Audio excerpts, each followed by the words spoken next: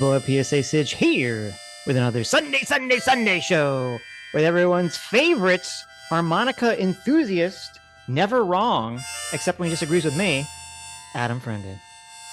What's up, Sitch? God, you know what? I missed you. How long has it been since we hung out? It seems like forever.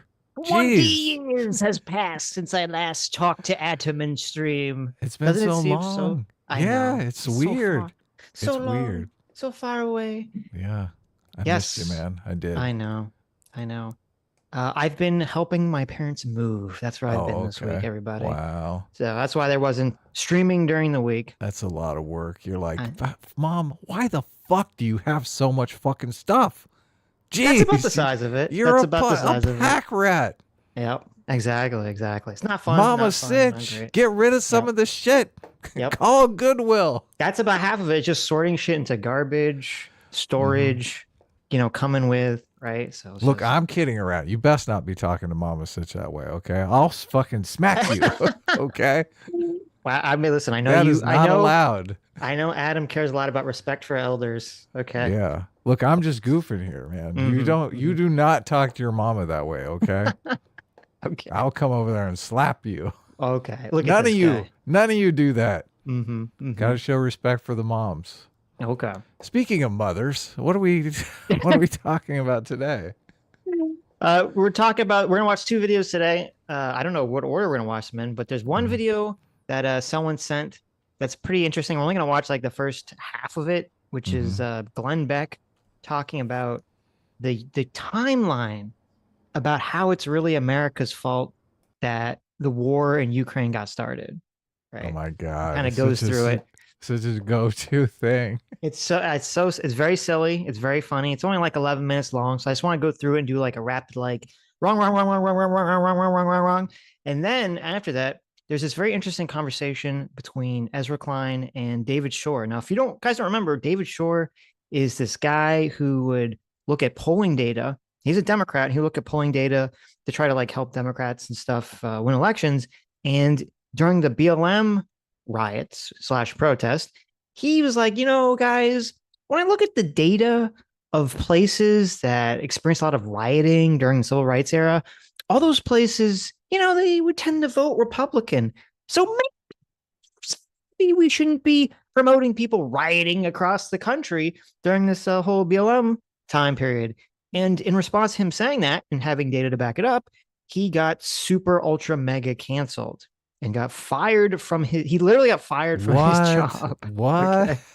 Okay. Like, is this so crazy? The world speaking the truth. Yes, the world we used to live in. He literally got fired for just being like, maybe we shouldn't be in favor of riots. And then he went off, and I believe it ended up to work for him because he started his own company or was a co-starter of some other polling data company. And so he does like this really big deep dive into why the Democrats lost the election against Trump, looking at it from a data perspective. And some of the stuff he says, I think, is very interesting and very true. Some of the stuff I don't necessarily agree with, just because it's kind of interesting to see him and Ezra. They're like kind of like bouncing around the edges of not specifically wanting to blame wokeness, but like obviously wokeness is obviously wokeness is a big factor that was involved with that loss. Someone's coming to the realization, oh my God, we shit the bed. Essentially, yeah. So hilarious. That's what we're gonna do today. Chat? CS Paffy says Adam is gay. They found a way to get around the censor. I noticed there's like you put the little hyphen over the gay. Yeah, the little sign above the okay. Did you heart that, Sitch? What's up with that? First of all, there's a heart there. You hearted that. Okay. Got you a 4K. Why are you calling me out? Come on, Listen, we're trying to do a show here. There's nothing wrong. Do a little wrong. kayfabe for once. Jeez. There's nothing wrong. As Donald Trump once said, you're just too honest. There's nothing wrong with being gay, okay? In fact, speaking of gay here, let me bring up... I don't know what the gay is with a hyphen, though. That might be... Well, it's not a hyphen. It's what is that even called? The long A vowel sound. Let me bring up... This is really weird. I want to point this out. Wait, hold on. How did that happen? I want to point this out. This is very strange. I've been spending some... Okay, I only listened to this conversation. I didn't watch Mm-hmm. it. Uh-huh. Ezra does this weird thing, and I was like, "Is this just this video?" But I looked into his other videos where he like longingly looks at the camera I've and been kind of a discerning, like the way it makes me feel a little uncomfortable. I'm like, "What is going on here?" He's got like the fuzzy filter on, like you're supposed to be swooning. I mean, what is I've been happening? Look at this face. Okay. That is like a soft filter, isn't that? Yes, Holy he's wow. why I'm like Ezra. You're supposed to be talking about politics. Why are you giving me the bedroom eyes? I've been What's going on here? Look at him. What is this in the beginning? Because I was looking for a picture for the thumbnail and You should I have had didn't bedroom notice eyes it. Ezra right there. I didn't notice this. I've Otherwise, I been would have grabbed it. Yeah, look at this. Look at this. Look at this. Dereliction of duty on my part. Jeez. It's not working for me. What's going on? What's going on here? Yeah, look. I've been spending Paffy got it wrong. This is like it I've been should say spending some Ezra time Klein is recently gay. with top Democrats. Oh, have you really? Oh, look at that smile. Well, maybe He's it's like, AOC. So maybe he's like having an affair with AOC. Why hey, you gotta? baby. Why you gotta take it there? Let me I've let me been tell you about why the Democrats lost to Donald Trump. I've been spending some time on top of Let me show you all Democrats. this polling data that we've been Yeah, exactly. amassing. Look at the size of these polls, everybody. I've been bringing in a lot of polls. Oh, look at as this. they think about how to rebuild after the 2024 loss. How to rebuild And your I'll say data. that in the 20-some years I've been covering politics, I have never heard them so confused. Oh, they were so confused, so they looked at my large poll. Why is he like that? I'm just listen. I don't know why is he like A this. giant It's data weird. set. This is weird. Okay, it is weird that he's doing this for this thing, and I never noticed it literally until this morning when I actually like was watching the video instead of just listening to it. I'm like, what the fuck is happening here? And then it's even weird because like you'll see when he's talking to David Shore. Okay, I'm gonna be real with you guys. Mm-hmm. So since I told Adam, oh, we should cover this video like yesterday, and then today I'm watching it for the first time, and he's like looking at David Shore with the same kind of like dreamy eyes, and I'm like, is Ezra Klein gay? And I literally Googled like, is he married? And he is married. He's been Of married course for like a he's super married. long What are you time. talking about? He's Ezra married to- Klein is not gay. Okay. I know well, I don't think so. He's married to a woman. Okay. He's been married for a long time. And then I looked at some of his other interviews, and he just does this for all of them. It doesn't matter who he's talking to. And I'm like, what? This is so weird. He's just so excited about data, I guess. He's so excited about polls. All right. Your gaydar sucks, man. You missed Well- Peter Zion. You Oh my totally God. Peter false- Zihan does not seem gay to me. I'm false sorry. accused Ezra Klein. I Look mean, at he's this. Look at the way he's looking at David Shore. Look at that face. He's just a femboy. Look at Leave him. him No, alone. we have a team of okay? about 45 He's listening people, dreamy. machine learning Yes. engineers. Tell me, David Shore. By survey data. Is that David Shore? Yeah, it is. Look at Okay. it. Look, got the little smile playing across his lips. Oh He's yeah, like, he's yeah. like in love. They're playing Tell me footsie about under the the table. Democrats, David. There's Tell a me. sense that nobody picks up the phone. Look at this. I'm not crazy. I'm not crazy. You're crazy. Nobody ever picks up the phone for me anymore. Okay. They just sleep Anyways. with you and never call you back. They ghost you.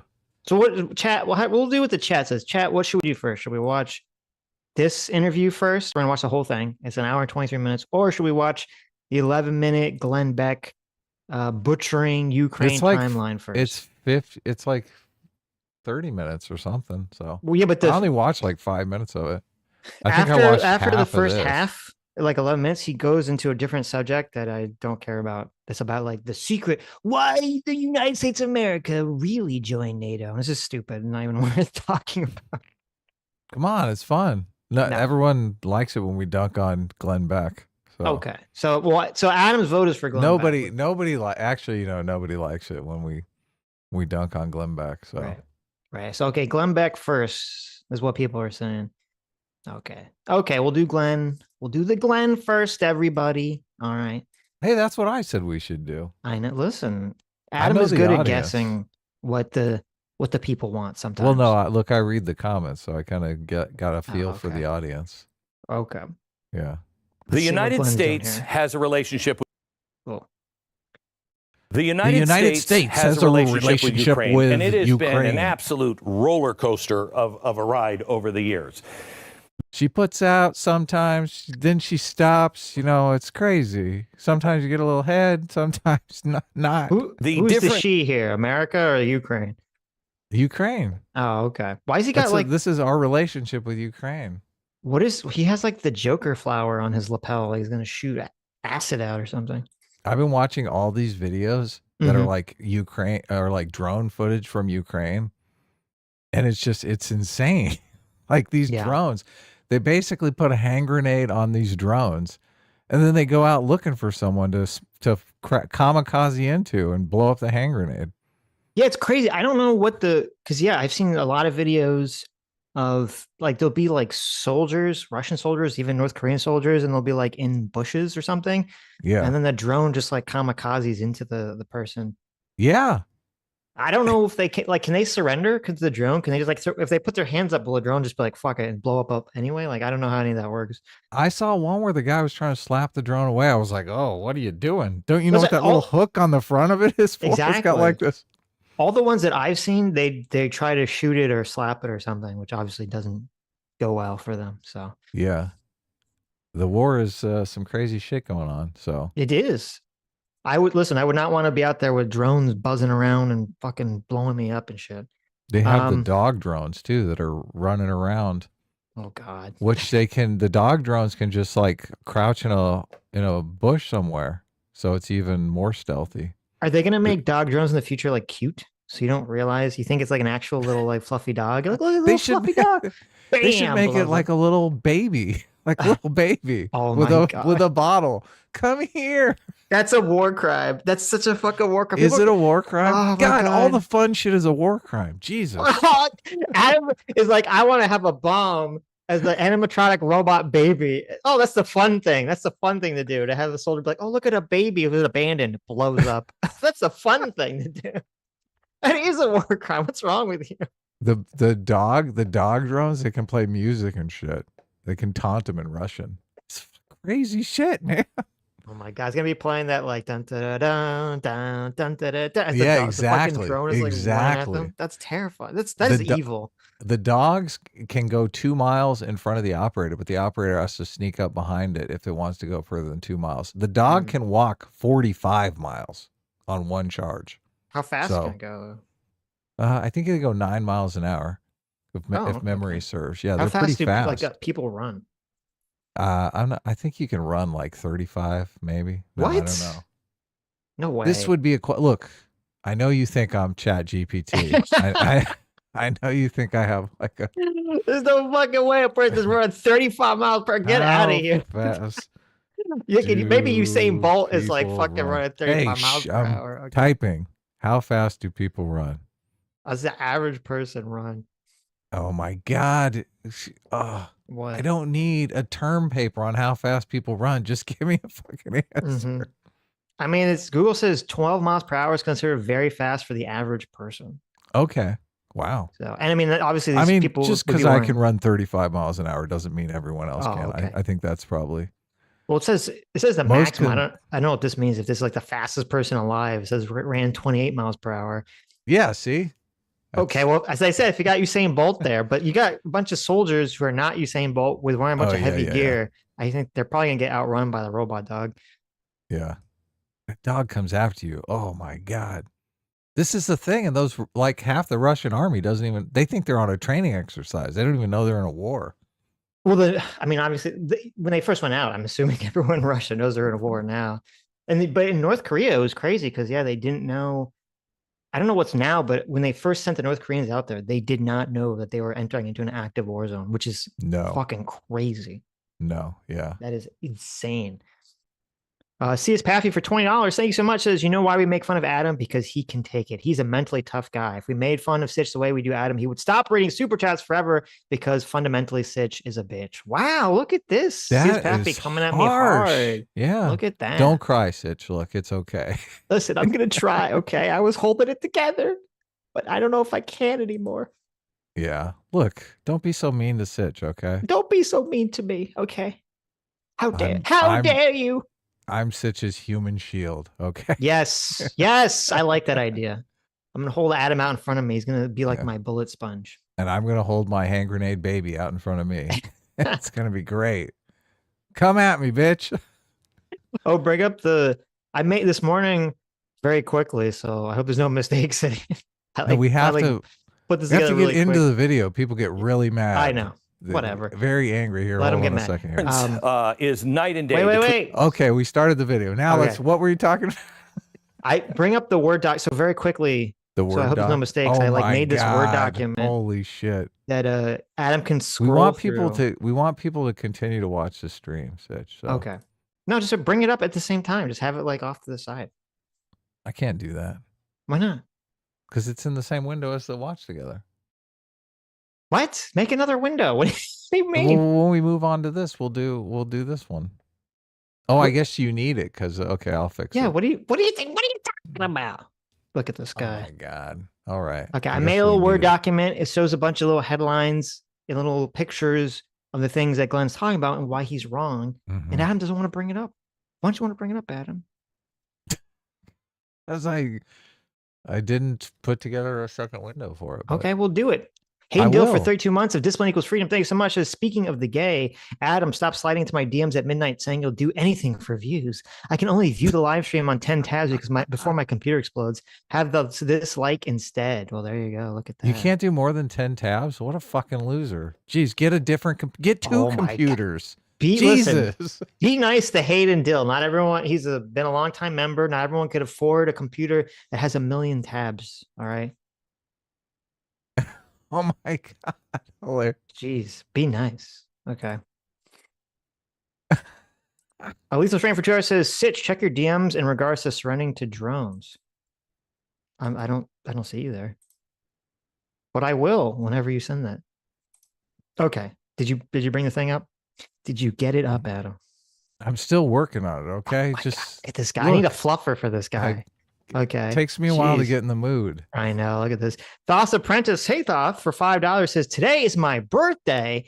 Unfortunately, it's also the 92nd anniversary of the Enabling Act passing and Rise of Evil, but we can't win them all. Say hi. Well, happy birthday, Thoth. Yeah, what? I don't know what that thing is. It's the same day, but look, happy birthday. That's awesome. Great. The Enabling Act milestone. Was passed by the German Nazis in 1933. Oh, shit. And it allowed the government led by Chancellor Hitler to enact laws without the consent of parliament or the president, effectively paving the way for a totalitarian dictatorship. So there you go. So that obviously, this means that Thoth is, in fact, Adolf Hitler. Oh, terrible. So there you go. Well, does he drink water? I mean, that's a perfect sign. He's probably Hitler. Thoth, do you, in fact, drink water? Yep, I knew it. All right. Okay, you got it up, big boy. I did, yeah. Okay, good. It's all between how Joe Biden handled Ukraine versus how President Trump is approaching it. Methinks that maybe one side wanted this war to go on, but that's cynical. That's cynical. One might call it retarded. Just like, what the fuck? I mean, look, it doesn't take. You realize that Democrats don't want the war to go on, right? They're just, they don't think Putin can be reasoned with. That's more accurate. So, no, I mean, it would have been a massive win for any president, Democrat or Republican, if like Russia invades Ukraine and then they can negotiate some kind of peace ceasefire or peace deal that looks good for Ukraine. That would be like a huge win for any president. So I don't know why they'd want to keep it going. Yeah. Right now, obviously, and you had Biden, even though Biden was very supportive of Ukraine in the beginning, they thought that Ukraine was not going to do very well. And they were also worried about, on the flip hand, then when Ukraine did start to do well, they were worried that if they gave Ukraine too much and Ukraine did too well, that Russia would actually collapse. And then they would become a bunch of different warring states with nukes. And that was a concern as well. So I do think it is a fair criticism to say that the United States under Biden did put Ukraine in like a weird position where they want to support them, but they don't want to support them too much to allow them to like destroy Russia. Right. Yes. But I mean, if Russia said, oh, we give up, we're going home, Democrats would not be like, oh, damn it. Yeah. Oh man. I know. Like, I really hope this war would go on longer. Right. I just love waking up to the smell of dead Russians. Yeah. Mm. You just think Putin is evil. But I think it's true. Oh my God, he believes it. It's true. It's true. He's got his board out. He's got the board. Context now is key to the Libertarian Trap for 32 months says it's not a war crime if you're having a good time. Look at that. Oh, look at that. I like it. Yeah. Don't try that with your significant others, guys. understanding the approaches between Biden and Trump, because so much has happened over the last 17 years, and that's really where this began. I want to start back in 2008. George W. Bush was still in office. Doesn't it seem like a zillion years ago? That's when the United States signed the Ukraine Charter on Strategic Partnership. This is the beginning of the unraveling with Russia. It's a very fancy pants document promising cooperation, trade, security. Okay. So I just want to talk about this really briefly. If you look at the little Word document, because he kind of skips some steps here. It is true. 2008, you got W is president. Okay. He's talking about nuclears and terrorists and nuclear. And he's like, we got to push everybody to have Ukraine and Georgia join NATO. And I don't like, he pushes for this in April. And of course, Russia is like, and you can see, I have the article right here, the headline for the article, Bush to push for Ukraine and Georgia NATO. Obviously, Russia is very upset by this. But you can see in the second headline, just a few short days afterwards, NATO actually denies Georgia and Ukraine from entering. And that was because the other European countries, Germany was one of them, was basically like, hey, we don't want to antagonize Russia too much, so let's not admit them to NATO, right? And you might ask yourself, okay, that seems pretty nice. That seems pretty cool. You know, you got W as being kind of an asshole. But then Europe says, you know what? We'll do what Putin wants. How do you think Putin responded? Do you think he was like, oh, thank you, Europe. You're such nice people? Of course. Yeah. He rolled with it. He's like, oh, great. Right. He did roll with it. Only if you scroll down, he rolled tanks into Georgia. Oh, that's not the kind of roll I meant. Yeah, right. Okay. So Europe capitulates. He went along with him. Yeah, exactly. No. So Europe capitulates. They say, okay, we won't put Ukraine and Georgia into NATO. Russia responds by saying thank you and invading Georgia. And they ended up replacing the president of Georgia to be one who was more, favorable to Putin. Right. Yeah. So, okay. He likes that. Yeah. He likes to have friendlies involved. Right. We're just going to be okay with whatever he does. And it was after that happened that then this thing that he's bringing up here, the Ukraine Charter and Strategic Partnership, came into being, essentially. So it's kind of like, well, maybe we shouldn't take it off the table, because as soon as we took it off the table for Georgia, they got invaded. So. And democracy. Sounds great, but it is the first brick in what will become a wall of commitment. The State Department. Well, and also, I didn't have a slide for this, but the first brick was actually when Ukraine gave up its nukes in the 90s, and both America and Russia and some other countries signed the Budapest Memorandum, where we all pinky promise swear that we would not invade or economically coerce or fuck with Ukraine. And then obviously Russia did anyway. So. Well, they didn't have any nukes. What was he going to do, Sitch? Yeah. Jeez. I mean, he could just let the country do what the people in the country wanted them to do through democratic elections. Oh, yeah. God, it's so simple. You make it sound so easy. I know. Is all in, saying they stand by Ukraine as it slowly moves out of Russia's shadow. Now, they keep this formal partnership. It's still going. In fact, they upped it, and I'll tell you more about that. But keep this in mind, because it is the seed for everything that follows. Now, we go to 2009. Here's another big seed. Obama is in office, and according to a State Department cable that later was turned up from WikiLeaks, the U.S. reaffirmed the support for Ukraine's bid to join NATO. So when the wall came down, we promised Russia we would not do that. So they find... Okay, so two things. We have the this claim that WikiLeaks shows that America was trying to get Ukraine to join NATO in 2009, and then he brings up the whole 1 inch eastward talking point that we've heard. Oh my God, like a million times. Chestnut. That old chestnut, right? So if you scroll down, you can see I actually have a screenshot of that WikiLeaks cable that he's talking about. Okay. And it says NATO enlargement strategic concept, and I highlighted the part that Glenn was talking about, and it says Levitt agreed and added that the French president Sarkozy was convinced that Ukraine would one day be a member of NATO, but that there was no point in rushing the process and antagonizing Russia, particularly if Ukrainian public was largely against membership. Okay.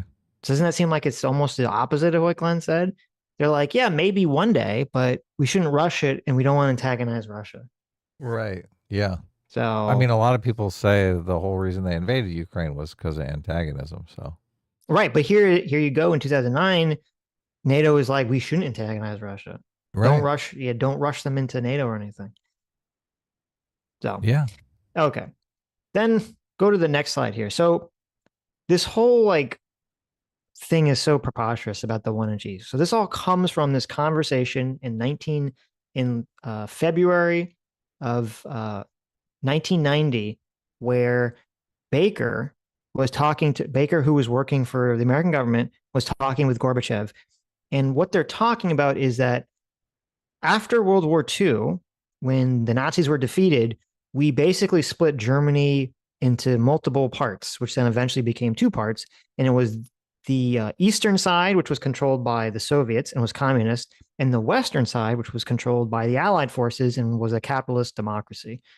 And you might recall there was this very famous wall called the Berlin Wall that the Russians literally built between East and West Germany, not to keep the evil Western capitalists out, but to keep their own citizens on the East from running away because they sucked and managed the country so poorly that no one wanted to live in East Germany because it was, a communist shithole.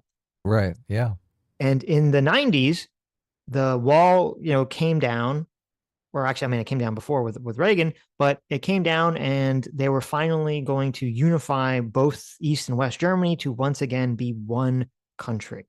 And the idea was that it was going to be one independent country that could once again make its own decisions and people could vote for whatever they wanted. And when this was going on, Gorbachev and Russia were concerned because they didn't really want Germany to join NATO. Even though at that time that they were having a conversation, West Germany was already in NATO, but they were kind of like, well, do we really want East Germany to join NATO or have any part of it? And so essentially what the final agreement was that the U.S. said, okay, how about this? We're going to let Germany unify. We're going to say, okay, like when there's that trope in a movie where there's 2 people and there's a dog and they both okay, come here, boy. And they're it's going to decide who the dog's going to live with. Yeah, look, that happens all the time. Right. So that's what happened essentially with Germany. They're like, okay, Germany's going to unify and we're going to have America and NATO on one side. We're going to be like, come here, Germany. And then Russia and whatever their NATO shitty equivalent was is going to be on the other side going, come here, Germany, come here. And we're going to let Germany decide.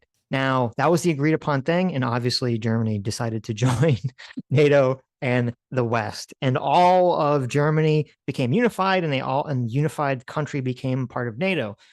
Now, what the agreement, it wasn't actually the agreement, but what was stated, the thing that Glenn is talking about and all these other people are talking about when they say, oh, they promised not to move 1 inch east, blah, blah, blah, blah, blah, was there was one conversation where Baker made this comment about how once Germany was reunified, they would not move NATO military forces into East Germany. That's what they were talking about. They were not talking about bringing other countries into NATO. They were only talking about moving military forces into East Germany. Because Russia still had a stake in East Germany at the time, right? Well, the whole point was they were going to relinquish their stake in East Germany. Right. No. Sure they were, but right. And the reason I had this little map up here, you see this map, it says the fall of the USSR, and it shows a timeline of when all the different parts of the USSR actually left, was that at the time of this conversation, which was in February of 1990, there was no country that had actually left the USSR at that point. You can see Lithuania is the first one that leaves the month after, but then all the other ones leave in 1991. So it doesn't even make sense that in this meeting that anyone would be having a conversation about NATO enlargement, because there was nowhere physically for NATO to enlarge to. There was no other countries that Russia was at that time, at least, worried about joining NATO. They were only talking about Germany. Why did they care about not putting military forces in East Germany then? Like why to did me, they care? It seemed more like a psychological thing, really, than like a tactical thing. It was more just like they didn't like the idea of like, oh, you know, we're giving up, because it's an acknowledgement that like they ran the country shitty, essentially. Yeah, look, they're doing the same exact thing with Ukraine now, the dog Right. thing. Like Exactly. Europe is going, join the EU, join the EU. And Right. Russia's like, stay with us, stay with us. Exactly. Yeah. And then the next picture, which I apologize for the quality, but it's actually from a Stephen Michael Davis video, which is a really good video. That's about the NATO thing. And you can actually look up Stephen Michael Davis, NATO, the NATO lie. And he talks about Dave Smith on Joe Rogan talking about all this. This is actually Stephen's fault. For some reason, this video he uploaded at 360p for some reason. So you can blame him for the shitty screenshot. But I just want to read this. So it says, this is after Baker made that comment about, you know, not having the jurisdiction of NATO move to the east. It says, back in Washington, Scowcraft's staff was alarmed when it learned about Baker's language. The word justification could imply that the NATO doctrine of collective defense encapsulated in Article 5, the North Atlantic Treaty, which is, you know, the whole, if you attack any NATO country, everyone attacks you back, would only apply to part of the German territory. That would unacceptably limit Germany's sovereignty. It was one thing to agree not to move troops into the east right away, but all of Germany had to be part of NATO. Quote, the NSC got to him pretty quick and said the language might be misinterpreted, remembered Condoleezza Rice, then a Soviet advisor to Bush. At Baker's next stop in Sofia, Bulgaria, he got a call from Scowcroft and his own deputy, Larry Eagleburger. Now that's an American citizen, Eagleburger, right there. Oh, yeah, totally. Expressing eagles. I know, God. Expressing concern that he had shown too much flexibility on the issue of a reunited Germany and NATO. On the call, Baker maintained that he had been really insistent with the Russians, stressing membership, as Bush recorded in his diary. But Baker heard the White House message and, without conceding a mistake, began walking back his words by ditching the term jurisdiction from all future discussions. So the point of that little snippet there is to show that, yeah, he made this comment like once, and then Bush was like, don't say that again. And then he doesn't say it again. And that's why this whole thing about like, oh, NATO, you know, moving NATO into East Germany, that was never actually part of any written agreement going forward ever between America and Soviet Union. Where did he say it at? Who say that? He said it in some speech or something? He said it in a conversation with Gorbachev. Okay, but it was somehow recorded. Oh, it was a private conversation. Yeah. Well, I mean, there's notes of the conversation. There's a transcript of the conversation. So okay, that were released. Yeah. Okay, and then the next slide, someone actually asks Gorbachev this in an interview, and Gorbachev says exactly what I said. Okay, about how this was about moving NATO into East Germany. The interviewer says, one of the key issues that has arisen in connection with the events in Ukraine is NATO expansion to the east. Did you get the feeling that your Western partners lied to you when they were developing their future plans in Eastern Europe? Why didn't you insist the promises made to you, particularly U.S. Secretary of State James Baker's promise that NATO would not expand to the east, be legally encoded? I will quote Baker, quote, NATO will not move 1 inch further east. And then Gorbachev's response. The topic of NATO expansion was not discussed at all. The topic of NATO expansion was not discussed at all. Right. Okay. So anytime you see someone bring up this stupid 1 inch east further thing, you can just read the first sentence of this fucking answer. It wasn't, and he continues, it wasn't brought up in those years. I say this with full responsibility. Not a single Eastern European country raised the issue, not even after the Warsaw Pact ceased to exist in 1991. Western leaders didn't bring it up either. Another issue we brought up was discussed making sure that NATO's military structure would not advance and that additional armed forces from the alliance would not be deployed on the territory of the then GDR after German unification. So that's exactly what I talked about. They didn't want them to put military forces into East Germany, even though Germany itself was all part of NATO. And all of Germany is in the middle of Europe, so yes, very far from Russia. Baker's statement mentioned in your question was made in that context. So you have literally Gorbachev himself is saying the interpretation of that line that I just told you, that it was just about moving military forces into East Germany and had nothing to do with NATO enlargement. So anytime anyone says that we promised or NATO promised not to expand, they don't know what they're talking about. Gorbachev, the guy who had the conversation from Russia's perspective, said that that's not what the conversation was about. Okay. Yeah. Stop gaslighting. The next paragraph, everything that could have been and needed to be done to solidify the political obligation was done and fulfilled. The agreement on a final settlement with Germany said that no new military structures would be created in the eastern part of the country. No additional troops would be deployed. No weapons of mass destruction would be placed there. It has been observed all these years. So don't portray Gorbachev. I don't know why he talked about himself in third person. And then the Soviet authorities as naive people who are wrapped around the West finger. If there was naivete, it was later when the issue arose. Russia at first did not object.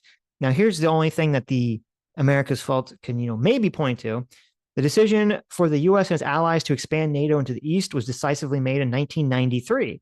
I call this a big mistake from the very beginning. It was definitely a violation of the spirit of the statement and assurances made to us in 1990. With regards to Germany, they were legally enshrined and are being observed. So Gorbachev says, no, that conversation was not about NATO enlargement. However, I feel it violates the spirit of our agreement. Well, people are going to latch onto that, obviously. Of course. They're going to be like, oh, well, he agrees with us. Yeah, okay. Even though he doesn't. So anyway, let's get back to Glenn here. I find this to be a very confusing, backstabbing, and hostile move. Doesn't okay anything that they did, but that's the way they viewed it. Now, this is coming just months after Russia's military went in and clashed in Georgia. This becomes more ammunition that Russia... I mean, he left out, that they invaded Georgia after we didn't put him in NATO, but whatever, Glenn's doing his best. Russia uses to claim that NATO is threatening its territory. Meanwhile, they're threatening other people's territory. In 2014, we have the unrest. I love this. I'm going to give you the most politically correct way. The unrest in Kyiv happens because protests just spontaneously erupt. Yeah, I mean, they were kind of egged on by the U.S. State Department, and soon the pro-Russian government is forced out. And okay, so he's again leaving out a lot of context here. If we go back to the slide, he's not talking about how in 2013, what happened was that Ukraine had a vote, and actually they had been working on this for like years, where they had years ago signed an agreement that they were going to be Ukraine was going to be moving towards essentially starting the pathway to joining not NATO, but joining the European Union. Yeah, the European Union was like, hey, if you want to join us, you need to not be corrupt and you need to, basically put in a bunch of reformations and reforms and stuff and kind of fix your country up. And Ukraine had been doing this for the last 5 years. And the current president had agreed that he was going to go through with this action. And what happened was, as they got very, very close to joining this pathway to becoming part of the EU, Russia then says, hey, fuck you, Ukraine. We're not allowing you to join the EU. We're going to violate the Budapest Memorandum, that thing we signed in the 90s where you gave up your nukes, and we're going to impose a complete embargo on all your goods coming into Russia, costing you millions, potentially billions of dollars, unless you tell the EU to fuck off and you join our Russian shitty EU equivalent. The Timu EU. The Timu, exactly. The Timu EU, right? It's much cheaper. And when you get it, you're worried that either you're going to get cancer from the coloring or it's going to fall apart after one, wash in the wash. So. Exactly. If you look in the third paragraph here of this picture, it says, for months, the government of Ukrainian President Viktor Yanukovych seemed to be building momentum in its European integration drive. It passed key reform legislation and indicated openness to releasing from prison former Prime Minister Yulian Tymoshenko, whom the EU views as a victim of selective justice. So that was part of the EU was like, listen, if you want to join the EU, you got to can't be locking up your former, prime ministers. You got to let them go. This is what Putin's known for. Yes. Like locking up dissenters. So. Right. But pressure from Moscow, which wants Kiev instead to join its customs union, has grown as the proposed signing becomes increasingly imminent. Yanukovych has held at least 3 secretive meetings with the Russian President Vladimir Putin in the last 2 weeks, and in their wake, Ukrainian leaders' enthusiasm for European integration seems to be waning. And then you can see in August, it says Russia issues a warning. In August, Russia suddenly stopped all Ukrainian imports at the border for stepped up customs inspections. Now, this doesn't say Yukounovich was elected because he ran on a campaign to join the EU, correct? That's why people were pissed. He didn't run on that specifically, but he said when he was running that he was going to continue that pathway. Right. Yes. He never said he wasn't going to do it. And he was going to do it until this happened. I don't think he secretly from the beginning had plans to go against any of this stuff. Yeah, what was on the phone calls? Well, once Russia started embargoing all goods and into Russia from Ukraine, then he was all of a sudden like, maybe not. He was always more pro-Russian anyway. So when he left, he ran to Russia. Yes. So I think that says quite a bit. Well, he was the more pro-Russian candidate, anyways. And yeah, when he left office, he disappeared, and then he suddenly reappears in Russia. So obviously that tells you, what side of the bread the butter was on. And then if you scroll down, you see the next headline, special report why Ukraine spurned the EU and embraced Russia. And there you could see the president of Ukraine, or prime minister of Ukraine at the time, doing a little winky face to Putin, who looks very pleased. Yeah, look, they're going to kiss. These guys are getting ready to make out here. I know, look at that. That's Yukounovich, right? Yep. And then the next picture. You convinced me, Putin. Thank you. Well, what you can't see is that right under the table there, Putin's giving Yukounovich a little handy hand. Oh, okay. That's why he's winking. He's like, yeah. Got you right here by the balls. Right. And then the next picture says Ukraine protests after Yukounovich EU deal rejection. And so this is what's kind of annoying that Glenn's leaving this out is the protest starts because of this, because of the fact that after Yukounovich has his meetings with Putin, and because after the threats, he says, oh, okay, you know what? I'm going to cancel this deal with the EU that we've been working towards for years and years and years. And people are like, hey, our country just cucked out to its foreign, neighbor who did a genocide on us when we were part of the Soviet Union. Like, that's pretty fucked up. Right. Now, did America get them to drop the deal? Is that why it's our fault? No. America would have preferred if they went with the EU deal. So. Yeah, that's what I was thinking too. Yeah. Yes. What's Glenn's angle though? That's the question. Well, let me jump here real quick. We're at 240. Let me jump here. Constantine actually talks about this, and I think he does a pretty good job of doing a little quick rundown. Oh, really? Yeah. Nice. Let's see. Many of our politicians enjoy, by the way. What happened in Ukraine, and I say this especially for our American listeners, in 2014, was exactly what happened in the United States, which didn't exist at the time, in 1776. It was a revolution, a popular revolution by the people who were upset at the treatment of their citizens by the regime that was in place at the time, that they regarded as brutalizing their own citizens, which is what it was doing. People don't remember, but the Maidan protest started because President Yanukovych, the then president, the pro-Russian president of Ukraine, promised to sign a trade deal with the EU and then reneged on the promise. When that happened, a small bunch of students went out and protested. They weren't destroying any property. They were just peacefully saying, why have you changed your mind, basically. And he sent riot police to beat them up. As a response to that, more people went out into the streets and protested about the mistreatment of the students. They were brutalized by the riot police, so more people came out and it escalated. Now, a lot of people say, yeah, but it was funded by the CIA. That's the thing, that gets annoyed too is because this happens all the time. There's some protest movement, the government overreacts to it, acts violently, and that gets everyone more upset about the whole process in the first time. Yeah, of course. Now he's going to give a lot more charity to the CIA assumption here, but I'll play Tested about the mistreatment of the students. They were brutalized by the riot police, so more people came out and it escalated. Now, a lot of people say, yeah, but it was funded by the CIA and it was sponsored by blah, blah, blah. Every revolution in history has interference from foreign powers. The Russian military intelligence and the Russian equivalent of the CIA were all involved trying to suppress those protests and indirect communication with President Yanukovych. And if you think about my example about 1776, do you know why the French Revolution happened? So the American Revolution is 1776. The French one is 1789. Do you know why it happened? The French gave so much money to the Americans, they bankrupted their own country. And as a result of that, their regime fell. Because the French helped the Americans so much. Why? Because the American revolutionaries were the enemy of their enemy. Right? This is what always happens in revolutions. So what happened in 2014 was not a coup, it was a revolution. That's the first big lie. So I understand the argument. The argument is every country is involved all the time in all this stuff. And I don't know, I guess it's like probably true. We can kind of shrug and say it's true. Probably Russia was involved. Probably America was involved in some respect.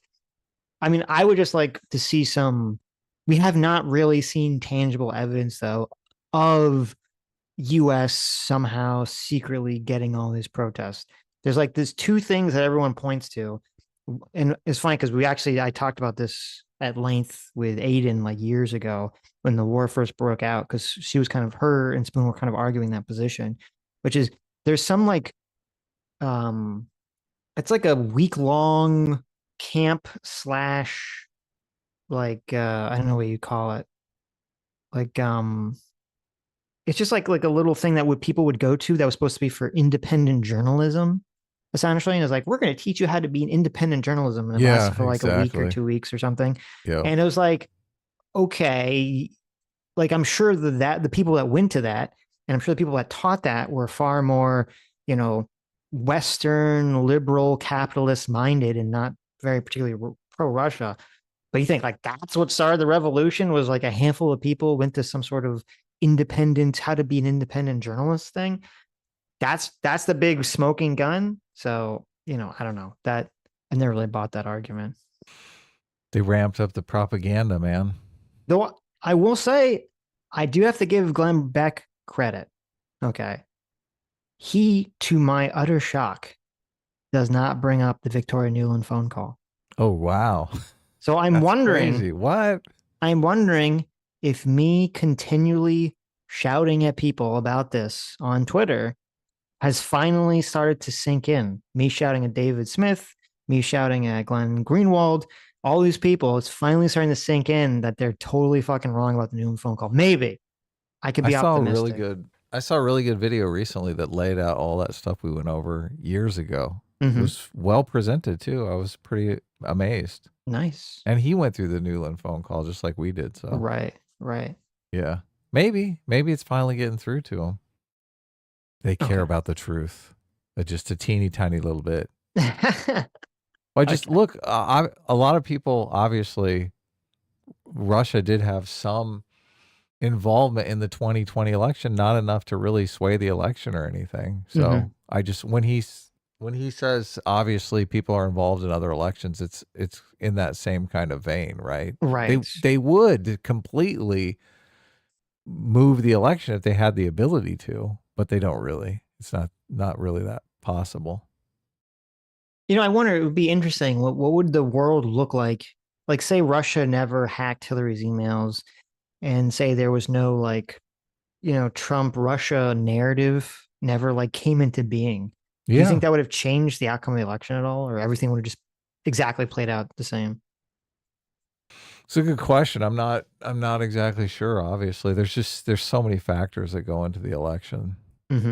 But I mean, they have a pretty good read on what Russia did, buying Facebook ads and whatnot.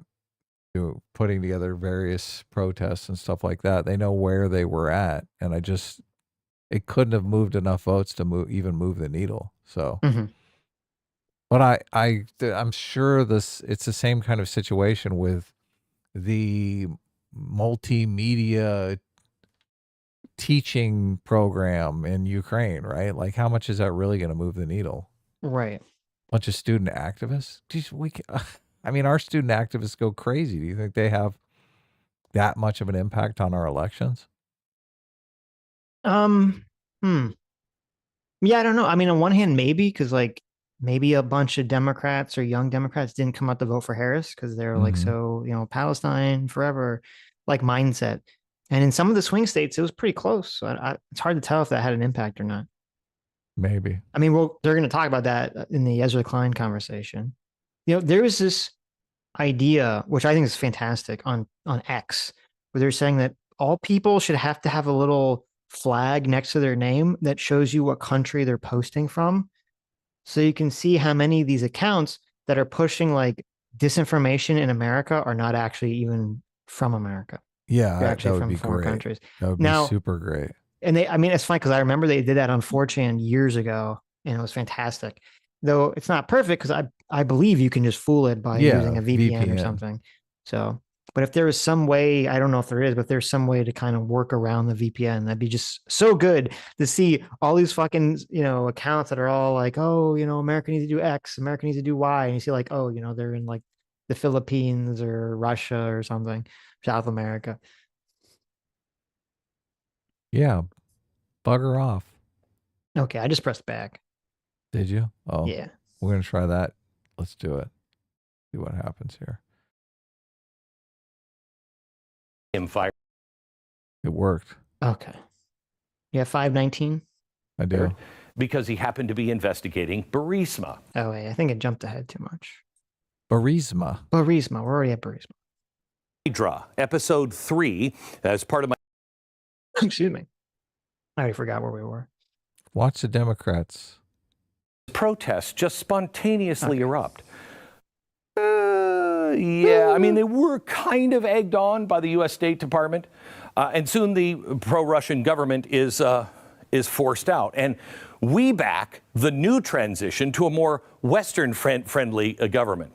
Now, Glenn wishes we would have backed the Russians. That's what he wants.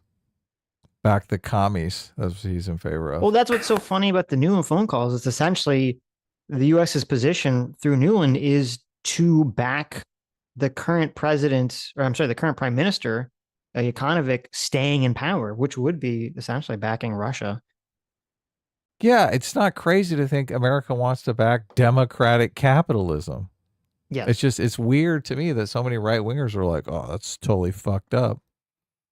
What? Yeah, it used to be the left. It used to be the commie left that was contained to. Right. Now it's yeah. spread. We're backing individual freedom and markets, and that's bad. How dare you? And that's bad. How dare you? We should have backed a Russian monopoly on gas and energy. That's what we should have backed. Yes. A Russian state-owned monopoly. Yes. Get the fuck out of here. Oh, okay. It's so stupid. It's so stupid.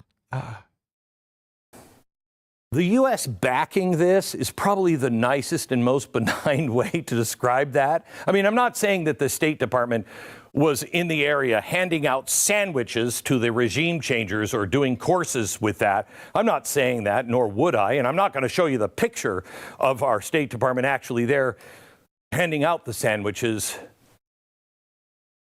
Oh, my God. We bribed him with sandwiches. Holy shit. Did you know that? We caused the Euromaidan revolution because we gave the protesters sandwiches. I mean, we gave the Native Americans beads, right? We've really upped our game here. Now we're going sandwiches, cold cuts. Well, I think it's a downgrade. I mean, you go to Mardi Gras, you see what people will do for some beads. Oh, okay? You're right. Yeah, maybe you're right.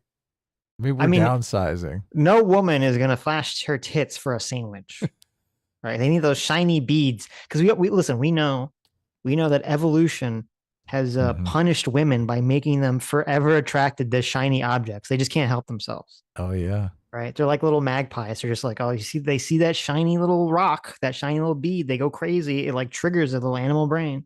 They're going for it. That's exactly right. Mm-hmm. Well, we just think we could clean up if we went over there with some beads. Maybe we can trick Russia into leaving. Oh, there you go. We just got to throw some nice beads at them. Well, no, see, people don't tell you this. This is actually why historically militaries have been all men. Is because when they used to have mixed militaries back in like the very ancient times, they would just throw beads on the battlefield and all the female soldiers would get distracted. They go to pick them up and then they get killed. So they're like, okay, we need to have an all male army to protect us from this bead, distraction technique. Yeah, that's terrible. Can he actually believe that the sandwiches this is how we exerted our pressure on we won basically with sandwiches? Well, I think to try to steel man the argument, it's supposed to be that like this is a symbolic representation, I guess, of America's influence on the protesters. That's that we gave them sandwiches, right? Are we not supposed to do that? I mean, you can, right? Yeah. Yeah, who knows? Should this be illegal? How dare you? But don't worry, it gets even funnier than you think. Don't try to influence them. Right. With that ham and rye. How dare you? What? No mayo. I'm joining Russia. This is just beyond. Okay, that's the picture of our State Department handing out the sandwiches. Is that Victoria Nuland? That's Victoria Nuland handing out sandwiches. Yes, that is a picture of Victoria Nuland. It's got the other guy from the phone call right behind her. There you go, Pete. Okay. Now I want you to scroll down to this next little picture I have. It's got this highlighted part. This is kind of funny. This is someone asked Nuland this question about the sandwiches. Okay. And she says, the part I have highlighted. With regard to that day on the Maidan when I was present, that visit happened the night after the Ukrainian special forces under President Yanukovych moved against peaceful demonstrators and began pushing and shoving them off the Maidan, and it was a very scary and dangerous night. They ultimately had to pull back when more peaceful protesters came and surrounded them. The next day, when I went to visit Maidan, I didn't think I could go down empty-handed given what everybody had been through. So as a sign and a gesture of peace, I brought sandwiches to both the Maidan protesters and the Berkut riot soldiers. Holy shit. So she gave both sandwiches to the protesters and the fucking government police. Talk about enlightened centrism. Jeez. Right. So that's She's the giving big sandwiches to everyone. Yeah. So that's the big example of, the State Department messing around with Ukraine is that we gave sandwiches to both sides. I just don't see how this is the big needle drop. Oh my God. She had sandwiches. I mean, listen, what would you do? Can you believe the political pressure? Well, they didn't want to show you the real picture. Right after she handed out sandwiches, she gave them Klondike bars. Oh, wow. And you know what they say about Klondike bars, okay? Oh, yeah. I know what Klondike says about Klondike bars, but yes. Klondike. We orchestrated all of this. The sandwiches. So I did show you the picture, but we orchestrated this. This ain't shit, man. Fucking Jared from Subway could do this. This is sandwiches. I mean, did we orchestrate Russia trying to violate the Budapest Memorandum to strong arm Ukraine into not joining the EU like the people wanted? I mean, did we orchestrate that? How many people protested or voted because there was free sandwiches? They literally voted for Yanukovych because they wanted him to get into the EU, and he said no. He said, fuck you. And they got pissed and protested. What does sandwiches have to do with any of this shit? I mean, the sandwiches is the State Department fueling the protest movement, Adam. You don't understand. Okay. So were we there? If it wasn't for that one bag of sandwiches, then they all would have gone home. Okay. Whatever. But you shouldn't show that picture to anybody else because that would be wrong. By the way, you can get the full context of this story with the Democrats' Hydra, episode 3, as part of my Ukrainian specials on Blaze TV. Happened a few years ago. It's really critical that you understand this part if you really want to understand why is everybody fighting? What role do we play? We played a very big role. We're fighting because you're lying. Big fucking liar. No, listen, okay, I think you're downplaying the fact that America did play a big role in Sandwich Gate. It's just, I admit it. They gave some sandwiches out at a protest. I just don't see how. I mean, you might as well say that Russia swayed the 2020 election then. I mean, if that's your barrier fact that on January 6th, okay, look, 2020 or 2021, the Russian government handed out shots of vodka to the protesters, and that got them all riled up, and that's why they broke in the Capitol. Okay. So it's actually Russia's fault. Citation needed. Citation requested. I had a dream. This is so, it's so infuriating. I saw a woman handing out sandwiches. America is responsible. Mm-hmm. I mean, okay. Now, during the first year of this new government, we sent $118 million to the new government. In sandwiches. It was in military aid, not weapons. This is what Trump was saying to Zelenskyy recently. Obama sent you blankets. I sent you missiles. It's true. But it is the beginning of an absolute flood of money to come. Meanwhile, at the same time, Hunter Biden. Isn't that evidence against this whole argument that America was trying to set off Russia? Is that for the entire time Obama was president, he didn't want to send Ukraine weapons. He only sent them non-weapon supplies. Like, if the goal was for, Ukraine and the U.S. to antagonize Russia, why didn't Obama just immediately start sending weapons and pumping Ukraine full of weapons? If Democrats are sad the war isn't going to last forever, why didn't they send weapons? Right. Get the thing going. Yeah. It's almost like they were trying to capitulate Putin again. Of course. Suddenly handed a sweet, sweet gig that he has no business ever having. He's working now at Burisma, a Ukrainian gas company. And the only kind of gas he's ever had is the one that went, geez, Hunter, stop it. Now. Thank you, Glenn Beck, for the fart joke. Applause for the fart joke, huh? No, it is 100% true that Burisma hired Hunter Biden, only because of his name and only because they were operating under the idea that Hunter could use influence to basically influence his father to do things for Burisma. That is completely true. Even his partner, whose name escapes at the moment, who was also involved in this, had said this in depositions. So that was the plan, that they were selling, Hunter. Yeah, we don't know if Biden was corrupt, though. No evidence has surfaced, but I mean, I wouldn't be surprised if evidence did surface in the future. Well, they haven't shown. The problem is, because he's going to go into Shokin in a second, which is what everyone points to. And we're going to talk about that in a second, but the very interesting thing is that they're kind of going through what Burisma was trying to get Hunter to do. One of the big things that they're trying to get Hunter to do was that at the time, the owner of Burisma, Zoklotsky, or however you say his name, he had his visa to America suspended. He was not allowed to visit America because America was like, hey, you're a corrupt asshole. And they said, okay, Hunter, we want you to use your connections with your father to go change that so I can go visit America again. And Hunter spent, years trying to do this and was literally never able to accomplish this ever.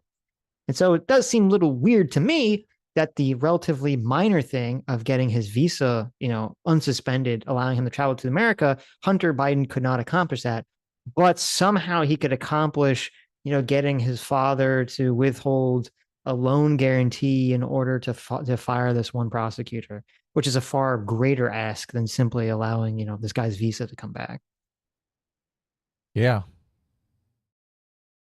Even the New York Times is looking in this one at the time going, he doesn't have any experience or background in the industry of energy.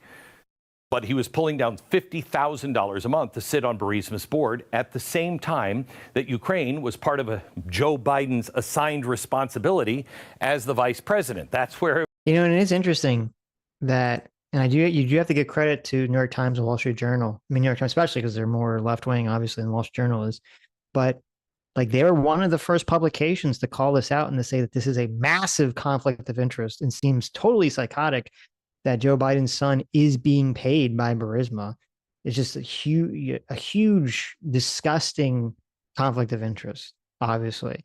And that, I mean, that's why I always said, Joe Biden was, retarded and foolish and all these other things, maybe even corrupt, for not calling this out and just telling his son that he needs to fuck off, or that he was going to publicly denounce his son and say that he has no sway over him or anything like that.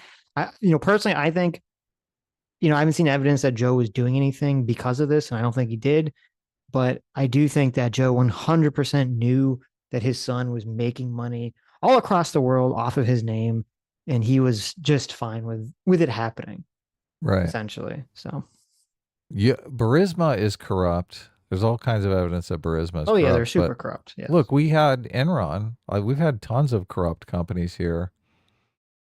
So the whole idea that there's a corrupt company in Ukraine doesn't mean that the whole government is corrupt. Obviously, the EU wanted them to clean up corruption before they could join the EU. And part of the arrangement was they were going to have EU regulators working on that. Right. So I just like this whole idea that, oh my God, Burisma is a corrupt company, therefore all of the Ukrainian people are corrupt, and it's just how do they get there? That's a huge leap. Sure, of course. Well, all Americans aren't corrupt because we've had some corruption in government and also in private business. Right. Yeah, because Sam Bankman-Fried ripped off a bunch of money. Yeah, exactly. It's fucking that's ridiculous. Yeah, that's a perfect example. Yeah, that's ridiculous to say. Oh, because of him, we're all fucking corrupt. So. Right. Where everybody's like, that doesn't look right. And then what happens? About a year later, in December 2015, Joe Biden is in Kyiv, where he pressures Ukraine to fire their prosecutor general, Viktor Shokin. Now, everybody at the time thinks this guy is really good, but the United States is saying he's corrupt. Why? So it's weird. He says everybody at the time. Who is everyone else? Yeah, he says everyone at the time thought he was good. I don't know who that refers to. Nobody, the U.S. didn't like him. The EU didn't like him. A lot of Ukrainians didn't like him. I mean, I don't know. I don't even know if Russia liked him. I don't know. Who's this everybody? Who's this everybody that likes Shokin? He never tells us. Huh.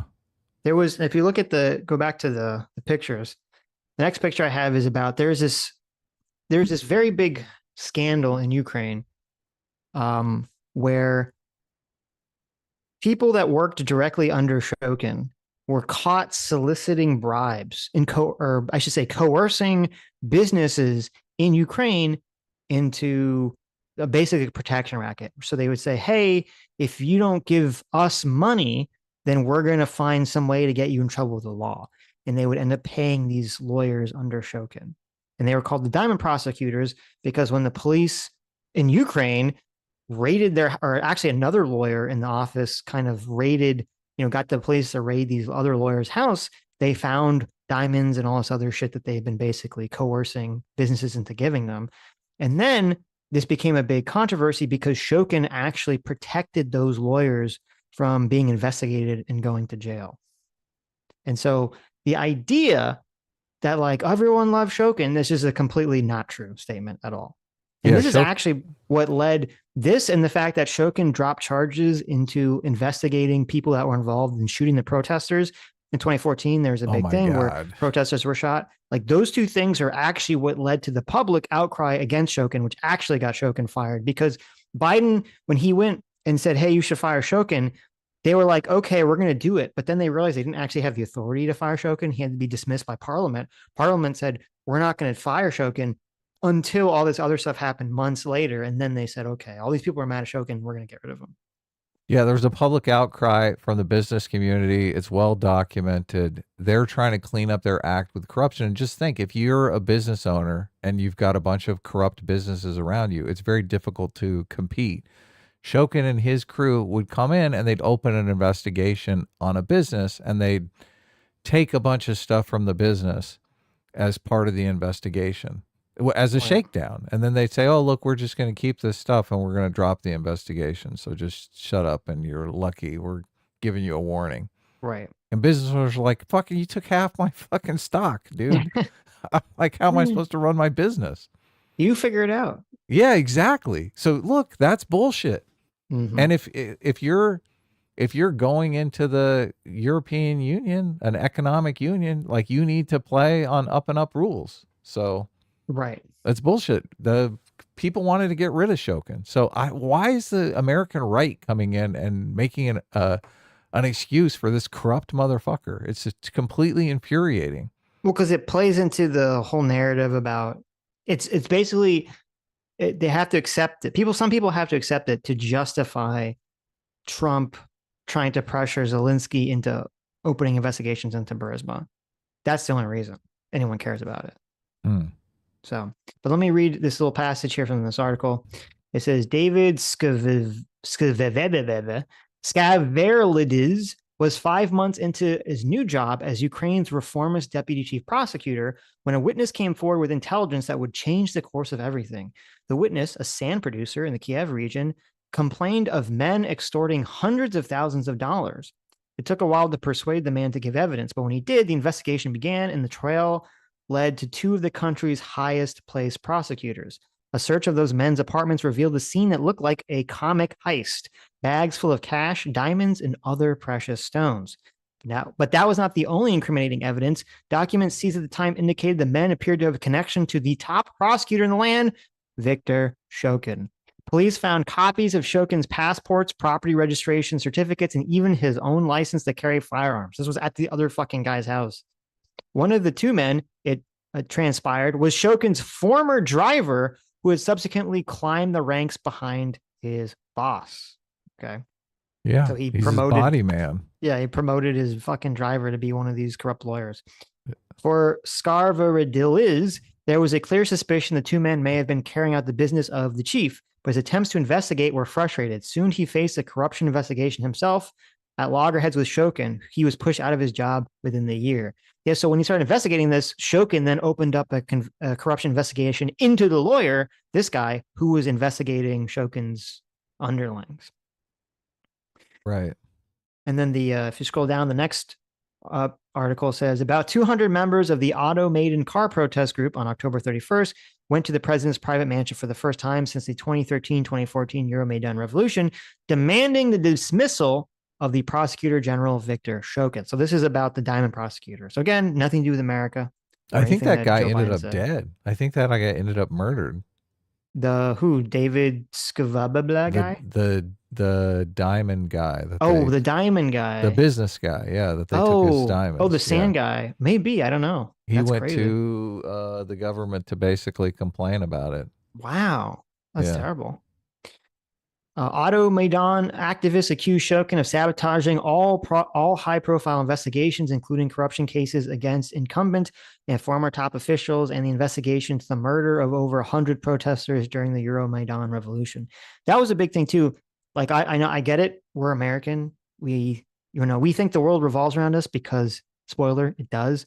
But sometimes countries do things that don't really have anything to do with us. Okay. And so from our American perspective, we're like, well, obviously, it's because Joe Biden said that thing. Or if you actually look at the local Ukrainian newspapers at the time, the big outrage against Shokin was that last line there was that he was not he'd promised that he was going to investigate the protesters that were killed during the Maidan revolution, and he didn't. And people were very mad about that. When has a politician ever taken credit for something that just happened randomly so that they would get brownie points for it? Only, if I think really hard, I'm going to say only every day.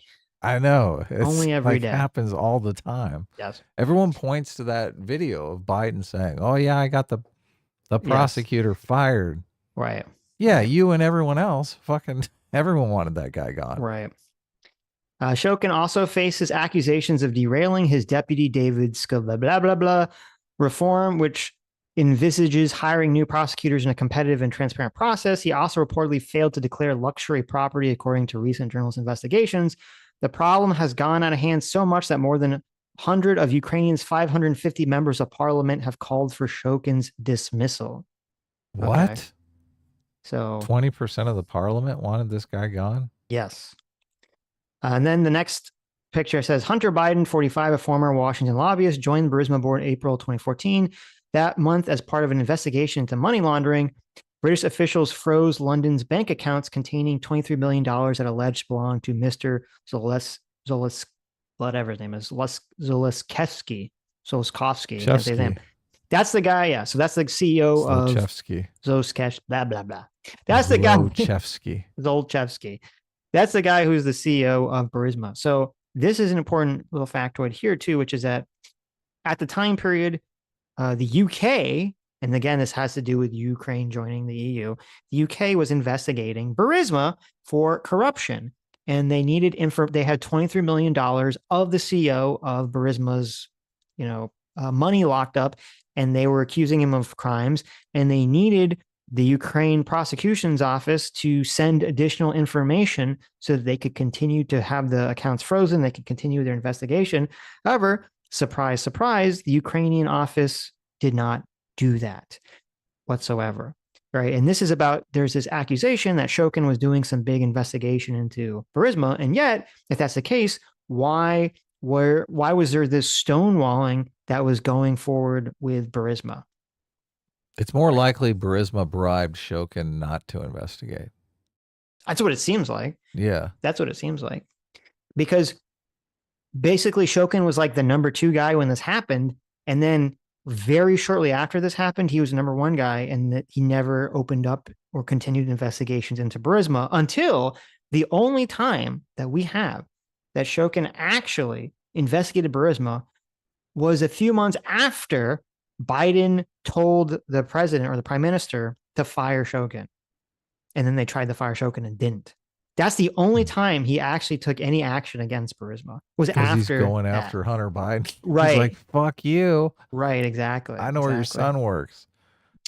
Britain's Serious Frauds Office, an independent government agency, specifically forbade the CEO of Burisma and the company's chief legal officer to have access to the accounts. But after Ukrainian prosecutors refused to provide documents needed in the investigation, a British court in January had ordered the Serious Fraud Office to unfreeze the assets.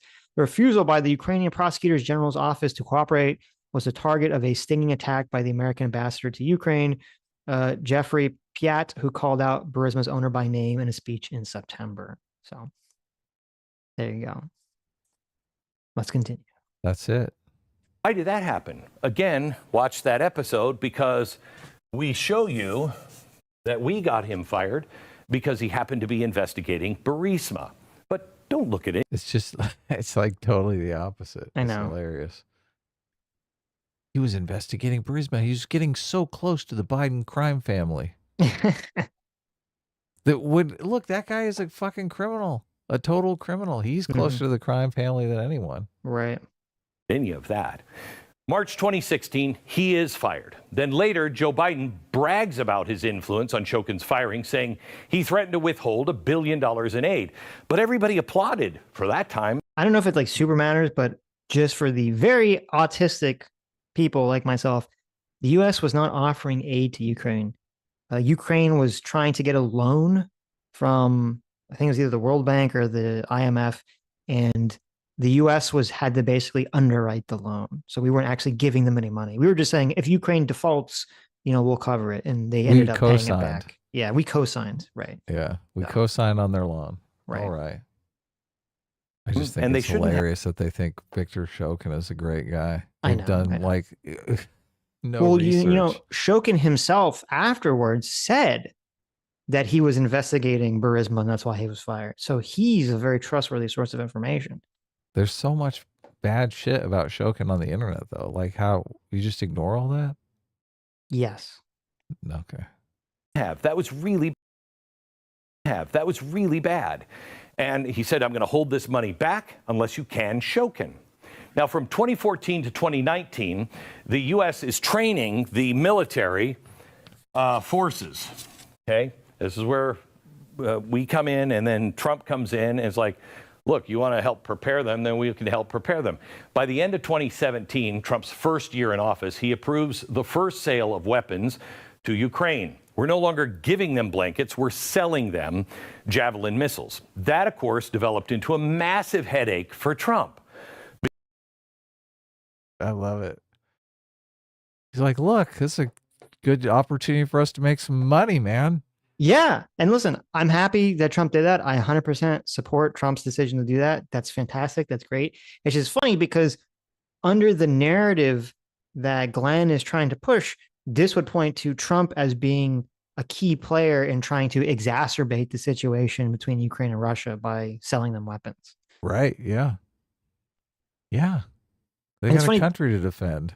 it's in the reason that I think Trump did this is, because in his first term, he had people that were more like classic Republicans that surrounded him. The classic. Republicans that had been Republicans for the last 50 years and had the same values that Ronald Reagan and Republican Party had for the last 50 years. Not the new Koch Republicans? Not the new Koch Republicans, no.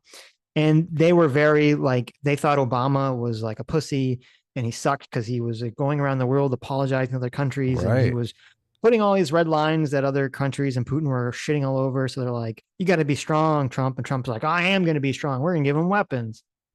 Yeah. Javelin missiles. Which is good. I agree with that completely. Take down an airplane. Stay out of our airspace. Because what's next? Oh, he does this. And this is going to play a role a little bit later. In March 2019, Ukraine elects a new president. But that was a spontaneous... I mean, how much of that was also because of the Russiagate shit was going on? He's like, look, I hate Russia. Fucking, I'm arming Ukraine. I mean, I don't know. Maybe part of it was to try to show that he wasn't, like a Russian stooge or something. Yeah. Which is why I always said, I've always said this. Like, I don't believe the whole, Trump is just a puppet of Putin, all stuff, because he did do a lot of things in his first term that Putin would not have liked. And this is a good example of that action. And so when people just make that accusation, I'd say, this is an example, say, well, if Trump was just a stooge of Putin, why did he give a bunch of weapons to Ukraine?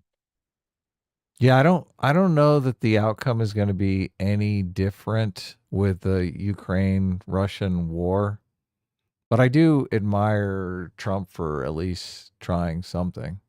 I mean, I don't at all agree with the way he went about it, but no. Oh, you're talking about right now? Yeah, yeah. Right, I mean, he's pushing for peace, and the Democrats, the Democrats could never really even do the kind of push for peace that Trump is doing. Like they look, and I believe this too, that Putin is untrustworthy and is just stalling for time, and really is, I don't think we have really any leverage with Putin whatsoever.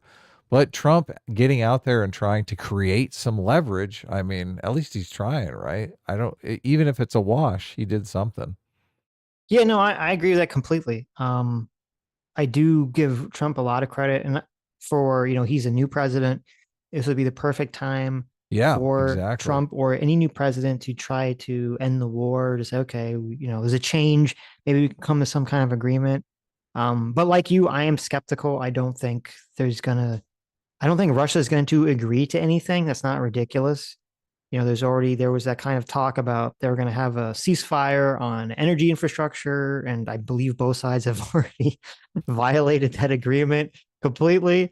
So I don't think that's on the table. Supposedly, Russia was also asking for a lot of other ridiculous demands in just the temporary ceasefire of you would, want America would not give Ukraine any military equipment or military intelligence in the month ceasefire, which, that's stupid, obviously, because Russia is not going to do a ceasefire. They also wanted Ukraine to not recruit any more soldiers in that time period and do a bunch of other things that no one would ever fucking agree to in this situation.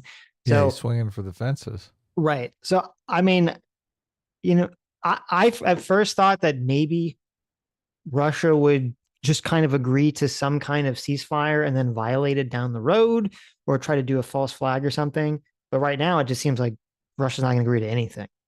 So this whole thing could be for naught. The only thing I would like to see is, Trump was really trying to play hardball and pressure Zelenskyy into some agreement. And so far, we're really not seeing Trump try to pressure Russia into doing anything yet. So I don't know how he can. He doesn't really have a lot of leverage. What could he do? they could throw in additional sanctions. They could threaten to just dump in way more weapons into Ukraine. They could say that, Europe is going to start putting troops in Ukraine. I mean, there's things like part of, I think, Trump's strength is, they talk about how Putin is like, has the madman philosophy, right? That he just acts crazy and so you have to do what he's saying. I mean, Trump would do the same thing. He would threaten like he's going to nuke the Taliban or he's going to nuke North Korea. Or, he would throw out these like crazy, he's going to invade Panama and take the Panama Canal. Maybe he's going to invade Greenland.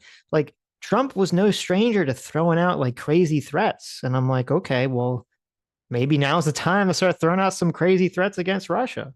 He seems to be constrained by his base, though. And maybe his base gives him a pass after a while, after he's kind of been bullied into the status quo. Maybe I mean, I've already seen people saying, well, even if we continue to fund Ukraine, they're comfortable with that. People on the right saying this, MAGA people saying this, they're comfortable with that because Trump tried everything. So they don't feel like it's his fault. Yeah, I mean, I get it. A lot of people, the way that they perceive politics is like, if they trust Trump, like if you're like a Trump supporter or you're a Republican, you can trust Trump. So then if he's like, I gave it my best shot, you say, okay, that you trust that that's like legitimate and that therefore you feel more confident about what he's doing. The same way Democrats or Biden supporters would trust when Biden would say that you can't negotiate. They just automatically would assume that that would be true. Right. And so both sides just want to have the person that they trust tell them that they did their best, and they're more inclined to believe that. And both sides, I mean, Democrats are kind of right, because if ultimately they tried to negotiate and it was just a wash, then you can't negotiate, right? Right. But you don't know. Republicans are right in that you don't know until you try. So, exactly. Right. Yeah. So no, like if that's what it turns out being, is that we just get the status quo and Republicans acknowledge, or Trump supporters, I should say, acknowledge that, Russia, it does not really want to have peace. Trump tried to broker a peace and we couldn't get it. I mean, that would be great. That would be, at least we'd all be on the same page, right? That'd be a huge win. So. We had nothing to do that. Don't think about the woman handing out sandwiches. The guy they elect. Oh my God, so much on this fucking sandwiches. I know. I wish he'd explain why that's such a big deal. Would these sandwiches have like ecstasy in them or something? Exactly. What happened? Is a comedic actor named Vladimir Zelenskyy. We know him. We love him. 2 months later, the famous phone call between Trump and Zelenskyy happens. And Trump pressed pause on $250 million in military aid because he's like, hey, you should be investigating Joe and Hunter Biden's activities in Ukraine. Remember, Joe Biden said you shouldn't be investigating Burisma, and everybody cheered when he held back $1 billion. This is not. I mean, Biden did. That's not what happened. Yeah, I know. That's not even remotely what happened. I know. He has to frame it that way, though, to kind of give some sort of perceived balance to the fact that Trump very blatantly was like, hey, we want you to publicly announce you're investigating Burisma. Just so you know, it will hurt my main political opponent in the next election. Yeah. They wanted Shokin fired because he wouldn't investigate Burisma. Yeah, and they just saw him as all around corrupt, which he definitely, all indication points to him being hyper corrupt. So yes.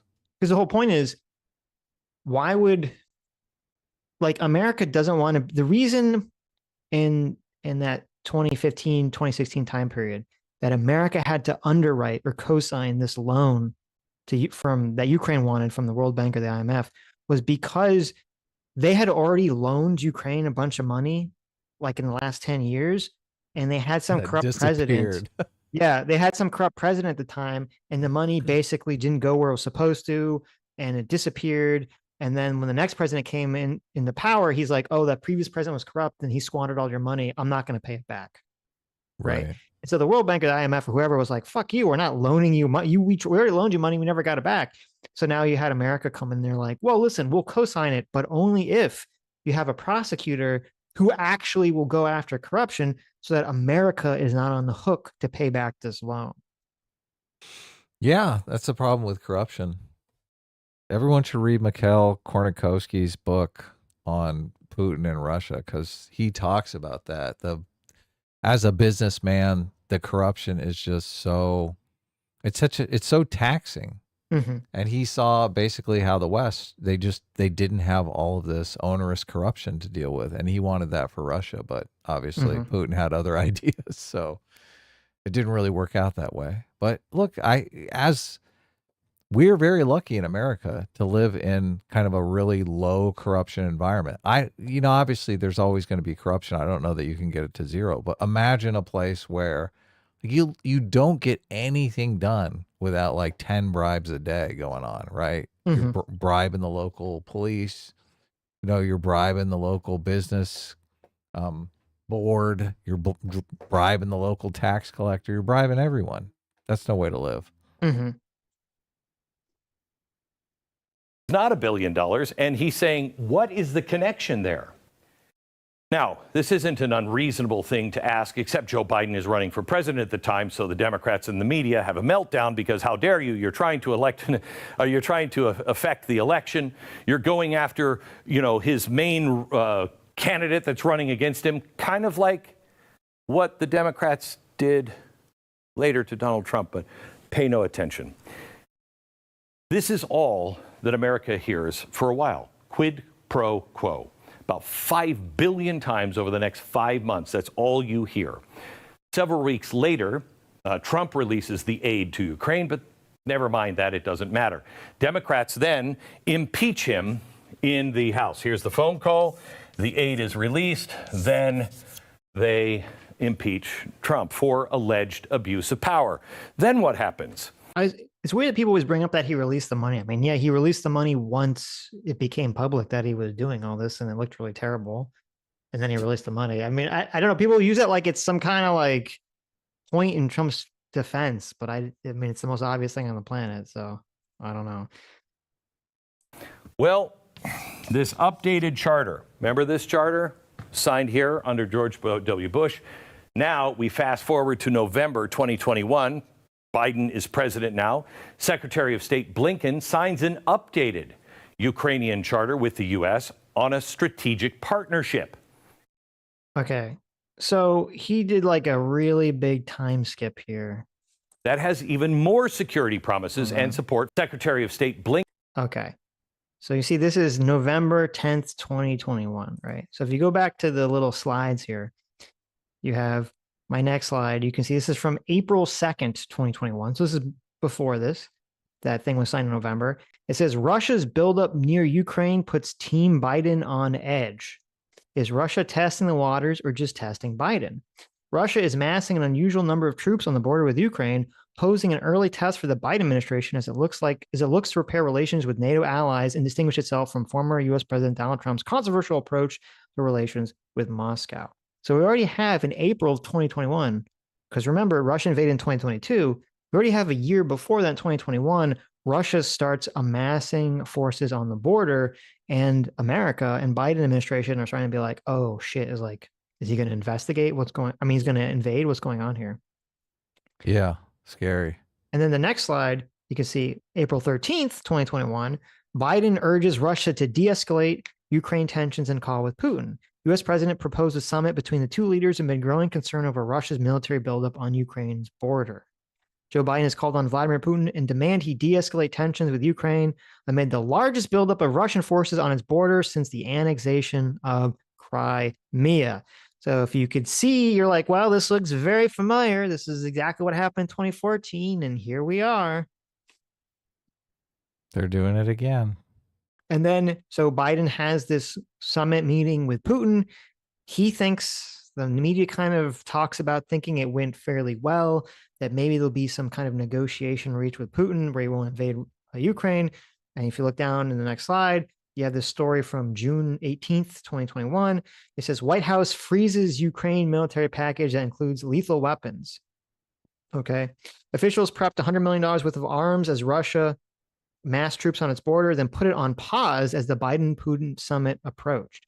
So you can even have, this is right before the summit, you even have as a show of good faith, again, talk about like wanting to prolong wars or create wars, as a show of good faith, Biden freezes sending Ukraine military aid.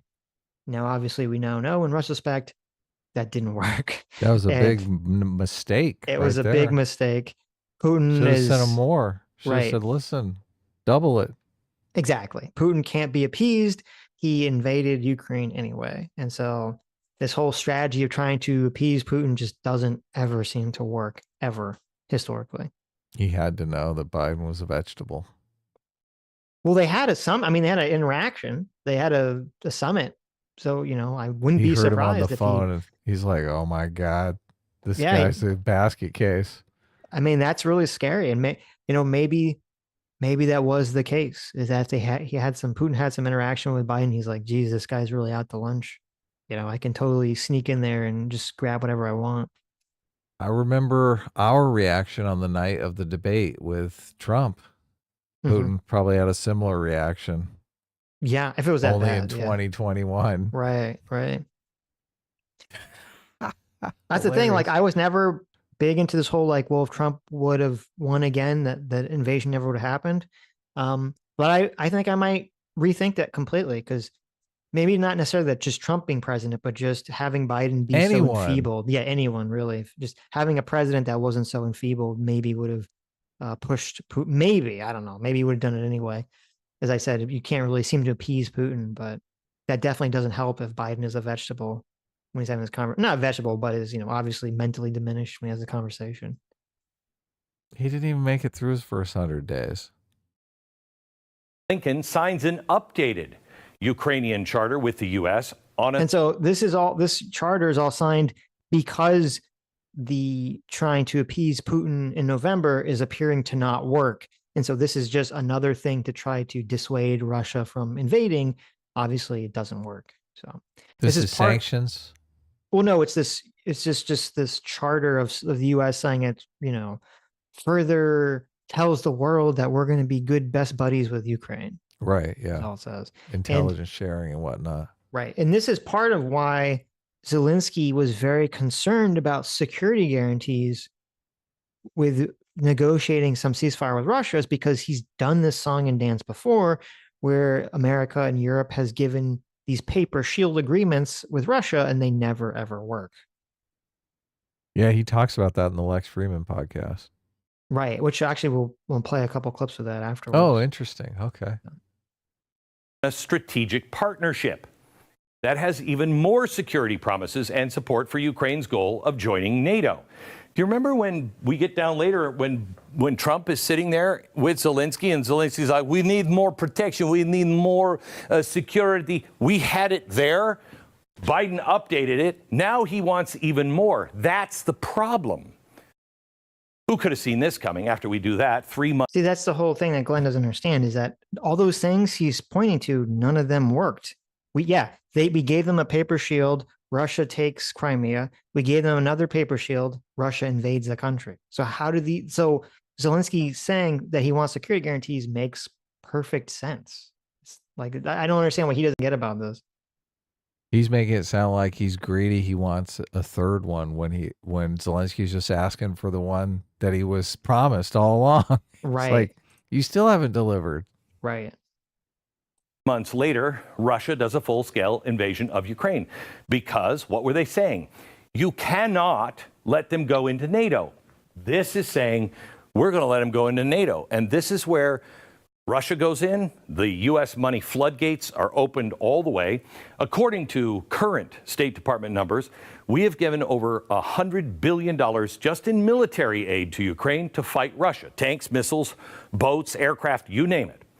So the war drags on, no end in sight. Nobody's even talking about peace. Then Trump returns and gets back into the White House. There, and he brings us down to April 2022, which then brings us in 2025.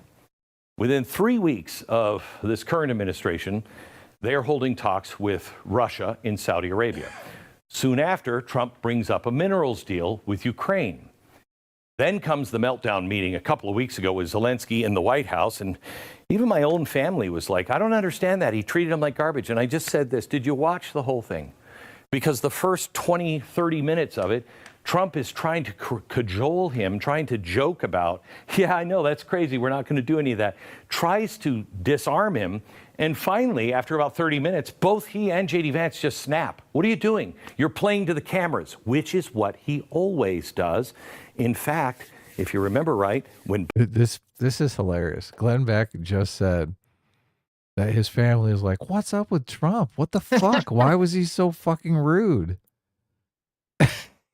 Even Glenn Beck's family. Yes. Look, Trump's numbers went down after that meeting. I said they would. They totally did. Yep. So I just... He might walk it back because Trump is super charismatic, but... Biden had him in the White House, he said almost the same thing. Hey, treat us with some respect, because that's his MO. So when everything is in jeopardy, Trump pauses the U.S. military aid and... Okay, so I want to jump here to that Lex Fridman interview, because he brought up the whole, like, the blow up. And you have to kind of like watch this argument that Zelenskyy kind of lays out here. It is like a 8-minute clip, but he does lay out exactly why he does not trust Russia without a security guarantee, which, you know, most people don't understand. I didn't understand until I saw this and looked into this, you know, the background on all this stuff too. So I like Lex Fridman's peace, love, and understanding attitude, but God, he's so fucking I hope the Kiev airport in this conversation. So yeah, I've never listened to Lex a lot. So I don't know what his deal is. All of his interactions about the whole Russia-Ukraine thing are just so weird, and they scream like massive ego to me, which is weird because I didn't watch him. He doesn't seem like a guy who's massively egotistical, but he would make these posts on X about how like, oh, this streamer podcaster was trying to broker a peace between Zelenskyy and Putin, and Zelenskyy just wasn't, he's being so mean. He just wasn't in favor of it. Oh, why wouldn't he listen to me? And it's like, bro, you're just some fucking like internet guy. Like, what are you talking about? Like, yeah. what the fuck? Like, why you make this about you? It's not about you. Okay. It's such a weird thing. Like, I give him credit for trying to broker peace, but if that doesn't happen, there's probably a lot of things you don't know about, Lex. Like, Jesus, you're not the fucking, knowing all, seeing all person. So why would it? Yeah. And he keeps coming in there with like, oh, we just have to give peace a chance. Just what a fucking idiot. Yeah. Well, and that's why Zelenskyy kind of goes on this whole long thing about, well, what are you talking about? So, okay. It's very important to be in the same information space. Extremely important. Let's talk a bit about the ceasefire.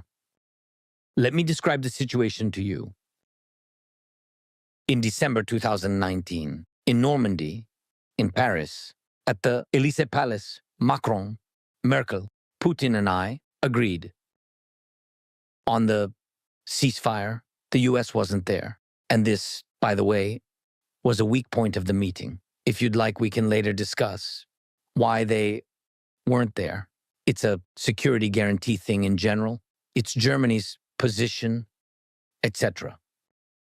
We agreed on an exchange of hostages, an all-for-all exchange. We made a deal to exchange everyone for everyone. I think you know that. And there was also a meeting that lasted many hours, a meeting where we made a deal with him.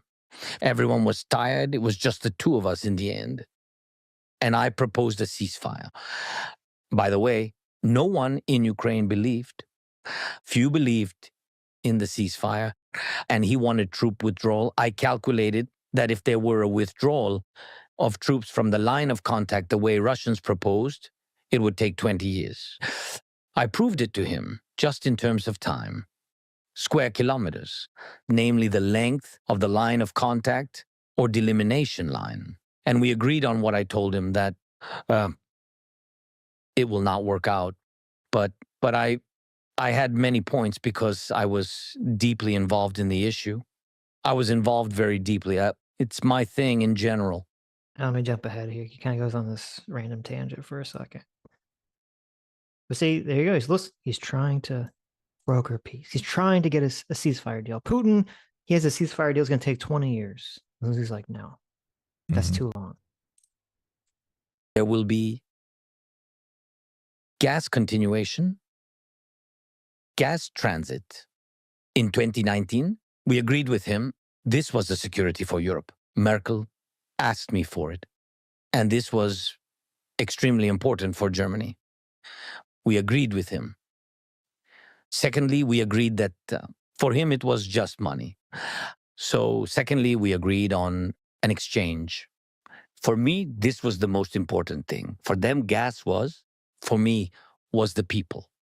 And this is a fact, because I wanted to have a humanitarian advantage so that there would be further meetings that would lead to sustained peace. And third, ceasefire. Ceasefire you spoke about. What happened? The gas contract was signed because he needed it. And by the way, he knew everything about it. As for exchange, we took the first step and exchanged the people. Regarding the ceasefire, well, they started killing us in about a month. So I called him and I told him, we agreed on a ceasefire, didn't we? Well, it wasn't a piece of toilet paper, was it?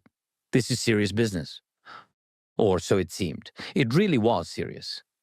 Merkel, Macron, you and I, we all agreed on this together. A ceasefire is important, isn't it? Not for New Year's, because everyone was celebrating New Year's. And now they're offering us a Christmas ceasefire. It's all the same. A ceasefire for 2-3 days just to get some praise. But this isn't a performance. This isn't some kind of theater. No, this is about people's lives. And that's what happened. After that, I called him a few more times. I think I only had 2-3 calls with him in total. I asked him for a ceasefire. He told me it couldn't be. We will figure it out now. People from the occupied territory, Russians and separatists, they were all there together. They continued to shoot and kill our people. Yes, the front lines were quiet, but they killed people. They were killing people, and I kept calling him. I called again and again, but there was nothing. Until, after a few months, the Russians stopped answering the phone. We did not have any contact since. I wanted another meeting, like we had in Normandy. I wanted the next meeting. I wanted to find a solution, but the Russians refused. We tried to make it happen through various European countries, and not only European, but the Russians refused. They passed along some kind of bullshit, made excuses. They didn't want it. Meanwhile, they were sending their snipers. We had evidence, living proof, even video evidence, because some of them were captured back then. Those were the snipers in training. They were training them. And later those snipers operated in Syria and Africa. These snipers were training in our country, in the East. Ukrainians were living targets. They were shooting from the other side, killing people, women, people, children. They were shooting. It was a hunt. By the way, it was in the Russian-speaking region, in the East, where, according to him, everyone is speaking Russian. That's where they were shooting, where the situation currently is the most tense. They killed people. We sent this information, sent pictures. We sent them to the UN, sent them everywhere. We worked very hard, very persistently. I met with everyone. But who thought of Ukraine back then? They didn't notice it much. They didn't pay much attention to Crimea being illegally occupied either. And to be honest, the United States of America too. Everyone was somewhat silent about this issue. That's how it was. It was like that before a full-scale war. I want to ask you a question about the ceasefire. For example, in Mariupol today, there are American and Ukrainian journalists, and everyone will tell you who has contact now with Mariupol, who fled from there in the last minutes just before the occupation, or who was able to leave to escape after the occupation. Chernov, who won an Oscar, was among them. And the journalists that left Mariupol, they are here. By the way, we had a conversation. They will tell you that 20,000, 30,000 civilians were tortured and buried there. We do not know the number of victims. People who didn't want to work with them, who refused to cooperate with them, people who went on strikes to protest, people who did not want to work with the Russians who occupied Mariupol. And this is one example, just with this city. And I have a question for you. What about the millions of children? And I will ask you in Russian so that you hear this without delay. What about the millions of children over there?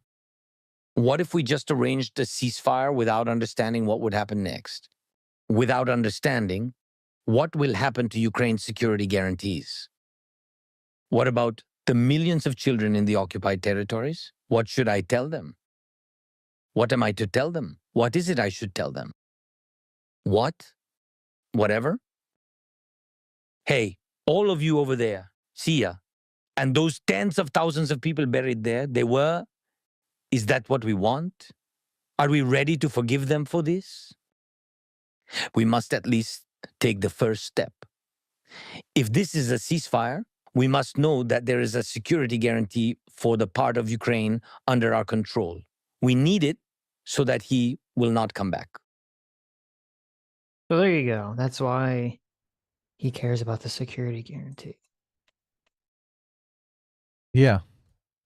Which gets lost, I think, a lot. He's been gaslit quite a bit. Yeah, I mean, they tried it before and it didn't work, as he just laid out. And, you know, what do you do to all the people that are stuck basically under Russia control? You just say, fuck you. You know, all the people died, it was for nothing because you're not even going to get a peace agreement, a security guarantee that Russia is not just going to build up its forces in a couple of years and reinvade again. So, yeah, you want some consequences. Mm-hmm. And I'll play a couple just brief chunks. Now, we did a whole video going through all this, thank you very much.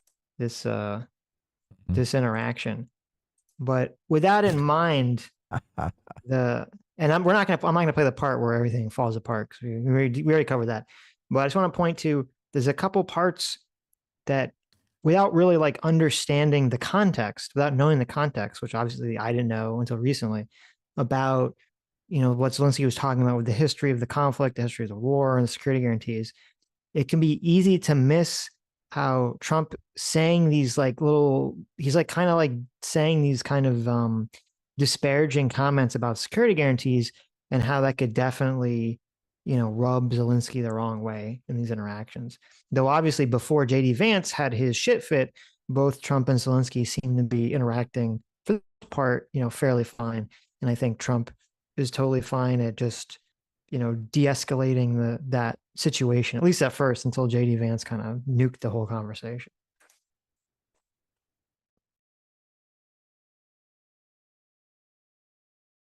Yeah, thank you so much, Mr. President.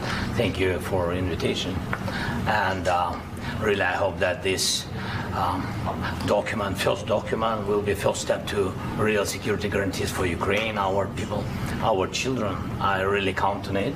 And of course, we count that America will not stop support. Really, for us, it's very important to support and to continue it. I want to discuss it with details further during our conversation, and of course, the infrastructure or security guarantees.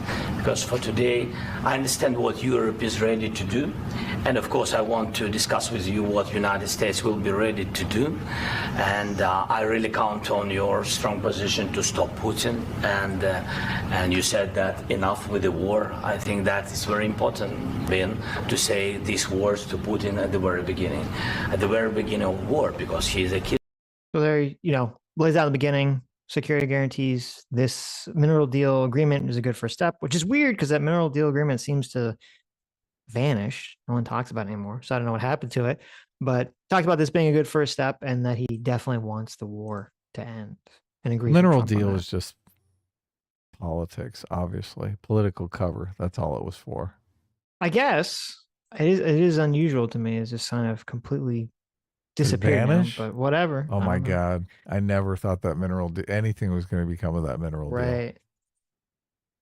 Long-term security for Ukraine. I think they're going to have great luck. I think once we make the... So the question was kind of hard to hear. The question was, what is the long-term guarantee for security for Ukraine? Long-term security for Ukraine. I think they're going to have great luck. I think once we make the agreement, that's going to be 95% of it.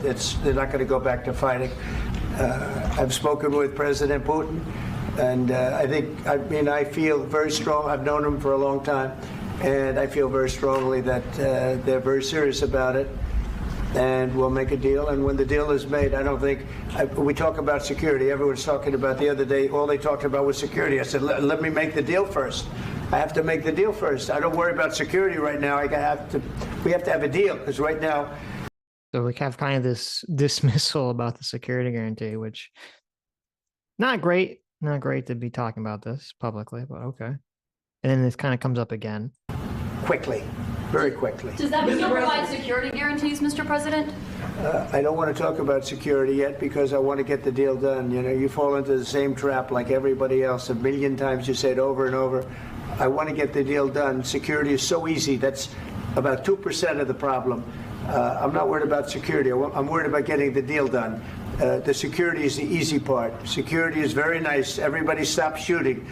And now will Europe put people there? I know France is going to. I know the UK is going to. I know other countries are going to, and they happen to be right next door. We haven't committed, but we could conceivably. You know, we have security in a different form. We'll have workers there digging, taking the raw earth so that we can. There's your raw earth for you. But no, but again, it's like, that's why this whole interaction should just not have taken place public, because, you know, he keeps saying, you know, this mineral deal is going to be security. People are concerned about security. I don't know why they're concerned. It's a minor issue. Because essentially what he's telling Zelenskyy is that the thing that you care about the most is a minor issue, and you shouldn't care about it, which obviously he's not going to agree to that at all. So he can't agree to it publicly too, because his people will freak out. Yeah, he's the president. He was like, what do you mean?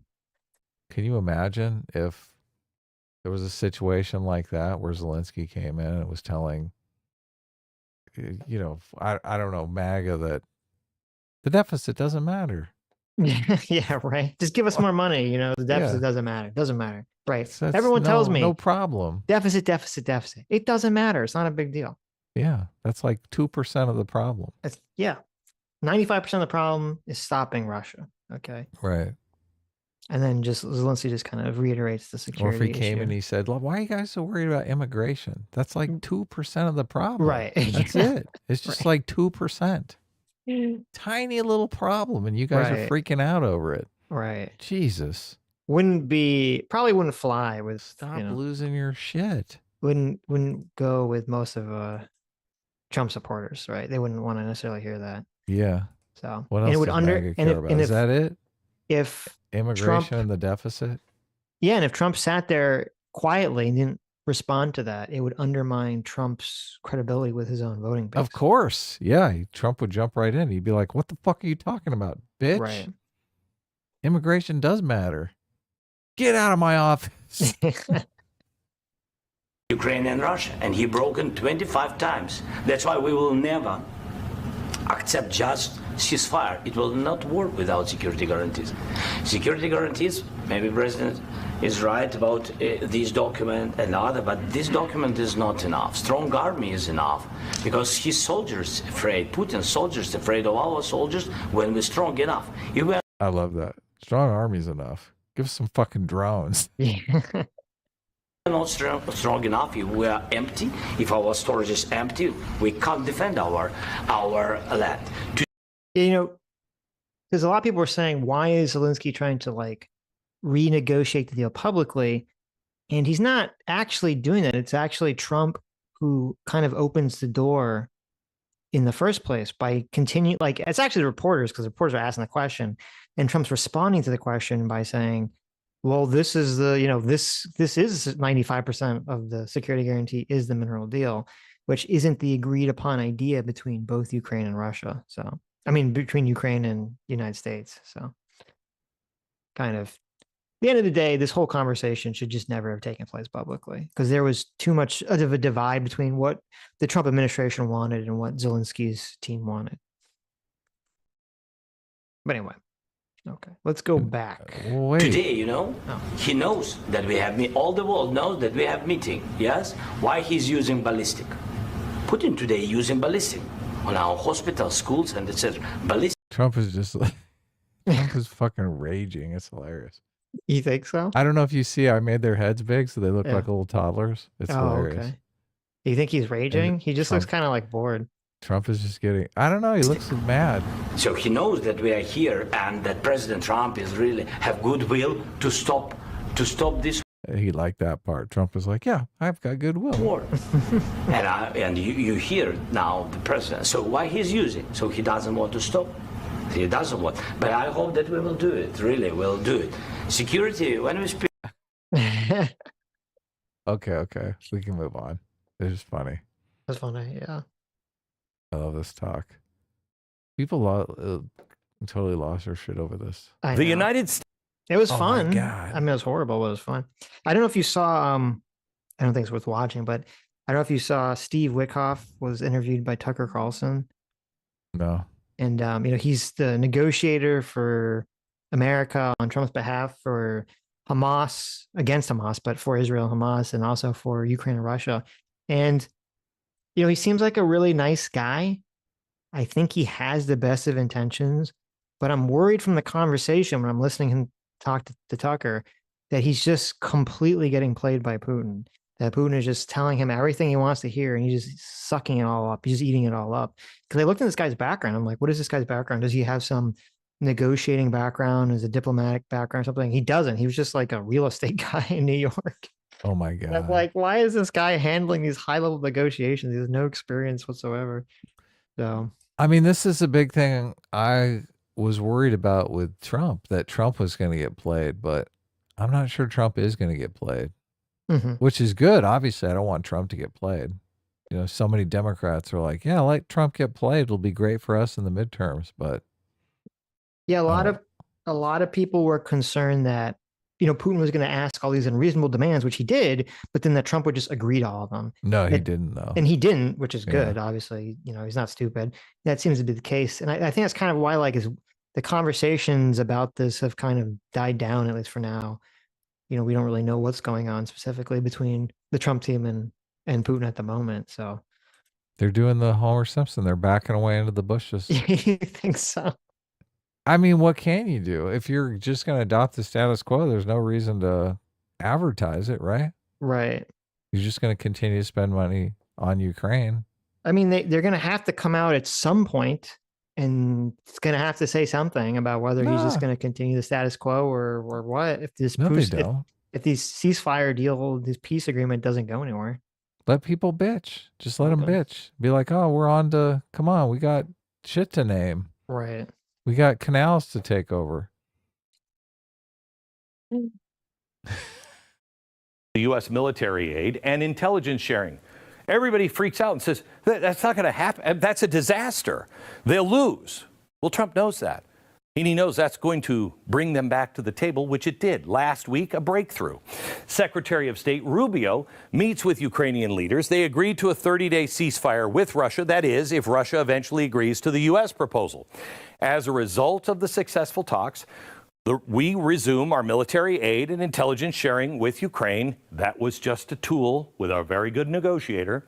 A joint statement also says the U.S. It's so funny because, I mean, Zelenskyy figured it out pretty quick. Yeah, just nod along. Yeah, whatever you guys want. Well, I don't know if I'd say quick. I mean, obviously took the White House blow-up meeting, right? Yes. That should have been avoided. I think Zelenskyy should have just been like, yes, whatever Trump says, I agree to everything, right? And then, then you just see Russia's not going to agree, so it doesn't matter. Zelenskyy has to feel out those, like Zelensky's in the same position that I'm in, that everyone's in. Is That Trump he going to doesn't get know. taken advantage of by Putin? Like, that's what Right. he's worried about. Yeah. So he's kind of on an investigatory mission on how gullible Trump is. Yeah. So that's a good point. And this is part of why, like, there's this clip that a lot, was going around, even though I watched the whole thing, where Wasim Wivkoff was talking to Tucker Carlson. And I don't know if he's just telling Tucker this because he knows Tucker will like it. I don't know if he actually believes it. If he actually believes it, he's a fool. Where he was like, oh, I was talking to Putin, and Putin was telling me that when he heard that Donald Trump got shot, that he went to church and he prayed. He prayed that, Donald Trump would be okay. Not because, politically he wanted him to be president, but just because he was his friend. Yeah. And I was like, bro, do you fucking believe that? You really think fucking Vladimir Putin went to church and prayed for Donald Trump? Like, you're out of your mind. Okay. Like, I fucking hope Steve Witkoff knows that that's bullshit. And he's just blowing that smoke up Tucker's ass. Because if he doesn't, cynical, then holy shit. Look, they're bro. It's a bromance. Don't you okay. know? They're friends. Mm-hmm. They're good friends. That's like, this is what's so annoying. It's like, it seems like if you go back and it's like, Glenn actually brings this up. Glenn Beck actually brings this up. Like, if you go back, whenever there's a new president, they always say the same thing. There's a new president. They have a conversation with Putin. They're like, I like that guy. He seems like a good guy. And then obviously it all falls apart by the time that their presidency is over because Putin's just fucking blowing smoke up their ass the whole time until he turns on them. Yeah. It's just, and it keeps repeating itself again and again and again and again. And it's like, how many times does the American presidents get the "I fell for it again" award against Putin?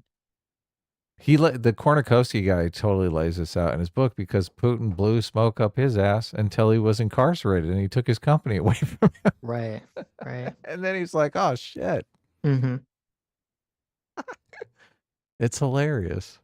That's his MO. Yeah.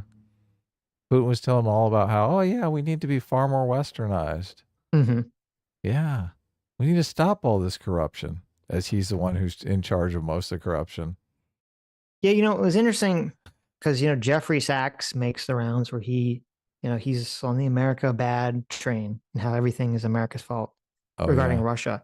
And I was wondering, like, why? Why does Jeffrey Sachs have this position? What is actually going on here?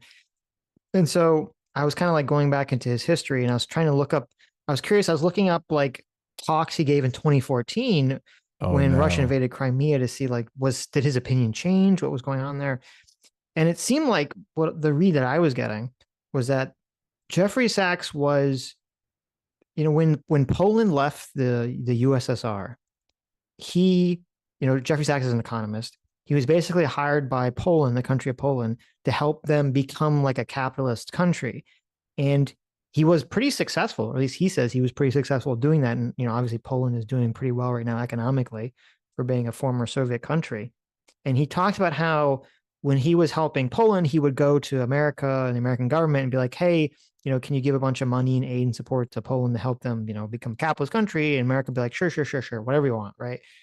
And then after Poland was kind of successful, Russia approaches Jeffrey Sachs and they say the same thing. Hey, can you like help us, become a successful economy? He says, sure, of course.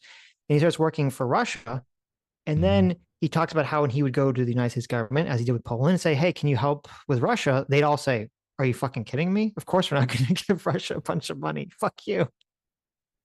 And so it's kind of interesting because the psychology was obviously very different for the American government and the American people at the time, because they would look at Poland as like, okay, this is a country that was basically forced to be part of communist Russia. They're the victims.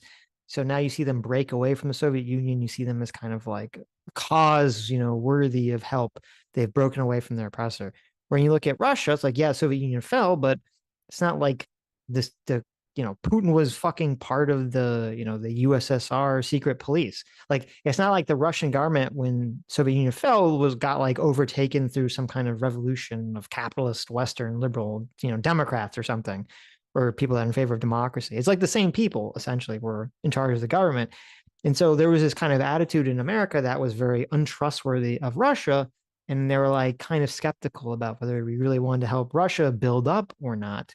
And so Jeffrey Sachs, in his mind, he sees that as why Russia kind of went down the pathway that it's at now. Because of America? Because of we didn't help them enough. And part of the reason he didn't say this, but part of the reason that I think he comes to this conclusion is because when you listen to a lot of other people talk about why Russia sucks the way it does now, especially people on the America bad left, they say it's because when Russia became Russia, when the USSR fell, they had a bunch of capitalists basically go into Russia and try to flood the market with money and try to make them a capitalist, try to make them a capitalist country. And that just allowed all the corrupt, oligarchs in Russia to get all the money and get all the power. And they blame people like Jeffrey Sachs for essentially causing that situation. And so this is kind of Jeffrey Sachs is like, it's not my fault. It's actually the opposite. We didn't give them enough support, and it's America's fault for not helping them enough. And that's why Russia kind of went down this bad pathway. And so obviously I'm doing some mind reading here, but to me, that seems to be kind of what put Jeffrey Sachs down this mental pathway of, blaming America for everything, because he's getting blamed for Russia's fault. And he's like, no, it's not my fault. It's actually America's fault. Is Jeffrey Sachs from the Chicago School? Is he like an Austrian economist? I don't know the answer to that question. Because Kornikowski talks about this in his book, because a bunch of people from the Chicago School came over, and they're the ones telling Russia, okay, well, you have all these state-owned industries. You got to get those into private businesses, into private owners' hands. So they printed up a bunch of stock certificates and just gave them out to the population equally, right? It's Russia. They're living under communism. But a lot of the people went around, and they were like, the culture just didn't understand what this was, what we're doing. Like, it's just a piece of paper, fucking worthless, right? Basically junk mail to them, to the populace. But a lot of the oligarchs went around buying up all of those stock certificates. And soon they're like, look, I own an oil company. Right. So, but I don't know if he was involved in any of that. But Kornikowski, the guy who was, who ran one of the oil companies, was one of the kids that went around with his friends and bought up all of this stock. But sooner or later, Putin basically stole the company out from under him, arrested people that worked at the company, like accused him of corruption, all this stuff. So, I mean, so much of it goes to like the culture. If the culture is a culture of corruption, I don't know that you can just come in with all of these institutions. Right. And it's going to take. Well, that was the issue. That's the issue, is how much of it is that doesn't work versus they didn't get enough support. Yeah, totally. But I'm curious where I don't know much about Jeffrey Sachs, so I don't know if he was in that realm. I guess it did work with Poland, because Poland had some culture that was maybe closer to the Western style institutions. It's interesting. I'm not sure why it worked. Yeah, I don't know enough about Poland to know why it worked there. Right. So it says, according to Wikipedia, it says the Chicago Boys specifically was a group of Chilean economists that helped, the Chilean government change, or the Chilean economy change. And with Milton Friedman and all that stuff. And that they advocated for shock therapy, something called shock therapy, which is the idea that you basically includes policies of ending price control, stopping government subsidies, privatizing state-owned entities and industries, tightening fiscal policies such as higher tax rates and lower government spending. Shock therapy policies can be distilled to price liberalization accompanied by strict austerity measures. And so this was kind of... Chicago School is well known around the world for having this philosophy. Right. So they did this in Chile. That was the official Chicago Boys. Jeffrey Sachs was not part of that, but he did use the same strategy of shock therapy when he went to Russia. So he was doing the same thing, even though he wasn't technically part of that group. So that is so he was one of the people that was being talked about in that book. Austerity. Right. And then a lot of people after, now I don't know enough about the situation to know who to blame, but it's interesting because even if you look at the Wikipedia article, they talk about this. They says They say Jeffrey Sachs faced criticism for his role after the Russian economy faced significant struggles after adopting the market-based shock therapy in the early 90s. And they have 3 different citations of different people criticizing this method. So, right. So I think that's part of why he's like on the, it's not my fault, it's America's fault. They had a difference. The Kornikowski talks about this in his book too, how the philosophy in Russia was like, if it's not explicitly allowed, you can't do it. When the Western style is, if it's not disallowed, then you can do it, right? That's kind of how our law is interesting. structured. That's interesting. Yeah. So they were, that was a big hurdle for them to overcome, because these guys were like, I think, they're barely in their 20s, and they're like, we're going to open a cafe. That was their first business venture. But like, in order to open a cafe under communism, you basically had to get all sorts of permits and whatnot. Right. So a lot of the things people were they were afraid to really do anything. So like in American culture, we have this, look, they're doing it in the government right now, move fast and break things, right? That's the American culture. So if nobody's saying you can't do it, then you can do it. But if you grow up in a culture where it's like, oh, don't do anything without checking, it's going to be hard to foster some sort of free market economy in that environment, because the culture is not there. Yeah, no, I mean, that's a great point. It's a very interesting point, because like in America, you're innocent until you're proven guilty. So if you do something like start a cafe, the government has to prove that you broke the law somehow. Right. Yes. And then, but in Soviet Russia, it's the opposite. It's you're guilty until you can somehow prove you're innocent to the government. So if you open a cafe and you didn't file all the proper permits or whatever, it's like, no, you need to prove to the government that you're innocent. Yeah, you have to understand that you're operating within the law, which gives so much power to the government, right? Exactly. And that's exactly what you're saying. So that definitely would, condition people to not want to be entrepreneurs in terms of, once Russia is Russia, supposedly not a communist country anymore. Mm-hmm. So he was super hooked on Western music too. That was like what made him really fall in love with the West. Interesting. He liked David Bowie. Bowie of all people. It's cool, huh? That's weird. What? David Bowie of all people. I remember there was some band that came out of Russia back in the 80s, and there was some big Western bands were allowed to tour in Russia for the first time in the 80s. Because when did the Berlin Wall come down? It was like early 90s, right? 91 or something like that.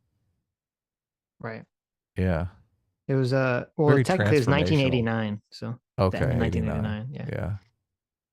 But I just said David Bowie is an interesting choice. I mean, I don't dislike David Bowie, but it's just an interesting choice. But okay. The guy who wrote the book is on Twitter, and he's always weighing in on the Russia-Ukraine conflict. Right. That's interesting. I bet he doesn't trust Putin in this. Oh, he doesn't trust Putin at all. Yeah. Like I think he was in jail for a few years before he even found out Putin was the one behind it. Mm-hmm. Like he's Putin like, what did I do wrong? Putin is totally gaslighting him. Yeah, that's terrible. Telling him, "Oh yeah, you're my chief corruption fighter. You're doing the nation a service. Yeah, you root out that corruption you find out who's guilty." And so he's going into these meetings and blabbing about everyone, and Putin's like, "Fuck this guy." This guy ratting out all my pals. U.S. and Ukraine will conclude a deal as soon as possible to develop Ukraine's mineral resources. Russia doesn't want that because now we have stake. We have something. We have something in this game. They don't want that because now they know we don't want to lose any of that. You see how this negotiation thing is working? All of this progress over the last month toward ending the war makes you wonder. Why wasn't the Biden White House willing to use the same kind of pressure tactics to stop the war? Why, it seems, that they would prefer to keep the war going? Whoa, buddy. Let's see how the pressure campaign works out with Trump before we jump to these conclusions. Well, and it's kind of presupposing that Ukraine is the holdup, because it's like, yeah, the Biden administration was not pressuring Ukraine to end the war, but it was trying to pressure Russia into ending the Obviously. war by giving Ukraine all the military supplies in the world. And so, 1 million sanctions to Russia. Right. And so now we have the situation where now Trump so far isn't done the opposite, where he's pressured Ukraine to end the war. Ukraine seems to, at least is saying that they will agree to a ceasefire. Russia is not. So we'll see what happens. But I'm not optimistic about the whole process. The Biden campaign or the Biden administration tried consequences. They're like, you're going to do this. We're going to sanction you. We're going to fund Ukraine. We're going to give Ukraine weapons. Consequences, right? Right. The Trump administration is trying reason. They're like, look, it's reasonable. People are dying. This is horrible. They're trying to reason with him. I don't know that either strategy is going to work. So, and Glenn Beck, I mean, there's no peace agreement on the table yet. Like, he's saying talking a lot of shit when we don't even know if this is going to work or not. No. Yeah, I'm not optimistic. No.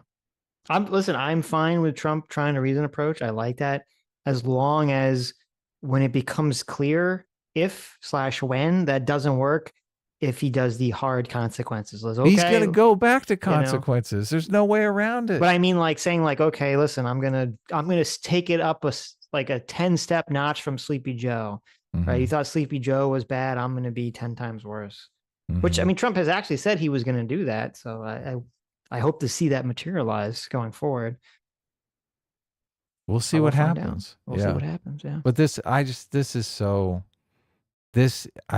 is like right-wing brain rot. It totally is. It's like the Democrats are evil. They want war. Right. It's not. They would love this war to end, obviously. I mean, if Biden could have ended the war right before the election, that would have been like such a boon to him, to Harris. Be like, look, we stopped the war. We're so based. So. I don't even, the only reason he's talking about Democrats is to make some sort of political argument about the Democrats being evil. That's the whole reason he made this video. This is not helping the Ukraine-Russia situation at all. It's not even a good analysis of the Ukraine-Russia situation. No. Yeah, it's just to say Democrats are evil. Well, Democrats want this war. It's to say Democrats are evil, but also to kind of say American institutions, and NATO are evil.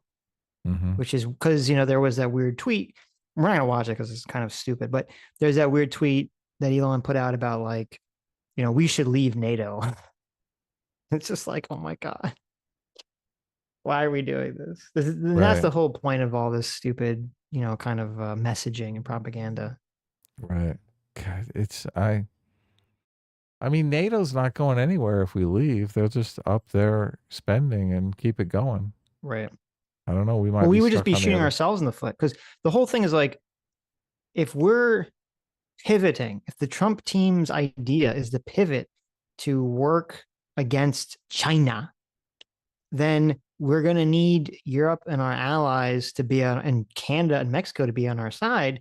And if we're leaving NATO, if we're pissing all over Canada, Mexico, I mean, how are we going to create a coalition to stand against China if everyone's kind of mad at us?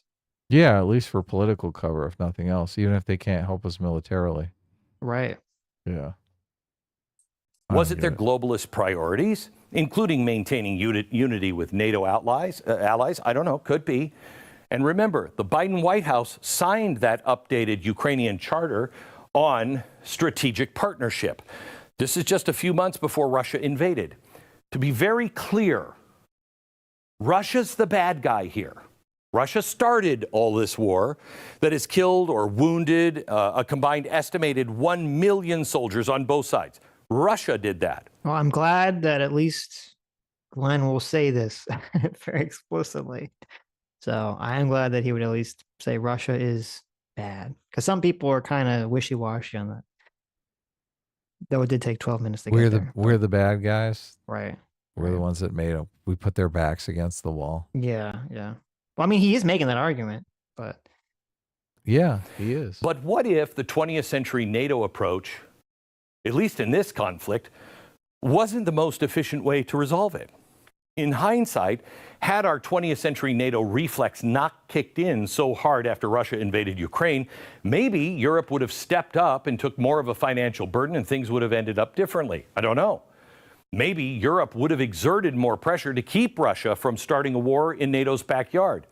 Probably not, because they have a 75-year track record of total reliance on the U.S. for their security. I mean, if we look at,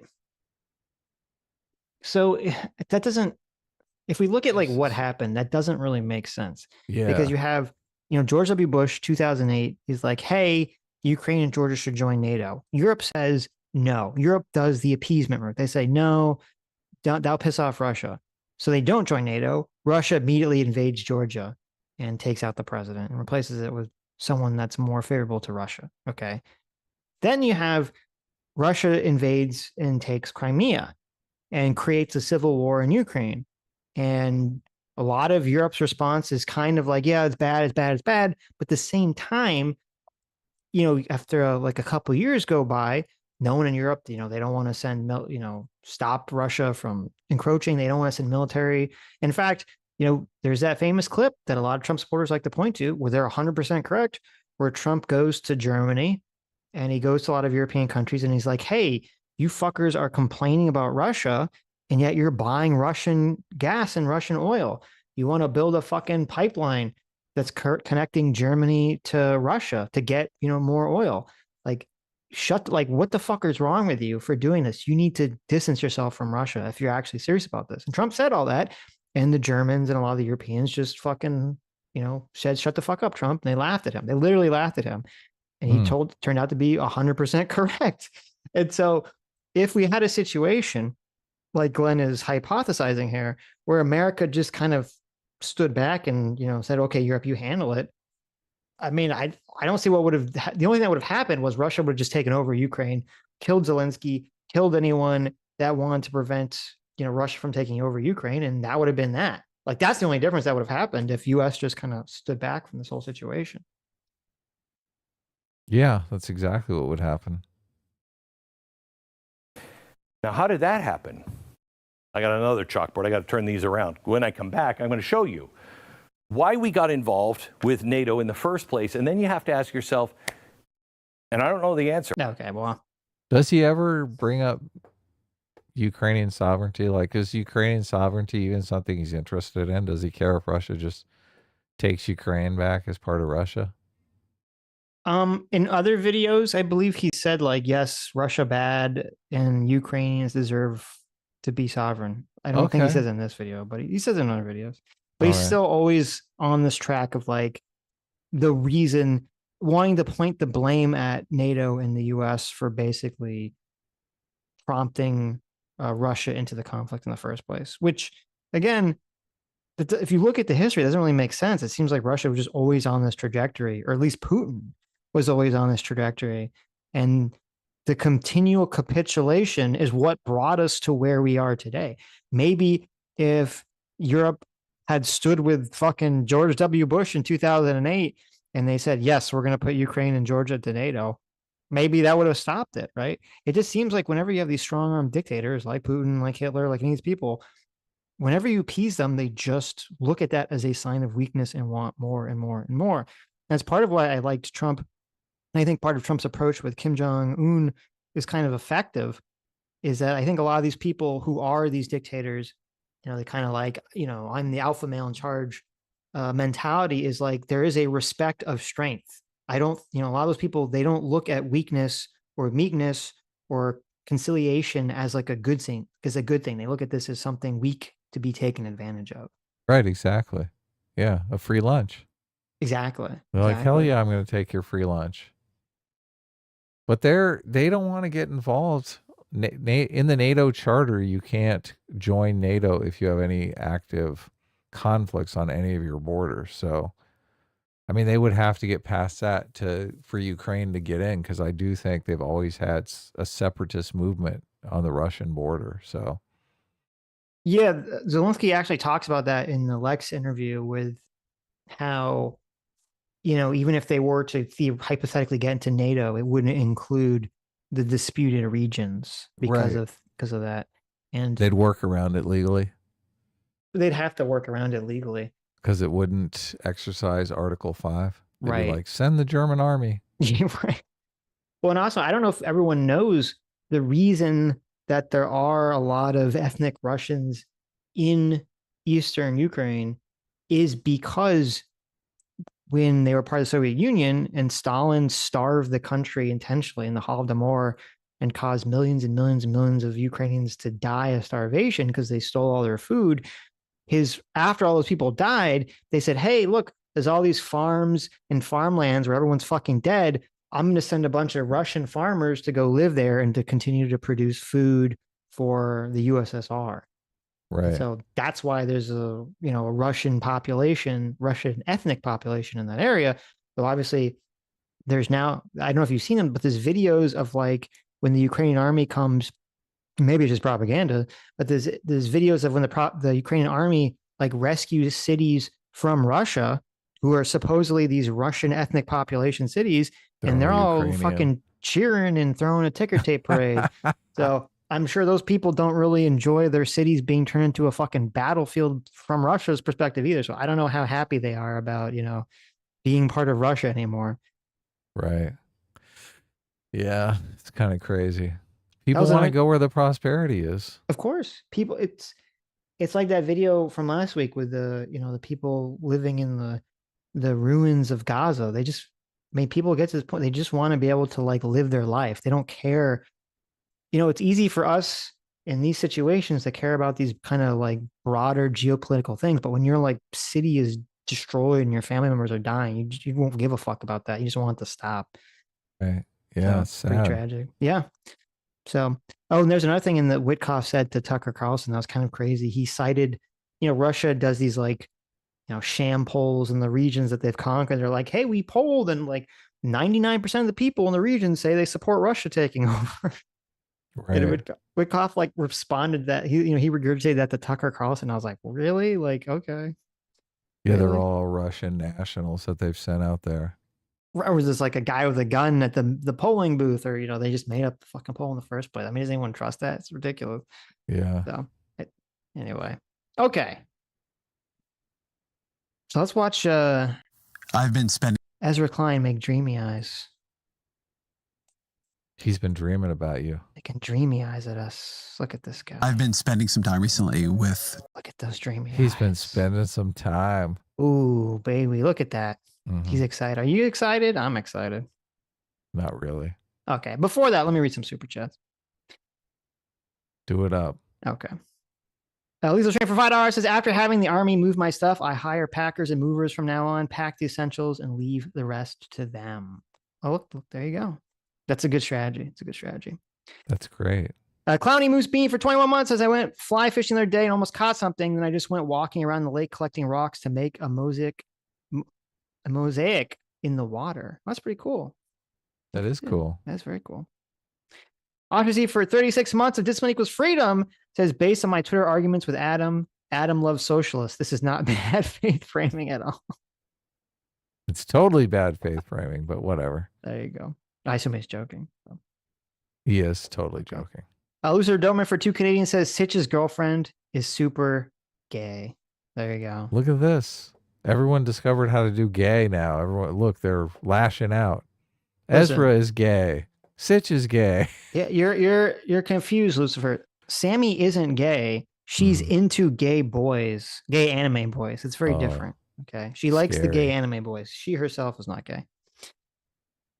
CS Paffy for Charles says Ezra is gay. Squeeze Louise for Charles says Sitch is gay. Yeah, they all figured out the little trick. You just put the little line over the A. So, hate. I read that one. Metalworks 41190 for $2 says, thank you, Sitch. Thank you, Metalworks. Did you send me that video? Maybe you sent it to me. I looked at the thing about the question of people surrendering to drones. And apparently there are a bunch of videos of Russians surrendering to drones, and the Ukrainian army will accept people's surrender to drones. Okay. And actually it's like better because they said that they would have problems where sometimes, and I'm sure this happens in every war, someone says, I surrender. And then when the soldiers come, they're like, just kidding. And they throw a grenade at the people and try to kill everybody. And so with a drone, it's much easier if you surrender the drone, because then they could be like, hey, throw your gun away, get on the floor, blah, blah, blah, blah, blah, don't move. And then, the drone could basically tell you to do all that shit. And then the drone kamikazes into it. Well, no, then they come and do it. There's a couple of videos of like 50, entire like little squad of 50 Russian soldiers, surrendering to drones and stuff. Wow. So there you go. Fascinating. Lucy Lundberg for 5 get the memberships. Thanks so much, Lucy. Joey Hollywood Films for $5 says, hey, Sitch, I'm sorry about last week's super chat. I was trying to be funny, but clearly missed the mark. Anyways, have a good stream. Oh, no, listen, I appreciate it. I don't even remember it. Not a big deal. Did you miss Lethal Strain on the check your DMs? I guess you did. I read that one already. But okay. No, it's not a problem, Joey. Not a problem. Thank you. Yeah, I don't remember what it was, so. Lethal Strain for Dora says, Heroes by David Bowie is about the Berlin Wall. Oh, nice. There you go. J. Macker Circuit 5, thanks so much for the 50 gifted memberships. Yeah, thanks. There you go. Thank you Friends so for $2 much. says, I don't drink water. I drink buckets of, and then I think he was going to say something that begins with the letter C, but it gets Coke. cut off. So there you go. He's a Coke fan. Coke fan. M8566 for $5 says, I think women should fight the next war. I'll stay home and work in the factories. There you go. Perfect. Yeah. Go. They'll all go shopping together. No one will be fighting. Yep. Lethal Strain for $5 says, so our State Department made the women make me a sandwich meme. There you go. Yeah, it worked. Messy Tenant for $2 says, the U.S. State Department's only giving tents to Hamas. True. Cameraman 502 for $2 says, imagine being Russia and losing to sandwiches. That's so good. That is so good. That's right. We beat you with sandwiches. I know. Demon Bunny for 32 months. Thank you so much. Says Russia punctured the containment building for Chernobyl with a drone attack, which could lead to some more, quote, fun implications with radiation. Oh, that's not good. That sucks. So much for not attacking energy infrastructure. Right? Fucking leaking radiation everywhere. Sketch for 32 months says, judge politicians not by the color of their skin, but by their choice of sandwich fillings. Never trust anyone who doesn't ask for mustard. Really? Uh-oh. Listen, Sketch. I'm not a big mustard fan. Mustard? Okay. Yeah. Like, there are sauces that have mustard in them that are good, but like on its own, I'm not a mustard guy. You put mustard on a sandwich, all you taste is mustard. Yes. Yeah. So I'm saying there's some sauce that have like a little bit of mustard in the sauce that works. Mm-hmm. But like on its own, I think it's too overpowering. Yeah. Mayo, ketchup. Mayo's great. Thousand Island dressing. These are good things. Even Russian dressing. David K for 31 months. Thank you so much. Says 31 months. Wow, time flies. Unrelated note. I'm running for my union's government.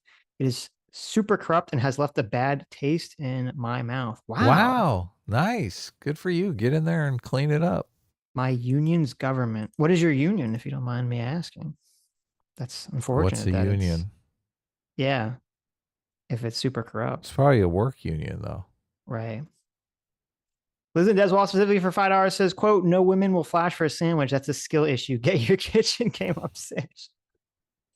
You must be putting mustard on your sandwiches. Mm-hmm. Dev knows how to make the sandwiches that make the ladies' panties drop. So, Noel screams to avoid fly in there. Okay, listen. That's what Blunty Fly's been smoking this whole time. Noel screams to avoid for $2 says, what about security guarantees for the U.S. taxpayer? Well, that's why I'm totally fine with the whole mineral deal idea and concept. I think I don't have a problem with that. If the people in America want to recoup money that was spent on Ukraine, even though, as everyone has said a million times, the majority of it was us paying ourselves to make weapons for our own military and giving them our old shit. I don't have a problem with that at all. So, assuming we have some kind of social safety net in America, isn't that the security guarantee? Well, if you want to talk, yes. If you want to talk about from that perspective, devoid of Ukraine, yes, we do have social safety nets in America, and that's part of what our taxes goes to pay for. So yeah, that's true. Lethal Shane for $5 says the Scorpions song "Wind of Change" was written by the CIA. Have I ever heard that song? Scorpions. The Scorpions. Change. I don't know if I've ever heard that song. I think I've heard some Scorpion songs, but I can't recall any at the moment. Yeah, I can't either. Submit to Pope Francis in Japanese for $2 says David Pakman is hosting with Dillahunty Wednesday. Oh my God, I had to watch that. Someone sent me, I don't know if it was you, Submit to Pope Francis. Someone sent me, we're going to watch it at some point. Maybe we'll watch it next Sunday. There's like this crazy Matt Dillahunty like stream. On he's trans just like, stuff, I watch it too. Yes, on trans stuff where he's just like triggered as fuck, like raging out on callers about trans stuff, and he's like, and his arguments are so bad, they're so poor. So yeah, we should definitely watch that. He's not up on any of the real science, which is like, why is he so? But he has like that combination of like he's super angry, triggered, and also like completely ignorant on the topic. Yep. So it's like, yeah, it's like the ultimate level of cringe. Ignorance plus confidence. Yes. That's always a healthy combination, isn't it? Right. Fire Pager for 20 months says YouTube is gay. There you go. Okay. Sketch for $5 says, chat, do I defect back to 18 for this awful take from Sitch? Who the fuck puts ketchup on a sandwich that's not a burger? Yeah, look, I don't put ketchup on my sandwiches either, so you're welcome in A-Team. Let me think about this. Ketchup on your sandwich? Do you really put ketchup on a sandwich? What kind of sandwich? Ham and cheese with ketchup? I do not put ketchup on any deli sandwich. Okay. I was just saying in general, condiments that I enjoy, like that I put on anything. You know, on like, a I put ketchup. Sandwich? You put ketchup on a hot dog? Yes, maybe? I'll put ketchup on a hot dog, on a burger, but you're correct. I do not put ketchup on a deli sandwich. What I put on a deli sandwich is I'll put on mayo or Thousand Island or something, you know, like that special sauce that you can get at like, you know, all those special sauces are just some kind of like Thousand Island dressing. I use the sweet, hot honey mustard sometimes, but just regular mustard I don't usually go for. Spicy mayo, like that Japanese spicy mayo. Oh yeah, really that's good. So, but yeah, I don't put ketchup on a deli sandwich either. I used to when I was a kid, and there was a time period when I was very young, and ketchup was the only condiment I would put on anything and eat it. And then when I discovered mayonnaise, I was like, I've been missing this my whole life. Dr. Diller for $2 says mustard is gross. Good take, Sitch. Thank you. Nice. Lives in Deswall specifically for $2 says mustard will become the new chopsticks. I don't know. I feel conflicted because my dad is a huge mustard fan. So I don't know if I can go too hard on the mustard lovers out there. Oh. Dr. Liv for $3 says, Adam, I realize I've never sent any questions your way. So how are you? How's life? What's the weather like? Why am I seeing pictures of you during LA riots looting black businesses? That wasn't me. I'm good. I'm good. The weather turned here in Southern California, so it's kind of weird. It's like a switch flips and it's summertime. So it's nice. I like summertime much better than that nasty winter. It's been super cold lately in Southern California, which is unusual. Yeah, I mean, it's been cold in Florida too the last few weeks, which is interesting. Kiwi Farmer, thanks so much for $25. Says, afternoon, gentlemen. I just got back from holiday in New Zealand. Wow, look at that, New Zealand. Unrelated, but what are your thoughts on J.J. McCullen? Heard you guys mention him a bit, but never heard your two thoughts. S-Class is best class. Have we talked about J.J. McCullen? I don't know. Ever? I feel like we've never ever talked about him. I don't really know much about him, except I know he sometimes debates P.F. Young on things. Right? I think yeah. Or am I thinking of someone different? No, he's a Canadian YouTuber. Well, then I can't like him because he's Canadian. I mean, I think he's a little whack. I think I watched some video and I thought, oh, this guy's whack. Okay. I don't think I've seen a single one of his videos, so I don't have anything on him at all. Yeah. Let's see. I think he might have the TDS. Okay. I'm looking for some video that I've seen of his. Dr. Debunking says, I propose a bold new idea. I don't give a fuck what Russia thinks. They don't like new members in our defensive allies. Kick rocks. I agree with that.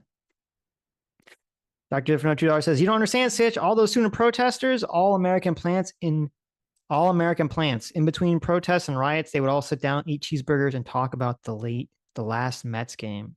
That is true. I was there. I didn't want to tell you guys this. I was personally paid by Victoria Nuland in 2014 to start trouble. To have sex with her. Well, that too. I wasn't going to mention that part of it. But I was just there to cause trouble. Okay. In a non-sexual manner. She's like, do you accept sandwiches as payment? I was like, I will accept the sandwich afterwards, but I want cold hard cash up front. Okay.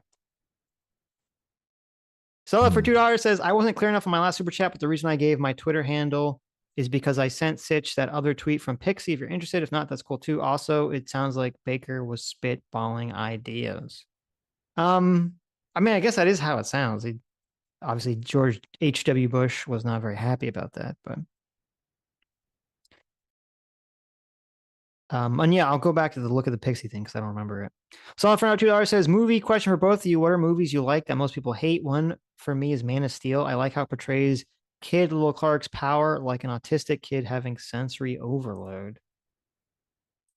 A movie. What's a movie? I'm not really sure. I'm not really sure. I talked about Civil War, and I did go back. Somebody mentioned that Mahler likes Civil War, and I looked it up, and it is on Mahler's like recommended list. And I was like, oh wow, because it's super contrived. I just think the relationships are super contrived in that movie. So yeah, but it's the opposite. What is a movie that like you like that everyone else generally doesn't like? Oh, I guess they did get it backwards, didn't I? Yeah. A movie that I like that everyone doesn't like. I mean, I like Rubber, but there's your answer. Rubber. I do like. I understand why people don't like. Terrible movie. Yeah, look, I do understand why people don't like Rubber. I think Rubber is interesting just from an artist perspective because they're trying to tell a story just on emotion, which I think is super interesting. Like, you can interest people through world building, through like mystery. But emotion is a powerful storytelling device that really hooks people. A lot of people like movies for the relationships. And it is interesting because Rubber pushes that to like as far as you could possibly go. And I think it's funny. So, but I think maybe like Lost Highway. I like Lost Highway, and a lot of people don't like David Lynch movies. I don't know. That's an interesting. This is going to be a very controversial one, right? Is it? Sausage Party. Sausage Party? That's a movie? I'm just kidding. I don't even remember. That was the movie where the food has sex. Like all the food has sex with itself. Oh yeah. That was like terrible. I don't know. I can't. I'm like looking through the entire time you're talking. I'm like looking through like lists of movies that like everyone hates. It's 2001. I can't. No. Oh no, it's the opposite. I hate that. I keep thinking. There's a lot of movies that I don't like that people love because I'm like I like hate like 99% of all movies. Right. So it's very easy for me to list those out. Like 2001. I'm like struggling to try to think of something that everyone dislikes that I'm like, no, that was actually good. Well, like love is difficult too because like I'm not going to war over Rubber. Like I understand I like it. I understand why people don't like it though. So it's not like I'm going to sit here and try to convince you, oh my God, this movie's amazing. It's just like, I'm resigned to the fact that people have different tastes in movies. So it's so weird to me because there's so many movies that are just complete slop. Right. And people, I watch a lot of movie reviews and stuff like that on YouTube, and people are like, oh, I really like the costume design. Like, you're sitting through a fucking 2-hour movie for the freaking costumes? Well, if you're a woman, maybe. Yeah. Adam is very masculine brain. He's like, no. Where the tits at? I don't care. I don't care about the costumes unless they show the tits. Okay. No, I care about somebody like trying to solve a problem or working on something or, oh God, I hate movies that are just like people jabbering. Nobody's doing anything. I was Googling like most hated movies. Maybe this would be one. Not another teen movie. I thought that was very funny. Apparently it has a really low Rotten Tomato score. So there you go. I guess that'll be one of my answers. Maybe Your Highness. How about Your Highness? Your Highness? That's another good one. What? I don't get. Why do people not like that movie? It'd probably be mostly comedies that we would fall on. Step Brothers. Yeah. Well, Step Brothers is not as good as Your Highness. Step Brothers is loved though. Right. Everyone loves Step Brothers. I do not love Step Brothers, but okay. Terrible. Shaw for $2 says some people say there's no excuse for young men flocking to Andrew Tate because there's better role models out there, like Zelenskyy. I don't know if I'd point to Zelenskyy as a male role model, but okay. That's a bad comparison because they want a mentor too, and Zelenskyy is busy fighting a war.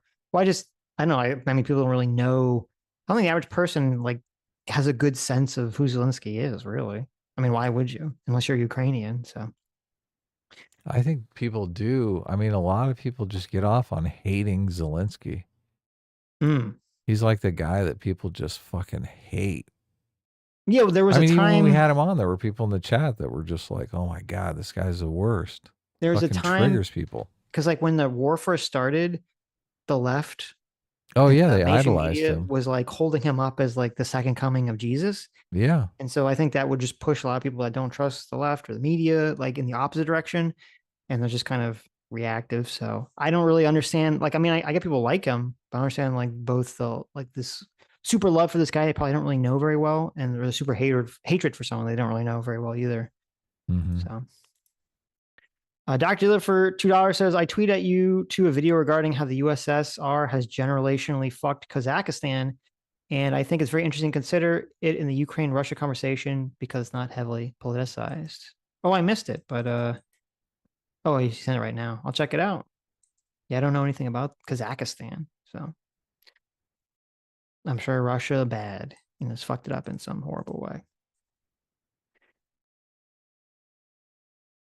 An alien for 16 months says, hey, Adam, just started the stream and you sound either tired or sick. Hope things are all good. And if you're sick, get better soon. I'm not sick. I feel great. You don't sound sick to me. Yeah. Adam says I sound different. I'm on a different mic. He said I sound more. He said I sound sick. So I don't know. But it passed. You sound okay. fine. Metalworks 1190 for $10 says, no, Sitch, I just remember to be thankful. Also, oh, well, thank you for being thankful. Also, no offense, but mustard is delicious. You disgusting subhuman savage. And try cooking grilled cheese sandwich with mayo on the outside instead of butter. It's great. I've never done that. That sounds interesting, but I've never done that before. Through the wormhole for $5 says, good morning, S-Class. I think you guys said last week that the government wasn't going to start randomly disappearing people. Do you think that's still the case? I guess I can't say that anymore, can I? They do seem to be randomly disappearing people. I guess we can't say that anymore, can we? Okay. Touche. Anyway, let's get into this. Top Democrats as they think about how to rebuild. Hold on. Everything's broken. I gotta refresh. I've been spending some time.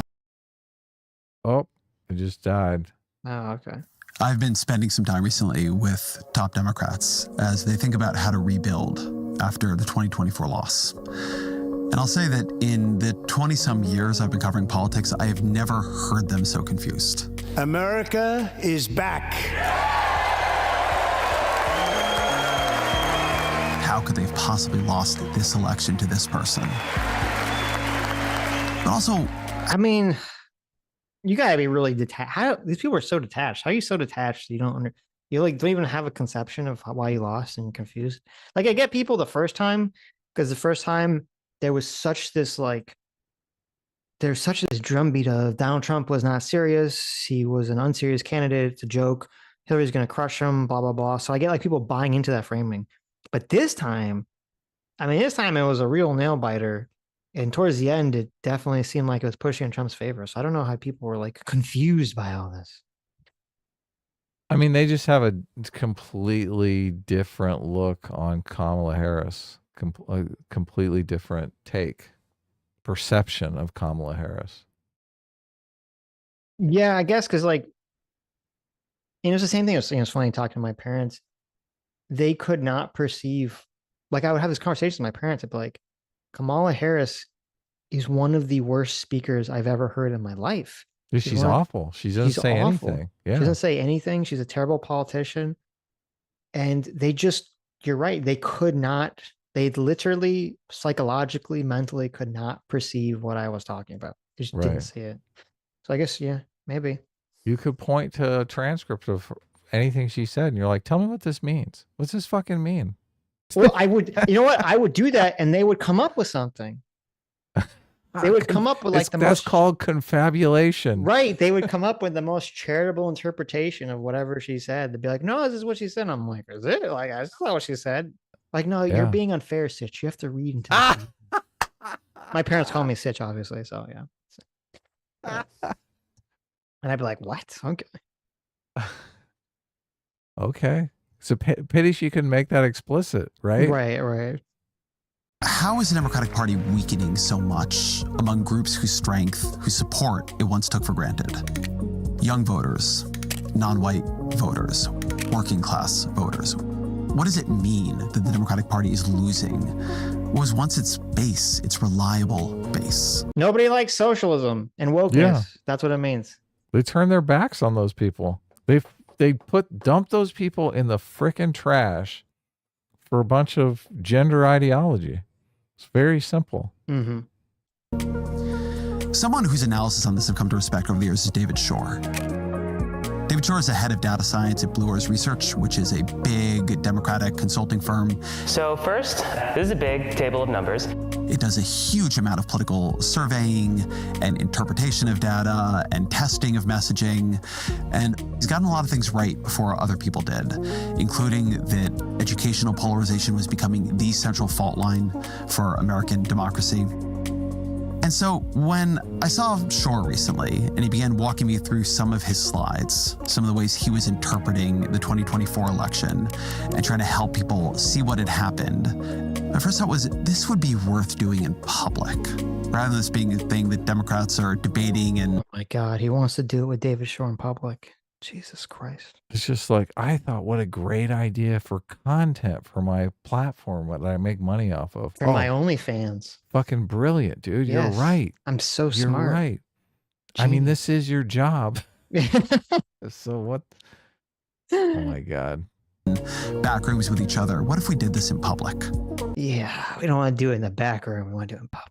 And so this episode is a bit of an experiment. He's walking me through this presentation and I am interrogating it. But I found this really, really helpful. I don't necessarily have every conclusion David does, but I think it is a good place to begin. And there's then a lot that can follow. Why? Okay, we did have super chats for how gay he is. Those all were accurate. This is like the worst. I told you it's weird. What is the purpose of this intro here? I don't know. It's so strange. From having this conversation. As always, my email, EzraKleinShow@nytimes.com. A bunch of people are emailing him like, why didn't you and David Shor kiss? I was waiting for it the whole interview. Yeah, especially after that intro. Yeah. David Shor, welcome to the show. Excited to be here. So what do you do?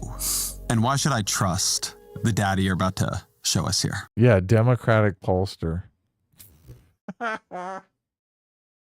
Okay. Democratic pollster who was canceled for saying that BLM riots would help Republicans. So right. I think you should give him some credibility. I think you shouldn't automatically dismiss this guy. He says interesting things. Okay. That's a good point. If he did come out and try to give him a heads up about BLM and they were like scoffing at it, and firing him for it, yeah. He probably knew what was up. Right. I'm glad you asked. I'm the co-founder of a research firm called Blue Rose Research. We did 26 million interviews last year. We have a team of about 45 people. Do you know why he calls his company Blue Rose Research? No, do you? Isn't the Blue Rose from Twin Peaks? He must be a David Lynch fan as well. Oh, Blue Rose. I don't know. I have no clue. I believe he I mean, I found don't that. know why else he would call it Blue Rose, but I believe he found that company because he got fired from his old company because he talked about BLM. oh, okay. So learning engineers, software engineers from companies like Google. And, we've done a lot of work to try to figure out what actually happened last year. A lot of liberals I know feel really burnt by survey data. There's a sense that nobody picks up the phone. How are you surveying these older people if you're doing it online?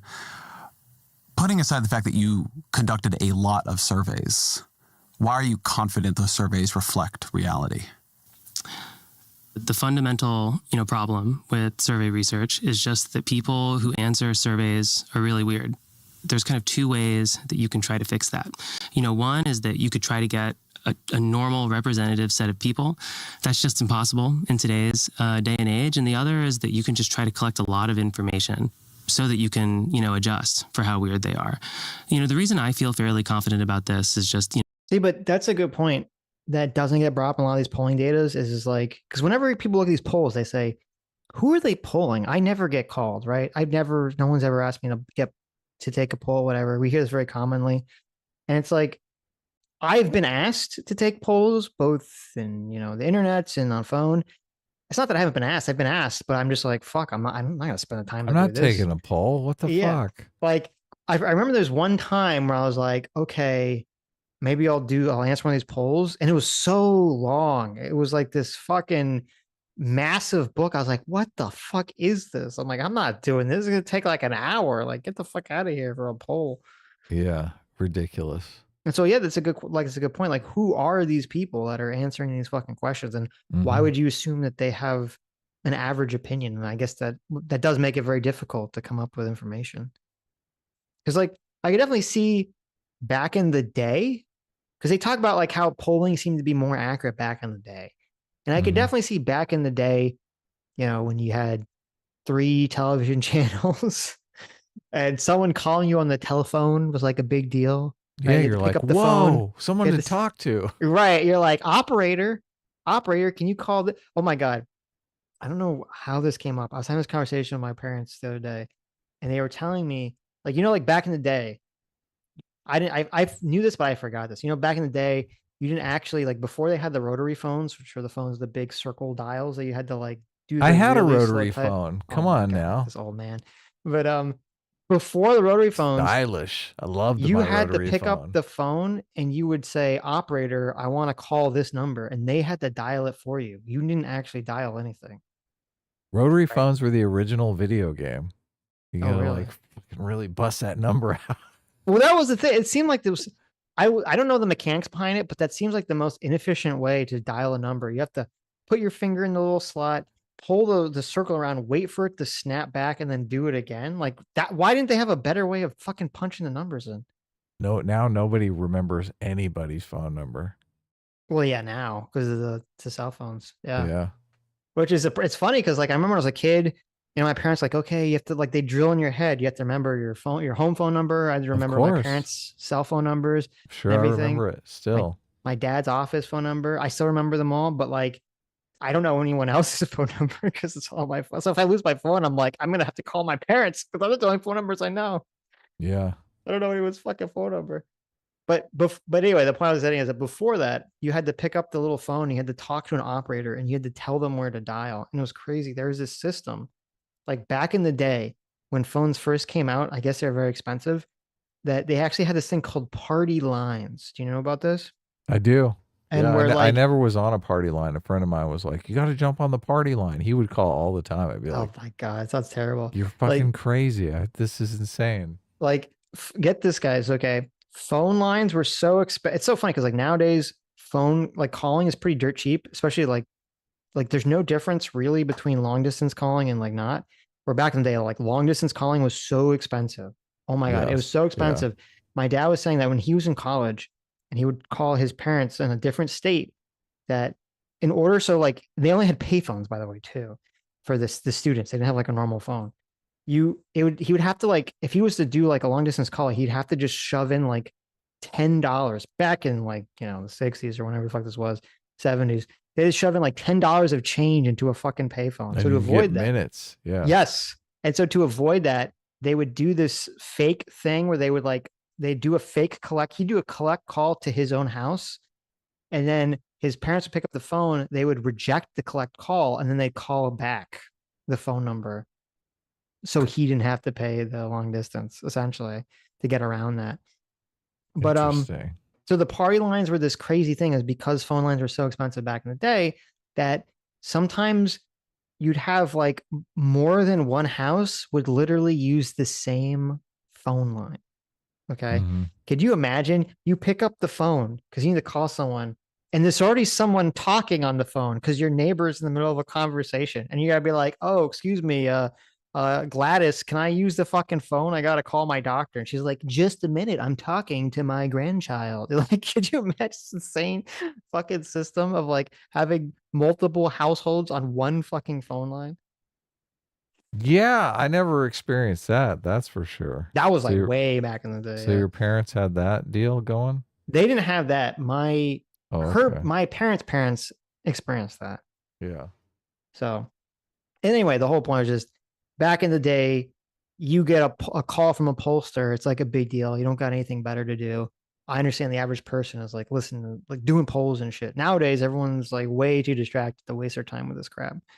Yeah. Unless, listen, this is what they got to change answering polls into like a fun phone game, and then people will do it. Sure.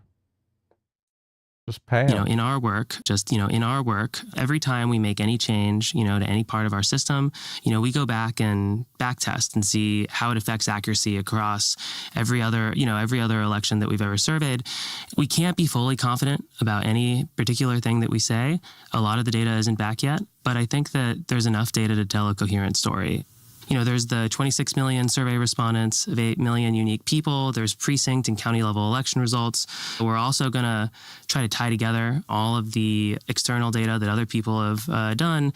And, what I'll say about this election is that our forecasts this cycle were very accurate. Our overall error was about 1/3% nationally. And I think that,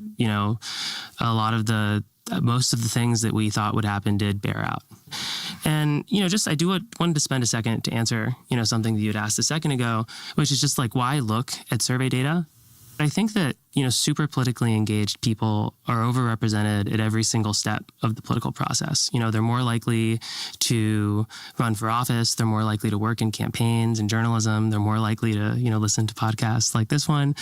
And I think that they're really the only point other than election day, when regular people get a say, is in polls. And so I think there isn't really any democratic alternative, to trying to listen to the people and hear what they have to say. So I take that point. I always think it is good to remind me and everybody who listens to the show that they are weird. And if their intuitions about politics were shared, politics would not look the way it does at all. Right. If the voting population were Ezra Klein Show listeners and people they know, then elections end up very differently. Right. So I take your point on survey data. So where do we? And this is why I've been saying this for years. X is not real life. Twitter is not real life. And this was the Democrats' big problem when they allowed wokeness to take over the left, is because you had all these journalists and all these professors and all these people in all these fucking institutions were all highly addicted to Twitter, and they were on Twitter, and that ecosystem before Elon Musk bought Twitter was super woke. And so they all had this completely wrong conception of reality about what America looked like. And that's part of why they got so fucking like flabbergasted the first time Trump won.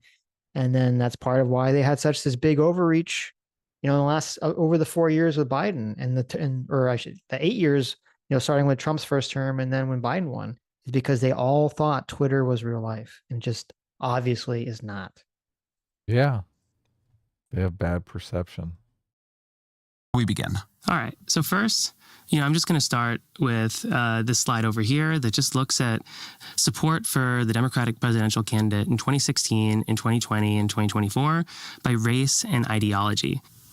In 2016, Democrats got 81% of Hispanic moderates. And in 2024, Democrats got 58% of Hispanic moderates. That's only about 7% more than the 52% that they got of white moderates. The main story with respect to this is just a continuation of the trends that we saw 4 years ago. Throughout the entire Trump campaign, we've seen this racial depolarization. The thing I find most surprising here is you look at white voters, liberal, moderate, and conservative, and at least in this data from 2016 to 2024, there's a 0% swing in any of them. Because there are all these things that, if you go back to the debates we were having about Donald Trump then, it is the return and resurgence of a coalition trying to protect white power in this country. And I wrote Ezra. Oh my God. So does stupid. he really believe that? I don't know. I thought he was memeing. Was he memeing? I don't know. We'll see. But if he does, that's so retarded. It's just so retarded. Look, he's laughing at him. He's like, Right. the white supremacy stuff. Yeah. wrote things about this. I think there's good reason to believe that. Right. He's like, oh shit, he is serious. His face totally changed. I don't know if he's changed his mind, but I know in the past when we covered it, he 100% believes this whole at least he did believe the whole, that was a racist, to protect white power, blah, blah, blah, blah, blah. Even if that was part of the intention, then that does not appear in the results that the Democrats lose. Okay, so it's interesting. He's saying that's not. He's saying he's trying to say without saying it that doesn't seem to be true. That he was wrong. Yeah, that's funny. That's funny. Modest amount of support among black voters in those years. They lose a huge amount of support among Hispanic voters and a kind of significant amount among Asian voters. Why do you think that is? I think that wokeness. Because they're discriminating against them, obviously. No one wants to be discriminated against, right? Socialism. People are tired of this woke shit. Oh, yeah. It's funny because this is what, we've been saying there's like this weird idea. They're like, listen, the Democrats want to import all the people from South America because they'll vote Democrat. And we're like, those people are kind of conservative. I don't know why you would think they're going to vote Democrat forever.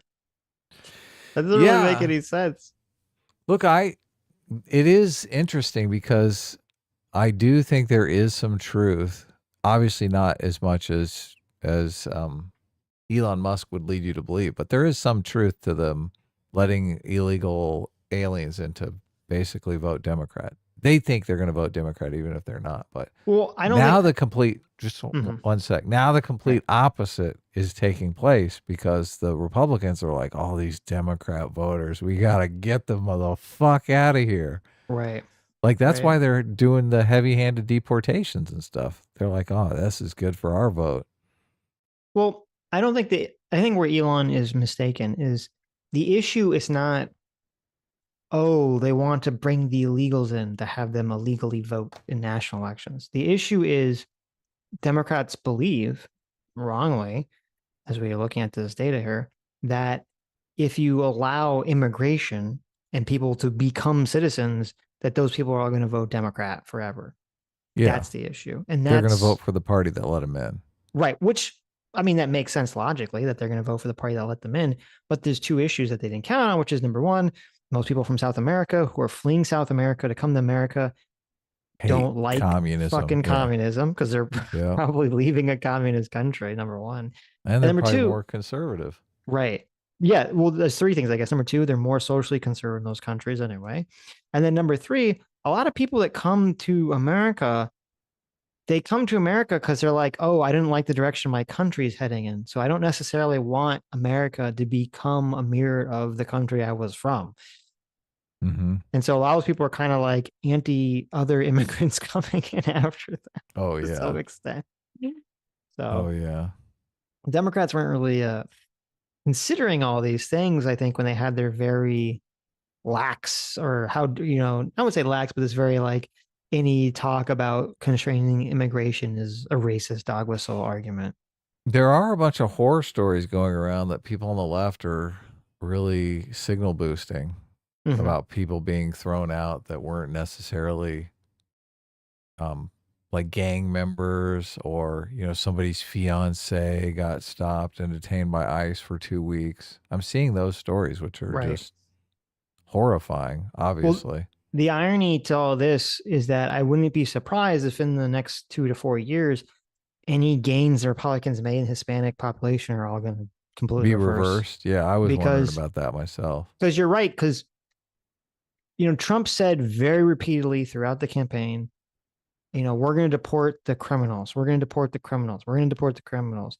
And there was this sense, and we I think we even covered it, you know, there'd be people that were in the country illegally, or they had family members who were in the country illegally, and they would say that they would be in support of Donald Trump winning the election.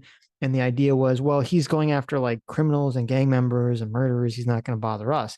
And we've already seen, as you were saying, there's already tons of stories of people who were not, you know, there was just a story I just saw, I think today, where there was some family, or there's some mother and father who'd been in the country for like 30 years, and they had been trying to get citizenship for 30 years. And I don't know, for some reason, they just couldn't get citizenship, even though they weren't like living the shadows. They were continually communicating with, ICE and customs and, you know, all that stuff about, you know, trying to become a citizen. And they had children throughout 30 years, they had children and grandchildren, all this other stuff. They never committed a crime. They haven't done anything wrong. And they got deported like the other day. Right. And it was like this, you know, really crazy story. And I saw, you know, Lauren Witzke or whatever her name is. That was a woman that was like screeching at Blair White in that debate years ago. She was all like so happy about this because she's like some psychotic, you know, psychopathic piece of shit. And the reason for all that happening, at least my belief of why all this is happening, and there's other stories about people who haven't committed crimes and are getting deported, is because the Trump administration placed a quota essentially on ICE saying you have to deport X number of people every day or every week. And so they're going to run out eventually, or pretty quickly, of like people that are criminals, and they have to meet the quota. So they're going to have to start going and deporting people who they know where they live, who aren't criminals. And the problem with that mentality is that's basically going to force everyone to run away, to hide in the shadows once again, because why would anyone want to interact with the United States government and try to become a citizen if they know that that actually puts a big target on their back to getting deported? Yeah. Well, that's what makes the quotas are what make me think, oh yeah, they're going after voters. They're doing the same thing. They're just saying. I think those people weren't voting. I think they were just going. I think the whole thing is that the people that were here for 30 years weren't voting. No, I guess not. They weren't citizens. They're not citizens. Yeah. Right. I mean, their kids are voters because they were naturalized citizens. Oh, so they had like 8 or 10 voters. There you go. And those people were voting Democrat because they didn't want to get their parents deported. Maybe, as I said, there were stories of people who's had family members that are here illegally that were voting for Trump because they thought that they were safe.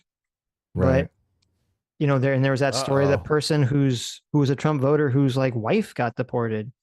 Oh, I saw that. Yeah. Right. And so I don't know. I don't think Trump, I don't believe, and I mean, Trump hasn't said this either way, but I don't believe Trump is like, okay, I have to deport these people so that I can continually win, or that Republicans can continually win. Because I don't think Donald Trump cares really about the future of the Republican Party that way. I think he cares about his own legacy. And so since he ran so much on stopping immigration, it makes sense that he's like, okay, I made a promise, so I have to keep a promise. So we're going to throw these quotas on ICE to make sure that they're deporting X number of people, because that's what the people who voted me want to see. Right. Yeah, no, they do. They want mass deportation. Right.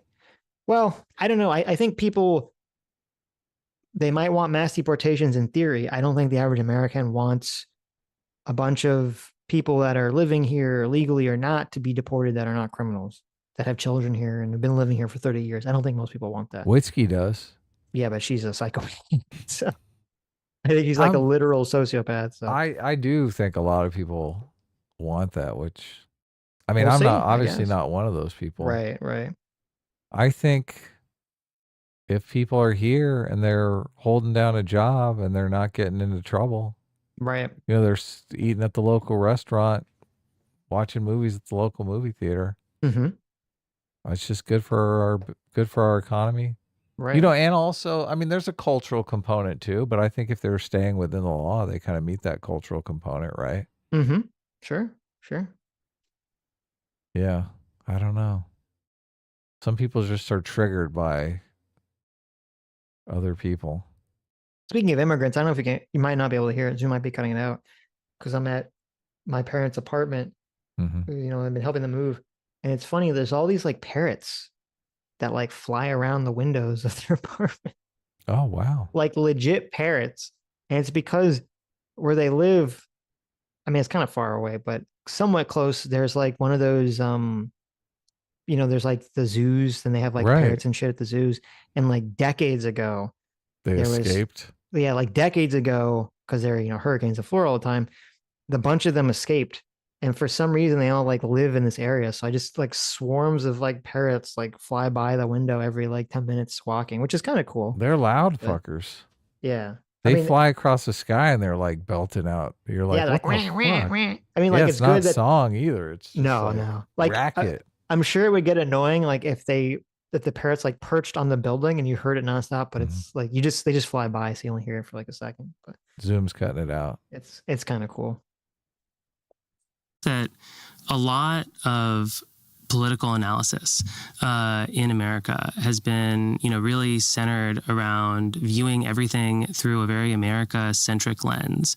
Because there's this story in American politics, like if you want to understand 20th century American politics, then the big story is that there was this giant Southern realignment in 1964. Driven by the Civil Rights Act. Yeah, driven by the Civil Rights Act. And that carried forward. It took a really long time, you know, for that to really work its way through down ballot. And so I think it was really tempting for American political scientists and kind of a lot of the, you know, more detail-oriented American political pundits to just kind of see everything. People who wrote books like Why We're Polarized, for instance. Yeah, exactly. Just to see everything through this transformation. Thomas Piketty actually, you know, recently wrote a great book about, you know, this thing I'm about to talk about. But I think the most important trend politically of the last 30 to 40 years, both here and in every other country in the world, at least Western country that has elections, has been this story of education polarization. You know, that basically everywhere we've seen highly educated people move to the left and, you know, working class people move to the right. I think a lot of people's analytical error when looking at Trump is that they saw Trump as this kind of reincarnation of, you know, the 1960s of like George Wallace or something, when really I think he was representing this global trend. You could look at a bunch of other countries. You have Marine Le Pen in France. You have, you know, the AfD in Germany. And I think that, you know, people miss that, you know, there was kind of a broader global appeal, this kind of polarization on values. The other thing that I find interesting here is the shift in vote. Regarding that, like, shit in education and politics, do you think it's people that are more likely to have left-wing intuitions or more likely to go into certain careers and certain types of fields of education? Or do you think it's that, or I mean, I guess it could be a combination, or was it more that the very left-wing people, both with intention to subvert liberalism, you know, the socialists basically burrowed themselves into academia, you know, decade after decade after decade. And so they were just kind of indoctrinating people this whole time. Yeah, that's a tough one. I mean, I would say there's got to be something about the moral intuitions, right? Well, it's openness, right? So you'd be more openness. Well, even stuff. in just the whole exercise of going to college is like leaving, you know, where you grew up, and someone more conservative would be more inclined to like stay where they grew up and like get a job and stuff like that. So just the whole process of going to college and you're gathering with a bunch of people who have that sort of traveler intuition. Like, I'm going to up and move. They're talking about their parents moving away to college is like a thing, right? Right. So I do think just the structure of the institution sort of encourages that sort of left-wing opting into. Yeah, maybe. And also just, it seems like people with left-wing intuitions are more like inclined to want to be teachers in the first place, where, you know, people that are more right-wing intuitions are probably more inclined to like want to start a business or something. I don't know about that one. You don't think so? Like, why? It seems to be the case. I don't know why. Is it? Yeah, maybe. When you look at the political alignment of teachers. Right. I mean, when I went to school, I think I had like a bunch of conservative teachers. Maybe something changed. Maybe. I didn't see my teachers as being super left wing. Maybe something did change in the 60s or 70s, because it seems like when you looked at older media, that the institutions about education were perceived through the lens of the media as like very conservative institutions, that colleges and schools were very conservative. And then there is like some kind of shift somewhere, maybe it was the 70s, maybe it was 80s or 90s, where like suddenly that all kind of changes and the colleges are seen as like very left-wing oriented. Mm-hmm. And maybe it's just that all the people from the civil rights, protests, all those student protesters, they all grew up and basically became college professors or something, because they didn't. I think maybe part of it is kind of the overproduction of elites, is that, you had the civil rights movement, it kind of broke into there were like three factions. There was the anti-civil rights people, and then there was the pro-civil rights people that were pro-civil rights from a liberal, democratic, capitalist perspective, and then there was the pro-civil rights from a revolutionary leftist perspective. And all the revolutionary leftist people, they were all into all this like bullshit woke colonialist studies nonsense, that the woke stuff is now, where they were into that back then. And if you think about it, if that's what people are spending their time learning, there's not a lot of career choices for that, especially in those days. Like now there's like all the DI bullshit, but back in those days that wasn't all over the place.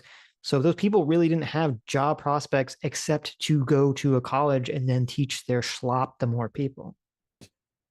Schlop. I love it. Well, they're just continuing the cycle. So maybe that's the problem, is that if you're teaching a subject matter that's inherently pointless to you, a job prospect outside of you teaching it to more people to self-replicate this cycle, then you're just going to create a situation where obviously colleges are going to become overrun with these people that are just teaching this slop. Well, I mean, you could call, and look, a lot of anti-theists would call like Sunday school teachers slop peddlers, right? They'd be like, oh, that's fucking slop. Yeah, but the difference is that like no one's going to Sunday school thinking my child is getting an education for their job. They're getting a moral education, though. Right. It's even more important. Yeah, but people know what they're sending their kids to do. I don't, most people aren't sending their kids to college. Do you think Sunday school teachers are mostly progressive? I would think it would probably depend on the denomination that they're sending it to. But interesting. That's an interesting question. I think business school teachers, like economics professors, are probably mostly conservative, right? Right. But that would be kind of showing that there's something about the specific fields. I'm trying to think of like, is teaching, just the act of teaching, some sort of partisan? Is there a partisan split on it? It seems like most people want to teach. They just want to teach like, their politics. Right. So they teach, conservatives teach in Sunday school, right? They teach our politics there. And liberals teach in the big university, the college, their moral intuitions. So you're saying maybe it's not teaching is left or right-wing bias, but the specific place where you teach is more left-wing, right-wing bias. Yeah, and what you teach, obviously. Right. I don't think teaching vocationally, though. It's hard to say. Like, are there vocations that are just probably like any vocation where there's a lot of traveling?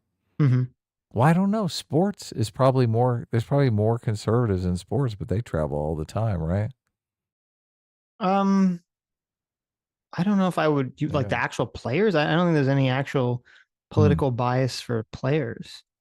Maybe owners are more conservative just because like, they have a lot of money usually. So they're a little bit more inclined to want to pay less taxes and have less regulations on their leagues and stuff. But right. There is this moral split where people, they don't want to associate with anyone who disagrees with them politically, which I think is, I mean, they used to say, don't talk about politics and religion, right? Because we have to live with these people, right? They're nice people. They're fine. We disagree. Let's just ignore it. But now it's to the point where people are like, we disagree. Oh my God, fucking World War III here. Holy shit. you're a fucking evil, right? Well, that used to be part of the benefit of the American cultural ideas was we can just disagree on politics and not really talk about it. Right. Yeah. We'll work it out at the ballot box. Yep. I don't know. It's so weird. I'm sure you're following the strangeness of the Snow White finally being released and the fallout of that, right? What like about? I mean, I seen everyone says it's terrible. If that's what you're meaning. So. Why just so much of it is wrapped up in the Rachel Zegler commentary, which I mean, this is basically, a lot of artists, and this is the problem of wokeness in entertainment. Is they're like, look, you're fucking evil. I don't even want you to watch my art or watch my movies or anything like that. You support genocide. Right. Like, right. Yeah. So that's a big cultural difference now. Voters who self-describe as conservative. Right. There's no shift in white self-described conservative voters between 2016 and 2024, but Democrats are winning 85% of black conservatives in 2016, but only 77% in 2024. They're winning 34% of conservative Hispanics in 2016. That falls by half to 17% in 2024. Wow. They're winning 28% of conservative Asians in 2016. That falls to 20% in 2024. I wonder how much of this is just that Harris is a female candidate.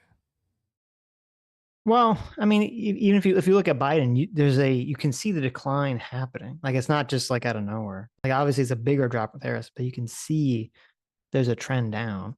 Right. So it's always a little bit weird for somebody who is self-described conservative to be voting for Democrats who are quite a liberal party now. But what we're seeing among non-white voters is people voting more their ideology and less their ethnic group. That's exactly right. And, I would just say, I think, this shouldn't be that surprising. I think now, we identify the Democratic Party as straightforwardly liberal. The Democratic Party used to be a coalition between liberals and moderates and conservatives. And as liberals kind of became the dominant coalition partner, it makes sense, that the conservatives and moderates in our coalition who were disproportionately non-white, given that this ideological polarization happened, among whites 20 years ago or 30 years ago, that you would start to see this. All right, let's move to slide 2 here. All right. But there were some. Yeah. Is there a way to get back to that? Because I think that's a very important point in terms of our country being so polarized, is that there used to be liberal Democrats, there used to be conservative Democrats, there used to be liberal Republicans and conservative Republicans back in the day, and that's obviously not the way it is anymore. Yeah, because of the moral divide. Seeing whatever the opposite side is evil.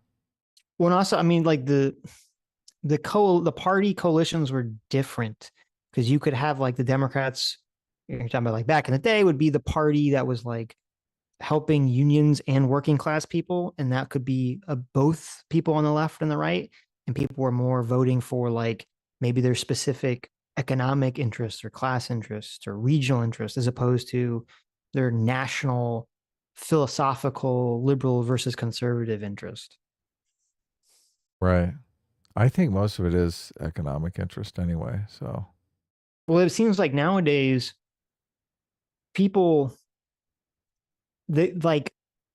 think people are motivated by their economic interest, but they'll basically just convince themselves of the party that they already agree with is the one that's doing the correct thing on the economy. Right. So if you're more conservative, like moral intuitions are more right-leaning, you're going to say, oh, well, we need to get out of the way of business, and the government is the culprit. And if you're more left-wing intuitionally, you're going to say, oh, well, the rich and the big businesses are causing the problems, and we need more regulations. New trends this cycle. So I can hear you go into presentation voice. Yeah, no, great. You're good. Yeah. So this slide over here has what I think is probably the most important story of this cycle. So I have 2 graphs over here. The first breaks down 2024 support by whether or not you had voted in 2020. And so this is New York Times data from, Nate Cohn's Upshot polling, probably the highest quality public pollster in America. And what you can see here is just that in 2020, in their data, people who didn't vote, if they had voted, would have been a little bit more Democratic than the country overall. But over the next 4 years, people who didn't vote went from being a somewhat Democratic-leaning group to a group that Trump won by double digits. Okay. So the second graph here, we have, for every precinct, we look at what percentage of people... Oh, wait, hold on. This chart is crazy, okay? Because this is what I was always trying to explain to people when the conversation of voter ID would come up. And say the Democrats were operating under this idea that all the lazy people who don't get out and vote, if they went and voted for the first time, they would vote Democrat. That's the idea that they believe to be true. Yeah, higher turnout favors Democrats. Right. And that was always what they operated on. And you can see in 2020, that was true. Those first-time people, the higher turnout people, they were almost 10 points in favor of the Democrat. And it's totally insane. And I think you really have to point the finger at both wokeness, but also, inflation, I'm sure, is a massive, the price of food and stuff is a massive issue that was motivating people, is that the first time voters in 2024 shifted from almost 10 points Democrat to 14 points for Trump. Like, that's an insane shift, right? It is, yeah. So that shows that thought process, I mean, I don't know, maybe the trend will change in 2028, but if that thought process continues, it completely reshapes the way that people are going to start conceptualizing voting and voter turnout. And it actually, higher voter turnout will favor Republicans instead of Democrats. Democrats are going to be pushing for voter ID, and Republicans are going to be like, nah. How hilarious! That would be a hard sell because they've been pushing that so long. It'd be very hard to do a reversal. To do a flip on it. Yeah, they might just quietly stop talking about it. But went from being a somewhat Democratic-leaning group to a group that Trump won by double digits. Okay.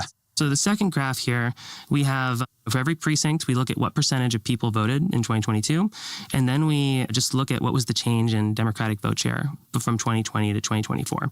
And so what you could see here is that for the lowest turnout precincts, Trump increased his vote share by, something like 6%, while for the highest turnout precincts, Harris actually increased her support.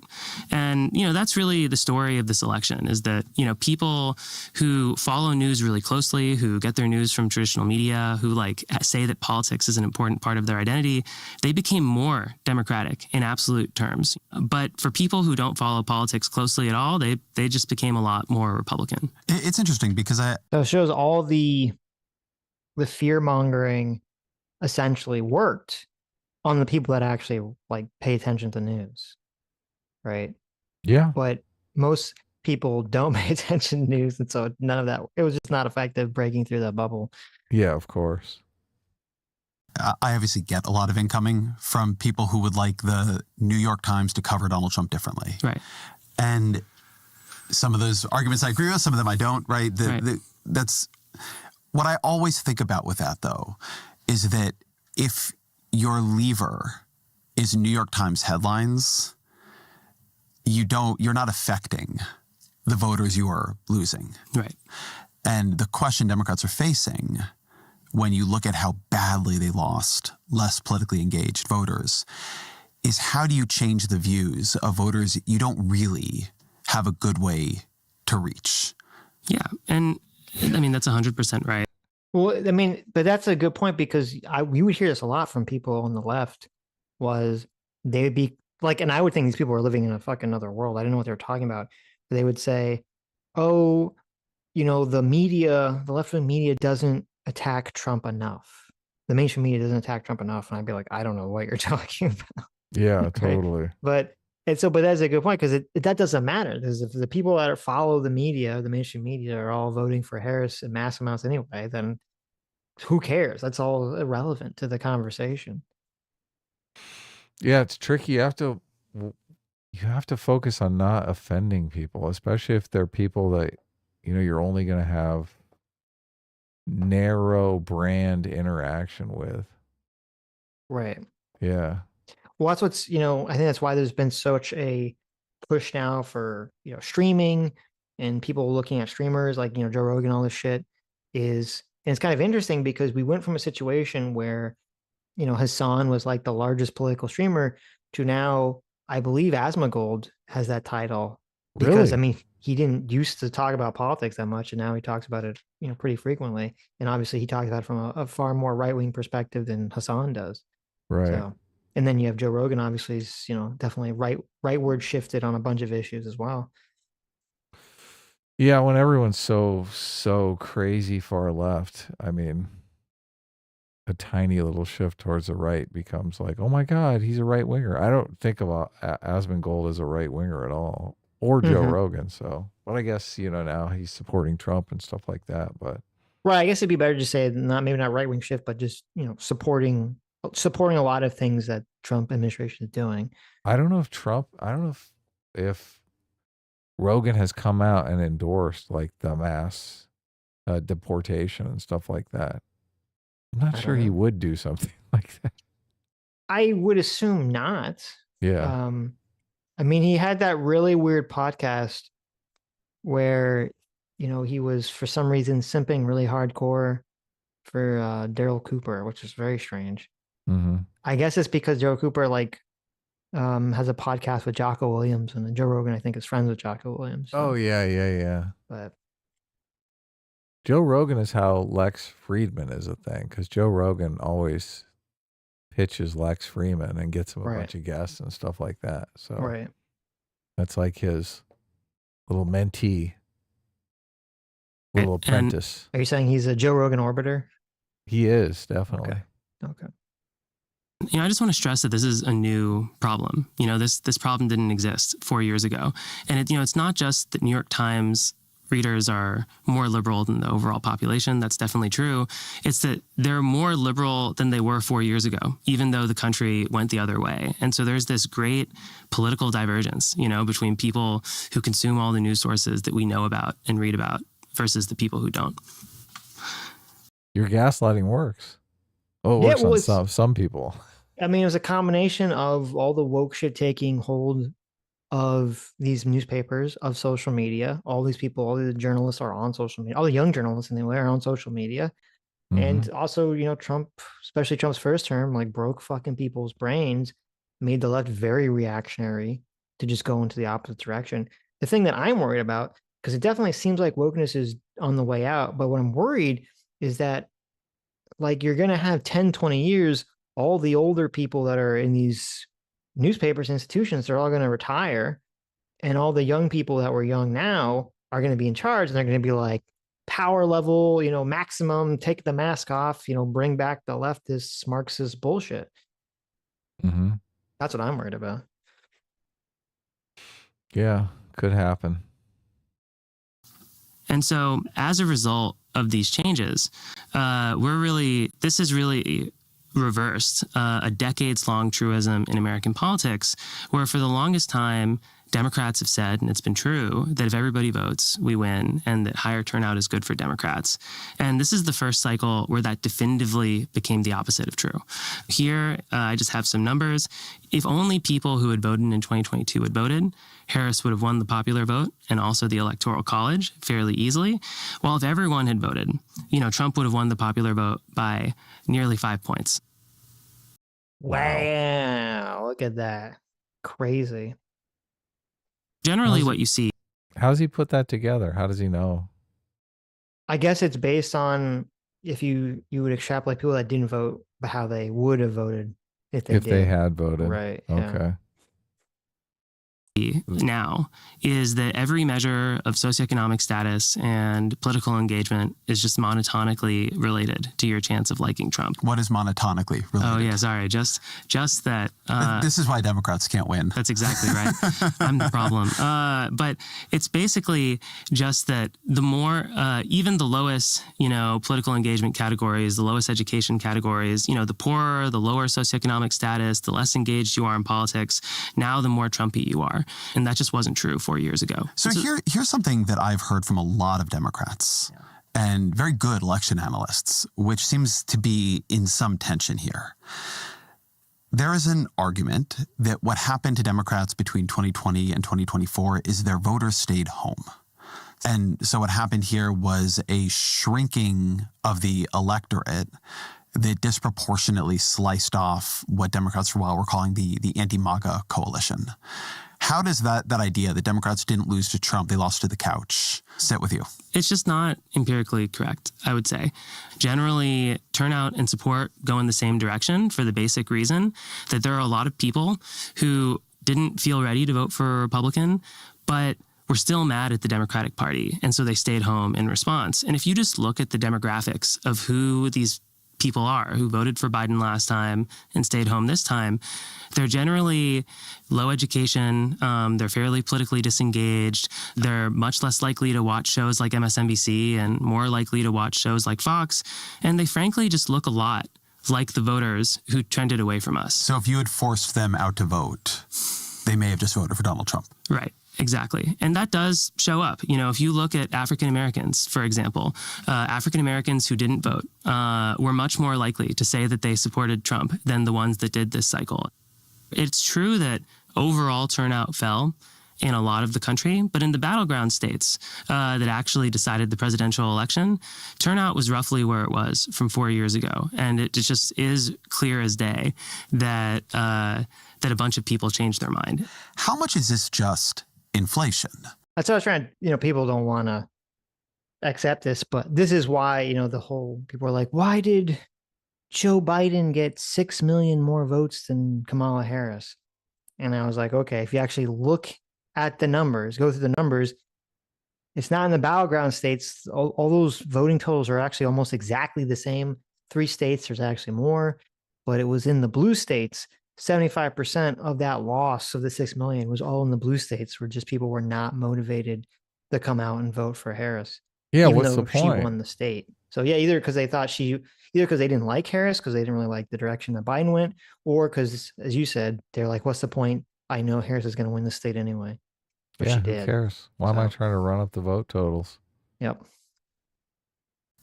You are dealing with people who they're not paying a lot of attention to politics.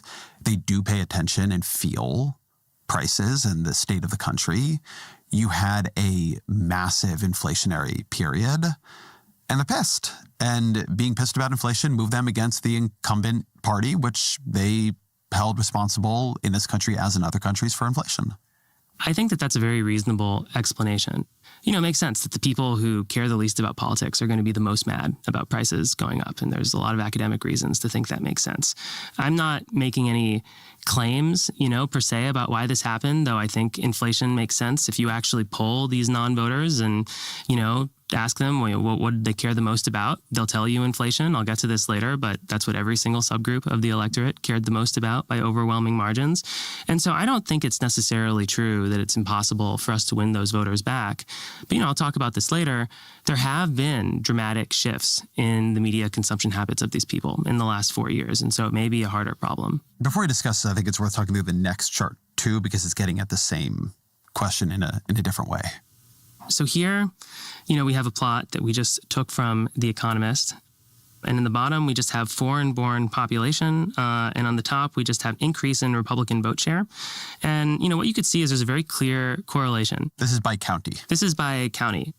There's a very clear correlation between how many immigrants there were in a county and how much it increased by Donald Trump, towards Trump. You can see in counties like, Queens, New York, or Miami-Dade in Florida, Trump increased his vote share percentage by 10 percentage points, which is just crazy. And so when we go and we look at the precinct election results, what we see. So wait, that's pretty crazy, because that little chart would show you, it looks like it's saying that the more the population is foreign-born in a city, the more it leaned towards Trump, not Democrat. Mm-hmm. Which is that definitely goes against what everyone's kind of thinking how the election's going to go.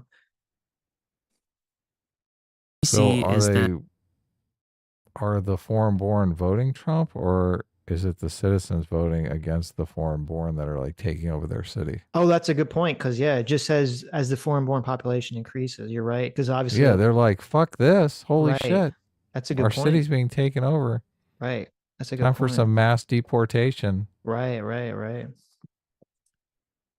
that in immigrant communities of all races, our best guess is that immigrants went from being a Biden plus 27 group in... Look, he's saying they're voters, though.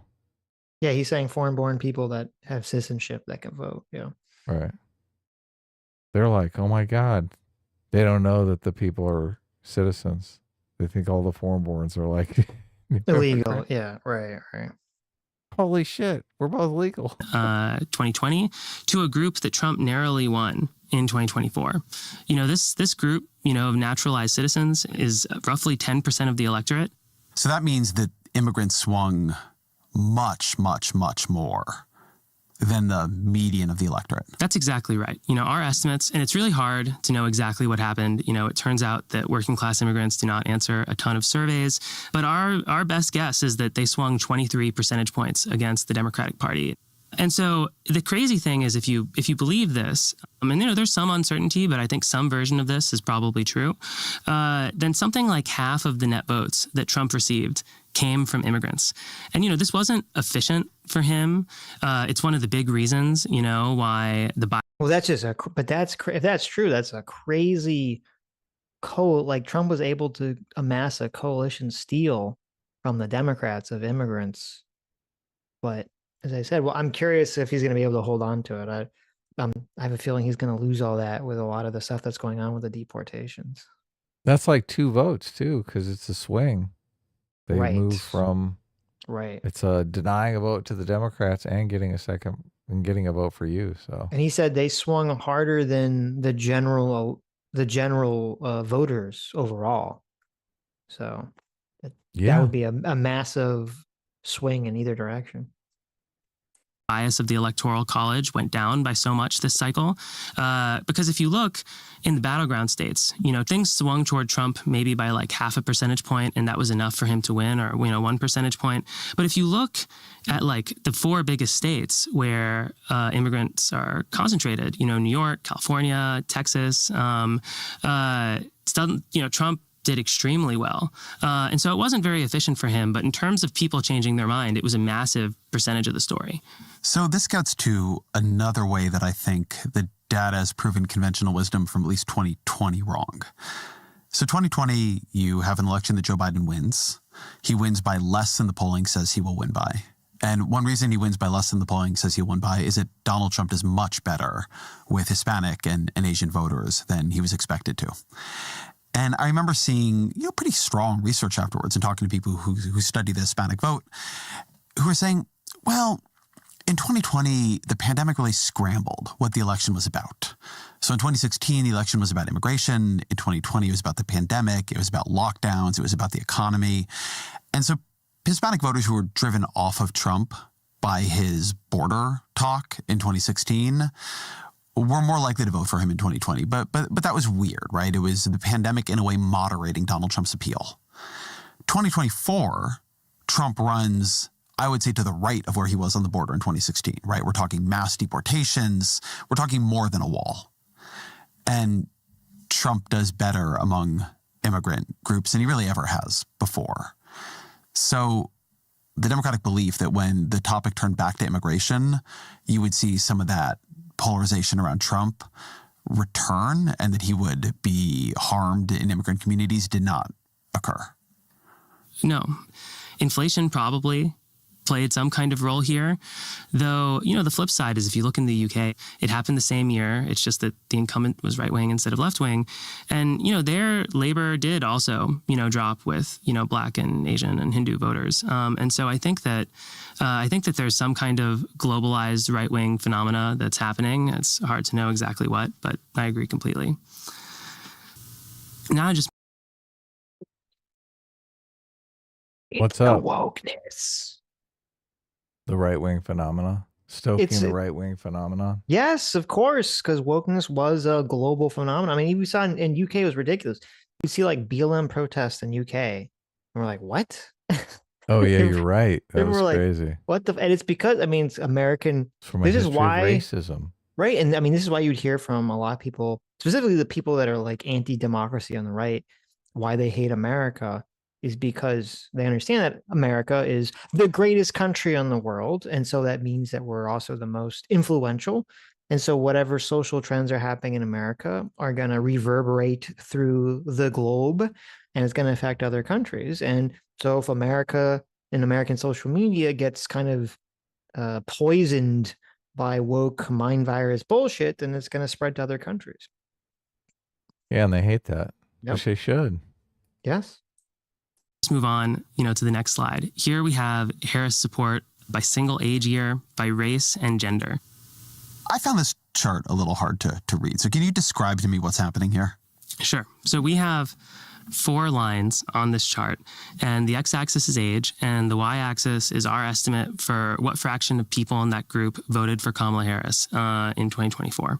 And, we have a light blue line for women of color. We have a dark blue dash line for men of color. We have like a light pink solid line for white women, and then a dash line for white men.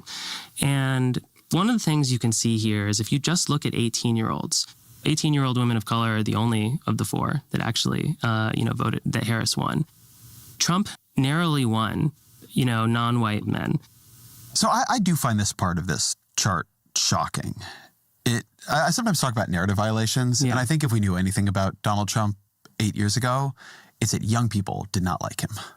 Right. And Republicans are maybe throwing away young people for generations in order to run up their margins among seniors. But if you look at this chart among white men who were 75 years old, supported Kamala Harris at a significantly higher rate than white men who are 20 years old. That's exactly right. That's a real shift. It is a real shift. This is the thing I am the most shocked by, I think, in the last 4 years. That chart is super interesting because you can see the ebb and flow at like the 20-year mark. So it's like the pendulum. No, you see the generations. Right. You see here's one generation. The people who are 40 are another generation. Right. The people who are 60 are another generation. People who are 80 are a different generation. But it's like, what is that? 10-point swing? I mean, that's pretty massive. Yeah. Well, it's interesting. It's mirrored in every single demographic too. Right. Right. Though it's interesting because it shows how so many people, I think, they get they get fixed in a political position at like a specific age, and then 20. It never, like at 20, and then it never changes or moves. So this 20 thing is just going to continue to move across here. Next time it's going to be down here at 40. Right. Right? Right. It's just you're going to see the up, down, up, down, up, down, up, down forever, maybe. Yeah. Yeah. So that is fascinating. Yeah. We'll see if the big shift comes. Well, and they talk about it, I think it might be in the next chart, where they talk about how all the young people are are switching to the right, especially young men. And it's interesting because, to me, it's so obvious. It's so fucking obvious. The 2 big factors are, you had for the first time a generation of young men grew up in an environment where they were being assaulted for were fucking hated. Yeah, where they were assaulted and hated for being young men by the left. So obviously they're gonna en masse, swing to the right. Duh. Right. And then on top of that, you have a lot of young men are very unhappy with their current situation, whether it be economically with finding jobs, whether it be socially with finding, girlfriends and wives and stuff. And so obviously they're not going to be happy with whatever the status quo is. And the status quo is left wing, or at least at the moment, which is ironic because usually it's the right that is supposed to be the status quo and the left that's supposed to be changed. But here we are. If you're facing both cultural and economic hard times, and you have this party out there telling you, oh, you're the one that has everything, right? Yes, exactly. Exactly. Oh, why are all the young men switching to the left? Oh, I don't know. It's going to take a rocket scientist to figure this one out. It's too complicated for me. It's because you have zero empathy for their situation. Yes. And not only that, you're trying to gaslight them into thinking their situation is much better than it actually is. That their situation is better, and that they're causing all the problems in society. Yeah. that they're experiencing. But they're looking around like, what are you talking about? I'm not doing anything. I'm the victim here. Now that we talk about it, I'm surprised this isn't lower. I know. How's it so high? White men who are 20 years old. That's exactly right. That's a real shift. It is a real shift. This is the thing I am the most shocked by, I think, in the last 4 years, is that young people have gone from being the most progressive generation since the baby boomers, and maybe in some ways more so, to becoming potentially the most conservative, generation that we've experienced, maybe in 50 to 60 years. And so, the next chart... It's interesting because you talked about how like there's that ebb and flow, continual ebb and flow. Of course, yeah. I bet you what happens, and I bet you this is a continual problem with all people looking back at history, is that like the reason that this meme exists, or like, oh, the young people are always progressive, is because like, well, no, that's not always the way it is. That's just the way it was with the boomers, right? Because obviously there was a time period before then where it ebbed and flowed in the other direction, and they were more conservative, and people just don't remember that because all those people were dead now. Yeah, of course.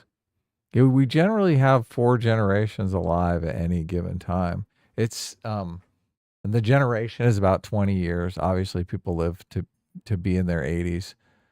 And it is innate in human nature for the youth to be rebellious. And there's only one way to be rebellious, right? It's to be rebellious against whatever the current status quo is. Right. So the status quo is progressive. Of course you're going to be fucking rebellious. And it's hard to argue that the last, 5-10 years have not been totally dominated by progressives. Of course. How have they not? Every single cultural institution is owned by the progressives.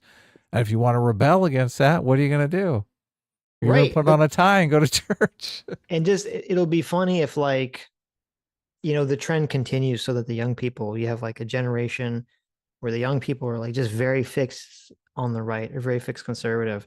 And then that becomes the meme, 40 years later, 20, 40 years later, they're like, well, the young people are always conservative.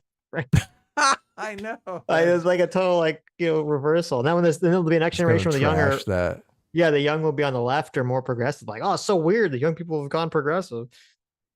Yeah. I don't know. Just to describe this chart in some ways convinced me to do this podcast. Oh, thank you. This chart shocks me. I agree. This is, to me, the scariest chart in this entire presentation. And again, something I'm very surprised by. Ezra's feeling old now. He's like, what? Right. Well, obviously, I'm not one of the cool conservative young people. No.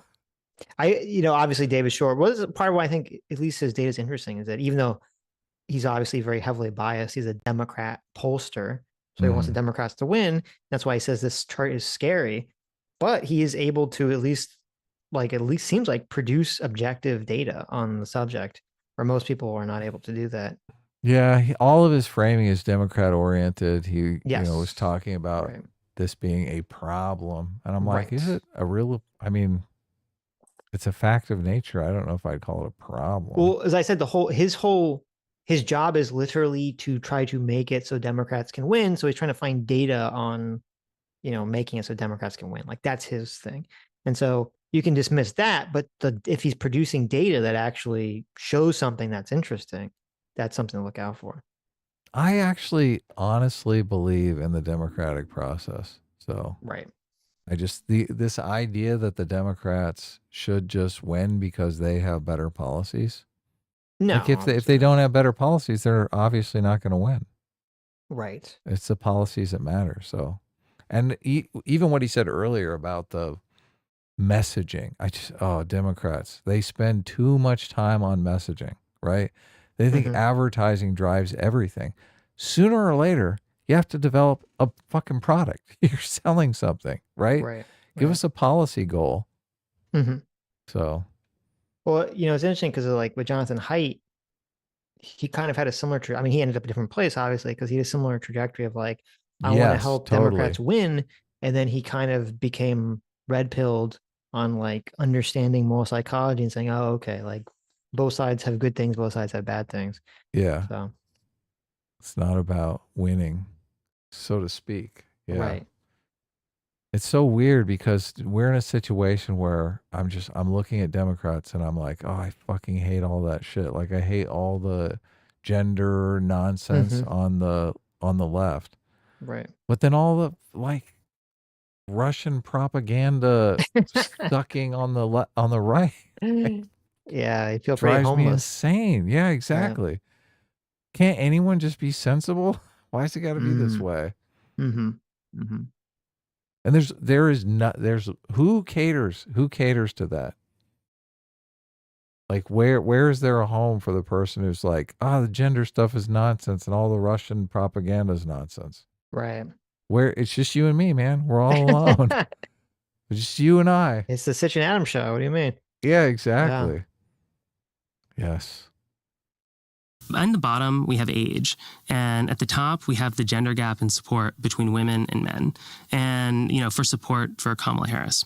And so what you can see is that, for voters over 30, the gender gap was fairly stable at around 10%, which is roughly where it's been in American politics. And voters over 75, it's even lower. That's right. It's a fairly low gender gap among older voters. Yeah, I think that a lot of people, underestimate how recent the gender gap is. Historically, Republicans did better with women than men. And, this was true across most of the West, that center-left parties did better with men than women. And, Isn't that so interesting? It's like I can't even imagine that. It's so opposite the way it is right now. Republicans did better with women than men? That center-left parties did better in the past, did better with men, and Republican Party did better with women, and conservative parties did better with women. Right. I mean, it's funny because that seems so outside of the way that we conceptualize everything. And I think it's because so much of now the conversation has been dominated by feminist bullshit, where in the past, I mean, it does make sense because intuitively women are actually more conservative it makes sense in terms of both mating strategy. They have to be more conservative, right? And it's the men that are more reckless. They'll be more willing to do crazy societal changes and things of that nature. Right. Are you calling progressivism reckless? I think you did. Well, it's supposed to be, right? By its nature, it's supposed to be more reckless. Yeah. It's kind of interesting because maybe that's kind of flip flop. Because if you look at what Trump and Elon's doing, it definitely seems to be more. Oh my God. I think you said the other day, Elon has an appetite for risk that is far outweighs the average mortal's appetite. Yes, for risk, totally. Right. So maybe, you see a lot of men that are more willing to take on that risky behavior are flipping the Trump. Right. So maybe it does make sense. Yeah. I mean, you have usually men are high risk, more high risk than women, obviously. Of course. Yeah. And the stereotype generally is, I mean, it's not always true, but it's a stereotype is, when you have a family and it's who's the person that's really pushing for their child to go to church or the religious institution? Yeah, it's the women. Yeah. It's the women. It's not usually the father's whatever, I got better shit to do. Yeah, exactly. Fucking Saturdays at church? Right. Come on. Yeah, the mom is hey, I go to church. Or, I mean, we got her for mine, same thing with my family, my mom's oh, you got to go to temple. Got to get a bar mitzvah. My dad's whatever. Yeah, mine too. Yeah. Changed in the United States in the Clinton era, but it's been stable since then. But what's crazy is if you look at people who are under the age of 30, the gender gap has exploded. If you look at 18-year-olds, 18-year-old men were 23 percentage points more likely to support, Donald Trump than 18-year-old women, which is just completely unprecedented in American politics. Is that abortion? I think it's too early to say exactly what the cause is. What's interesting is that this is how guys are so disconnected. Ezra's is that abortion for real? You think it's abortion is the issue? Come on. Why? How does it even make sense? Why would men swing to the right? You think all those 18-year-olds are very anti-abortion? They're oh, that abortion issue. Yeah, you'd think the men would be yeah, we definitely need abortion, right? They're the ones out there on the hook for the baby, right? Right. Well, he's perceiving it more the women are swinging to the left. He's perceiving it wrong. Because they're losing their right to abortion. Yeah, which I think when you look at the charts, the women, it's pretty similar, I think, or it's just kind of going steadily up to the left. Where the men, it's more dramatically hitting. I was just thinking, I think universally young people want access to abortion, whether they're male or female, because of You know, they're having risky sex. Yeah, yes. exactly. They're both having risky sex, right? They're both on the hook for it. So, yeah. He should do some polling. They should do some polling that's like asking young people, you know, growing up, did you feel demonized by, you know, being whatever your gender is, male or female, right? And you would probably see a lot of young guys would say, I feel demonized by being a man.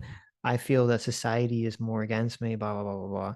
For That's being so male. obviously it. It's just, I know, but it's they're like clear as day. I know. We don't know. Listen, we just don't know. They're going to come out and they believe the white privilege script. They really do. Both these guys do. Right. They're like, I've been privileged. Yeah, look, you probably both have rich parents. That's probably the privilege that you have, right?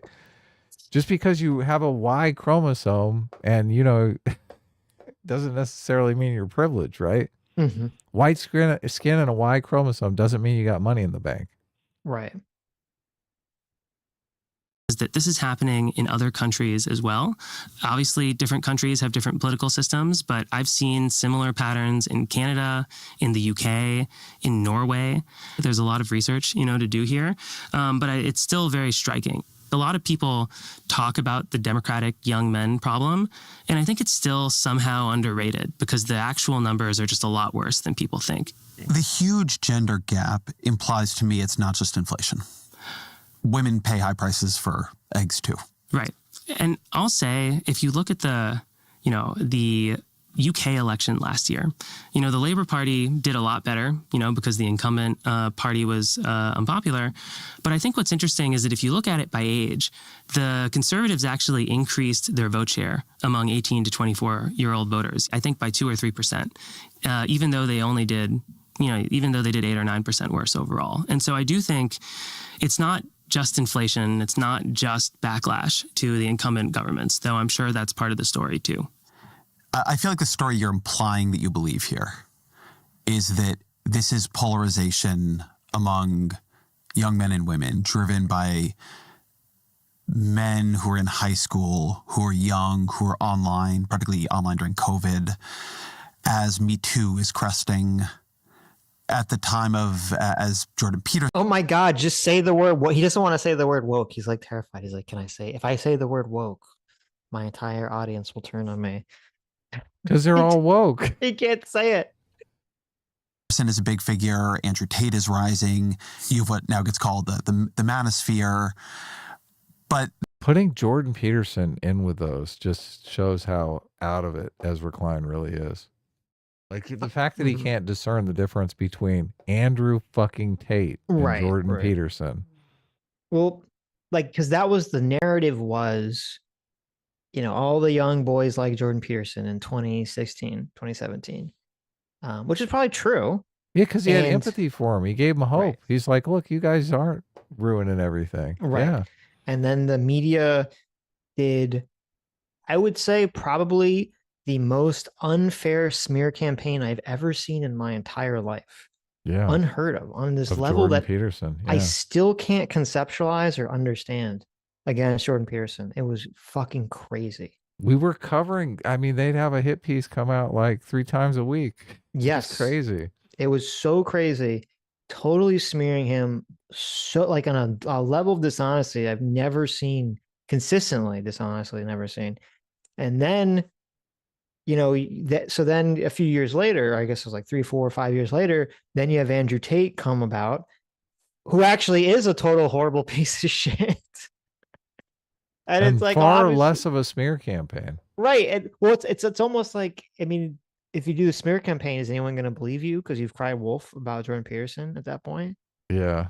So I don't know. Maybe it's just the cry wolf situation at that point. And then you actually do have a bunch of young kids actually supporting, you know, this horrible fucking trash human that they accused Jordan Peterson of being 5 years ago, 4 years ago. Has anyone called Andrew Tate a Nazi though?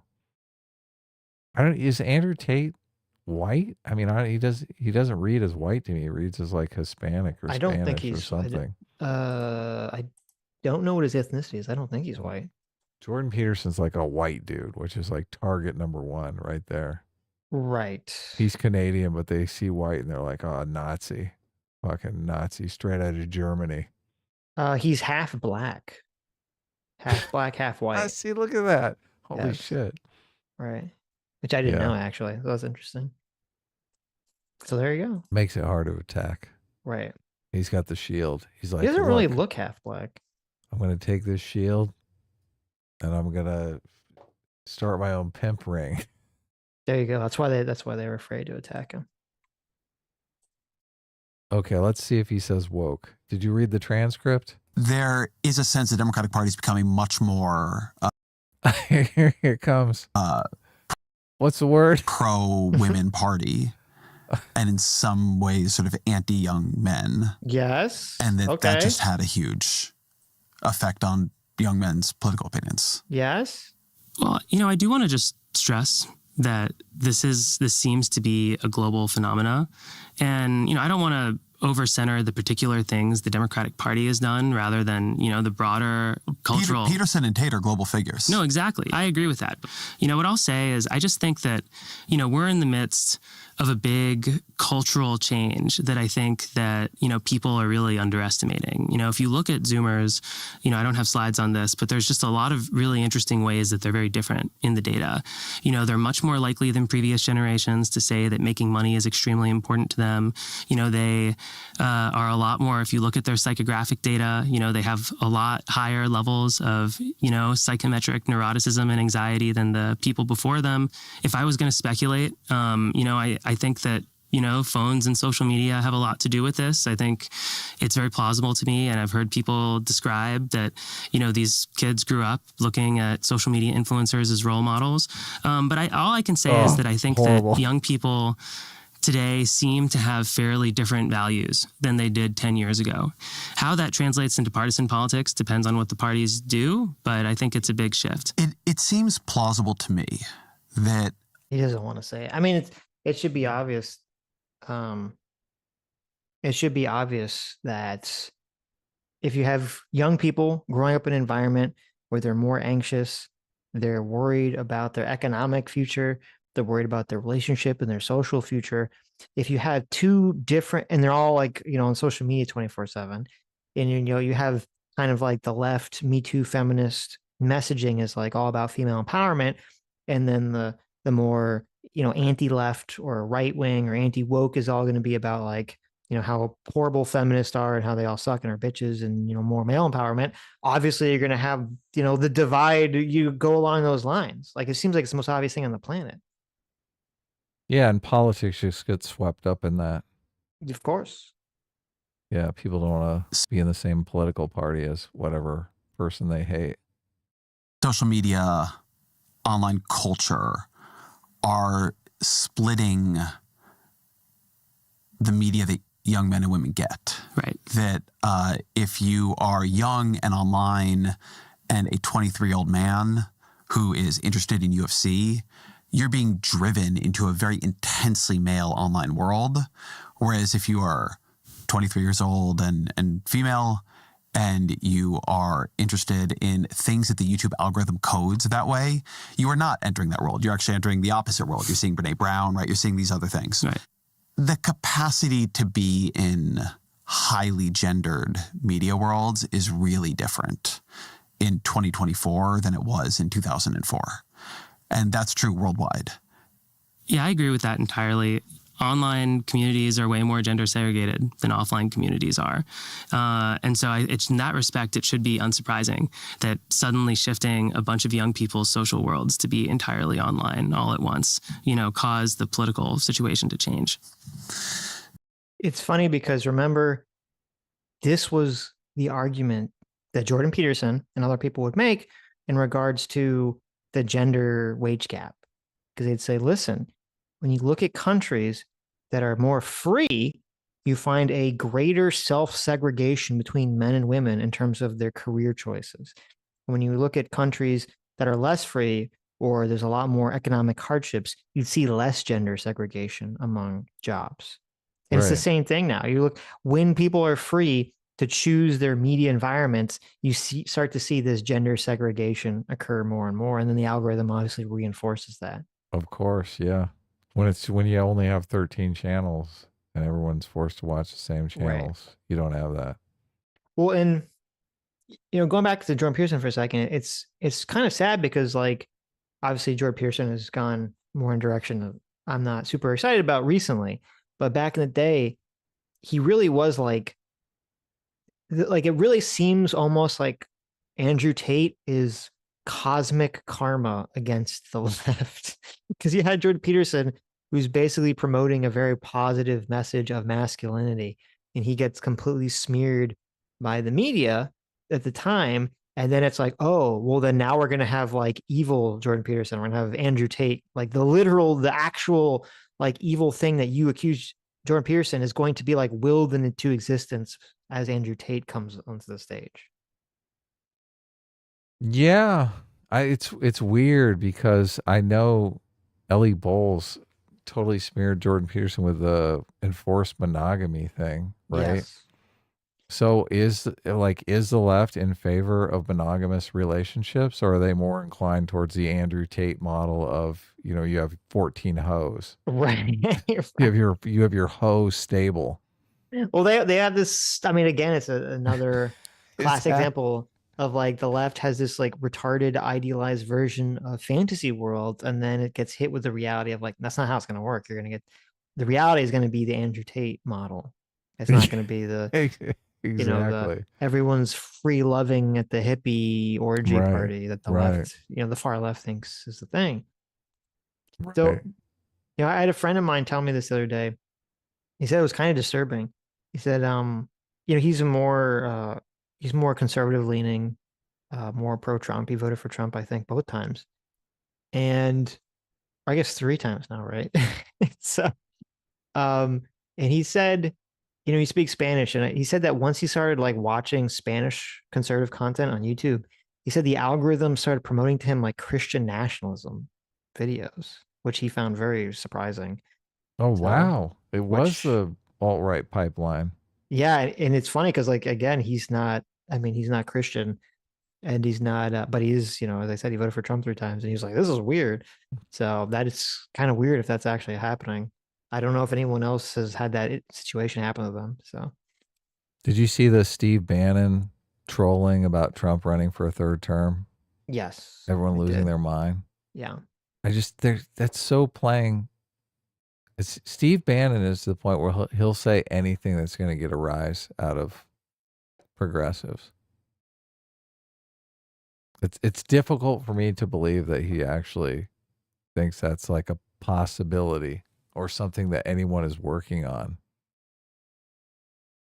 Steve Bannon is a person who he like 100% believes in causing chaos as a means of gaining power. And he has a very like I agree with that. Cynical, and I mean, he's been pretty open about this in the past. He has a very cynical way of looking at politics and social media and all these things. So you're right. Like when he says these very incendiary things, it's always hard to be like, well, does he actually believe that? Or is he just saying this because he wants to gain power? He wants to gain publicity.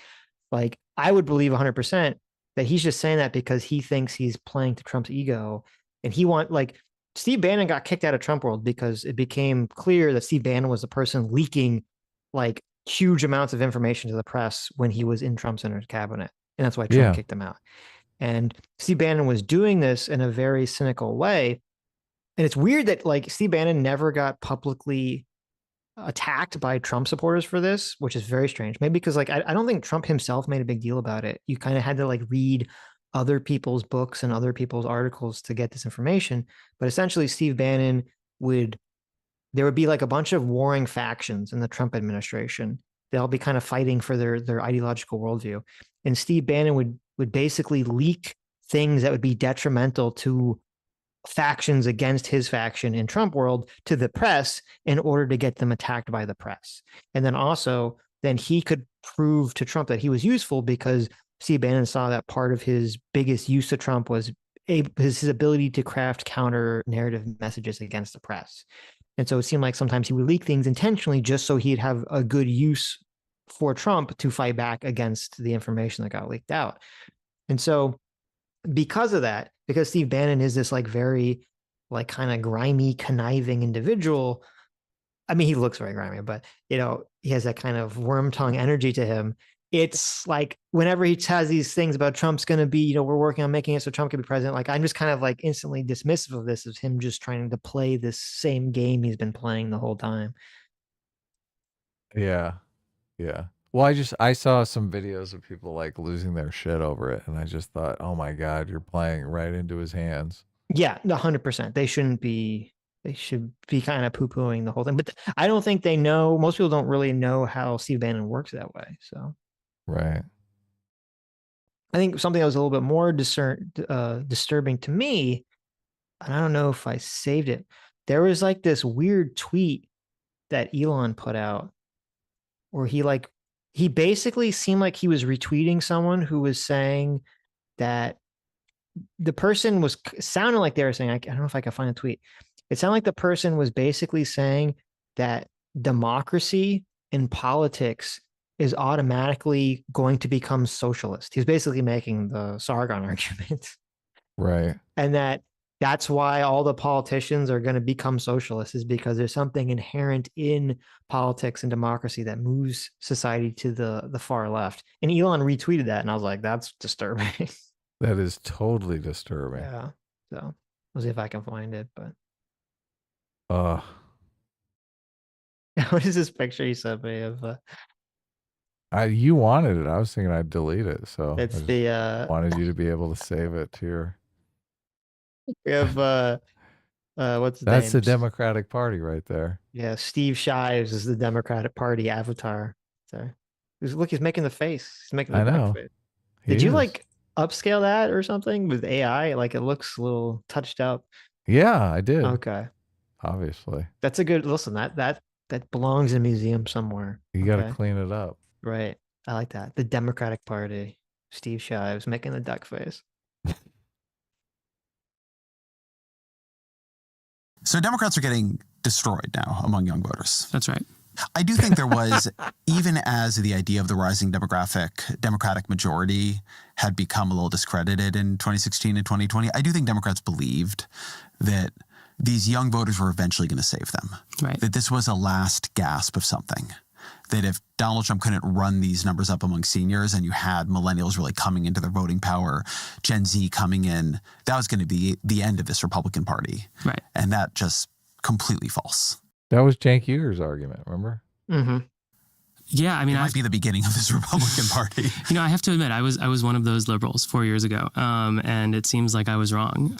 The future has a way of surprising us. The flip side of this is that Democrats made a bunch of gains among old voters, and I'm sure that they'll be happy that they did 2 years from now. 2 years from now in the midterms. Now that everyone's going after their Social Security, they're going to make a lot more gains. That's for sure. Yeah, that's But if we don't do anything about this, then this problem could become very bad. So right here, I have this slide. This is very simple. This is just showing exit poll favorability for the Democratic and Republican presidential candidate in 2020 and 2024. And, I think it's just really important to ground any discussion of the election with the simple fact that Donald Trump was just as unpopular on election day last year as he was in 2020, and maybe even a little bit more unpopular. But what changed is that Biden had a net favorability rating of +6, and Harris had a net favorability rating of -6. This poll is insane. I know it is. Okay, if you don't know what you're looking at, this is saying in 2020, among Republicans, the exit poll was still favorability was 6% down for Trump. 7%. In 2020. In 2024, it was down. Yeah. Though. And then in 2024, it was still among Republicans down 7%. So even people that voted for Trump were still like, obviously a lot of people supported him, but overall he was still down 6 to 7% favorability. That's crazy. But you can see this is why he lost in 2020. Right. They should have showed 2016. I'd be interested to see that. I would like to see that as well. Right. Because maybe it was positive. And then, it shows in 2020, Biden had 6% plus favorability, which among Democrats, which you'd expect because he won. And then in 2024, it's still down 7%, but then it's just Harris's was also down 6% because everyone fucking hated her guts. Harris was terrible. She still is. God. That's hilarious. I mean, that makes you think maybe if they just had someone who wasn't fucking horribly incompetent, maybe they would have won. If they had an open primary, yes, they'd have the same situation in 2024 that they had in 2020. They would have actually picked a candidate people liked. It's so crazy. It's so crazy. It's so funny. Yeah. People think, a lot of people, because they support Trump, they think Trump, had 2024 in the bag. Like, they believe Trump's hype on the mandate and how much he won in every single swing state. Yeah, he did win every single swing state by a fucking tiny, narrow margin. Right. Yeah. Yeah. So it wasn't any kind of blowout. And if Democrats actually believed in democracy, their namesake, it was actually a principle and not just a brand, right? They would have had an open primary and actually had a candidate Democrats would show up for. They would have found the candidate that could walk the line between the Palestine-Israel situation. I mean, Biden is such a fucking retard because he destroyed his whole legacy. Okay? He did, yeah. Say what you will about, a lot of people are trying to, kind of rehabilitate to say that Biden was this amazing history. Right. He was this amazing president. Oh my God, 2020 to 2024 was this amazing time period of the most base policies ever. Like, this is the argument that I kind of hear from like Destiny and stuff. But that's like putting all that aside. I mean, I don't think that's true, but putting all that aside, like no one's going to remember that. All they're going to remember is Biden fucking was way too old to be president. His staff was lying about his mental health and his physical health. He totally bombed in the debate. And then he should have dropped out and he was dragging his feet. And then he further made it even worse because then not only did he fuck his party by not dropping out months and months and months ago, but then he, announces, appoints Kamala Harris to carry the torch, and then she's like the worst fucking candidate of all time. He endorses fucking Kamala Harris without even really talking to anyone. Yes. He just does it randomly. Like, by the way. It's him and his chief of staff just decide that they're gonna appoint Harris as like the fucking nominee. It's so weird. I have an idea. Maybe talk to the fucking voters. Yeah. Right. You idiot. Not only that, like his presidency, I don't think he really had. I think maybe he had 6 months in office where he didn't start deteriorating rapidly. Right. Maybe. It's funny too, because like, a lot of people, they have this idea, and this is true on both left and the right. They have the idea that like the person that they don't like, whoever it is, that they're all working evil genius. Yeah, they're like an evil genius, and they're all working together as like some kind of cabal to like accomplish some nefarious goal. Right. And that was sort of the way that it was kind of perceived as like, well, Joe Biden is like, Sleepy Joe. He's incompetent. He's being puppeteered by the Democratic elites. And then we find out it's like the exact opposite. All the Democratic elites are like begging Joe to fucking quit being president.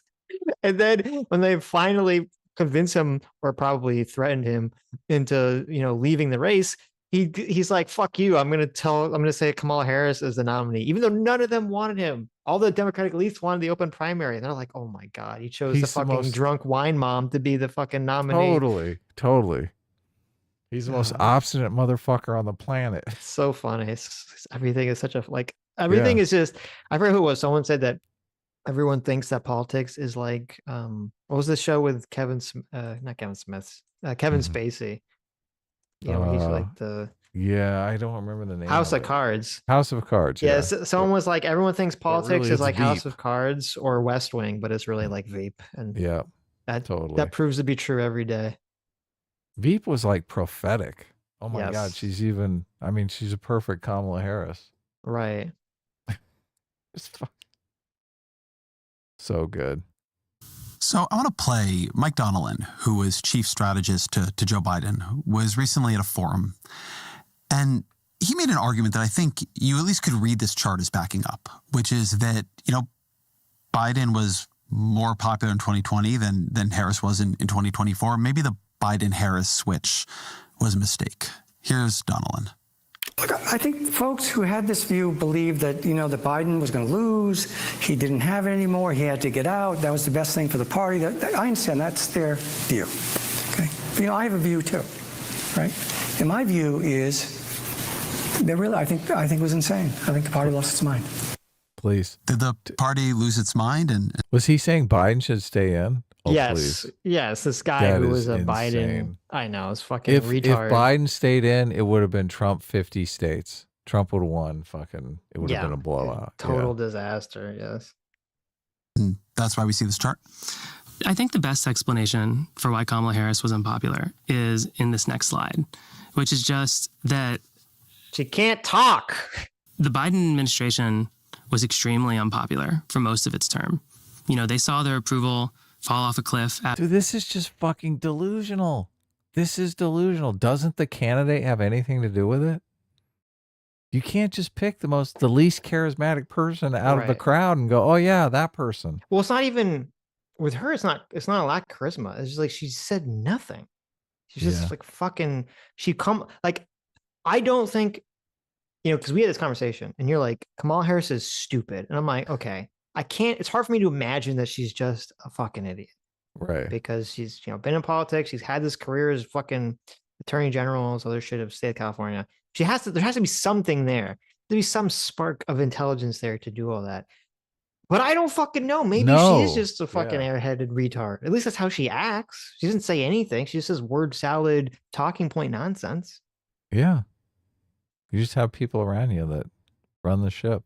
But I do think it's a combination of these things. If you have, Biden is unpopular, so his vice president is going to have an uphill battle just because of that association already, even if they're like a highly competent politician. And then you throw in the fact that they're like the least competent politician you've ever seen in your fucking life. And obviously, and even then, she didn't lose by that much, which is kind of crazy. What interview did she do that she displayed any charisma at all? Where was she charming? Listen, she talked about making bacon for her nieces. Oh my God. And she talked about how her mother worked, multiple jobs and she was growing up. And I gotta talk to your folks more because you obviously you have like a clearer picture. I think it's your parents. You're looking at it through your parents' eyes because I'm joking. I'm joking. Obviously, she had no interview where she was charismatic at all. She had no charisma, obviously. Yeah, but I can see Democrats looking at a situation with like the bacon and think, oh my God, this is so endearing. They did. They 100% did. Yeah, they 100% fell for it. No, my only point, Kamala Harris had no charisma. My point was that, look at someone like DeSantis. DeSantis has negative charisma, but I think he could still win because he seems competent and he seems like he knows what he's talking about, even though he has That's a great charisma. point. Yeah. The competence, it kind of trumps everything. Right. Where Kamala is like low charisma and she just seems incompetent. So it's like a double negative. Right. Or a double whammy, I should say. Yeah. Double negative would be a positive. Right? After Afghanistan, and then it dropped further as inflation and immigration and the budget fights all happened in the fall, and then it never recovered. And, I think the big challenge, that Kamala Harris faced was just that she was seen as too close, to the Biden administration, which most voters considered to be a failure. And so, I don't know. You can never tell. You can never tell a counterfactual world, but I think that Biden would have had an even harder time distinguishing himself from his record. Yeah, it'd be even harder for Joe Biden. His record, he couldn't fucking speak. Yeah. He had Alzheimer's. The fucking delusion of this.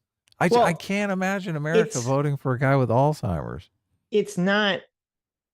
I think they're both true, though.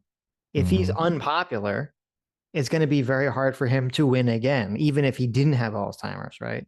Even if he wasn't, dementia jail. Yeah, of course. But I was speaking more to the guy who was like, oh yeah, Biden should have stayed in. That would have won us. Yes. That would have won it for us. And he's going, oh yeah. Well, look, he had a lot of unpopular policies. And I'm going, what? He couldn't fucking stay up past 10 a.m. Right. But then again, you have to remember there's a lot of low information people out there. We were just talking about that. I know. I was just thinking about Fetterman, a literal stroke survivor. Yeah, exactly. I was like, holy shit. When he won, he was like, I don't even think he could speak properly when he won. I mean, he's better now, but I mean, I'm not sure I'd feel safe with Biden in a second term. I mean, you really are. Right. I don't know how you could call Trump a chaos candidate when you've got literally, you know, government's basically a black box. But people kept making that argument. They were like, look, it's fine. Biden's administration will do a good job, whoever they are, right? Hunter Biden, and Jill Biden. I think that argument would only hold stronger water if people had been like, yes, these last 4 years have been really good. Oh, yeah, of course. Then you'd be like, well, then obviously someone was doing a good job, right? Whoever that was, whoever that black box magic man was, whoever that puppeteer was behind Biden, he did a good job. So I'm going to vote for that again, right? That would make sense, but that obviously wasn't the case. I didn't think Biden was doing, I mean, he was no spring chicken in the 2020 debates. No. Yeah. No. Right. So I just was like, oh, he's way too old for this. I mean, it was, he wasn't, I mean, it was night and day, I would say, between 2020 and 2024, but it was not great in 2020. But it was night and day between like 2016 and 2020. Yes. Or yeah. 20. Well, I mean, he didn't run in 2016, but. Right. He ran before that, though. Did he run against Obama? No, he didn't run against Obama. He ran after Obama got out, right? I think he did, but he got out quick. I don't remember if he ran in 2016. I did run away from Joe Biden, I guess. Yeah. Looking at this chart, it looks like by January, a plus 20 net disapproval. Maybe that was a little bit smaller in November, but it had been widening. I mean, you go back to beginning of 2023, it was narrower. People were really pissed at the Biden administration by the time we hit the election. Yeah. I think that's, the big salient fact about this election. And, I don't think it was impossible, for Kamala to do better. This was a winnable. Hold on. I want to go look at that date in that chart again. Biden ran in 2008 against Obama when he did the gaffe about how Obama's, very articulate for being a black guy. Ooh. Okay. Do you remember that? I do remember that. Yeah. I guess it's a little late because you can see like the switch occurs late 2021. I mean the pullout from Afghanistan, I believe, was the end of August in 2021. So maybe that started to decline, kind of in that direction. I think that's, the big salient fact about this election. And, I don't think it was impossible, for Kamala to do better. This was a winnable election at the end of the day. It was very close. But this was the big thing, that was weighing Democrats down. And so, I just want to move forward, just in terms of why. In our polling, the way that we measure issue importance is we show people two random issues and we just ask which of these problems is more important, to the problems facing the country today. And, people pick. And, when you model it out, whenever you have cost of living or inflation put up against something else, 8 or 9 out of 10 people picked that cost of living and inflation was more important. And so I think this just really shows how dominant this was. Voters were really angry about the Biden administration's handling of inflation, of the budget deficit, of, crime, of immigration. And I think that, that was just a hard thing to escape. Well, you just ticked off a bunch of issues, but what's interesting to me about this particular bit of data is it shows that cost of living and inflation beat almost anything you put in front of it. So I agree. What I find notable here, cost of living. This chart is interesting. They have cost of living versus student debt versus LGBT issues, race relations, income inequality, voting rights, the environment, climate change, abortion, and immigration, border security. Even up against abortion, 79% are more think cost of living is a bigger deal. Yeah, makes sense. And all the top ones are like 94%, 87%. So it's really like a blowout for the cost of living. Cost of living is just fucking crazy. I don't see how young people survive, because like on an entry-level job salary, just, oh my God, you got to be spending 90% of your income just on bills. How are you going to save any money to be able to buy a house or get a better job or whatever you need to do? Food and rent is so crazy high now that I'm like you, I don't see how people make it. It's crazy. Yeah, it's insane. So something's got to give. Was bigger than student debt, fair. But you tested against immigration and border security, and the share of voters saying cost of living or inflation was more important was about 70%. That's right. You tested it against abortion. Their cost of living or inflation was more important to about 80% of voters. Against environment and climate change, 84% of voters picked cost of living inflation. One thing that the Biden people always believed was that this election would be very heavily about democracy itself. I mean, this was something that I was told by top Biden strategists going way back. I don't see democracy on here, January 6th, the stability of the system. Did you test that too? No, we did. And, later we have a slide on, I'm just going to scroll down to it now since you brought it up. But, we did a survey where we just asked people, what's more important right now? Preserving America's institutions or, delivering change that improves people's lives. And it was 78 to 18, delivering change that improves people's lives. And I'm just it makes sense. Obviously, well, it's two things. Obviously, it makes sense that if people are unhappy, why would they want to preserve the institutions as they currently are? Because they think that's contributing to making their lives suffer. Of course. That's what's keeping them down. Right. But the second thing is, that's not really asking the question of like, the democracy is question. Democracy important? Yeah. I assume most people would agree that democracy isn't like super important, but they wouldn't perceive it as like that. They don't perceive Donald Trump as being a threat to democracy, no matter how many times people on the left would say it. No matter how many times they attempted to gaslight on MSNBC. Well, you could say it's gaslighting. Obviously most people don't understand the electors scheme or any of that shit. I don't know if people opinion will change now when they see that the president is trying to seize, massive amounts of presidential power that no president really had before. I don't know if people will perceive it through the lens of like threat democracy. They still might not see it through that way. Right. Because when people hear threat democracy, you think of like the country is going to fall apart and turn into like a civil war or something. Like, I think that's what most people think of.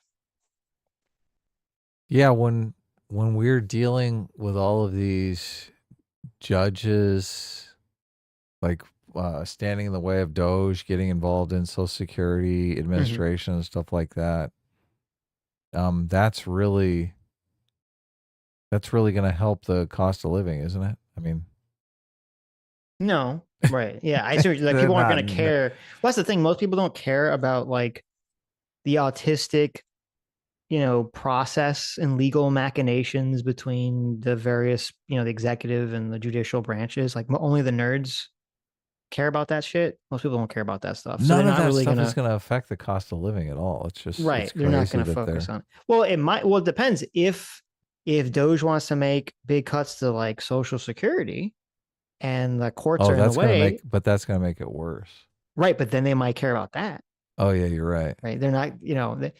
Then they might not care. Even though it's funny, it's crazy. I actually know someone who I just found out they had a grant for some project they're working on frozen because of Trump from the USAID thing. But I was going to say, most people don't know. I didn't know this until recently. Most people aren't going to know someone who's like been affected by the USAID freeze or something to that effect. So, right. But I guess if there's enough of these cuts, people might knowing, maybe they worked for the federal government and they've been fired. Maybe they know someone's worked for the federal government and fired. Maybe they go to a national park and suddenly they find that it's in total disarray because all the park rangers were fired. Like, I don't know. It'll be interesting to see over the next 4 years how perceptually all these different cuts play out in then the American citizen's mind. Right. I just don't see how cutting a bunch of government workers is going to have anything is going to make any improvement in the cost of living. It's not. It's probably going to make things worse. I mean, I'm sure you saw the Fed didn't they talk about raising interest rates or something? They still think there's going to be 2 interest rate cuts this year. Okay. They still think they're going to cut it? Okay. But they acknowledge that the economy is worsening.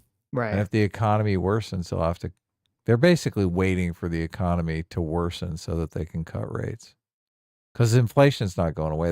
They literally came out and said they don't think they can get inflation down to the 2% target until 2027. Wow. So get ready, buckle up. Mm-hmm. That's not good. Yeah.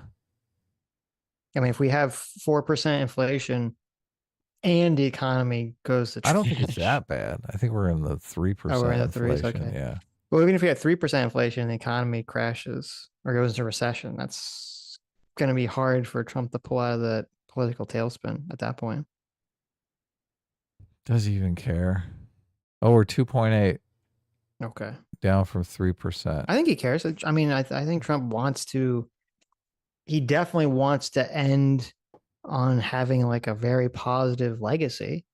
And he doesn't want to be remembered as like, he came back and then it made everything worse. Like he doesn't want that on his head. Well, this is why I think they lean on the deportation so much, because it's something that they can show. Right. And it's something that they can do. But the whole idea of cost of living, I mean, how do you deal with that? I guess there is a bunch of companies that are investing in America now because of the threats, the tariff threats. So, but it's still going to take them it's going to take a long time for these companies to build up. And meantime, and even while they're doing it, again, this is all going to make the price of everything go up. Well, I think the deal is they come in and pledge, we're going to build this $100 billion factory. Okay, no tariffs until you build the factory. Yeah, but that's still like whether you have tariffs or you have things being made in America, those are both making the prices of things go up. Right. Which, as you know, we had that chart where people were just talking about things cost too much. It seems counterintuitive that this is going to help people's perception of the economy. The rent's too damn high. Where's that guy? Right. He should run as a Democrat. Mm-hmm. Gonna scroll up, but I think what's really hard. I think this has been one of the hardest things about being a political consultant in the last 8 years, is that everyone who talks about January 6th has plenty of money in the bank. That's the way I look at it. They're like, fine. They got a huge fucking stock portfolio. Uh-huh. They own a couple houses. They're like, oh my God, January 6th, democracy's on the line. own 5 houses. Where's my fainting couch? Oh my God. I have a house on the moon. Oh, nice. I think you're just salty because you just try to hand wave it away. Me? Yeah. I do move on quicker than most people do. Right. I'm like, well, you do for some issues. Not if it's something that gets to you. It's like a car accident, right? You're like, that sucked, but it's time to move on. Okay. Yeah. Really? Well, look, it's such a weird thing because, especially in the light of this chart that he brought up, right? Everyone is focused on the prices are too high, right? Right. And Trump has some track record on the economy. So they intuitively think, okay, well, he'll be better on the economy. Any track record that Kamala has on the economy is linked to Biden, and Biden was fucking horrible on the economy. Of course. Right. So it just completely kicks the whole January 6th down. They're like, oh yeah, he did do a fucking January 6th. Tried to steal his second term. Well, yeah, but there's two things. There's number one, there probably are people that at the end of the day, they say, I don't care how he does it as long as he gets results. Yes, exactly. Right? There are people like that. Yes. But I think there's a lot of people like that. There might be. I don't know what that number is. But the same token, and why I think it's hard to discern the number, is that 95% of the population does not understand the elector scheme. in January 6th. All they know, or the economy. Yeah, but they know the economy is good or bad, right? They yeah, might but not they know don't why. know how it works. Exactly. Right, but they understand that good or bad, economy good, bad, right? Right. Like most people, when you talk about January 6th, they just think of like, oh, that guy with the buffalo horns was in the Congress and he shouted and then got arrested. So it's not a big deal. And the Democrats are just blowing out of proportion. It was just a bunch of stupid people broke in the Capitol. That's like 95% of the country's thought process of January 6th. Right. That's all it is. So that's why I'm saying it's kind of hard to make a determination how much people really care about, quote, democracy, because they don't really understand what happened. Right. You think that if people understood that he did the switcheroo with the electors, that they would be less inclined to vote for him? Well, I'm not sure they would. I really don't. That's my thing. Imagine if Pence was a pussy and a pushover. Okay. Imagine if on January 6, 2020, Pence was a pushover, or 2021, Pence was a pushover and he folded. did Yeah, what he's like, Trump give me wanted those him to fucking do. electors. Right. And he took the slate of electors from the swing states that went for Biden and he threw them in the trash can and declared Donald Trump the victor. And then the House of Representatives in Congress voted that Donald Trump won the election. Okay. Right. And there's suddenly like this insane thing. Everyone went to sleep on, everyone kind of, they went to sleep after voting in October and all that stuff, or November and all that stuff. And they're like, oh, Biden won. And suddenly they wake up in January and they're like, what the fuck? They just declared Trump the winner. And there's like this massive freak out. People are like, what the fuck's going on? There's going to be massive protests. There's probably going to be riots. It's going to go to the Supreme Court. And let's just say, hypothetically, fortunately, the Supreme Court says, no, the vice president does not have the power to throw out votes. Joe Biden is still the winner. Okay. If all that happened, they would have to say that. Right. I think they would. If all that happened, okay. So what are Trump's chances in 2024? If everyone had to come face to face with understanding what exactly happened on January, or what was supposed to happen on January 6th, I do think it would have a much more profound impact on Trump's chances of winning in 2024. He might still win, but I think people would actually care about the democracy. Well, I don't know if he even would have won the primary if all that shit went really down. Okay. They might have moved on from him. Right. I mean, there was a lot of people who wanted to move on from him already. So then you agree with me that people would care about democracy and all that stuff. Well, look, if he did actually win the primary and he's up against Kamala Harris, people are still going to be doing the same calculation. Right, They're going to be like, all that shit took place. He put us through all that fucking nightmare. But still, the price of eggs is too fucking high. Listen, I think people would still do that. I agree. Yeah, I just think it'd be less people. I think it'd be less people. That makes my argument that even if people do understand the details of January 6th, they're still going to vote for him because they're like, the fucking prices are too high. Yeah, but remember, Trump didn't win by that much in the swing states. And so he only won by 1%. I think 1.5% in these swing states. I do think if all that hypothetical stuff that I said happened, that's enough to move the needle that 1 to 1.5%. I have no faith that Trump actually understands how to get the prices down. Well, he doesn't, obviously, right? But that's a different question. I think if interest rates came down, I think that would be helpful. And he is trying to bully Chairman Powell into lowering interest rates. And he is trying to fire enough people to actually get unemployment high enough that they're forced to lower interest rates. That is I don't even think that's the thought process. It's not. It's totally not a thought process. But I'm just saying that's the reality of the situation. Yeah. Right. Maybe if I fire enough people, it'll force the Fed to lower unemployment. The Fed has to worry about unemployment. If unemployment is too high, they got to lower rates. Yeah. It's crazy. I don't know what it is about January 6th. I do think January 6th is kind of a luxury issue. When people are really worried that they're not going to be able to pay their rent, they're not January 6th is just It's a bridge too far for them. Well, And I get it. I understand it.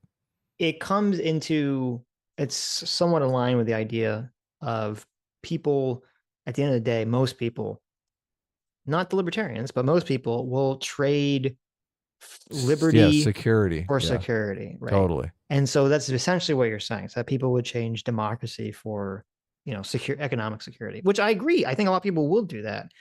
But I'm just saying it's hard for us to make that determination what the exact percentage is, because most people didn't understand what happened. And we didn't have to play through that scenario that I laid out, where even you said if that all happened, you think it would have had an impact on the election. Look, it's funny. I'm glad you framed it that way, because it's totally true. Both communism and fascism are the same thing. Trading security, or trading liberty for security. Yeah, exactly.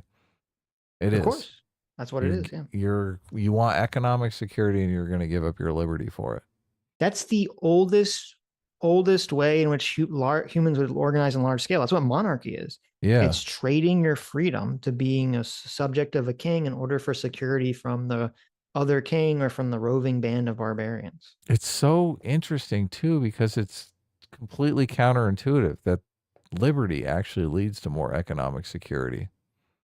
Like I see these things that, like somebody was saying, I think it was the guy from the All In podcast, that like we're going to lose to China. And I'm thinking China literally put out a chip that they said was their top of the line chip. And it was like an Intel chip that they filed the fucking serial number off of. Oh, really? I'm like, what are you talking about? What are you talking about? All China does is steal our technology, and they don't have a system that.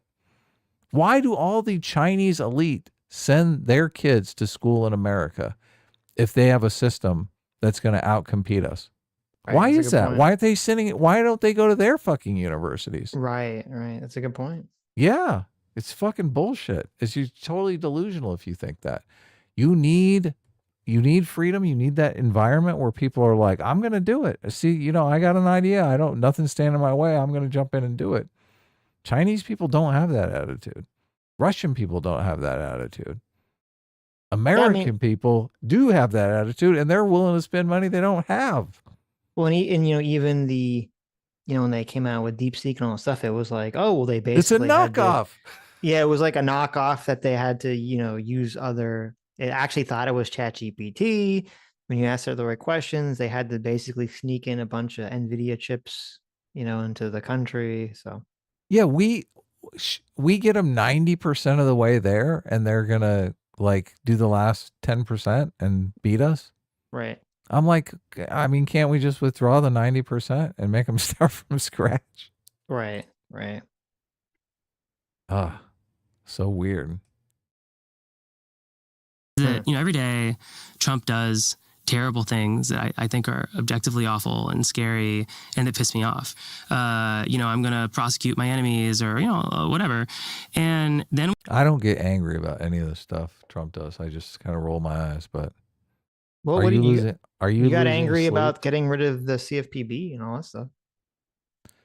Are you just blaming, in your mind, you just blame Elon for that, not Trump? Is it actually completely gone? I thought they just it's not gone. it. It's completely shut down. Right. I don't know if it it's like a beautiful butterfly, gone, right? Sitch. It's like it's in its state. It's pupa. Oh, it's in a okay. It's in a pupa stage, right? Yeah. And you think that he's completely mishandling the situation with Ukraine.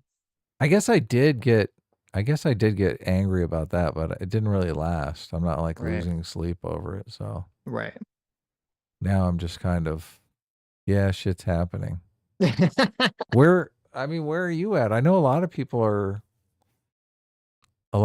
are losing sleep over this kind of stuff. I don't lose sleep. I don't think, I don't think the country's going to fall apart. I'm just worried, like long term, that there's going to be a very slow decline of the country because we are firing so many people. And I don't think we're going to get them back. And it's going to be like this slow decline. What are they going to do? They're going to get jobs in the private sector. Yeah, it's so weird.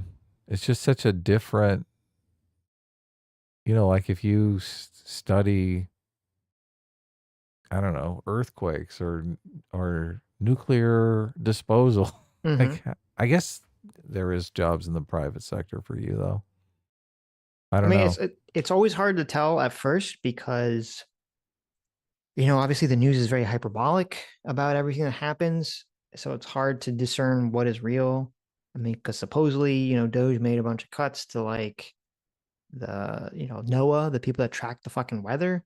And apparently we've lost some significant amount of our ability to predict weather going forward. Which, at least that's what the articles say. I don't know if that's true, but we'll find out if that's the case. If that is the case, it's going to be fucking weird. So. Yeah, a lot of agriculture obviously depends on that kind of stuff. So. Right. Or if, I mean, I don't, you know, we have the April 2nd tariff day showing up. I mean, you know, is Trump going to put such a bad taste in the mouth of Canada, Mexico, and Europe that they basically tell America to fuck off and we're, you know, lose all of our, you know, influence in the world and our trading partners and everything? I don't know. What's that going to look like over the next 10, 20 years? You think Trump will take a giant hit in the stock market without doing anything? What's he going to do? He's going to go back on all of his. This is kind of part of the problem. I mean, it's part of Trump's strength, and I always say this, people's strengths are their weaknesses. Trump is very self-assured, and he's very like Elon. He has a high tolerance for risk, much more than I think the average politician. Most politicians would be very nervous to do what Trump and Elon is doing because they're basically making it so that, like, if everything does well, he's going to get all the praise. But if everything falls apart, he's going to get all the blame, right? It's a very sink or swim situation. He's really putting himself out there in the line. And so, you know, you say like, yeah, if the stock market starts to crater and the economy does bad and all this other stuff, what is Trump going to do? I mean, can he go back on all this? I guess he could just to go back on all his tariff stuff. Maybe his base won't give a shit, right? They'll say, oh, it was part of the art of the deal, or Trump will come out and make some claim that he actually got the deal that he wanted, and everyone will forget about it in a week because he'll say something crazy and people will just shift to that. So maybe he could very easily shift away from all that stuff. I don't know. Were you paying attention in 2008 when the housing crash hit? Because like, we were in the middle of an election. Obviously, Obama was running against McCain. I remember all that very vividly because I was trading stocks constantly. And also, I'm just a political junkie, so I'm watching the political stuff, and I'm also watching the economic stuff. And it was just the politicians really, like, they didn't want to do anything. They kind of wanted to bury their heads in the sand and just pretend it wasn't happening, right? The market had like a huge down day, and they're like, okay, we can live with it. We're going to ride it out, right? Do you remember any of this? Well, what I remember in 2008 was as the economy was crashing and then crashed, there was all this talk about should the government do anything or would that create the moral hazard, right? That was of course, yes. The big term that I remember they threw around consistently for like a week or a month. And there was this whole thing more about like a week, if not like a few days. Right. Well, I guess I don't remember how long it took for them to bail out the banks. Or some of the banks, because they let some die and then bail out the other ones. They let one die because they tried to get involved ahead of time to get ahead of that, but the politicians were like, "Nah, we're not going to do anything." Was it Lehman Brothers? Is that the one they let die? I think it was Lehman Brothers. Yeah. Okay, yeah, they let Lehman Brothers maybe die. Bear Stearns, or maybe Bear Stearns. One of them they let die. Whichever one James Woods was in charge of in The Big Short.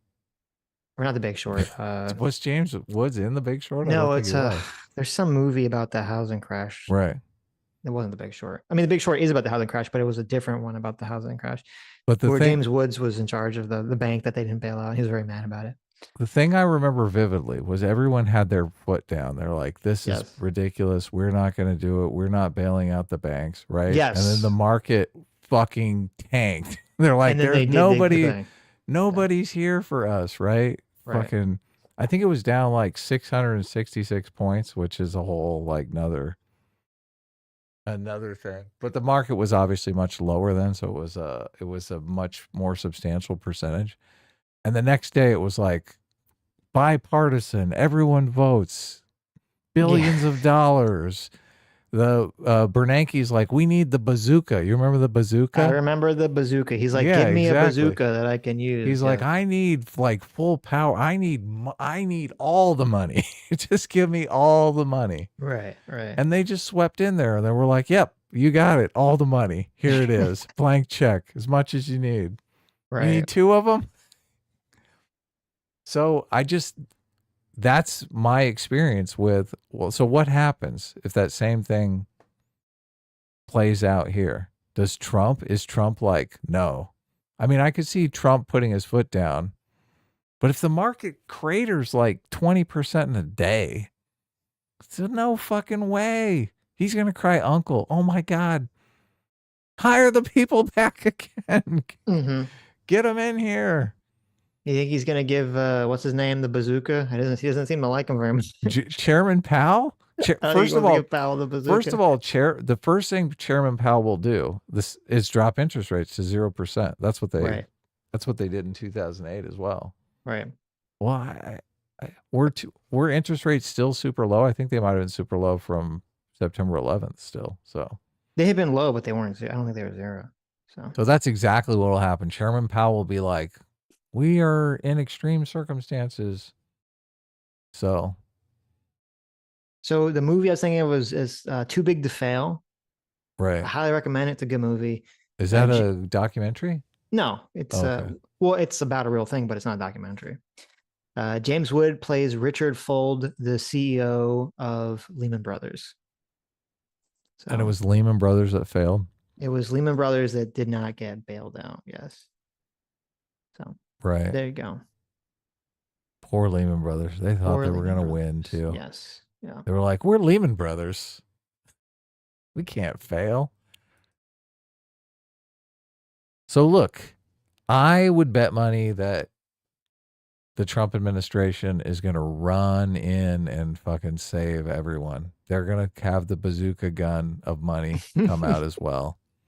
But here's the difference. Here's why I don't know. Is because when Bush did that at first, and then Obama continued the policy, there have been people, more on the right that are complaining about the debt, complaining about printing money, all this stuff. But it wasn't like a cornerstone meme of like a big chunk of the Republican Party the way it is now.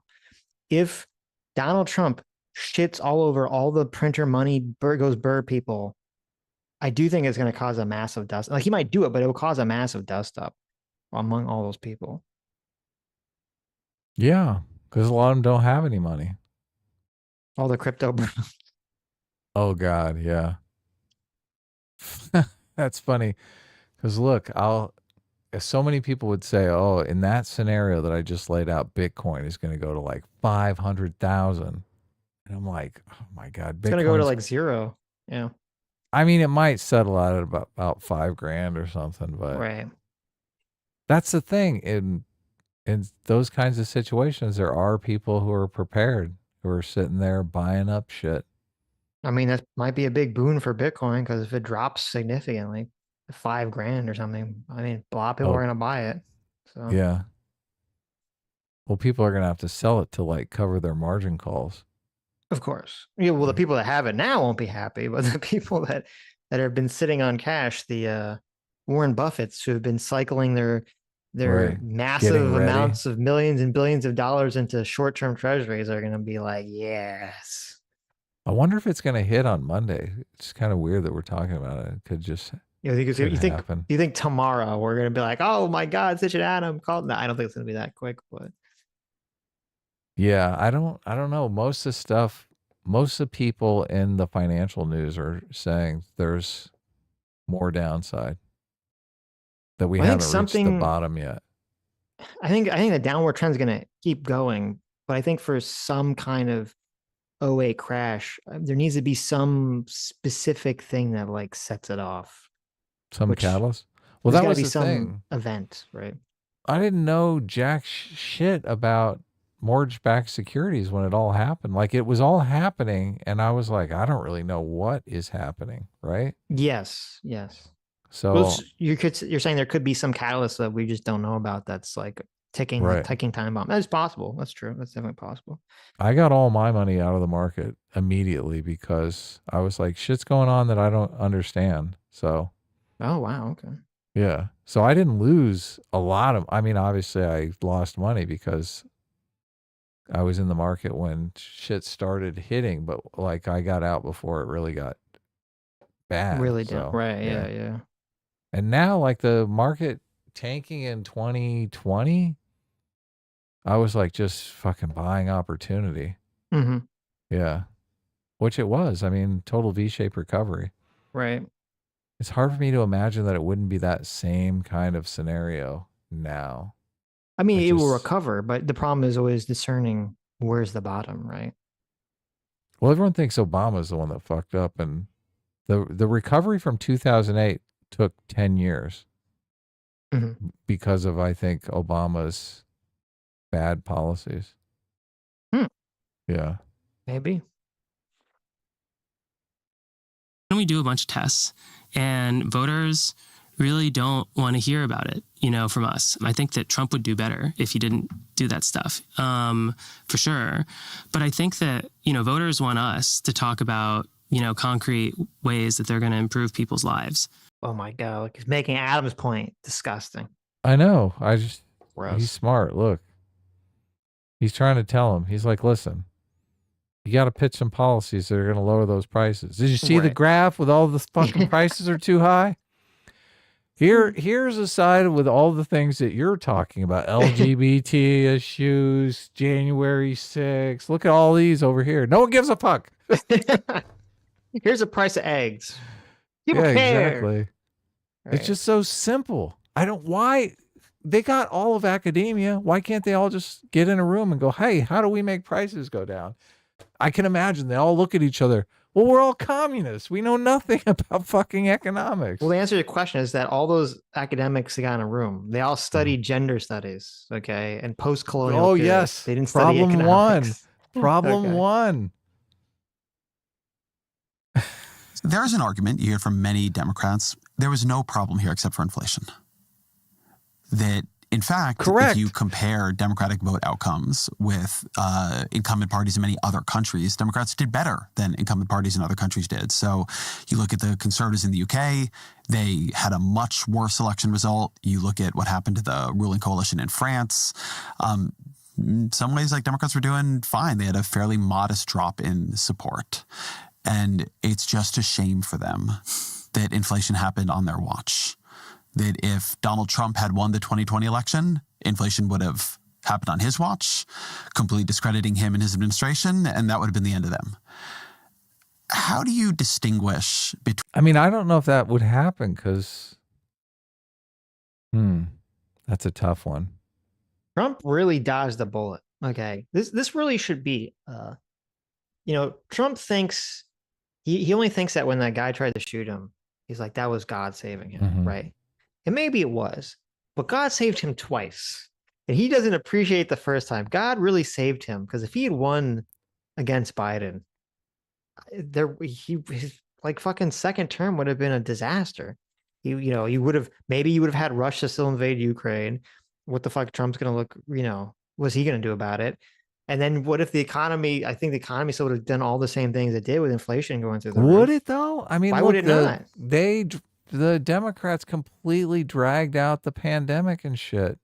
I mean, if it was a problem with supply, getting people back to work would have completely changed that dynamic. Yeah, but it wouldn't.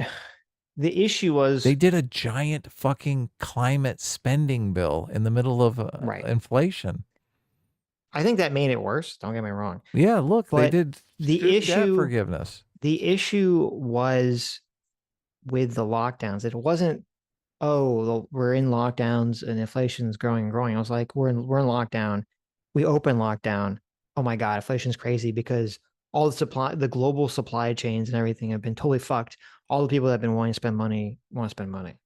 And Trump was going along with most of the COVID stuff for for his presidency. I don't think he would have dragged it out though. Like, I know. I think Biden got into office and dragged it out. Well, hold on.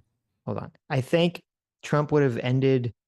Well, actually, I don't remember. I have to look up when the quote federal lockdown ended. I think he would have ended it sooner, obviously. But then you still would have the exact same problem. A bunch of people come out. They all want to spend money. Everything needs to start up again. Everything's been slowed down for the year that, Trump was president, or the year and a half that Trump has been president, and things were shut down. And you're going to have the exact same problem. It might be a lesser problem, but you're still going to have the same problem. Especially if all the other countries are still locked down, and you're still going to have all the global supply chain issues you had, because it wasn't just America. Remember, there's a whole thing when we've opened up stuff again, and we can't get boats to come into the fucking harbor. Right? There's like a backlog of boats came and get into fucking the country anymore. I mean, I would have to look at spending. Spending is obviously part of the equation. There was a second or a last COVID stimulus check that went out that was Biden. Biden had promised it. I think he promised a certain amount, and then the check went out for less, so he gave another one. Right. So, I mean, I'm a bleeding heart liberal. I don't like giving people money. That's fine, but you just got to do it in the right kind of environment. And when you're in an inflationary environment and you're still spending like a drunken sailor, it's probably time to adjust that. So I'm not exactly sure. That the inflation would have persisted. Because I don't know what is Trump even done any spending bills? Oh, I guess he's doing. But here's the issue. It was a global phenomenon. Okay, if it was just America that was facing this inflation, then I would be more inclined to believe that someone could have done something to change it. If it's the entire fucking world, all because of the supply chain disruptions, which were global, I don't see like maybe Trump could have made it less, because maybe he only would have given out one more stimulus check instead of two, or COVID check instead of two more. I think Biden gave out two, after Trump gave out one. Maybe Trump would have only given out one, right? So maybe that would have had an impact.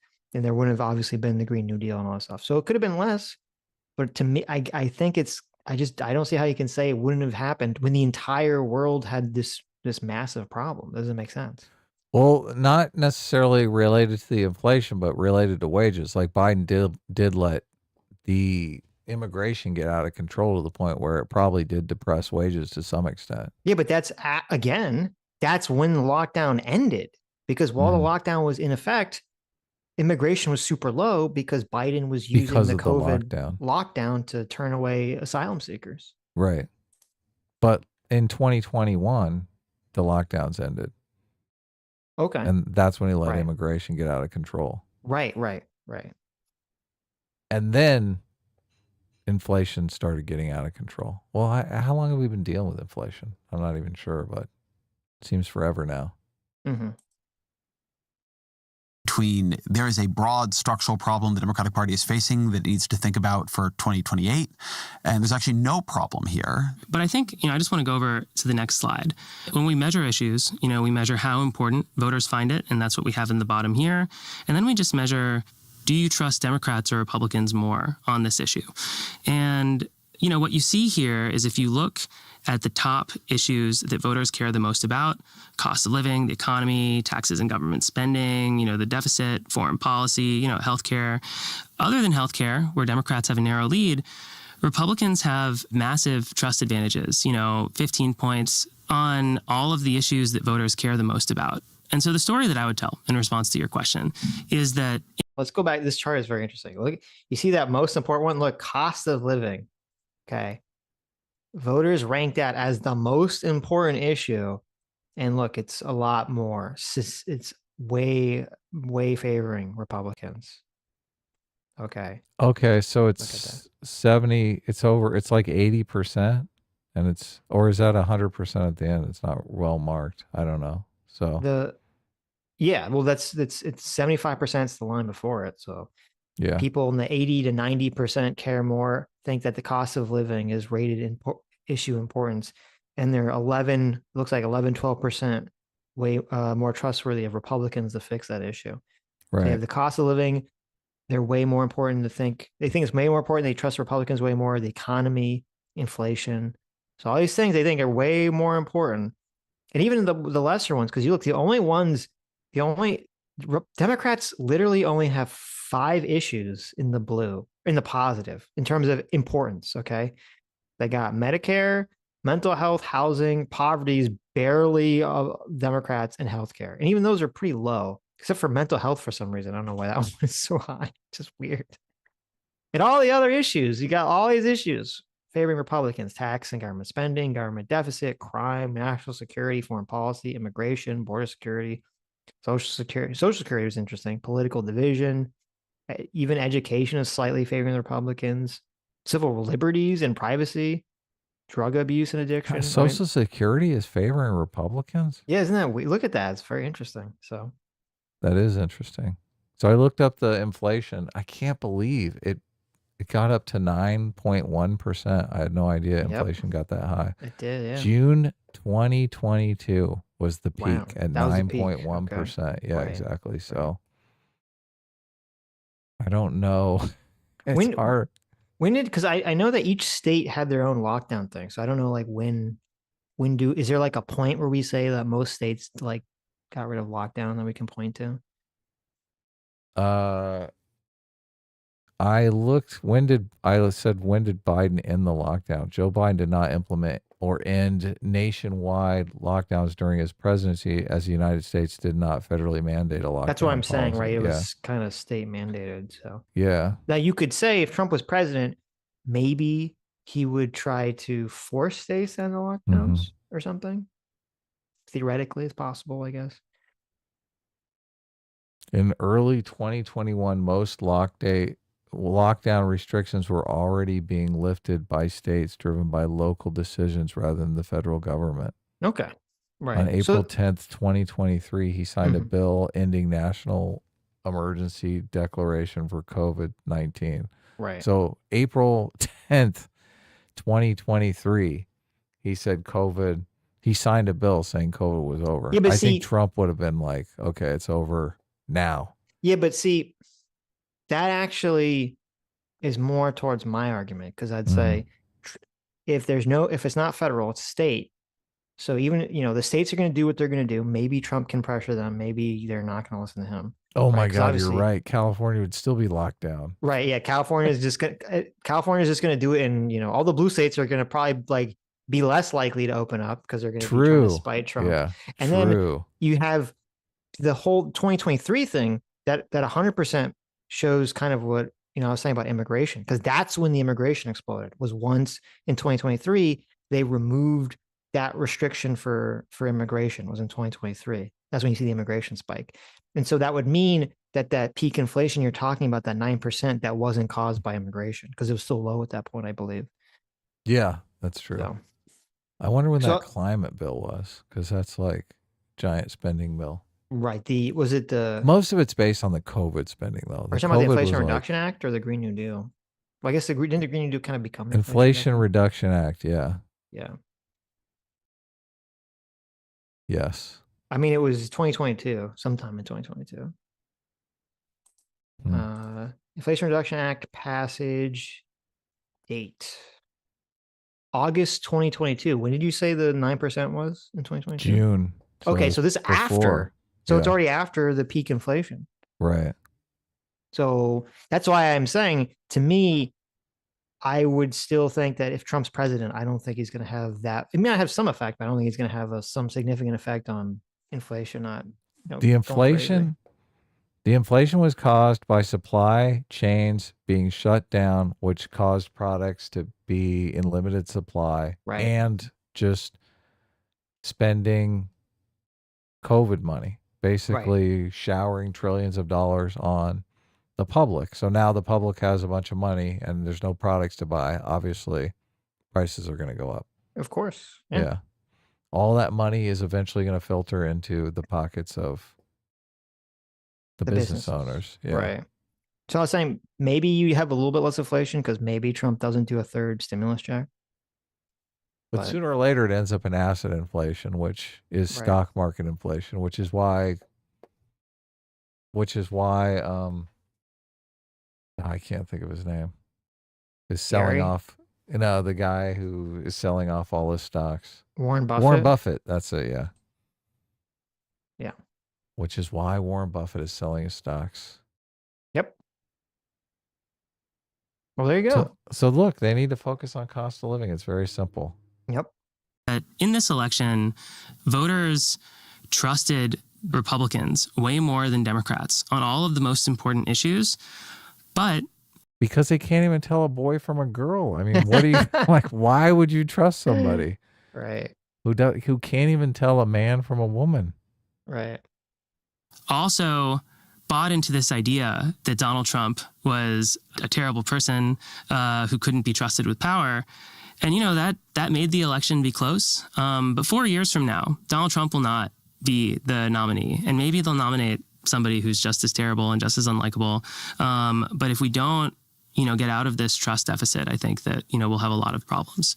For people listening along, this is a chart broken into quadrants. That's right. And the top right quadrant is issues that are very important and issues where Democrats are more trusted. And it's an untilled bit of farmland up there. That's right. So there's mental health, which voters don't rate that important, but they do trust Democrats quite a bit more.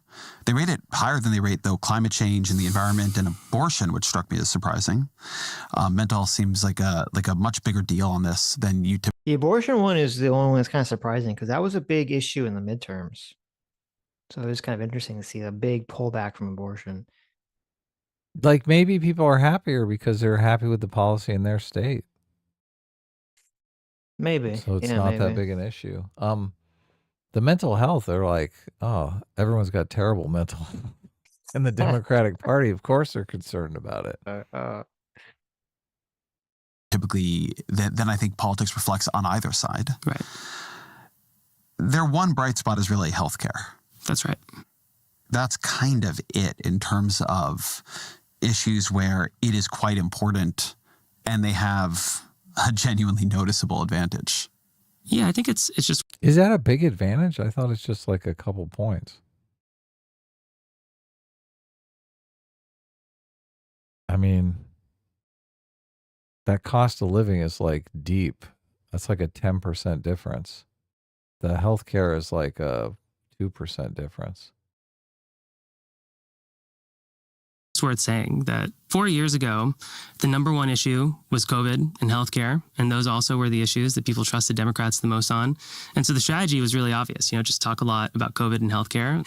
But, this time we had a much harder problem, which was that the issues that people cared the most about, for the most part, voters didn't trust us on. And the issues that people did trust us on, climate change, and reproductive rights, probably the big ones, voters just didn't care very much about. And so that was just a very difficult strategic position. And it's also one that was just very different than it was 4 years ago. All right, I just want to tick off some issues voters ranked as important that they trusted Republicans on and then ask you a question about it. So they thought cost of living, the economy, and inflation were very important, had a lot more trust in Republicans. They thought national security and foreign policy were important, trusted Republicans. Taxes, government spending, government debt, trusted Republicans. Crime, immigration, trusted Republicans. Social security, trusted Republicans. That seems like a bad one for Democrats. Political division, they thought was important. They trusted Republicans a bit more on that in this data. If I looked over time, right, if I looked at 2016 and I looked at 2020, would I see on all of these that Republicans had advantages and Democrats were just winning on healthcare? How much of this is something flipping around as an incumbent penalty and a sort of reaction to conditions in the country at that moment? And how much of it is a durable situation where Republicans have a trust advantage where Democrats would have to act in a spectacular way over time to change voters' impressions of them on that issue?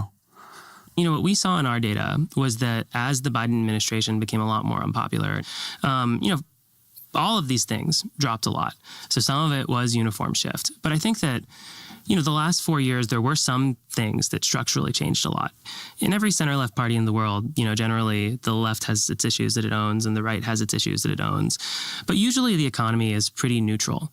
During the Trump administration, the economy was fairly neutral. And in 2020, I think if you looked at this, and even in 2021, it really didn't look anything like this. Another really big shift was just that education has gone from being basically one of the best issues for Democrats to being something that's basically neutral now.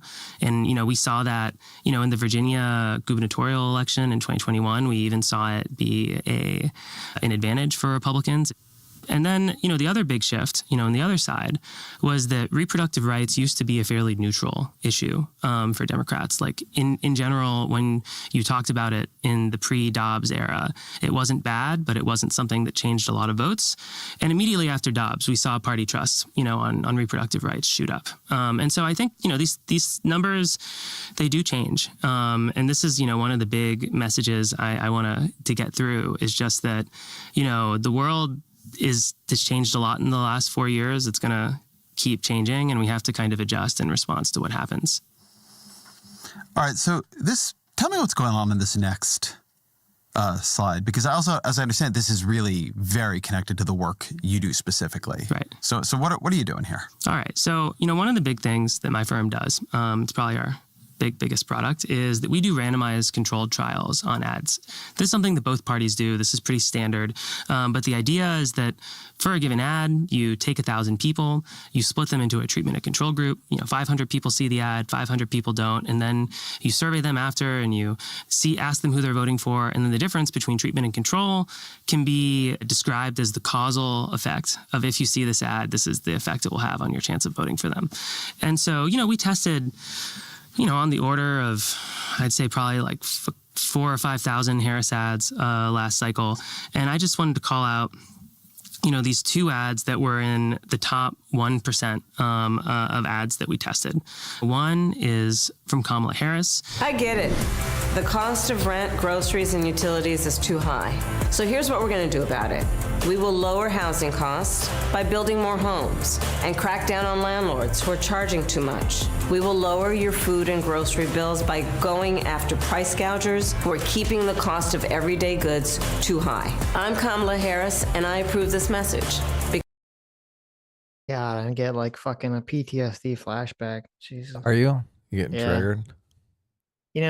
As much as like Trump's doing a lot of things I don't agree with, I don't know if I could put up with that voice for 4 years. My God. Is that wrong? Maybe that's really the missing key here. It's just, God, I don't know, man. She sounds drunk to me all the time.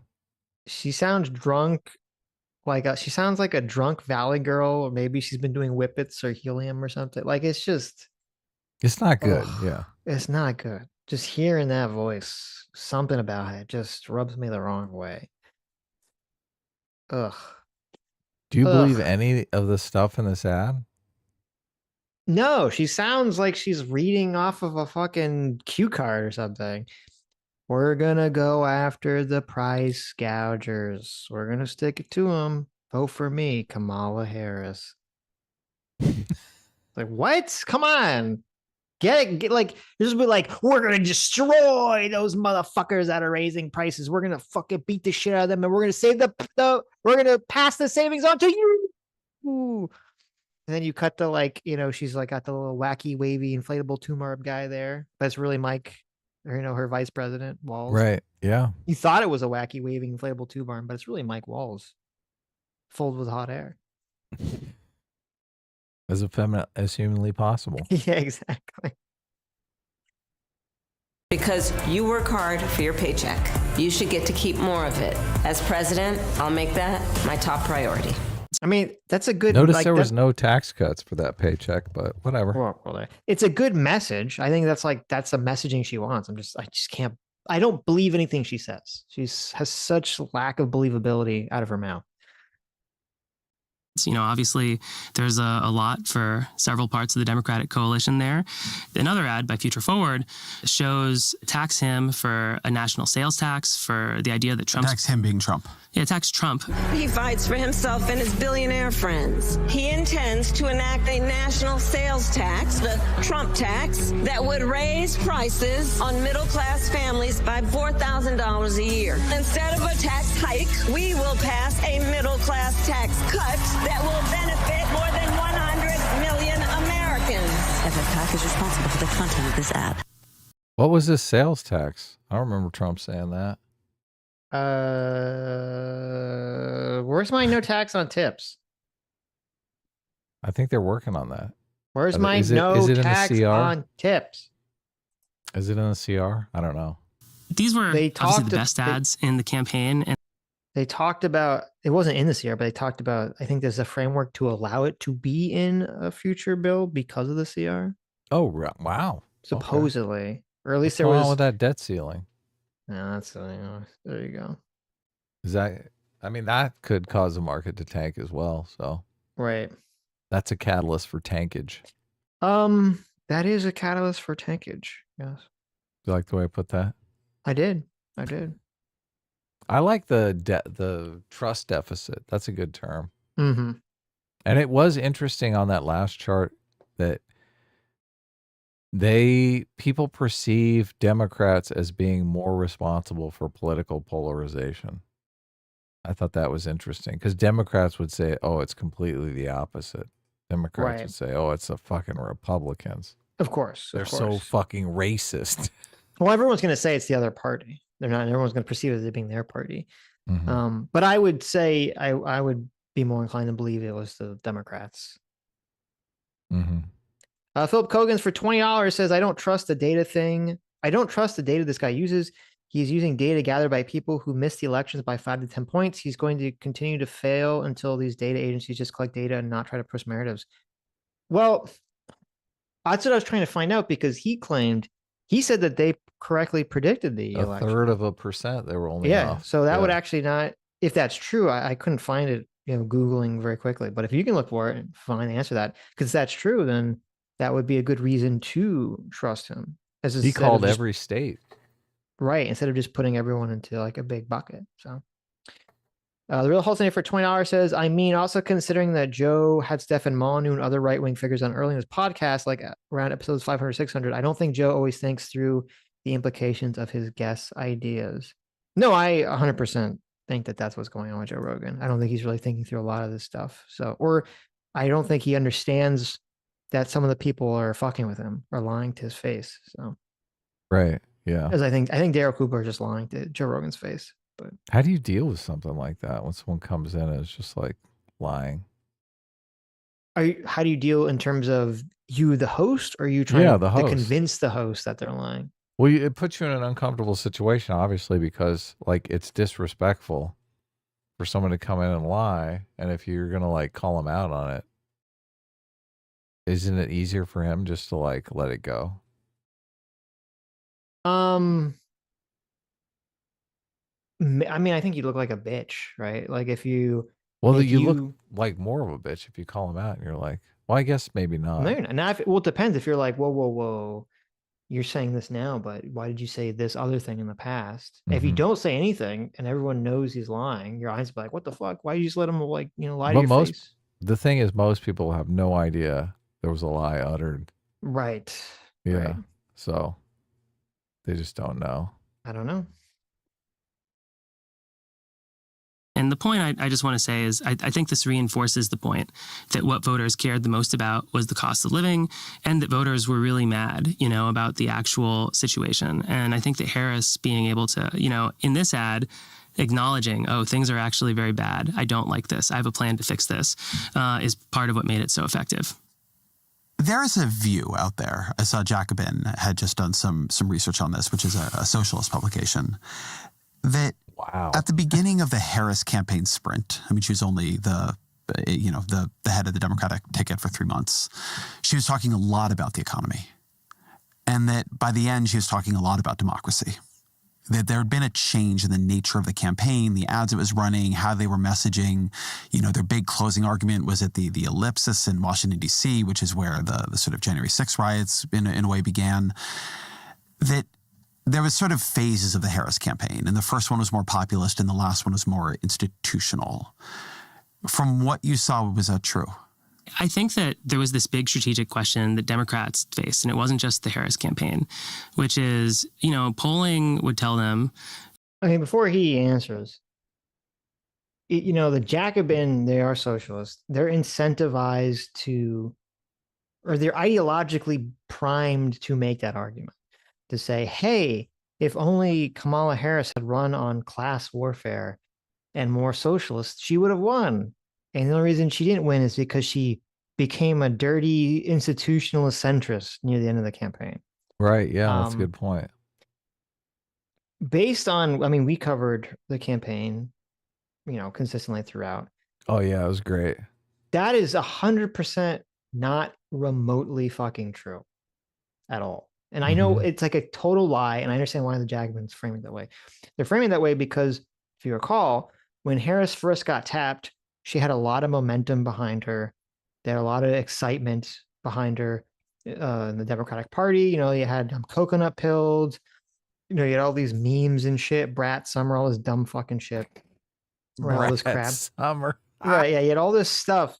And like, oh my God, like and it was because the Democrats felt so good because essentially they had been sinking in this life raft. Okay. That was Joe Biden. That was just slowly deflating. And they knew they weren't going to make it to land in this deflating fucking boat. Right. And then suddenly this shiny new Kamala boat, you know, comes by, and from the outside it looked ship shape, and they all jumped into it and they all felt great. Like, oh my God, we're going to make it, right? All-time high. But then as they started paddling, they started to notice that maybe the ship was filled with rats and termites.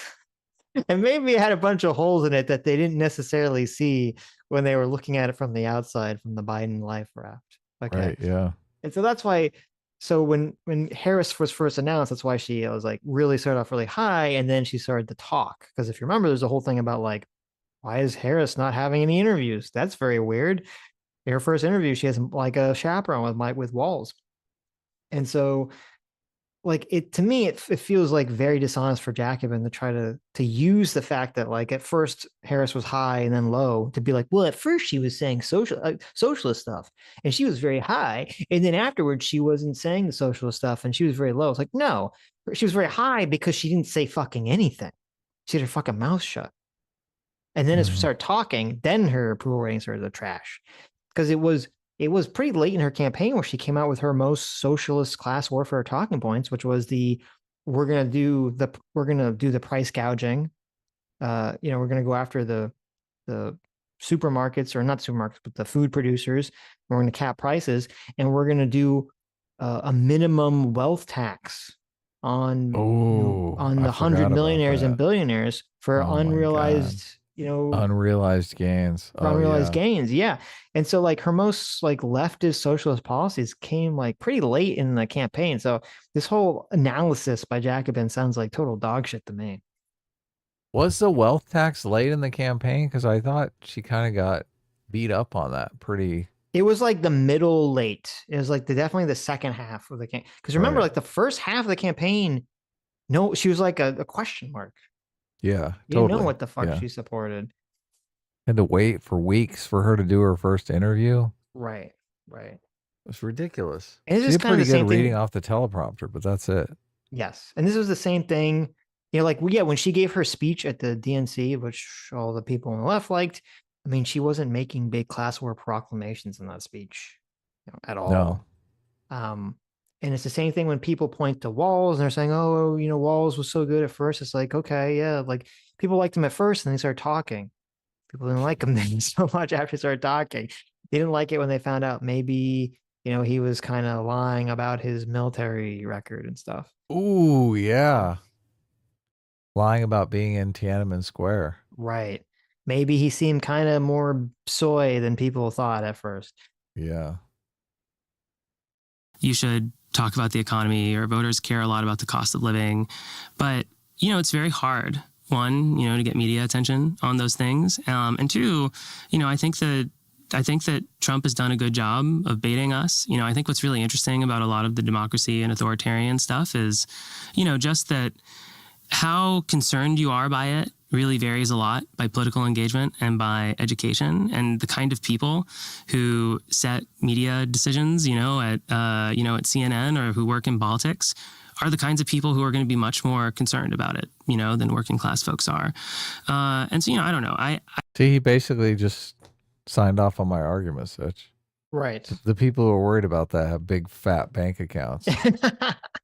He's like, look, you're much less worried about it when you can barely afford food. Right. Yeah. That's true. Yeah. Get the hierarchy out. Okay. Get the Maslow chart out. Hierarchy, yeah. Yeah. I think that... But look, there is a difference between the Harris campaign was running the optimal David Shor strategy in late October of 2024, and they were not.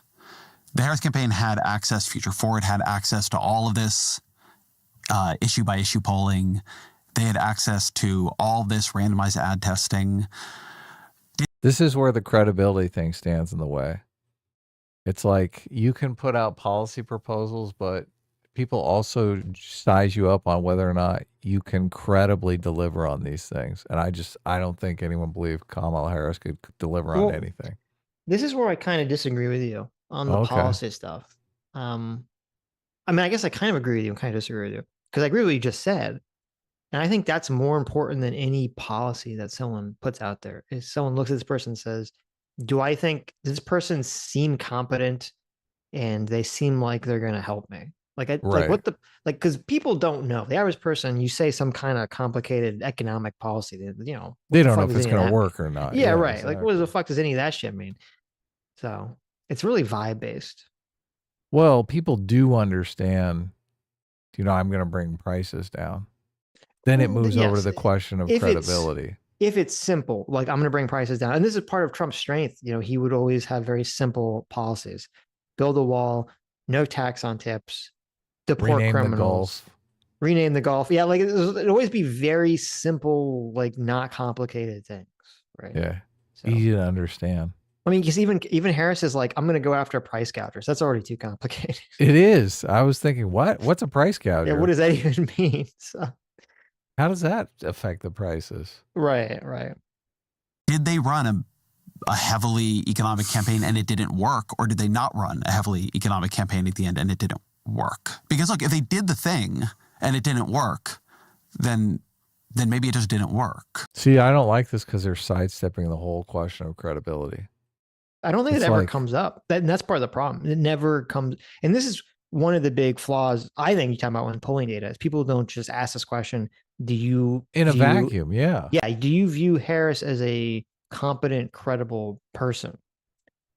That's the question. That's the question. Yeah, definitely. Well, and that's why I think that trans question was so impactful. Yeah, because it completely stripped her of all credibility. Yes, exactly. That is the heart of the trust deficit.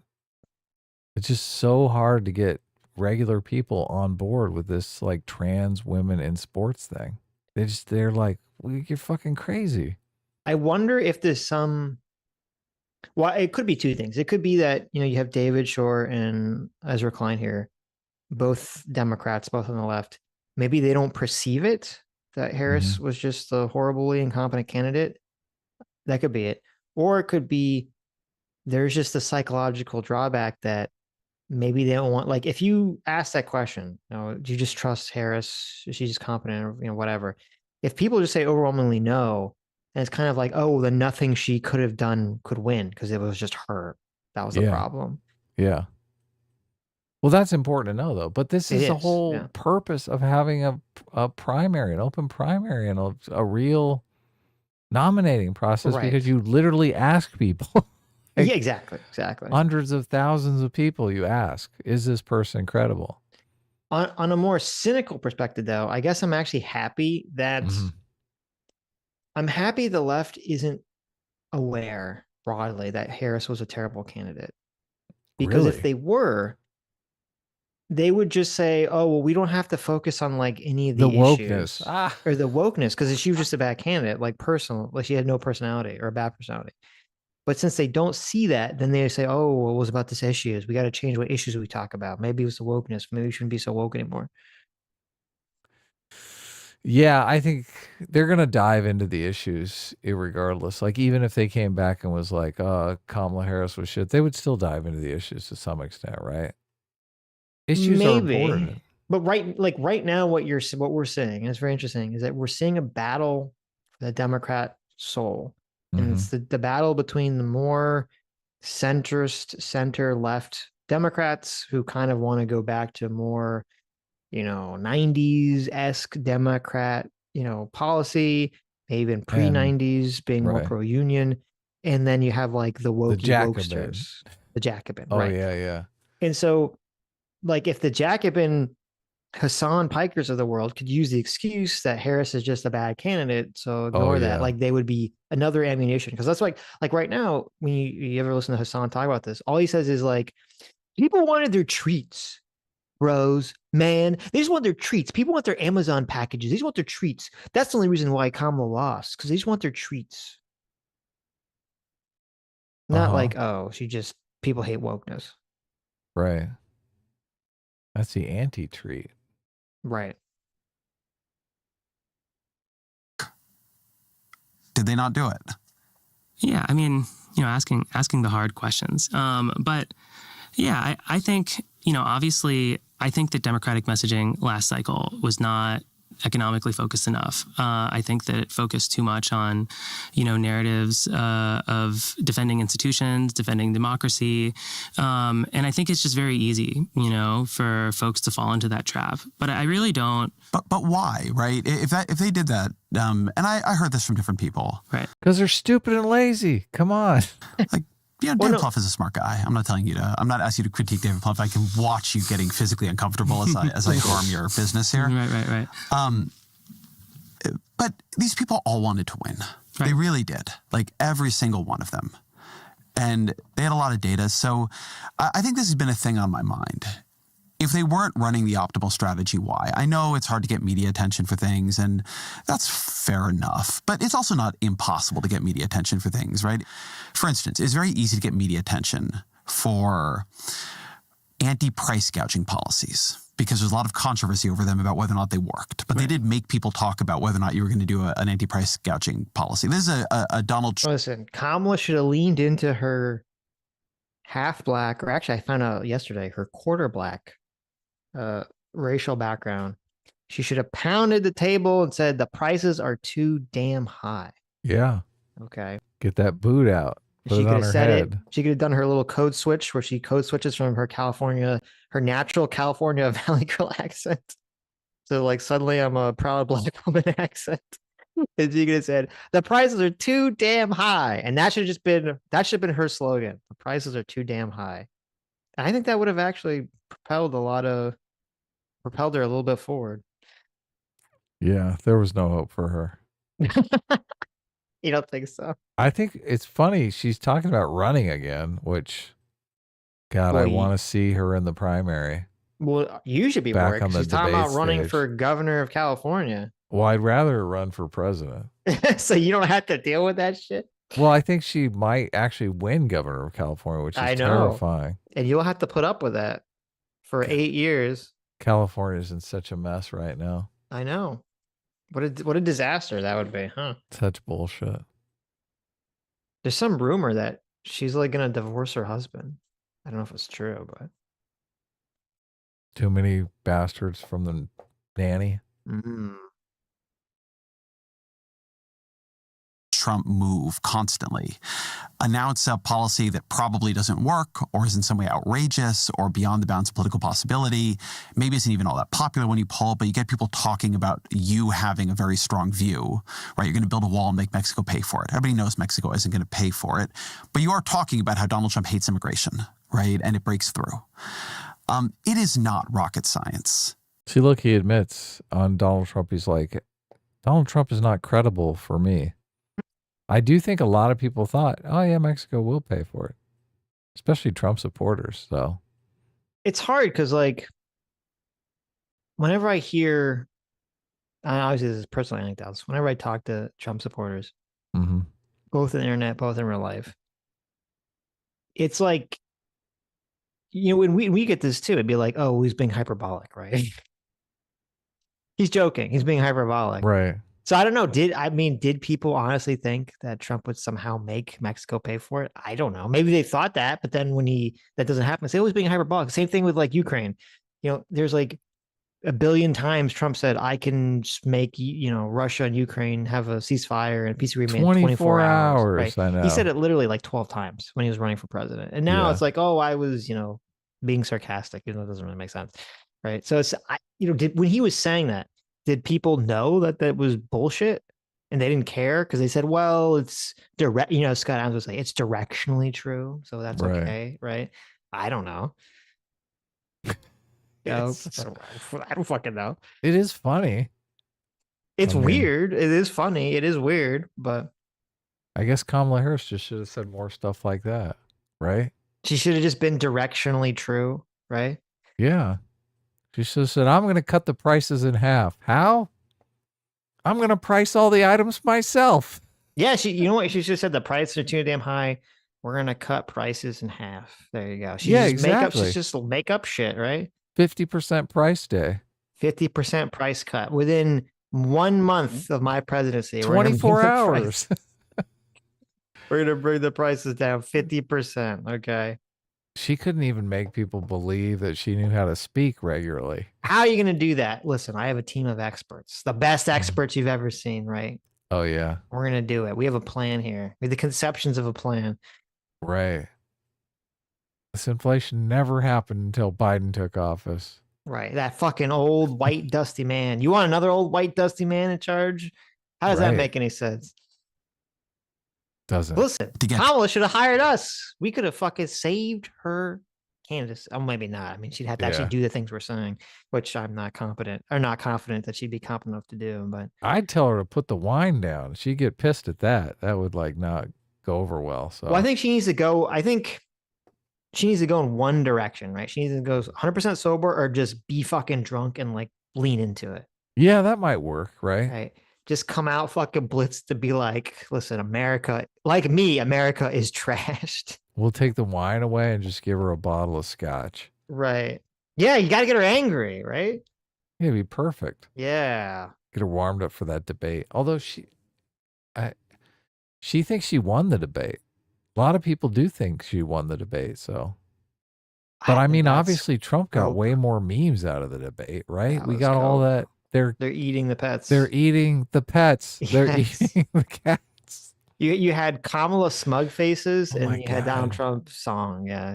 We brought up some of those memes on stream and we got copyright claimed. Some fucker copyright claimed us on his meme.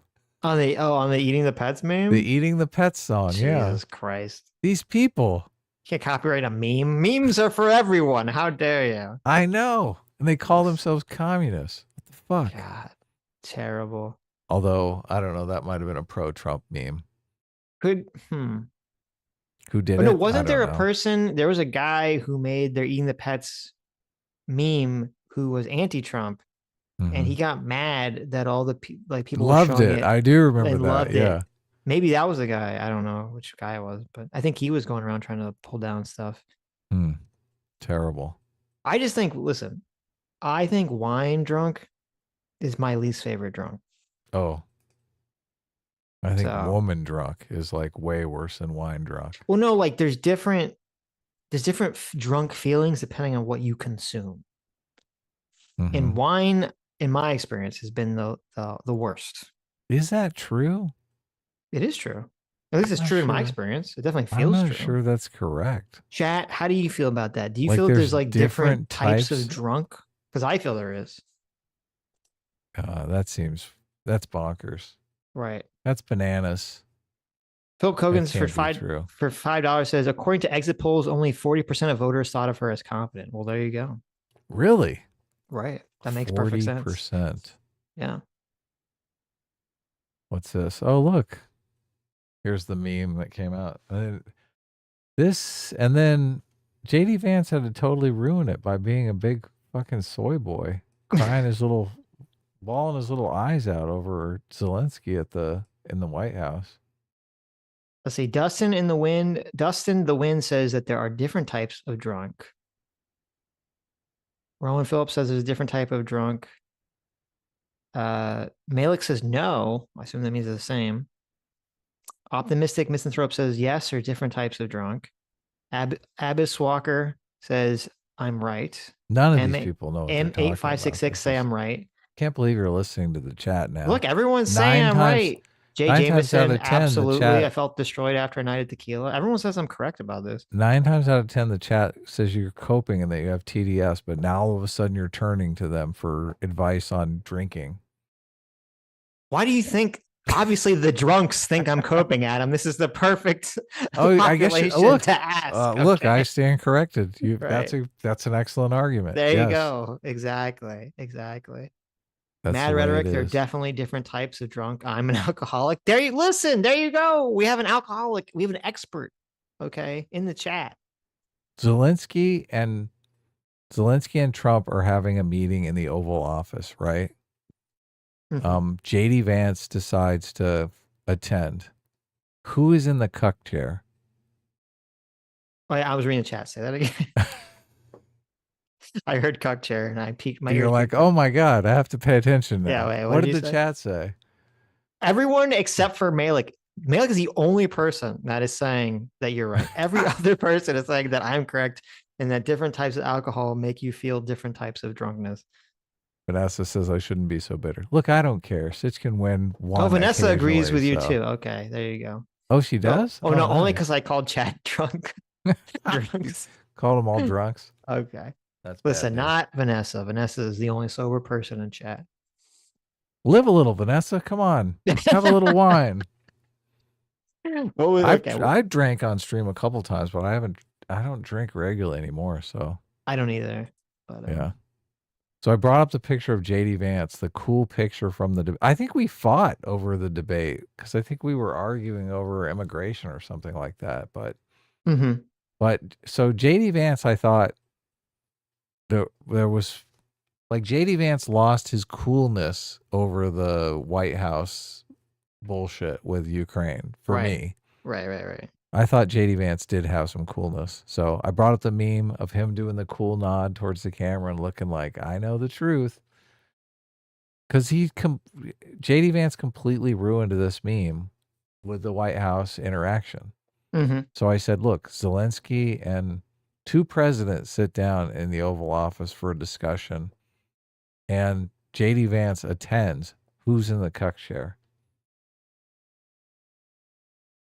JD Vance. It's JD Vance in the cuck chair all the way. Huh? Yeah. So look, he's raging from the cuck chair. Well, why'd you want to sit in the cuck chair, dude? Maybe you should just take a breather. Here you go. This is from a website. If you don't want to hang while the presidents are talking, maybe you should just chill. There you go. I agree.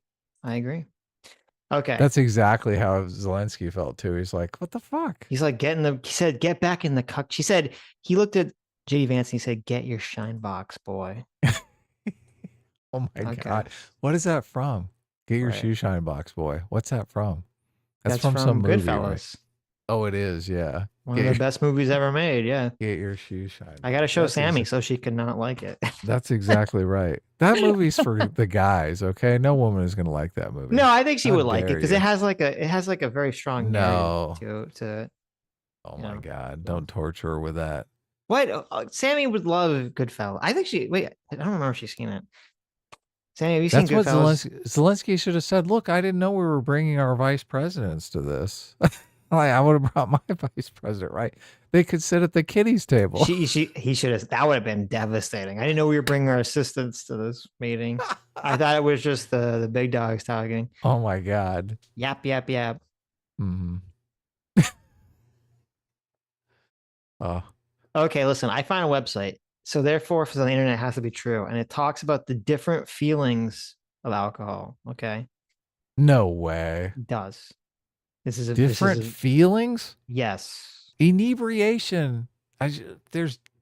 How is there different type? Well, look, I guess there is different types of inebriation with drugs, But alcohol they're different is types this, of drugs, so that would make sense, right? alcohol is the same drug. Well, I guess there are different types of inebriation with marijuana. There's like indica and sativa, right? True. And also, I mean, different alcohols, they have different ingredients to them, but I mean, they should have an effect. I mean, some alcohol gives me a migraine, which I don't like at all. I stay clear of those. Usually wine is, I thought, the migraine. Beer is, wine is really bad. Yeah. Like Hefeweizen is one of my favorite beers, but it's, if I drink 2, I'm definitely going to get a headache, which sucks. Okay. Vodka. Everything feels like a good idea. Tequila. Don't expect to remember anything the next day. Wine. Time to relax and possibly fall asleep. This is such bullshit. Beer. This is such bullshit. You'll feel 18 again. This all seems really true. That seems massive bullshit. This is all seems completely true. Massive bullshit. Okay. Whiskey. Confidence for days. Gin, fun and danger. See, you know how to give. See, this is a problem. Kamala was on the wine. She's falling asleep. They need to give her some whiskey and gin and get her like up and down, right? Rum, not a care in the world. Champagne, celebration. There you go. There's a blog post, so it's got to be true, right? Midori sour makes Sitch. Here you go. Wait. Feel National great. Library of Medicine. This is an official publication. Okay. This is a study from 2010. Differential alcohol expectations. Differential alcohol expectancies based on type of alcoholic beverage consumed. Okay. Results. Findings suggest that individuals may experience different effects from consuming different types of alcoholic beverages. Participants expect more agreement that wine would have relaxation effects and rated this effective more positively. Participants expressed more disagreement that beer or shots would have effects on sexuality and rated sexuality effects more positively for wine. Participants reported less agreement that wine would have impairing effects, blah, blah, blah. Conclusion. Findings suggest that individuals may hold different beliefs about the effects of wine compared with beer and shots of different distilled spirits. Okay, but is it just beliefs? They're not fucking test what the answer is? Once again, A team reigns supreme. Wait, well, it doesn't say the answer. Shit. It just said he it was. Pulls out he pulls out the scientific study, the peer-reviewed study, totally backs up A team. It doesn't back you up. It just doesn't back me up either, because it just says it's based on a belief. It didn't say they actually tested it. It didn't say they tested it or not. Because they believe it because it's true, Adam. They believe it because it's true. Oh, yes. It's based on their own experience. Look, everything people believe is true, Sitch. If it aligns with what I want to believe is true, then yes. You know it. You know it's a fact. Yes. Everyone in chat except for 1 or 2 people agreed with me. So therefore. January 6th was just a Capitol riot. People believe it, Sitch.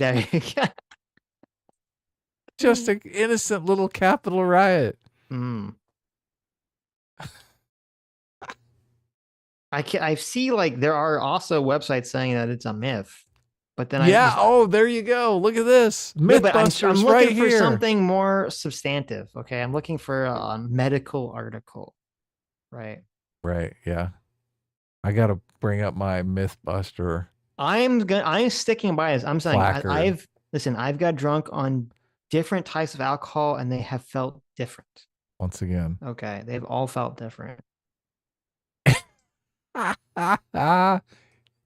First of all, you're inebriated. How the fuck do you know what feels? I'm not like blackout drunk. Right. Okay.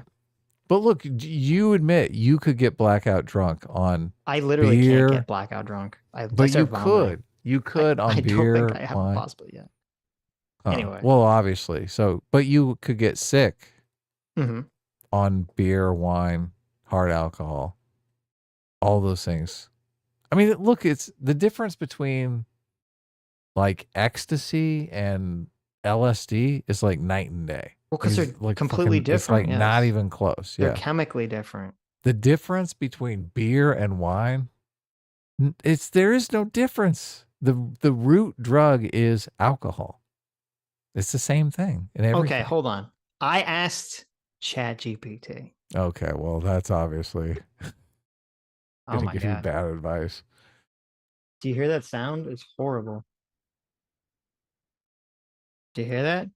No, what happened? Are you being attacked by parrots? No, it's so in my parents' apartment, they have these like blinds they control by remotes. And like they put them all down in the house or the apartment, and it's like this horrible sound. Anyway, it stopped. They scared you.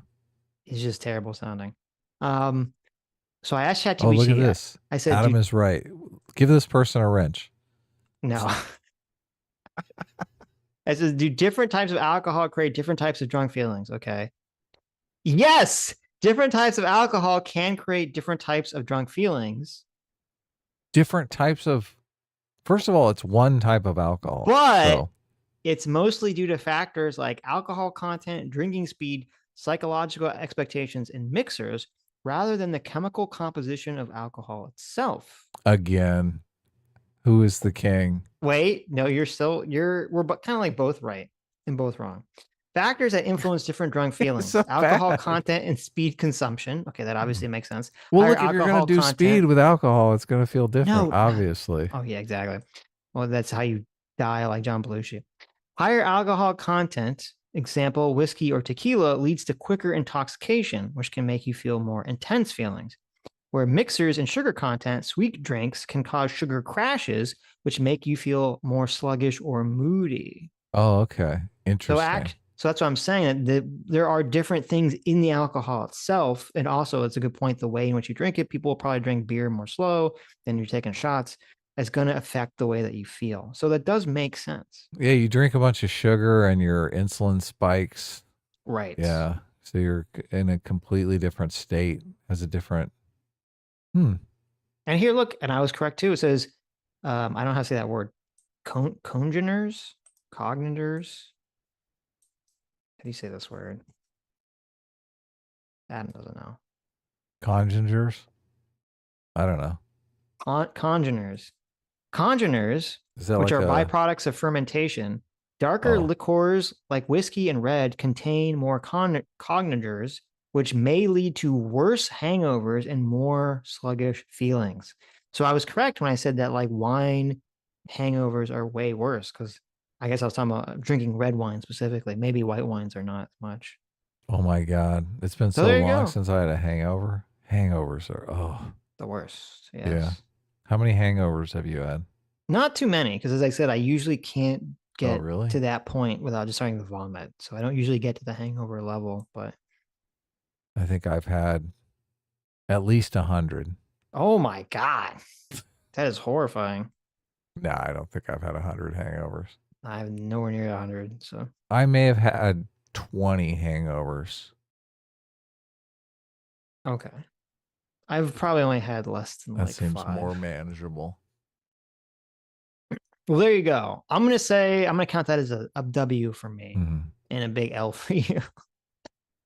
What? It's not even close. What are you talking about? Get fucked, nerd. Oh my God. Okay. Enough of this. This is taking a strange turn now. I feel I've been like drinking this whole time, bitch. I feel like we got Gal Gadot here doing her singing debut. Gal Gadot. I don't even know what that's supposed to be referencing. Is it? She's like the guy. She's from the Wonder Woman lady. Yeah, Gal Gadot. Okay. I don't know. I don't even know that. I don't even know what you mean. Really? Oh my God, that's so crazy. What does he mean by that? Don't tell him, chat. Don't Gal tell Gadot him. like known for drinking and humming songs or something? Don't tell Sitch about the Gal Gadot singing secret. Okay. It'll be our little I don't secret. know about this. Sitch will never know. No, stop it. Oh, is it in Snow White? Is there some Snow White thing? Oh, that's right. She's the evil queen, right? Mm-hmm. In Snow White. Yes. Everyone's saying her performance was super cringe. Well, obviously. Yes. Yeah. I guess feel like we have to watch it just to see it, right? Well, first of all, it's a musical, okay? Which is a Disney major strikes against every movie in my book anyway. Mm-hmm. And I just I mean, everyone knows it sucks. I don't know how much more I could say about it. Okay. So, and I don't know why I would torture myself unless I was going to do a review of it or something. I mean, that must be why another reason why you like Lilo and Stitch. There's no singing. Yeah, Lilo and Stitch. I'll Not probably see it when it comes out. Yeah. Yes. The Wooster for $10 says different feelings of alcohol. Sitch, I think you just outed yourself as an alcoholic.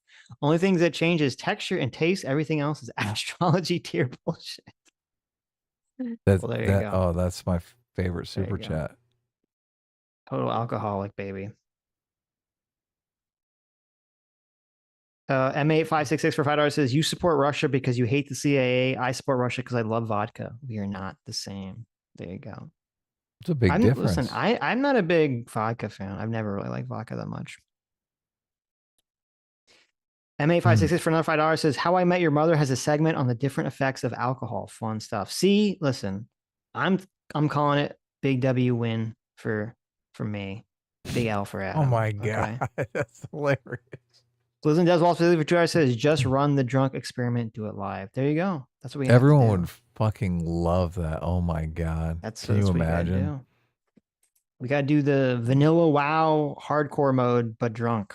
All of our haters would have clips for days. Oh, it'd be insane. If those strength provider says, I passed out eating a Big Mac. I can't count the amount of hangovers. Really? It's unfortunate. I mean, it is a tough question because I did go. I mean, I had a bunch of drinking buddies and like we would all try to outdo one another. Mm-hmm. So, I mean, there was a time there when it's like I was getting drunk every weekend. Wow. And man, you'd get hangovers. Like, I mean, hangovers suck, but I mean, that's just a reality of life, right? You're going to go out drinking with your buddies. There's going to be some suffering involved.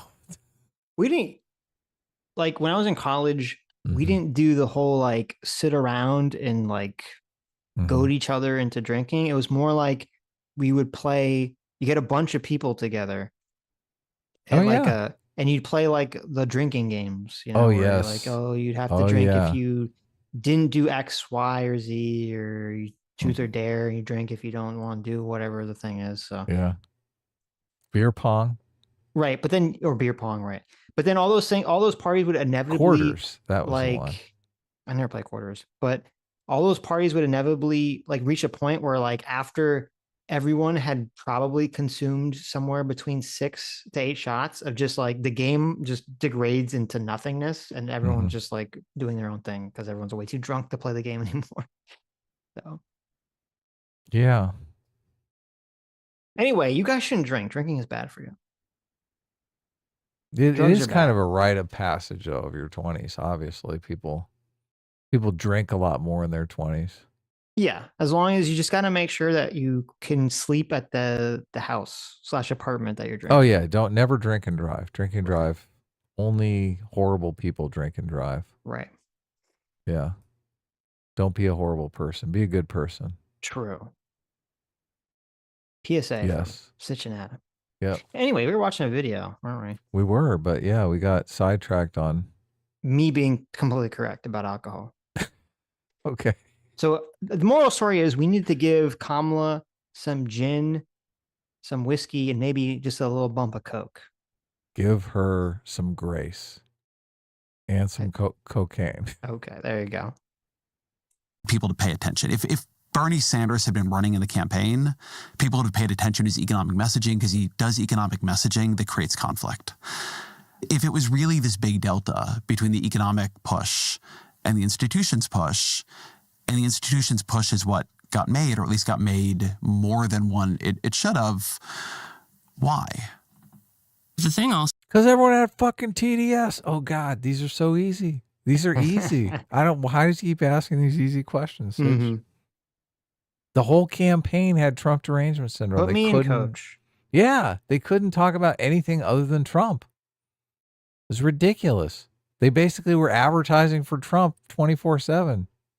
I'll say, in terms of why I'm sympathetic, to the people who actually had these jobs and had to make these decisions, is it just feels wrong. You know, like I have a situation, I mentioned this before, where donors will email me and they'll be like, oh, look at this crazy, absolutely terrible thing, this evil thing that Trump is doing. We need to test it. We need to tell the voters. And you test it and it really doesn't work. People want to hear about eggs, you know, and this is, I'm so glad. It's the donors. That is kind of funny, actually. You have all these donors who are like, oh, but like, because they're super tapped into the news because they're donors. Oh, of course. Of and course. So and they have the fat bank account. They got nothing to do but relax all day. Right. And so they see every single headline of every single thing that Trump says. And, you know, that's the new fixation. And the average person doesn't give a shit or know or care. Yeah, it's crazy. I didn't get to this part when we were watching it, and he's totally saying everything I said earlier. Yes. It's like, yeah, they don't give a fuck. They don't give a flying fuck. Yep. You know, it's easy for me to say that, you know, because I don't really, I'm not directly in charge. But I just think it just feels really wrong when you're in the moment. And it's just it's to tell the person that gave you $100,000 that their little pet issue doesn't fucking matter. Yeah, I know. That's what he's saying. Shut the fuck up.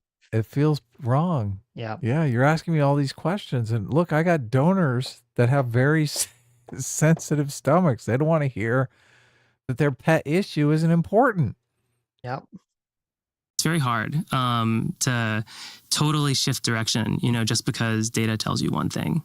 I do think the campaign photo ops that we all remember at the end are telling, which is, it was an extraordinary visual. Harris at the ellipse.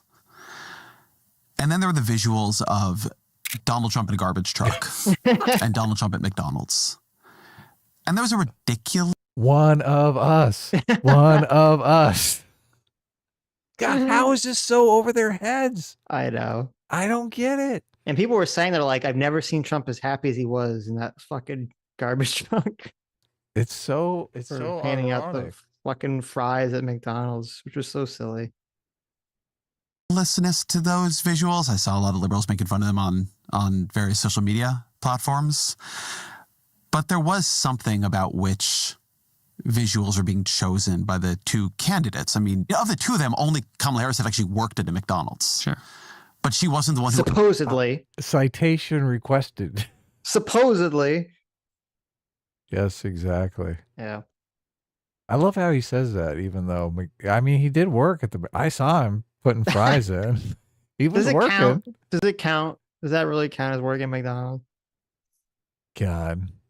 That's the best way to work at McDonald's. Like one day you get to eat all the fries you want. No one's actually ordering anything. They're all just ordering fries because you told them to not order actual food.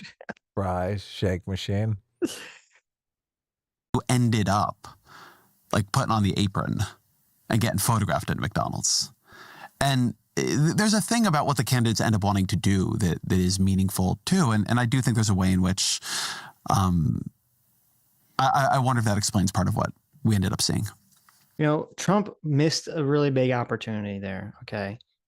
They shouldn't have just had people out order fries. They should have had people order fries, ice cream, and McFlurries, okay? Oh, yeah. That way, when the ice cream machine breaks at McDonald's and they can't fix it because there's some sort of wacky, like, I think there's like some weird union or some like weird labor component part that has someone has to come out to fix the machine for some like weird union or labor issue, right? Donald Trump could have been like, if you elect me president, I will make sure that all McDonald's could fix their own ice cream machines immediately all across the country. How many times have I wanted a vanilla shake at a McDonald's and they're like, oh, the shake machine's down. It's like 50% of the time. It's ridiculous. It's crazy. It's crazy. That's what I'm saying. He missed that's an issue that everyone in America has experienced. Okay. I think it might be like a pet donor issue type thing, though. It's not. You just said 90% of America has experienced the 50% coin flip of going to McDonald's for ice cream and it not working. True. Yeah. Okay. True. That's an important issue for the public.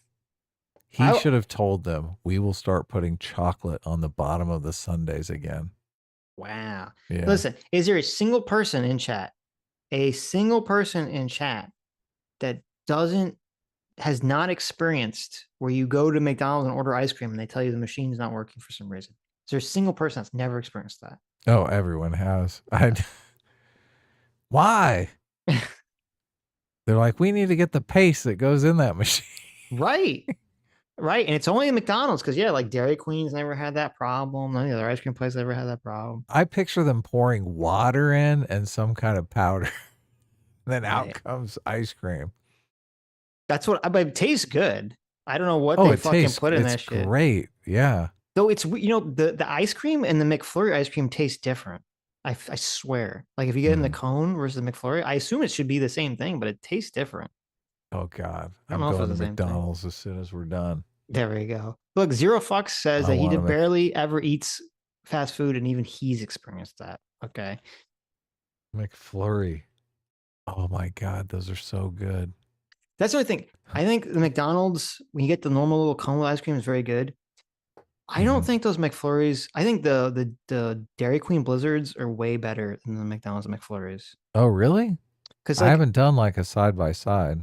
Well, because it's been a long, I can't eat dairy anymore anyway. So it's been like years since I've done this. Oh, but you're in fucking hell. I know. But back in the day when I was eating McDonald's ice cream, I don't know what they had, but like for McFlurries, there's only a few options. I think it was like Oreos, which I don't like. It was like Oreos or M&Ms. And I think there was something else. I found a Snickers one right here. Maybe it was Snickers, yeah. But then if you went to Dairy Queen, you could do like anything. Oh, yeah, yeah. You mix and match at Dairy Queen. Right. And so I would always get like the Crunch Bar shit in the ice cream. That was fucking good. So I love Crunch Bars. Dairy Queen. Press play. I gotta get through this video. I want my... Because you want your ice cream. Yeah, I know. Each coalition's campaigns are ultimately going to reflect, you know, the aesthetic and cultural choices of the people who staff them. And, you know, it makes sense. Like if you had just said 2 years ago, Trump's going to end by showing up at a McDonald's, like it just wouldn't have been surprising. Oh, that's another thing. At Dairy Queen, they had like different flavors. So you could get like, I would get chocolate chip cookie dough Blizzard with like crunch pieces in it or something. It was crazy. Oh my God, it was so good. I have Twix, cotton candy, summer berry cheesecake, s'mores, and that last one. Yeah, I'm lactose intolerant. That's why I can't eat this shit anymore. I wasn't Jurassic Chomp. What is that? Actually, it was weird. I was born lactose intolerant, and then it like went away, and then it came back. You just gotta just nut up, man. Go to Dairy Queen and order like 5 things. Okay, you don't understand. I literally used to do that. I would just power through, and it was there you go. It destroyed my stomach. Okay, it caused a bunch of health problems down the road. So that was a mistake to just power through. Don't listen to that. I have stomach cancer now. Thank you. Yeah, exactly. Oh man, I couldn't live without dairy. Well, ice cream is like, I'm lucky because life is not worth living. Oh my God, look at this. Adam wants me to commit suicide. Because I can't eat ice cream. I gotta have my ice cream and I gotta have my lobster. I still eat I'll occasionally eat cheesecake if I go like Cheesecake Factory or something because it's too good to pass up. Oh, but that's good.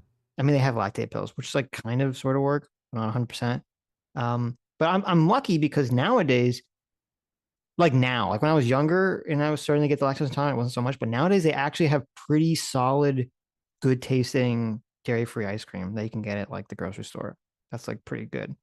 I had that oat milk and it was actually delicious. Yes. Yeah. Yes. The oat milk or the oat milk ice cream? I had oat milk, milk. Right. Yeah, I didn't know there was an ice cream option, but yeah, there's this one and some oat milk ice cream, which is pretty tasty. I'll try that too. Yeah.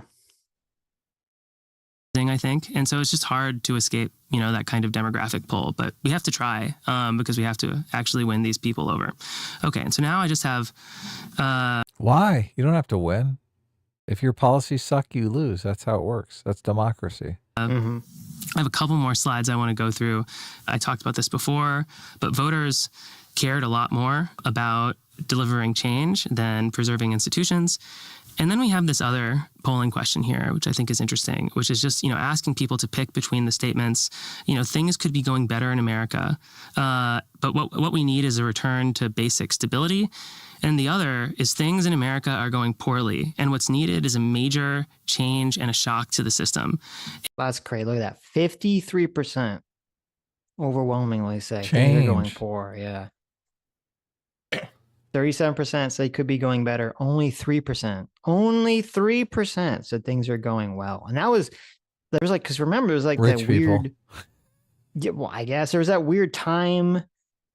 Like there was this like short time period. I don't know if it was before or after Biden dropped out. But there's all these articles that were trying to like gaslight people into the saying the economy was actually good. And you're David like, Packman was doing that all the time. I know, so making weird. videos about how great the economy was. Oh my God, it's amazing economy. It's like, okay. And when you have those two things, it's 53-37, which is a lot wider than the election result ended up being. What really strikes me about this is that sometimes I read polls and the wording is pretty clearly there to make something sound better than the other thing. Right. Things could be going better in America, and what is needed is return to basic stability from whoever becomes president. And things in America are going poorly, and what is needed is a major change and a shock to the system from whoever becomes president. I would in some ways say the second there is worded to turn people off a little bit. It sounds disruptive, crisis, a shock, right? It's not just major change. It is something beyond that. Right. And it dominates. I guess, though, I have a question about this, which is, on the one hand, we see lines like that outpolling the incremental change everywhere. On the other hand, if you look at the new split ticket ratings for who overperformed in the election, very moderate House Democrats did very well. Totally. There does seem to me to be a tension between two forms of political wisdom that both have data behind them right now. Right. Which is that voters want huge, massive change. Mm-hmm. And like the optimal political strategy is Joe Manchin or Jared Golden or Ruben Gallego, who are actually not, or Susan Collins, who are not people who promise unbelievably shocking change. They are moderates who kind of tack between the parties a little bit and, try to represent a center that wants something a little bit less dramatic than either side is offering. How do you reconcile them? There's an enormous amount of status quo bias in politics. Campaigning on big policy changes, can be pretty unpopular. But I think, the way to thread the needle, what this is really saying is that voters were very angry about the state of things. And what they wanted tonally was someone who acknowledged that anger. Because, Ruben Gallego did a lot of criticism of the status quo and was able to outperform. So people want an angry moderate. That's right. I think that's exactly right. Like they want I always think of temperament and ideology as being separate axes in American politics that we connect too much. Right. So we think about people who are moderates often have the moderate temperament. Mm-hmm. Susan Collins is like the great example, the joke always of the Susan Collins meter from, somewhat concerned all the way to very concerned being, the red line for her. You have a lot of moderates who by nature, they're pretty chill. They try to be civil. What this is implying is what people want are moderate policies in a more revolutionary or certainly more upset temperament. Yeah. We're pissed but not ideologically extreme about it. It's like a funny chant, but... I mean, first of all, I'm glad he's asking this question and bringing this up because I think this is an important distinction. But I think he's overthinking this. What people want is they want someone who acknowledges the problem and is mad about it and is mad that the American dream is broken, stolen, however you want to frame it. But they're not socialist and they're not fascist because the country used to be running. Most people say things were working better in the past at some point, and they just want to go back to that. They're not like, oh my God, we live in a monarchy. We need to overthrow the king and have a revolutionary new fucking idea. That's not how people are conceptualizing this. They're like, things were better. Let's just go back to that. And I think that's why people are like, I have moderate opinions. It's not like a radical fucking thing to do, but I'm mad that everything sucks now. And I'm mad that people don't seem to be acknowledging it. Yeah. I mean, that 53% on the shock to the system question is, I don't know where that polling data is from. So, shock to the system doesn't imply just going back to what was working. Unless, I no, mean, not is that a necessarily. shock to the system? I guess Because you maybe say it the is if system we've has gotten so far out of whack. right, but that's what I mean. Is that the system? Because that's literally what Trump ran on: make America great again. Right? Right. That we were in a place that we were great, and then the immigrants came in, and the woke Democrats came in, and all this stuff came in, and they ruined everything. So we need to. I'm not saying that's what I'm saying. You can have a strong shock to bring things back to a moderate place. Most Right. people, I think, view themselves as moderate, even if they're not. And so, in their own mind, they're going to think, okay, I'm moderate. Whoever I don't like, whether it's the Democrats or Republicans, they're extreme. Their extremeness has brought the country in an extreme direction. We need a big shock to bring it back to like the moderate position that I'm in favor of. I mean, I look at all the gender stuff and it is quite shocking. Yes. Right? It is quite jarring where we're at culturally. So I don't know. Is it quite shocking where we're at economically? I guess it is in the fact that houses are just like insane. Like I can't imagine. I mean, there's no way in hell anyone could think, oh, I'm going to be able to afford a house one day. Housing, rent, and food is crazy high. Yeah. And those are like the most important things, basically. Yeah. Food and shelter. So they're like, when they say shock, they're like, damn right, there's got to be a housing crash for me to be able to afford a house. Right. But look, I literally bought my house during the housing crash, so I'm sure I wouldn't be able to afford a house unless there was a housing crash. So get ready, get ready, guys. I wonder when the how housing many crash comes, you can get in. I wonder because I mean it was a meme, but it was a huge meme, and it's true. Like just the people going to fast food places and being like, "What the fuck?" Like the prices for fast food stuff is all super high now. Oh, I know, it is insane. And it's like that's a very shocking, jarring experience, I think, for people. And it's weird because, like, I don't know, I had a time period. It's hard for me to tell because I had a very big chunk of time where I literally did not eat fast food. And so I don't know, like, where the bump up occurred because I remember, like, I'm in college, the dollar menu still existed. I would go to McDonald's, I get McChicken sandwich for $1 or whatever. And then suddenly I like stumble out of COVID lockdown and it's like $4. I'm like, what the fuck's happening? Right? Where'd the time go? Where'd the food prices go? This is crazy. What's happening here? Yeah. It's out of control. You should have it delivered to your house. Oh my God. I need a personal chauffeur for my $1 McChicken taco sandwich. Yeah, that's right. Which now costs $4 or whatever the fuck it costs.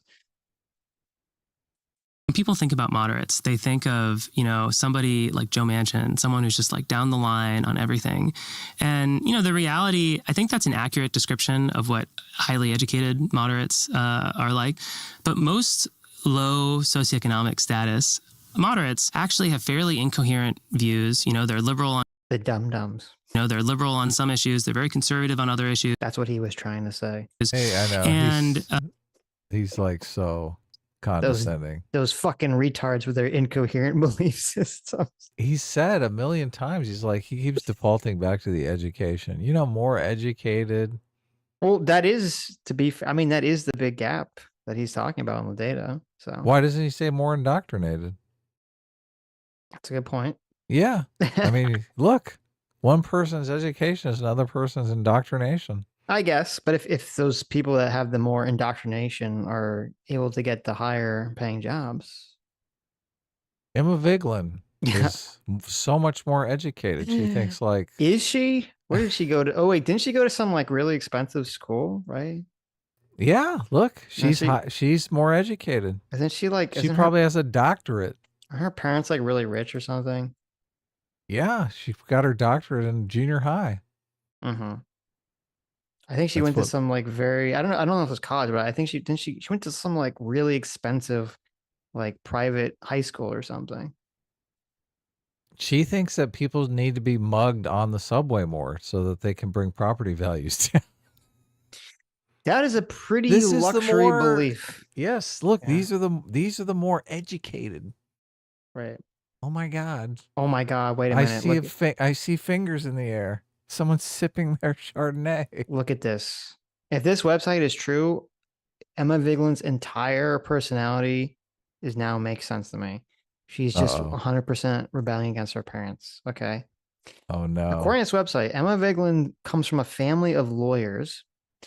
Both her parents were U.S. attorneys that headed major crime divisions. They were defense attorneys for criminals? No, they were going after criminals. Oh, wow. Okay.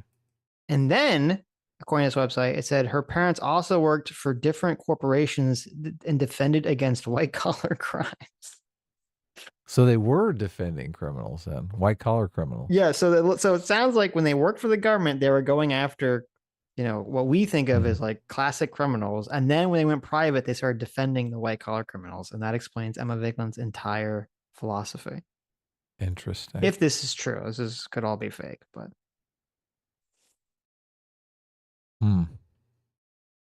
Did you get that off of Actual Justice Warrior's blog? I did, yes. I found his secret blog where he blogs about his daily feelings. So, all right. So just remember, every time he says educated, just think indoctrinated. She went to Lafayette College. I don't know if that's a fancy school. The private liberal arts college in Pennsylvania. Lafayette College, huh? Lafayette College tuition. Where's the tuition? Lafayette College. $42,000 after aid. $64,000. A semester? Oh, that's insane. Yes, a semester. That's before you add aid or anything. So pretty crazy. I think that's just like a much closer fit that's when you think of that, it's maybe less surprising that a lot of them like Donald Trump. Back in 2016, right, I wrote a piece about Donald Trump that has one of these headlines that now people will sometimes screenshot and be mad at me about, but it's called something like Donald Trump is a perfect moderate. And the point of the piece was not that he's not extreme, because I think he is extreme, but that the way his politics worked, particularly on the campaign trail in things he said, was that it was internally disorganized. So he'd be extremely far right on immigration, but compared to other Republicans, much more centrist on things like Medicare and Social Security. He would talk about giving health care to everybody, even though Republicans wouldn't like that. He talked about raising taxes on people like him. Not how he governed. Right. But there's a lot of research that actual moderates, like people in the electorate who are moderate, it's not that they have a in between the two parties view on everything. It's that they might believe in completely legalized weed on the one hand and mass deportations on the other. That it's like if you imagine positions as like they can be very liberal or very conservative, they average out to moderate, as opposed to being consistently moderate. That's exactly right. And, the way I like to, to put that in math terms, the issue correlations for highly educated people are just a lot higher than they are. Your eyebrows get excited when you do math terms. Yeah, no, I'm sorry. It's all right. But I'm glad we started talking about ideology, because that dovetails to the next slide. God, stop hitting on him, Jesus. Here. He did say ideology, which is a closer fit to the indoctrination term. Right. We just ask for each of the candidates, do you think this candidate was more liberal than me, more conservative than me, or close to my views? So when you look at this slide, what you see is that I have to run to the bathroom. I'll be right back. 49% of voters said that Kamala Harris was more liberal than me, while only 39% of voters said that Donald Trump was more conservative than me. And so there was this big ideological perception gap. Wait, let me go back to this chart. Overall, 49% said more liberal than me. Only 24% of people that voted for her said more liberal than me. 55% of swing voters said more liberal than me, and 75% of Trump voters. And for Trump, you had 39% overall, 60% of Harris voters. So it's interesting. So 75% to 60%. So still significant drop. 41% to 55%. So significant drop. And only 18 to 24%. So overall, a very significant amount of people felt that Harris was way more extreme than Trump was ideologically, which is pretty interesting because a lot of the people in the pundit space, they want to keep pointing to Harris and saying, but she ran to the center, but she ran to the center. And it's like, okay, that doesn't matter if in 2020 she ran like super woke and she's afraid to distance herself from that. Or if it's just because the political conversation for the left was so like hyper woke that as long as you don't distance yourself from that, people are just going to assume that the candidate shares those beliefs. While only 39% of voters said that Donald Trump was more conservative than me. And so there was this big ideological perception gap where a lot of voters saw Donald Trump as more moderate than Kamala Harris. What did this look like in 2016 and 2020? So in 2016, it looked fairly similar to this. In 2020, perceptions of Donald Trump being too extreme went up relative to 2016, and perceptions of the Democratic candidate being too extreme went down from 2016 to 2020. Now, that I think wasn't a property of Joe Biden per se. Like obviously him being moderate was a big part of his brand at that time. But, in our polling, we would ask, do you think that Joe Biden is too liberal or too conservative or whatever? And we saw that over the course of 2021, as his approval ratings dipped, the perception that he was too liberal also went up. Well, it's also true that Joe Biden became more liberal, like in terms of how he governed and in terms I don't like they're saying liberal. He didn't become more liberal. He went more to the left. He became more progressive. He became more progressive, yes. Yeah. I think that progress embodies all of the gender stuff. Right. Because they perceive that as progress. Of what he ran on. So you're saying that in the 2020 election, you actually did see people say that they were ideologically closer to Biden than to Trump? Yes.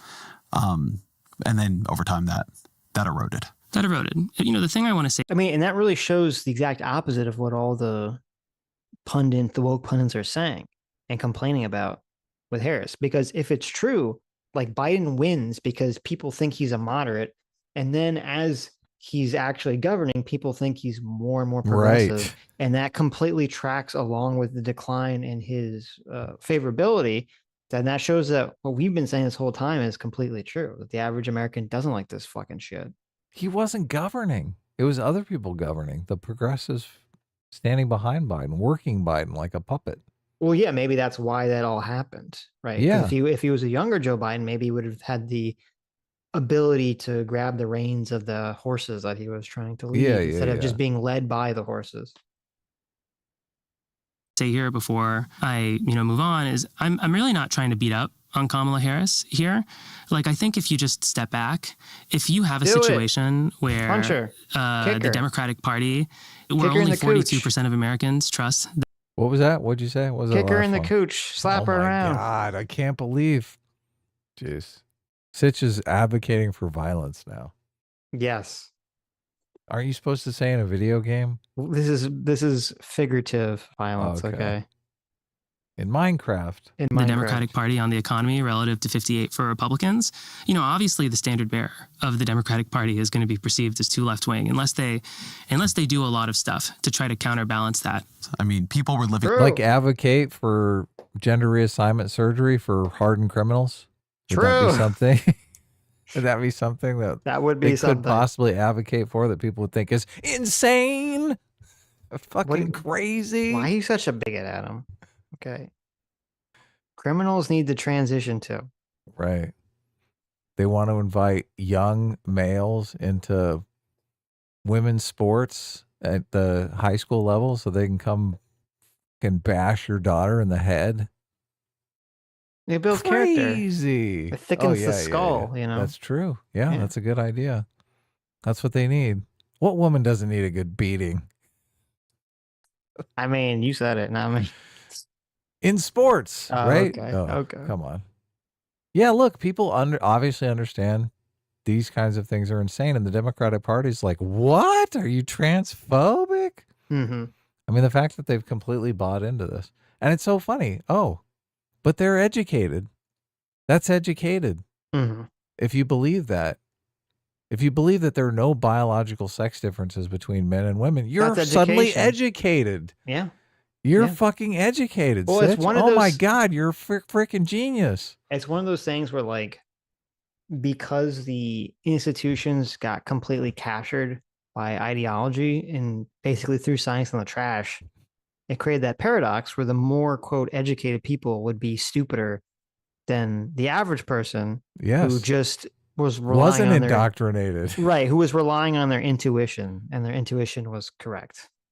Right. So. Well, I do think the science is on the side of there actually being biological sex differences, even if the Democratic science Party never got the memo. Yeah, no, the science, there is correct science. It's just that the people didn't want to report the correct science. So I know. Yeah. Poor Bill Maher trying to explain it to these I know. hardcore progressives. This is progress. Don't you want your daughter to have a very thick skull? Yeah, exactly. Progress. Under the Biden-Harris administration, whatever they thought of it. How are they going to unwind from the whole trans thing? They're going to stop talking about it. They're going to stop not talking about it. But people are not going to let them. They're going to scream from the high. Oh my God, trans people! Fucking genocide of the trans people. That's true. They're not going to be able to stop. They're not going to be able to get away with it. They're going to cancel them. We got to look at AOC's bio. Is there some she, her going or what? Did you see, like, the Republicans really need to get their shit together. Okay. Mm-hmm. AOC and Bernie Sanders did an interview with Hassan after all this shit that's been going on. What a bunch of dumbasses. I know. I do blame the Republicans for not making a big stink about it. Yep. They should bring Hassan up on terrorism charges. I don't know about that, but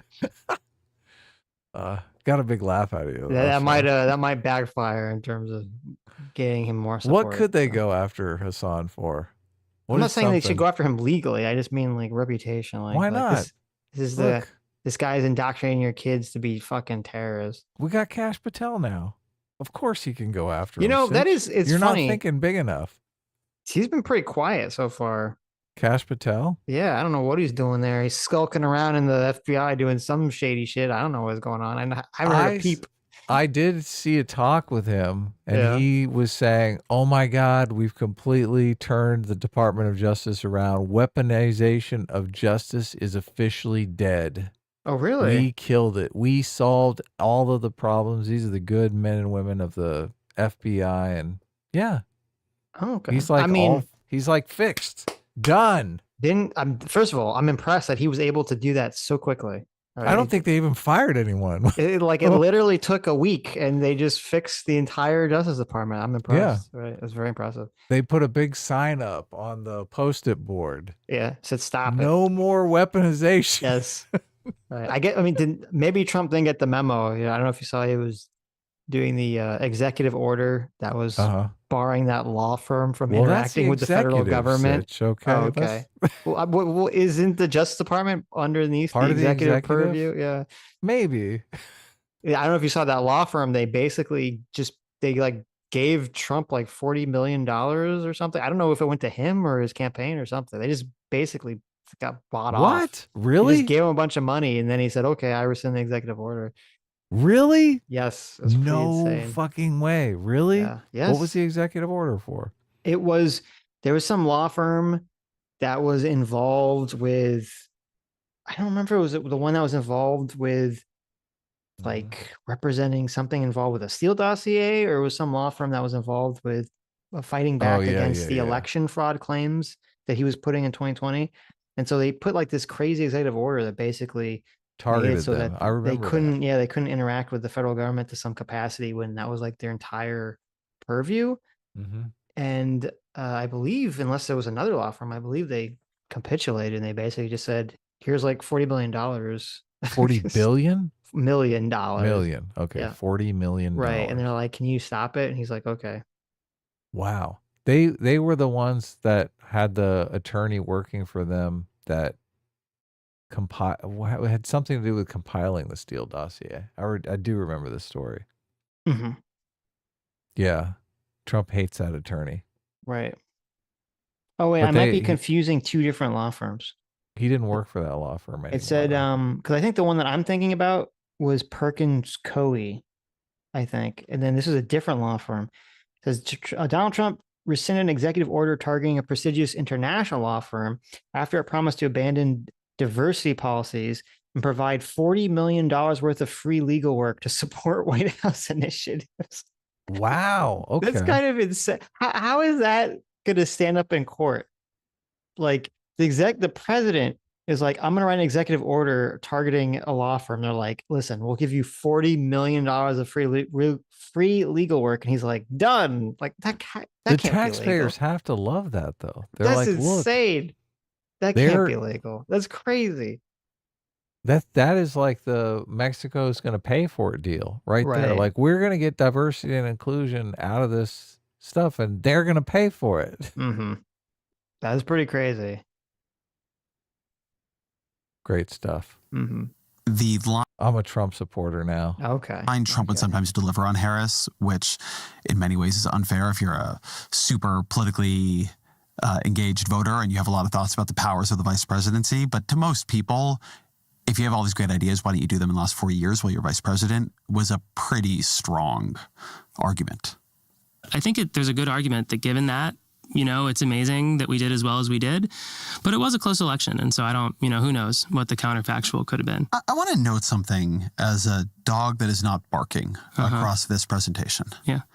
Since the election, I think that if you look at what Donald Trump is doing, what Elon Musk is doing, and if you look at punditry about the election, that if everybody agrees on anything, it's that the election was a huge verdict on wokeness.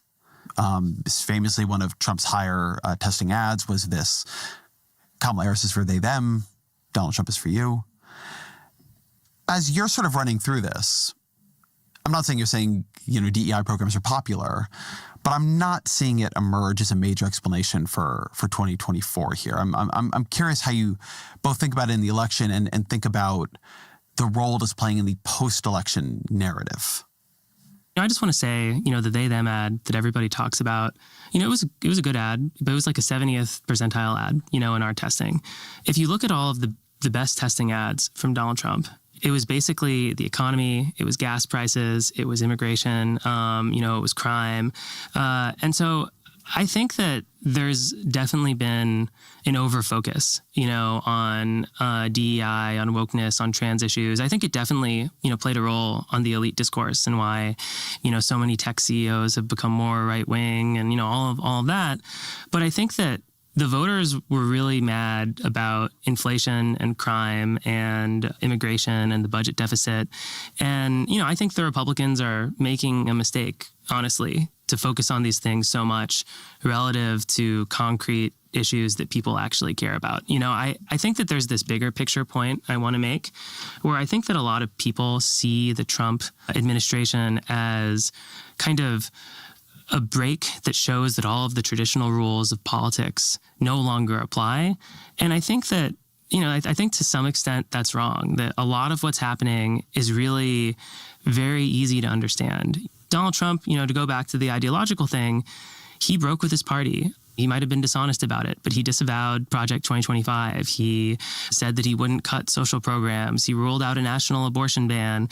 And I think that, that kind of thing just plays a big role in his success. And I think that a lot of these newer things, that we talk about might be less important than we think.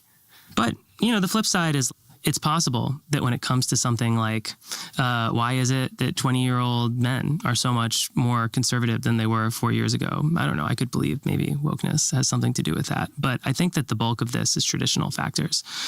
So now I just have the last slide of the retrospective. That makes sense.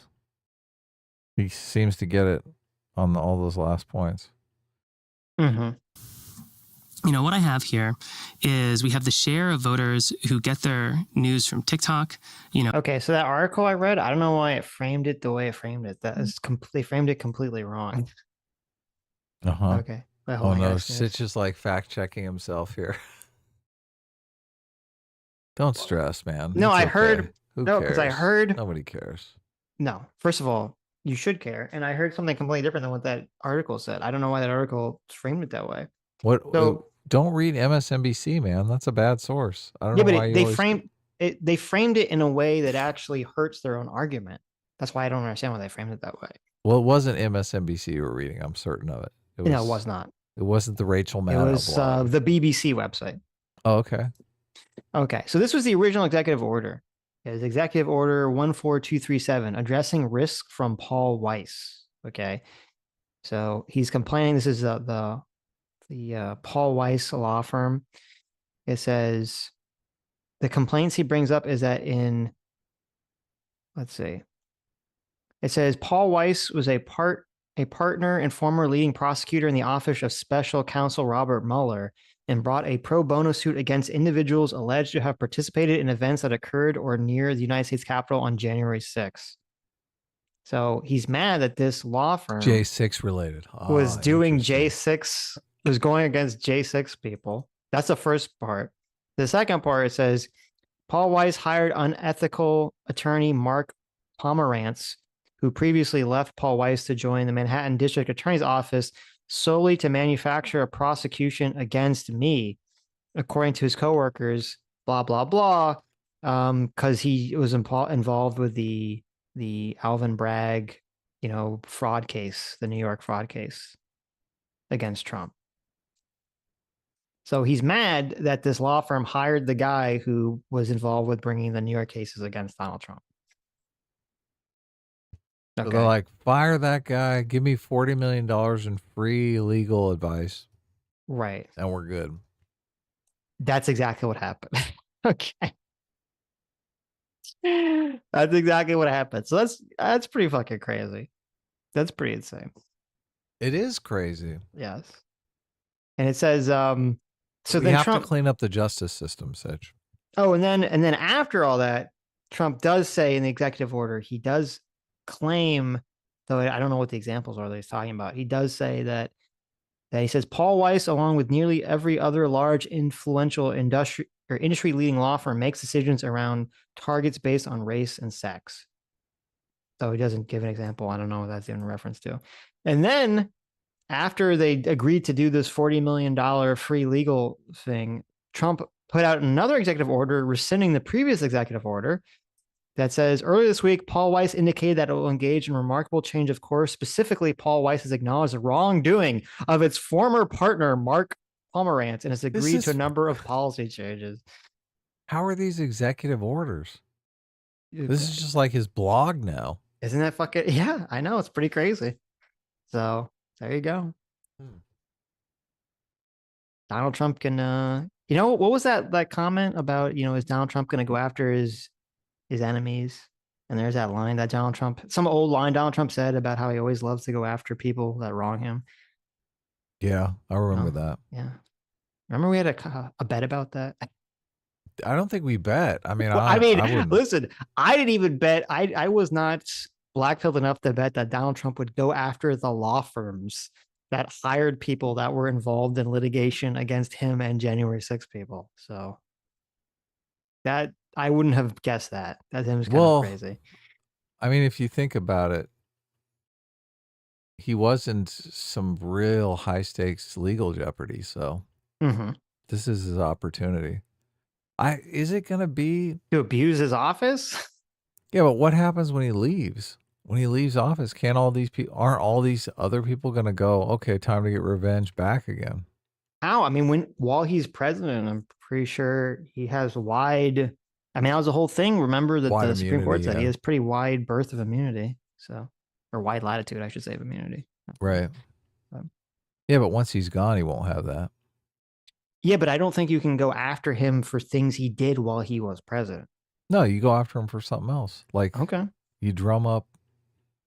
Look, the Democrats were drumming up a bunch of shit on him before he got elected. So maybe, I mean, this is a massive expansion of presidential powers that a Democrat president could very well easily abuse. And to go after him, yes. They go after him or go after any Republicans or fucking anybody. So yeah, I don't think people appreciate that. It's not a good path to go down. No. Yeah. But hopefully it's over soon. It's not gonna be. We got 4 years to go. About 4 in 10 young adults in the U.S. now regularly get their news on, guess what? TikTok. TikTok. Which still hasn't been sold, by the way. 40%. Still being controlled by China. Right. Okay. By year, the share of voters who get their young voters who get their news from TikTok more than quadrupled in the last 4 years. This is the biggest and probably fastest change in media consumption, that has happened in my lifetime. And it was quite correlated with support change. Now, obviously, TikTok users are younger, they're less politically engaged. It's not surprising that we dropped among this group. You'd expect that from demographics. But if you go and you do the regressions, I think there was definitely a causal element there. And, when you zoom in particularly to people who get their news from TikTok, who don't care very much about politics, this is a group that's 8 percentage points more Republican than they were 4 years ago, and that's a lot. So by the end of the election, Donald Trump is promising to save TikTok. One possible explanation then for TikTok users shifting towards Trump is that they like TikTok and they didn't want it to be taken away from them.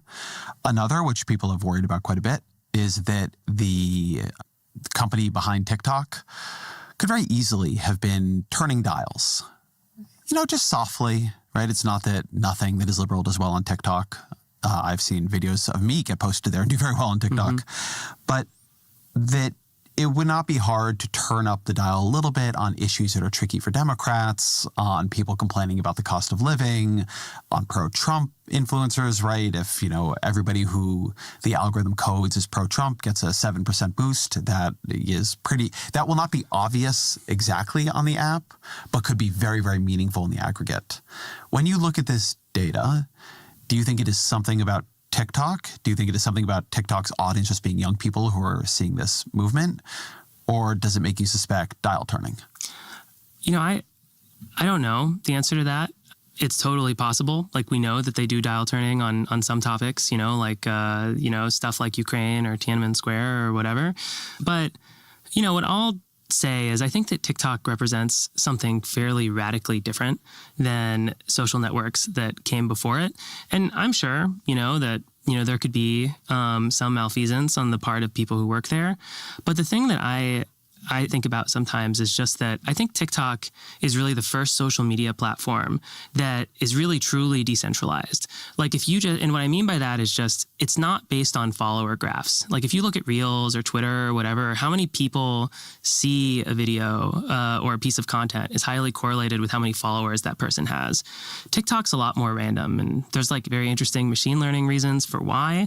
But I think that it really allowed a lot of content that never would have gotten a lot of views on Twitter or on television to suddenly escape containment and get directly into the eyes of people who don't care that much about politics. And, I don't know, you could tell a story that maybe just anti-incumbent stuff is going to do really well on TikTok and Democrats are going to do great now. I don't really know. But I think that for whatever reason, this big change, I think, really did help Republicans. And it's just an example of how the world has really changed a lot. So I know that you're near Democratic, both freak out and funding world. I hear a lot from Democrats about how to fix what they now call. You shouldn't have said it's not centralized because it's massive. It's more centralized than anything else. It's the opposite. He means it's not.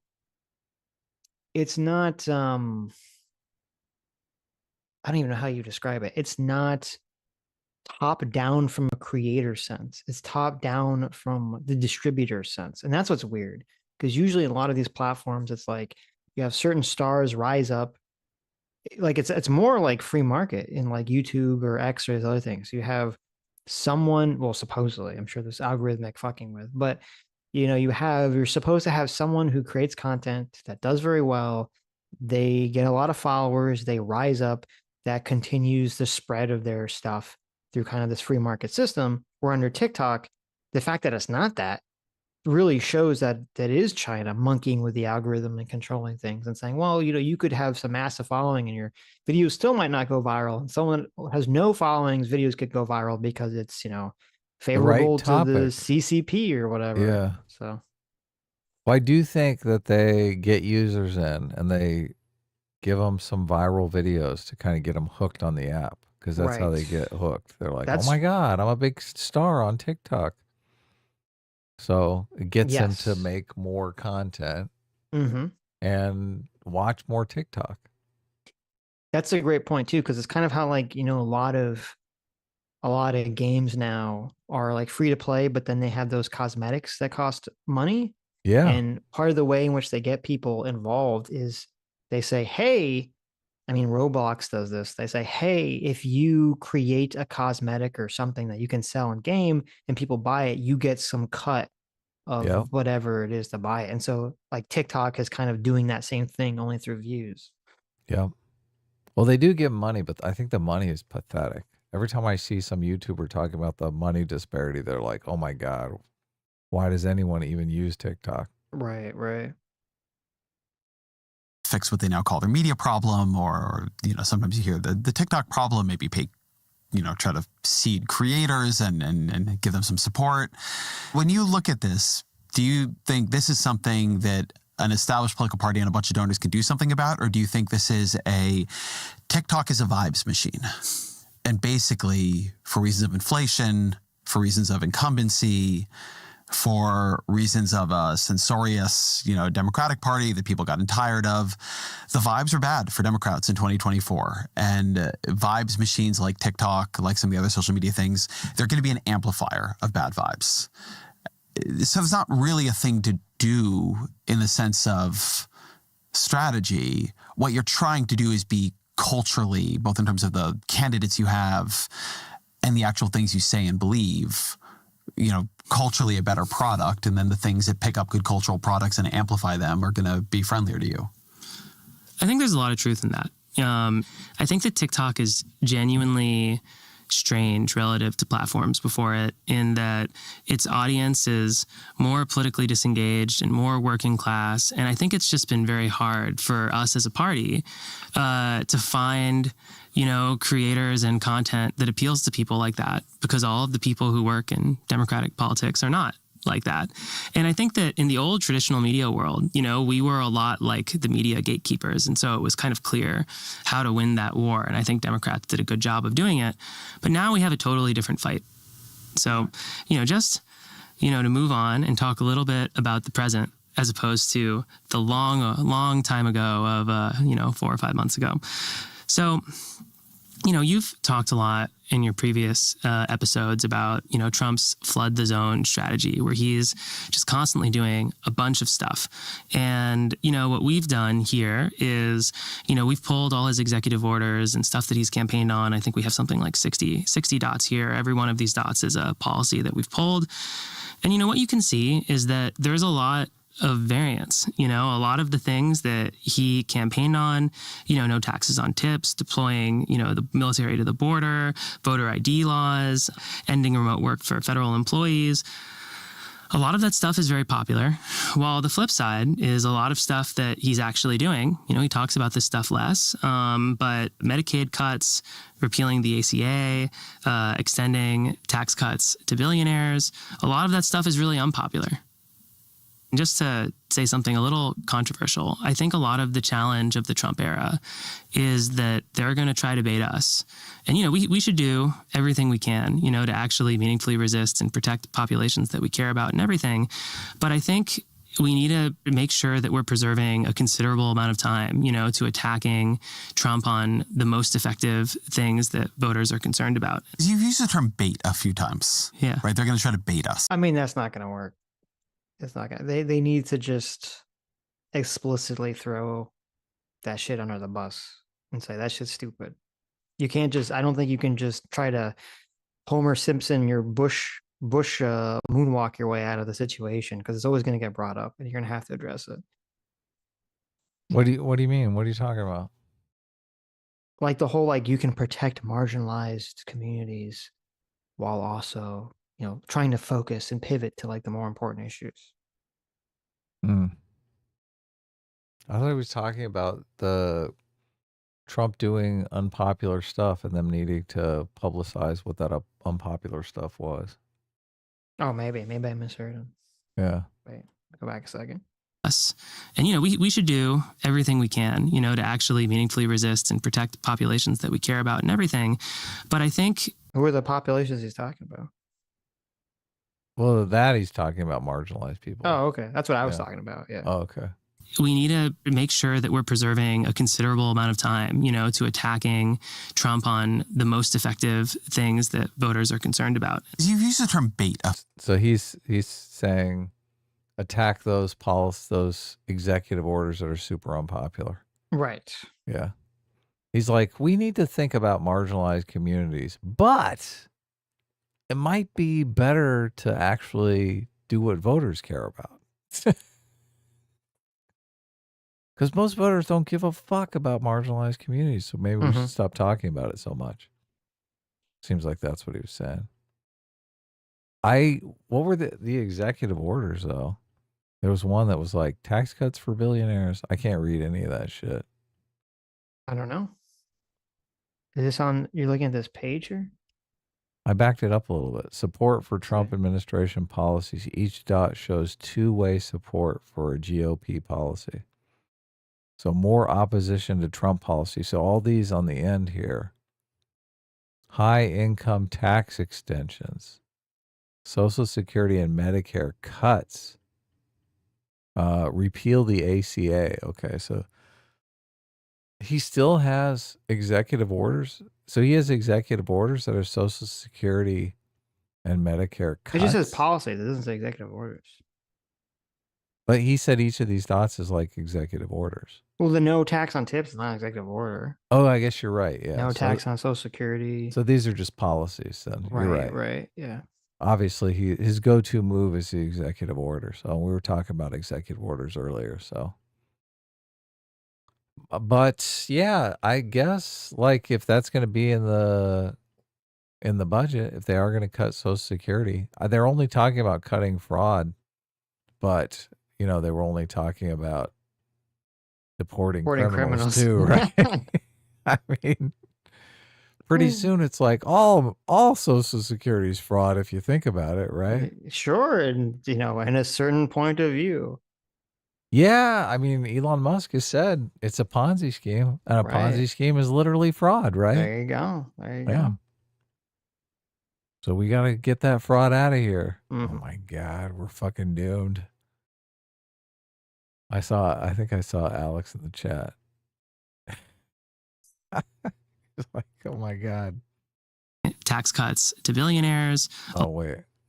We fast forward. A considerable amount of time, to attacking Trump on the most effective things that voters are concerned about. You've used the term bait a few times. Yeah. Right? They're going to try to bait us. He's like, we need to attack Trump. Mm-hmm. See, I think that, do you think Democrats are better off attacking Trump? I feel like that's been an utter failure for them all along. I think they should propose policy proposals that they think are going to affect the cost of living. I think that's a better strategy. I mean, there's a difference between when you're running, when there's a candidate that's running and like they're not running, the person's just president. Right. I think when the person's just president, you want to be more just attacking them. When you're actually running, you need to provide the policies, an alternative. Right. I would have to see where they get that cutting Social Security. A lot of times I just hear Democrats talking about Republicans cutting Social Security and I think, oh my God, they're crying wolf again. I mean, they've been talking, it hasn't happened yet, but they're talking about it. They've always been talking about it. So I guess we'll find out. Yeah. Then we find out if there really is a wolf or not. It's a shame that Democrats have spent so long crying. Both sides have spent a lot of time crying wolf on different topics. So, I mean, if anyone's going to do it, it's going to be Trump, right? If any Republican's going to have the balls to do it, it's going to be Trump and Elon. The thing is, the thing that makes me skeptical is that Trump has constantly come out with the promises kept. He's not going to, yes. Yeah. Right. And he has said, oh, of course not. I'm not going to cut Social Security. I'm not going to cut Social Security. Right? So it would be kind of a big deal if he did cut Social Security. And what is really to be gained by it?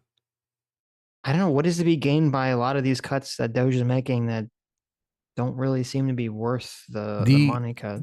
The Republicans fucking hate the government. It's just that, yes. Yeah. Right. So they want to be able to say, oh my God, we cut $2 trillion out of the government. We shrunk the government by $2 trillion. That's what they want to say. Right. But they're starting to come to the realization. Yeah. That there's $700 billion of fraud in entitlements and Social Security. So. Right. I don't know. We'll see. Yeah. I mean, I would have a month ago, I would have said, yes, I agree with you. There's no way that they're going to do that. But now I'm not so sure. I'm not so sure either. I wouldn't bet money on it. Just the amount of insane shit I've seen already is kind of, and they're so sure of themselves. So, because what they'll just say is well, we're only getting rid of the fraud, right? But they keep overstating how big the cuts are. Like there's all these articles where they're posting, oh, we did a cut that's like $700 million, and you look and it's like, oh no, that's just $7,000. Right. It's like, yeah. So maybe they'll just overstate it. Maybe they'll say, oh yeah, we did find $70 billion or $700 billion in fraud. Don't look too close. They added a couple zeros. Yeah. Yes. Right. I think of a political party baiting you as dangling something in front of you that, they know is going to make you mad, but it isn't that big of a deal. They're doing mass firings around critical functions. They're destroying USAID. They're arrogating a huge amount of executive power. The set of things that I find Democrats are really worried about at the moment, it's, on the one hand, I suspect they're not the things that the public cares about, wants to hear that much about, making a podcaster the deputy director of the FBI. But at the same time, they're not baiting. They're real. They're important. Like, what is the point of a party? Right. They will not fight those. And this is a place where I think there is a tension between this focus on what's popular, don't focus on just the things that activate your high education, high income base. But in terms of getting people out into the streets, potentially if you need that, getting people to town halls, there's sometimes I think this thought of the party that's just going to, James Carville's been saying Democrats should basically play dead for a while and wait until the Trump administration's unpopular actions destroy the Trump administration, but don't get in the way, right? Or there's this version of a party that various things Hakeem Jeffries has said at different points have sounded like this to people. I think is thinking is a little bit more complicated than this, but we're not going to run after all these things. We're going to focus on the price of eggs, price of goods. You can really lose your own base if you're not defending democracy when they care about democracy, because you're waiting for an opportunity to attack prices. When prices are kind of going to do what prices are going to do, what Democrats say about prices isn't the most salient thing. Am I getting what you're saying right? Is there a way of threading the needle? How do you think about that? Yeah, I think you could imagine a theoretical world where we would have really hard and unpleasant trade-offs. But I think the world we actually live in is that a bunch of the things that we're extremely concerned about are actually really unpopular. And, just kind of going forward to the next slide, here's some randomized controlled trial data that, we did that, like I was talking about earlier with the ads, where we just kind of went through and we looked at, 58 different things that Trump's going to do, and then we rank ordered them by how persuasive they were at actually changing people's votes and making people disapprove of Trump. And, I think that a lot of the things that we're most concerned about, Elon causing chaos in the federal government, cuts to, Medicaid and Medicare and Social Security, extending tax breaks for the rich, obviously this list of things is not exactly the same as my top 5 things that I am personally most concerned about with the Trump administration.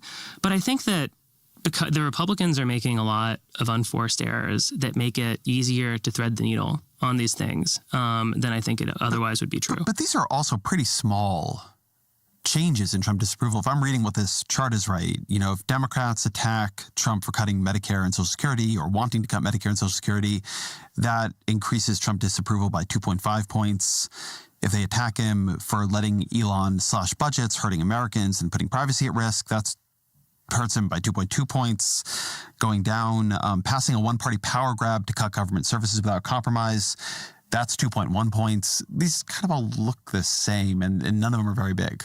Can you just think for a second? This is can you imagine 70 words? You stop a Trump voter on the street and you say the 70 words to him, and then, there's a 2.5% chance he changes his mind. I think that's incredible. I just think that these two pieces of data tell a story of how we should try to shape the campaign against Trump in the next couple months, which is that he is wreaking havoc in the federal government. I think that is consistent with our principles and also something that voters are very concerned about, that he is trying to slash support for the safety net and that he's trying to do tax cuts against the wealthy. And, I think that a lot of this critique of Trump is really very similar to the campaign that we ran against Mitt Romney. And I think that this kind of gets back to what I was saying before of I feel like, we were so shocked by Trump that we kind of forgot that the old rules of politics. I want to read two of these because I think something you just said is important when we're talking about these old laws of politics. So here's these are all high polling, high testing messages, but this is the lowest one on the chart. So I don't think you're going to get good. I don't think it's possible to get good polling data on this question. People don't respond well to partisan-based political hypotheticals until they're in the situation, in my feeling. It's kind of like when, I think Joe Biden's a perfect example of this. Before Joe Biden drops out, a lot of people were on this Joe Biden train, he shouldn't leave, he shouldn't leave, he shouldn't leave. And I think they even did polling and people were kind of very mixed about the situation. And it's because they didn't see an alternative. They didn't see a way out. Yeah. And as soon as Harris jumps in and she starts to get some traction, in the early days, the polling just just switches on a dime. Oh, of course Biden should have dropped out. Harris, she's going to totally get it, right? As soon as people were presented with the thing, it's so easy for them to switch their opinion, to conceptualize it and to understand it. And so I think that these questions are just way too hypothetical. What does it mean to cut Medicare and Social Security? People need to perceive it happening and see if it affects themselves personally or not. Right. Yeah. People are going to be in favor of cutting any Social Security waste, obviously. So, of course. Yeah. If it's true, if it's true that Elon could magically cut only fraudulent claims from Social Security, no one's going to complain about that. That's a great thing. Of course not. It's a fantastic thing. But if, suddenly the average person notices their Social Security goes down, or if lots of people wrongly get their Social Security cut and people know someone that got Social Security cut, then, then you're in a different scenario. You're in a different world. Yeah, if they cut Social Security accidentally, but they've closed so many offices and fired so many people at the Social Security Administration that you can't really get someone on the phone to find, right. Yes. Find some kind of solution. Right. Just kind of out there, ass in the wind. Oh my God, they're going to pay for that. Yeah, then people will care. Yeah, and all those old people they'll probably be starved to death by then, though, because their Social Security's gone, right? There you go. It's kind of God, the media CNN is going to be all over that shit. CNN is already all over all of the deportation stories that are total fuck ups. Yep. But if old people, they're going to be down at the old folks' home with a microphone in everybody's face. Yeah. Well, what's going to happen when, they inevitably get some of those people back that Trump deported through the Aliens Enemies Act and are totally innocent, and they're going to sue the government, and they're going to tell some horror stories about the, prison that they were at. Right. And CNN and MSNBC are going to play that on 24/7 loop. Yeah. So, but it's kind of like when, I don't know if you remember when the Obamacare first passed and they opened that website Oh, and just, it crashed? crashed Yeah, I immediately. totally remember. And it didn't work for like a month. I mean, if you have something like that with Social Security, that's, it's not going to be great. Oof, can you imagine? So, yep. So Trump is working to repeal a law that lowers the cost of healthcare and prescription drug costs and caps insulin costs at $35 a month for seniors. By repealing this law, Trump will increase the cost of life-saving medicine for millions and create more financial strain when costs are already too high. That was another one of his tax things, no tax on Social Security. Mm-hmm. So how's he planning on cutting Social Security? And he's like, oh no, you get more money. It's a good question. That doesn't make any sense. It's a good question. So that increases Trump disapproval by 1.9 points. I think that is as like right down the middle a Democratic message as you could possibly imagine. That does not test as well as Trump is letting Elon Musk slash federal budgets with no oversight, checks, or balances. Musk gave $250 million to Trump's campaign, and now Trump is letting Musk reshape the government in ways that advance Musk's interests, even if they hurt working Americans by cutting the basics like Medicaid and public schools. I am actually surprised that the Elon Musk attack is outpolling the insulin attack. And it's interesting because I see this in Trump voters in my own life. Right. Some of the ones I know, they're actually not happy with what's going on in the Trump administration. There's a lot they don't like. There's a lot going on, but too much. But Musk creeps them out. Is that in your data? I think it's really telling that Elon. Well, I think there's two things. That's so funny. I think maybe some of it is Elon. I mean, obviously Trump is very charismatic. Elon is like negative charisma. Yeah. And I mean, I know like people on the internet really like him, and that's fine, but like the average person, not internet brain person, does not like, probably doesn't like Elon, probably doesn't know that much about him. They see him acting weird and stuttering, and they're like, who is this guy? Like, what the fuck is happening here? He's kind of like a weird vibe. So maybe it's part of it. I think another part of it, though, is what I was saying, which is the Elon cuts are actually happening. Like people are seeing it happen, even if it hasn't affected them. They like, at least they can perceive it. It's like a thing where this Trump cutting insulin or making insulin cost more expensive. Like that's still completely hypothetical. That hasn't happened yet. Yeah, you got to see it happen.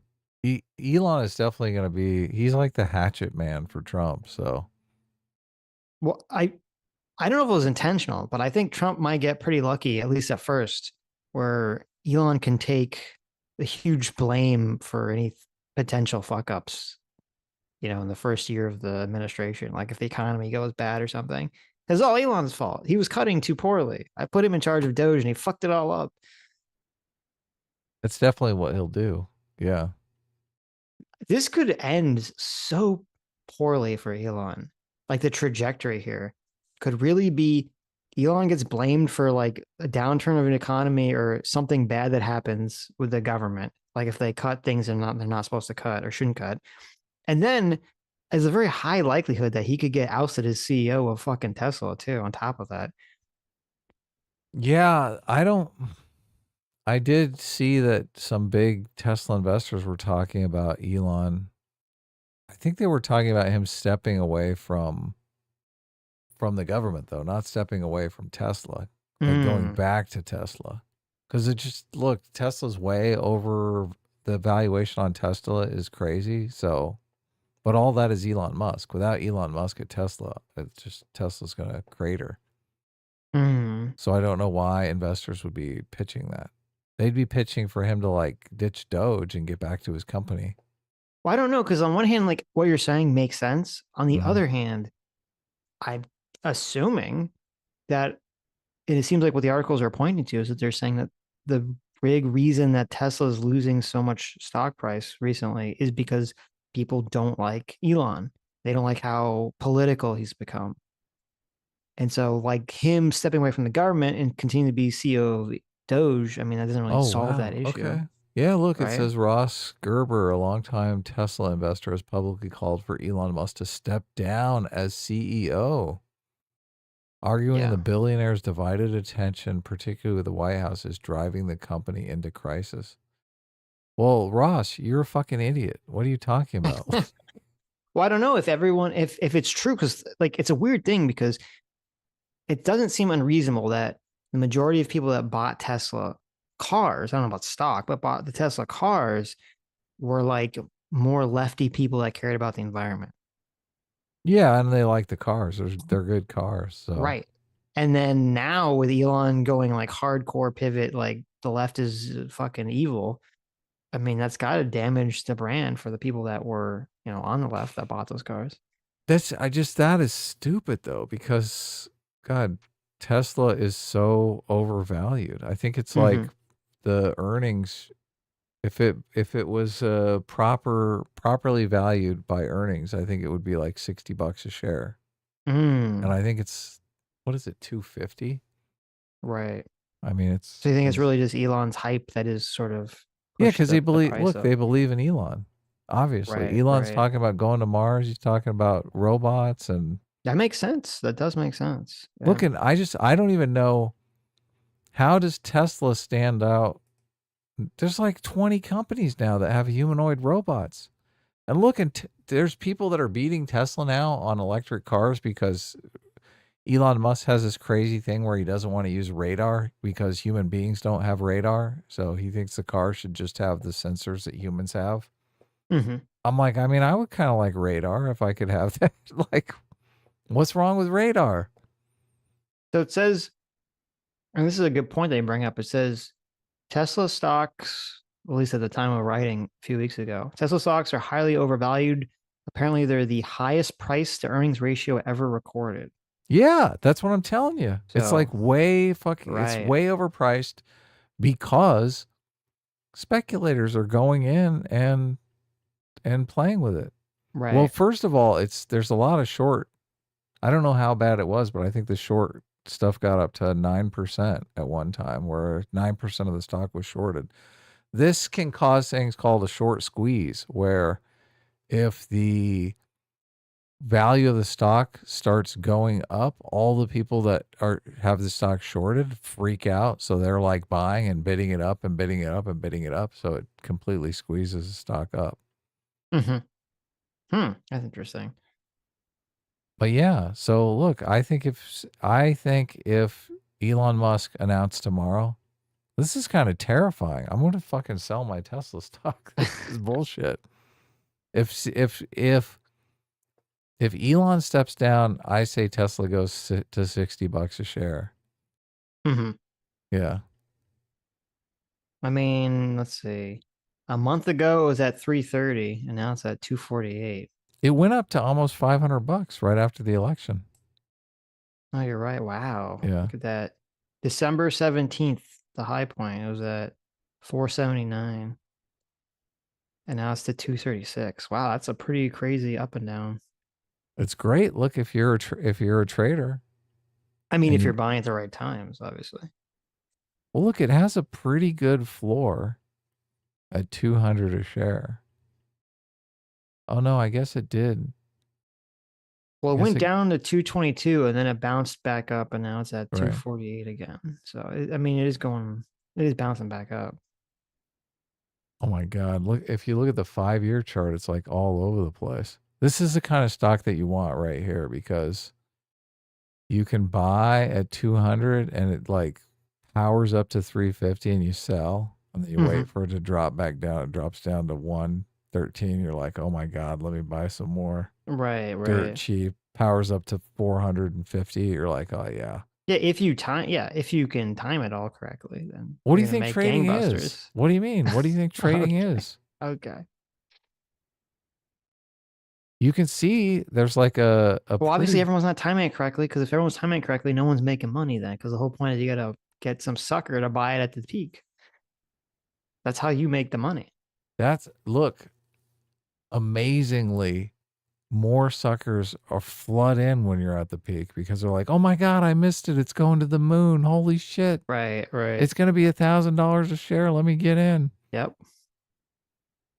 You got to look for where the floor is, where the support is.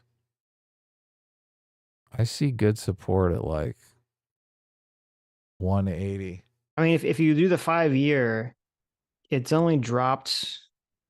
See, I mean, it's dropped below 200 a couple times at least. Yeah, last time I bought some was when it was like just insanely cheap. It was in the 100. Wow. Okay. In the 100 range. So you bought like in 2023. And then I sold downturn. some when it went up. Obviously, I was like, "Oh my god, it's unreal! Fucking Should have waited $400 a share." should have waited. You didn't know he was going to become Trump's number 2. You would have held on to it.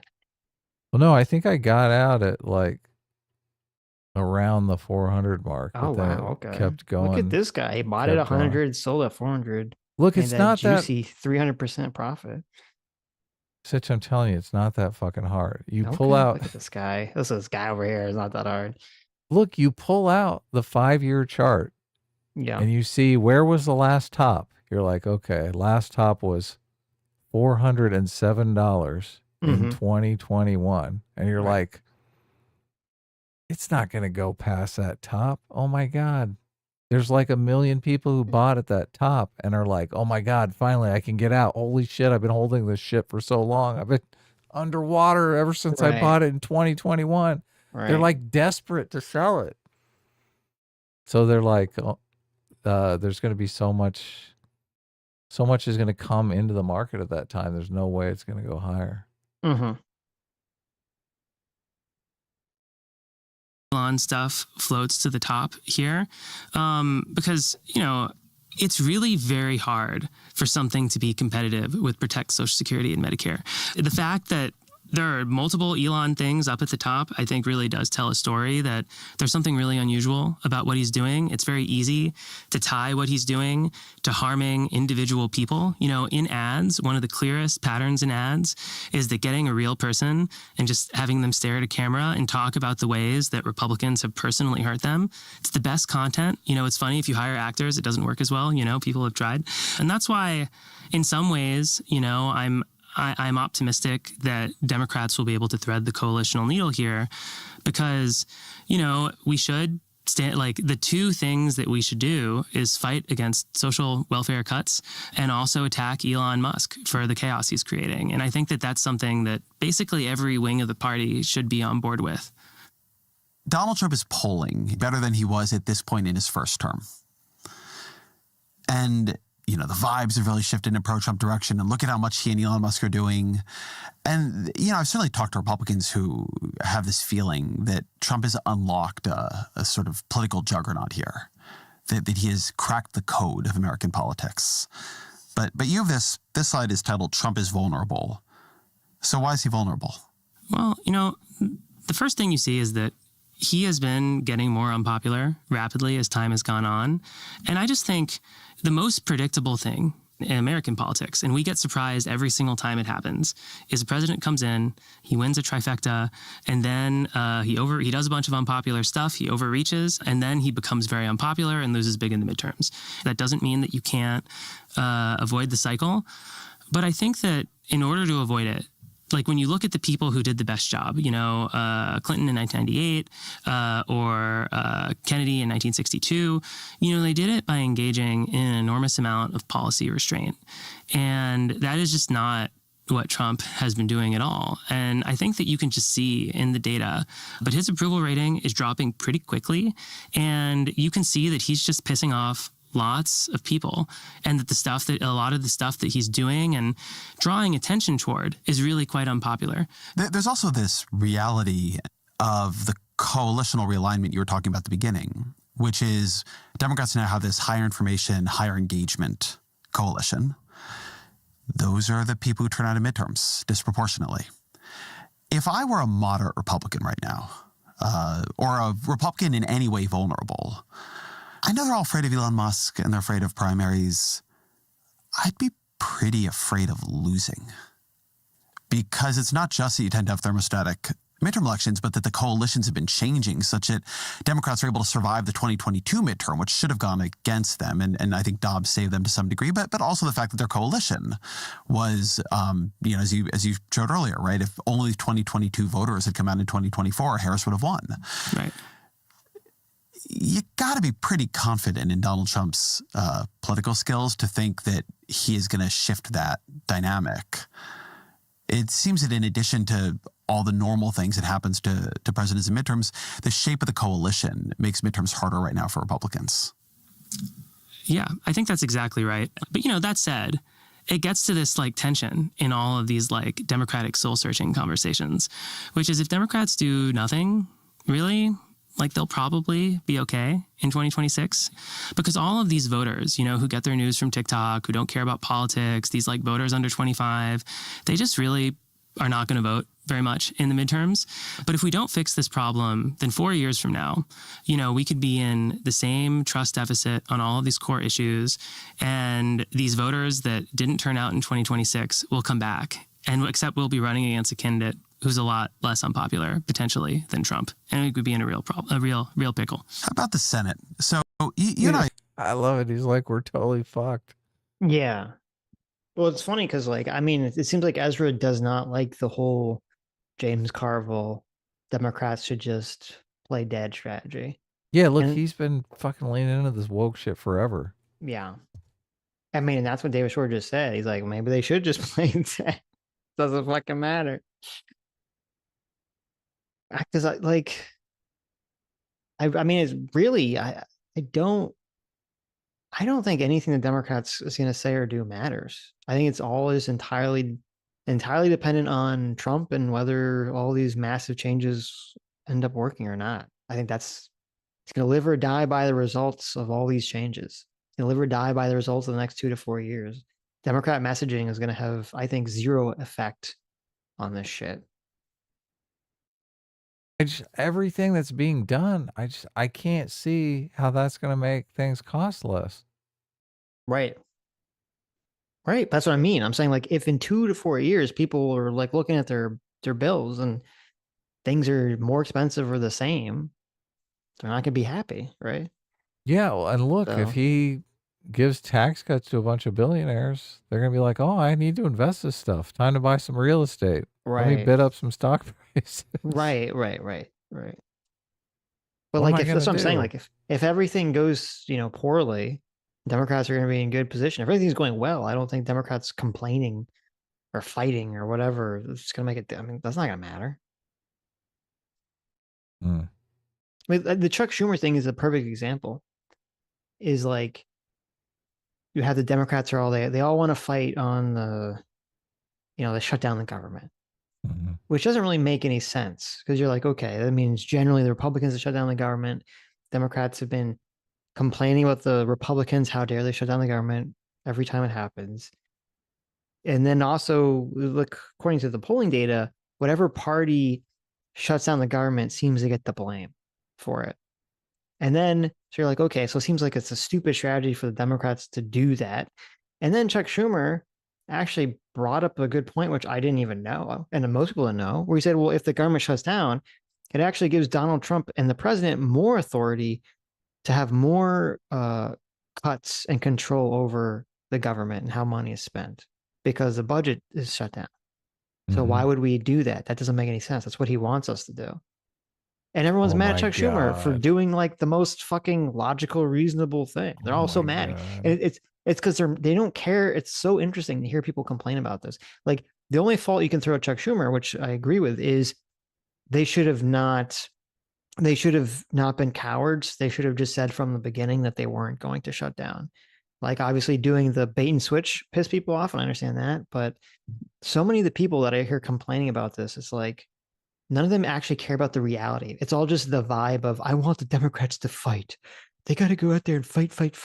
And I'm mad that they're not fighting. And it's like, okay. I mean, I kind of want people to do things that make sense and get results. I know it's a crazy idea, but sort of blindly fighting, you know, leads you down the pathway to doing stupid shit. I mean, that's the mentality that gets, like, you know, people supporting Hamas, even though everything they do just ends up destroying, you know, the lives of all the Palestinians around them. Like, it's just it's retarded. Yeah. I don't understand. People just have this retarded emotional reaction to things. They just blindly just run in headfirst into problems. That's sort of this guy's pitch too. He's like, we need to fight. We need to fight here, fight there.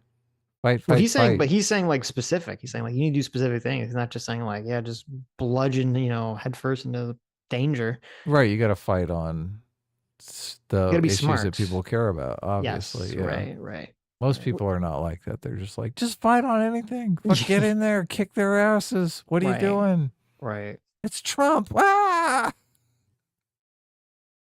I don't know. Look, I'd be pretty pissed if he cut Social Security, right? Yes. More because he's a liar. He said he wouldn't cut Social Security, but right. Yeah. But just like people who are like, oh, that guy that stood up at Trump's speech and yelled, that's what the Democrats should have done. I'm like, really? That cringe? You think that's like, who's that appealing to? That was doesn't the already hate stupidest Trump. thing of all time. Yeah. Yeah. Some guy shouting and waving his cane, and you can't even hear what he's saying because he's not mic'd. He just looks like, old man shouting at a cloud. He thought that was a good move. Like, okay, I thought that was Grandpa Simpson. Right. It's just people are just so trapped. So trapped. Yeah, we need to fight. You need to bring the prices down. Like, if you're not fighting to bring the prices down, they should come out and just say, look, we are in favor of working with the Republicans as long as it's going to reduce the cost of living. Yes.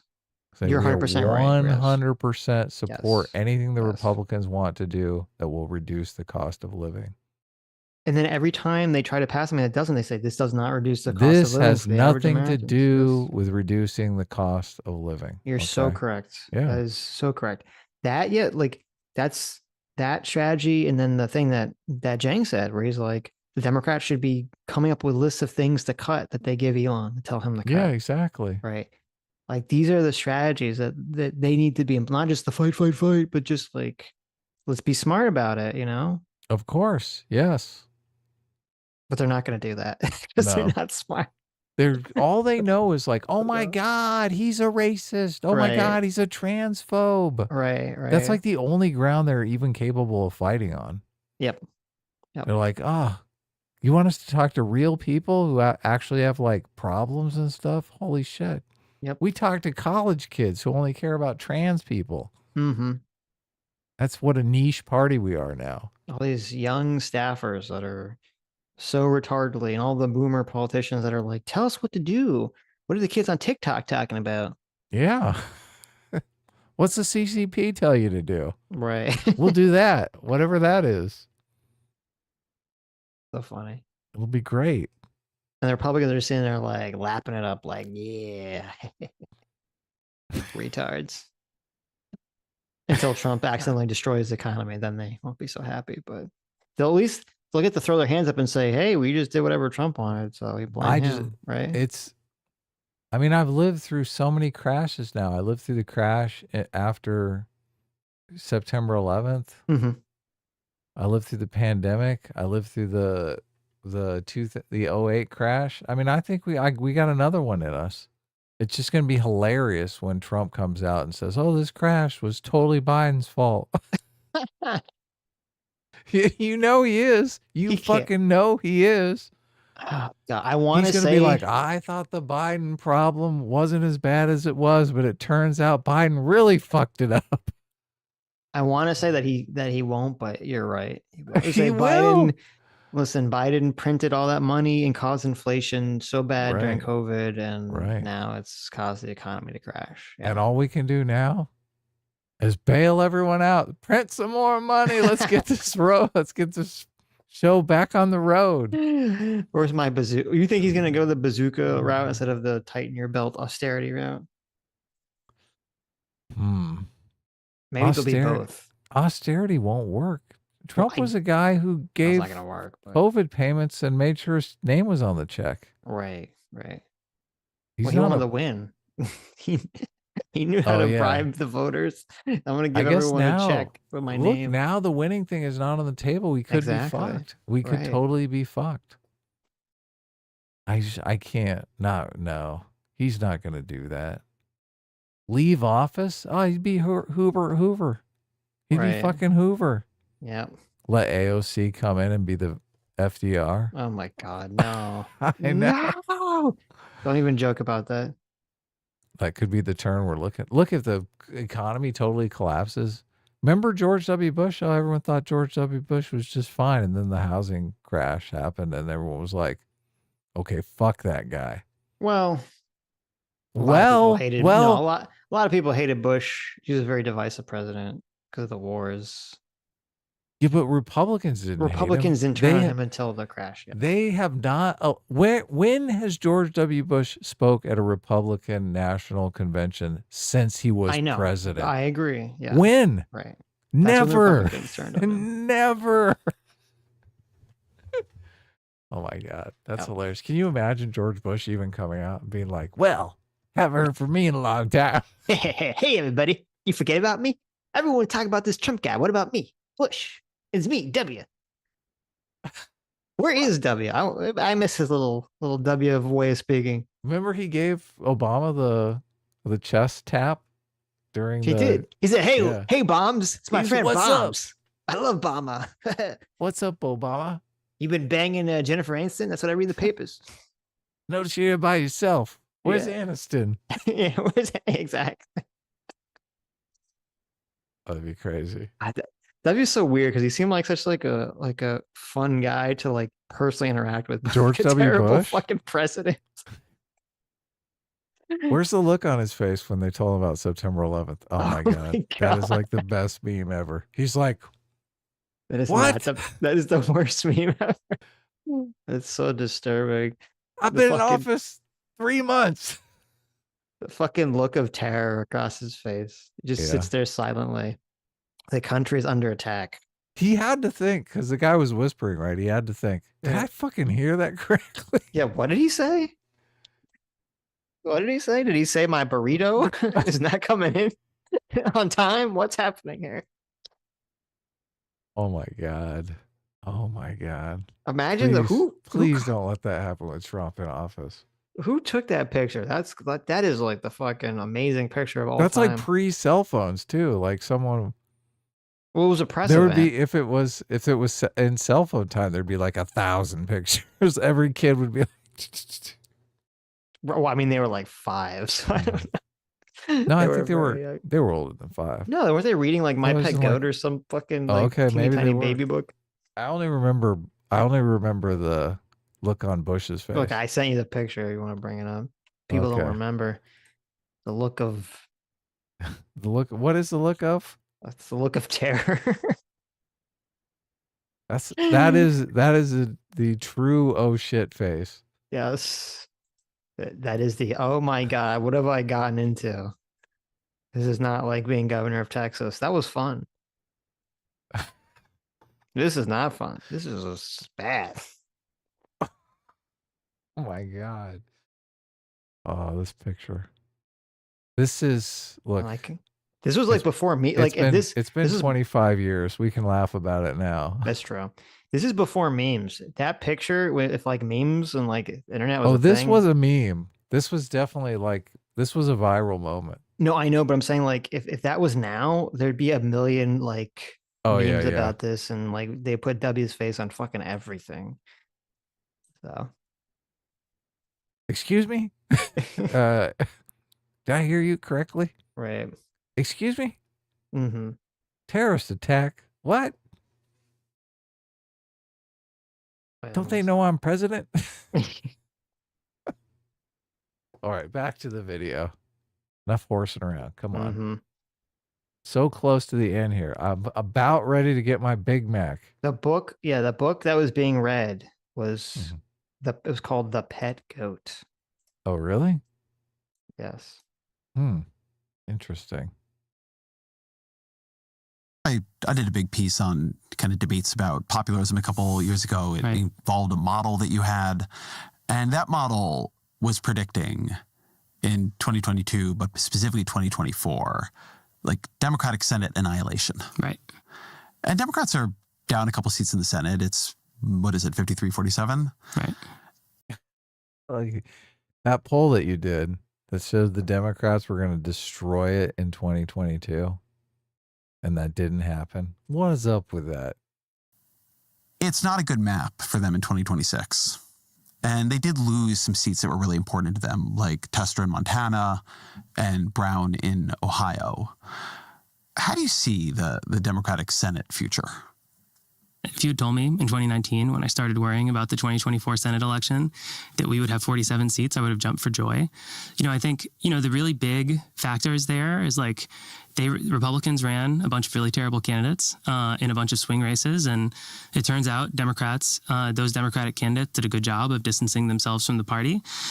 I don't want to spend too much time speculating about the 2026 map, but I think that even though the bias in the Electoral College has gone down quite a bit because of this swing among immigrants, that doesn't really change that the Senate. It's very hard, for Democrats to take the Senate unless they can consistently outperform how Harris did and how Biden did in most of the country.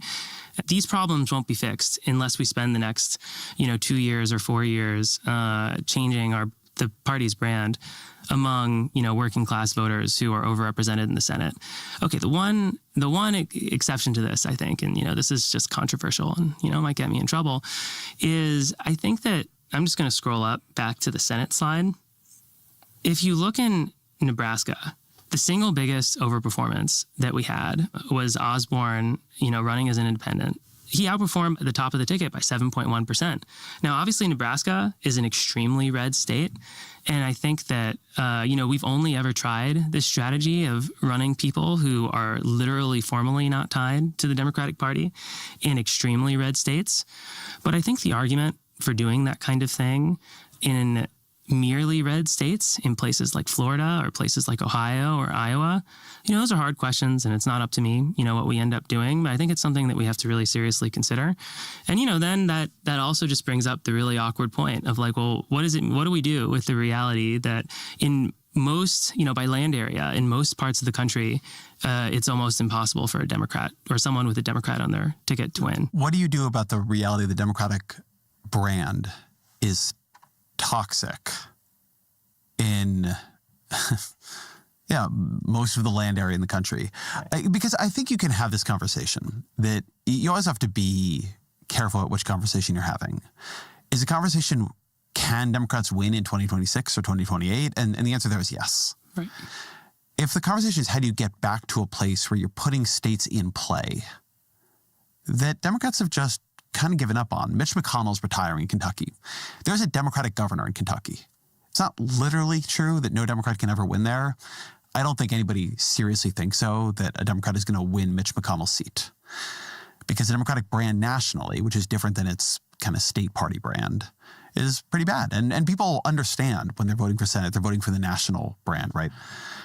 So you've been thinking about this for a long time. If you were trying to think about reversing these much deeper trends, right? These educational trends, this sort of realignment that has, if your whole point in life was to make Democrats competitive again in Florida, in Missouri, in Kansas, right? Not the reddest states, but states that they were competitive in a couple of years ago.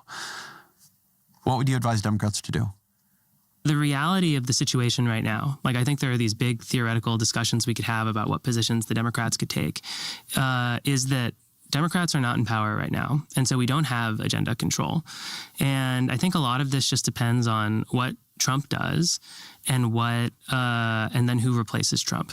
Like something I'll say, going back to the 2016, the first time that Trump was president, is that when we were looking at polling of non-college whites, and these Obama-Trump voters, their approval rating for Trump was really very stable for most of his term. And the only time that it declined was when Trump tried to repeal the Affordable Care Act.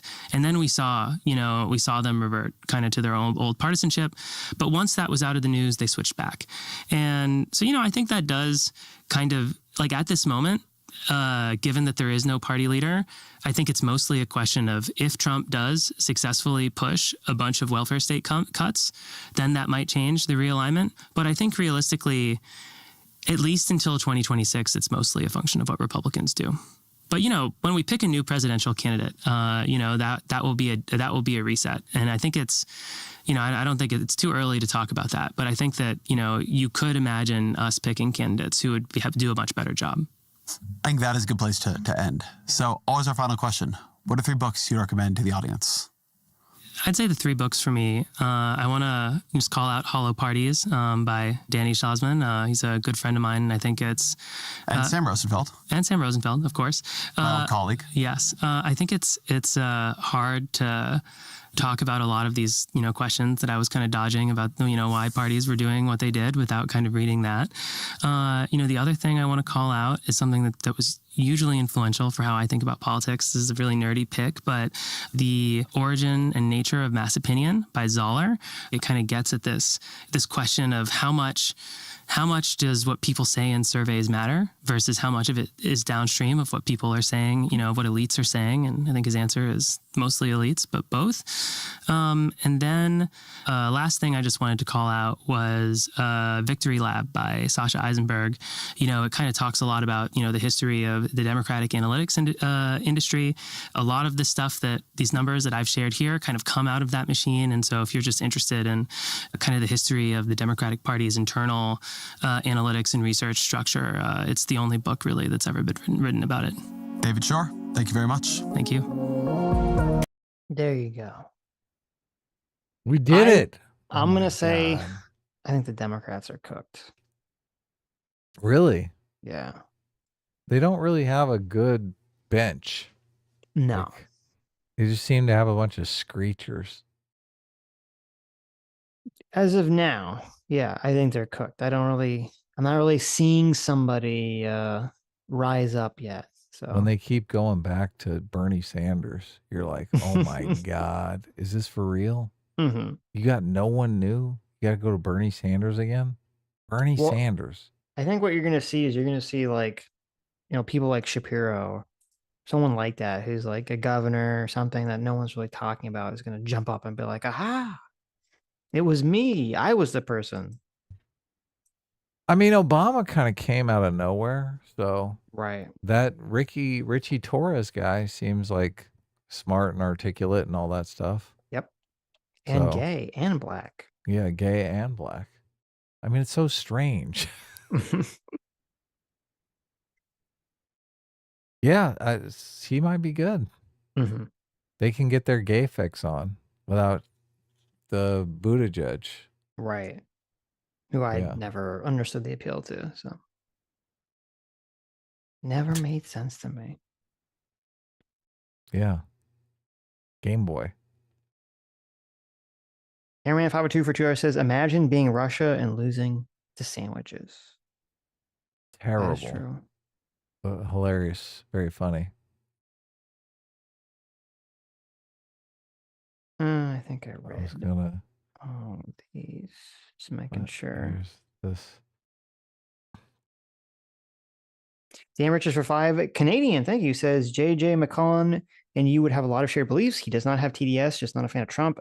Adam, thanks for fixing my comic delivery so quickly. Oh, cool. Well, Glad you got the comic. Good to know. Glad you like it. Bob Van Gogh for $5 says, not sure Ezra is helping the Democrats with their relatability issue. Oh, true. they're definitely not. Yeah. Very true. Making things worse. Yes. The Red Dawn Batman for 5 Canadian says, wow, I found out today I'm neither S class or A class. I'm mustard class, baby. It's one of the major cornerstones on barbecue. Shame, boys. Shame. Well, really? Is mustard in? I love barbecue sauce, so. I mean, barbecue sauce is in barbecue sauce? I don't know. I think it is. Isn't it usually? I do like honey mustard, so. Yeah, there's usually I'm not mustard fully irredeemable. Sauce. Right. Lethal Strain for 2 hours says, I had a party line as a kid. Oh my God. How old are you, Lethal Strain? Jesus. Terrible. What do you mean? Don't make he said fun he had of a party line. Don't make fun of us oldies. Oh, okay. Oh, man. I for £5 says Epstein was supposed to talk David Shore, but according to Tiny, David canceled after Destiny got exposed for secretly recording people during sex. Oh my God, that's hilarious. That's so funny. Oh my God, that's so funny. Well, there you go. Luthen Does Well Facility for $5 says there are videos where you can convert old rotary phones to mobile. If any of you are looking to have a fun weekend project, old aesthetics can be nice. I should look up a video on like explaining why the fuck they were designed that way, because it seems retarded, doesn't it?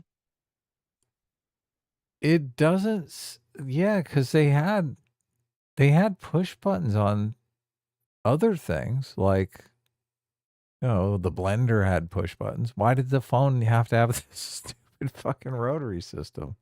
Right? Yeah, I don't know. I don't know the answer to that question. I mean, I'm assuming there has to be some mechanical reason for why it was created that way, but it doesn't seem like it makes sense to me. Right. So, well, I don't know. It says how it worked. It says when you turn the dial to a number and released it, the dial spun back, creating a series of electrical pulses. Each number corresponded to a specific number of pulses. Like, I can understand in the 1800s, maybe why you would need that. I don't understand why, you know, anything anywhere beyond that time period, you couldn't just do that with a push button. So, yeah.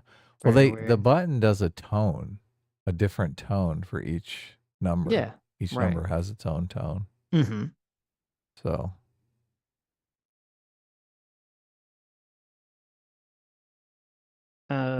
Zaniga for $2 says sent a DM on Twitter about missed members chat. LOL.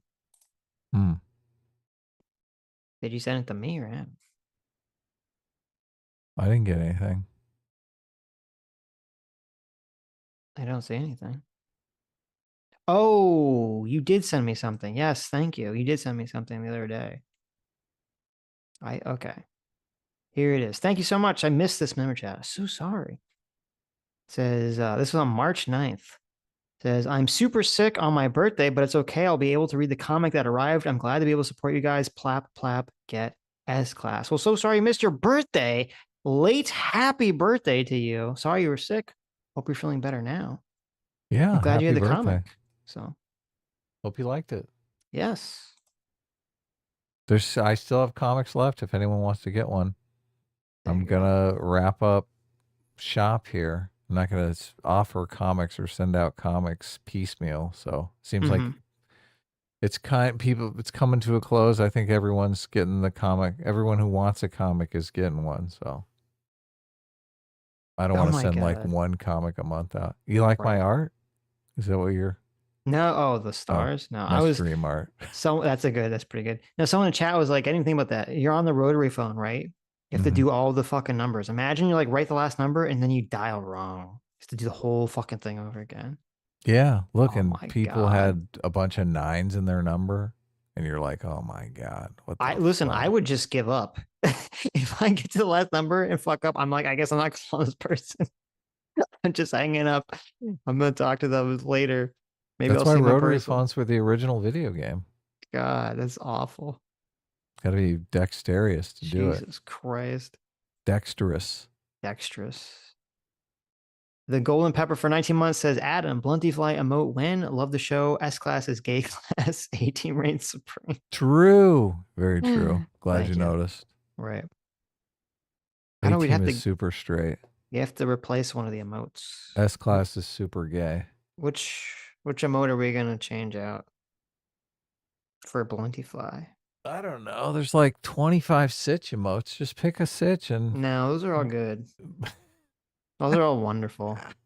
We should get rid of like the Connor screaming emote. Okay, that's it's run its course. That's a good one to get rid of. Add, unless you want to replace it with Bush here. For $10 says X is not real life, but all of X's stories come from articles outside of X. Vulture, Pocket, NPR, New Republic, Vox, and many other publish articles pushing woke perspectives to their X audience. Well, when I say X is not real life, I mean like is exactly what they're talking about in that video. The focus of what people's focus is on X is not what the average person's focus is on. And that's true of any community. So Ben Riley for $5 says, what is the difference between social justice and neoliberal multicultural wokeism? Well, first of all, I don't know why you throw neoliberal in there, because neoliberal means anti-government, getting government out of the way. So I don't know why that's there. Free markets, yeah, exactly. Free market, yeah. It's so weird to put that next to multiculturalism. Right. So I would say getting rid of that, I say, if you say what's the difference between social justice and multiculturalism / wokeism, I'd say there is no difference. They're essentially the same thing. So yeah, I agree. John in Iowa for $10. Thank you. Says, I think you're wrong about Hispanics realizing the error of their ways. I know a ton of illegal immigrants, males who love Trump. They always thought we were a joke for our immigration policies. I mean, we'll see if suddenly they're getting deported or their friends and family are getting deported. I don't know. I mean, obviously, there's a lot of Hispanics that are here legally that don't like illegals, and they're not going to give a shit. But for people that do have friends and family that are illegal, I'm assuming they're going to care. Yeah, I think so. Jeremy's Crushed Toe for $10 says, if someone is here illegally, they are a criminal by definition, even if they're a gang member, deport them. Either we are a nation of laws or not. I fail to see why that's a controversial position. Well, there's two elements to this. First of all, it'd be controversial because that was not Trump's position when he ran. Trump's position when he ran was not deport them all and let God sort out the rest. His position was, we are going to deport criminals. That is not criminals, violent criminals, and drug cartel people, and rapists, gang and murderers. members. Yeah, right? exactly. Yeah, not just the random person who's gotten in the country 30 years ago and is married and has kids and seems to be a productive, law-abiding citizen. So carjackers and shit like that. Right. And it's also controversial because I think maybe you don't, but I think a lot of people do have empathy for people that are in the country and are, doing all the right things, playing by the rules, seem to be a productive American citizen and making our society overall better, and don't think it's right that those people should, be punished by, being deported after they've raised a family in America for 30 years. So. Yeah, I mean, it's got to be hard if you're, a dad and you've got kids, even if they're grown up. Right. I mean, are you going to take your kids back with you? I mean, your kids are American citizens. And if if your kids are like 18, 19, 20, whatever, you still you can't see your kids. I guess maybe you could visit. You're not. I don't know. You're not thrown out of the country. If you get deported, I don't know how you might not be able to come visit. I don't know what the rules with that. Yeah, I don't either. So, and especially with the family that we were talking about, that've been here for 30 years. I mean, they weren't the government knew who they were. They weren't living in the shadows. So, yeah. Because again, you're just going to incentivize people to live in the shadows by doing this. If people are, trying to become citizens through some sort of legal process and they get punished for it, then people are not going to do, if people are punished for doing the quote right thing, then they're not going to do the right thing anymore. So, and there's another story for one of these people that got deported to Venezuela through the Aliens Act. They actually had come into the country legally. They weren't a citizen, but they came in legally requesting asylum. They had, signed up on the CBP app or whatever it was called. They were going through the process to get their asylum claim adjudicated, and they got, auto deported and accused of being an ICE member supposedly based on a tattoo. Yeah, I saw that.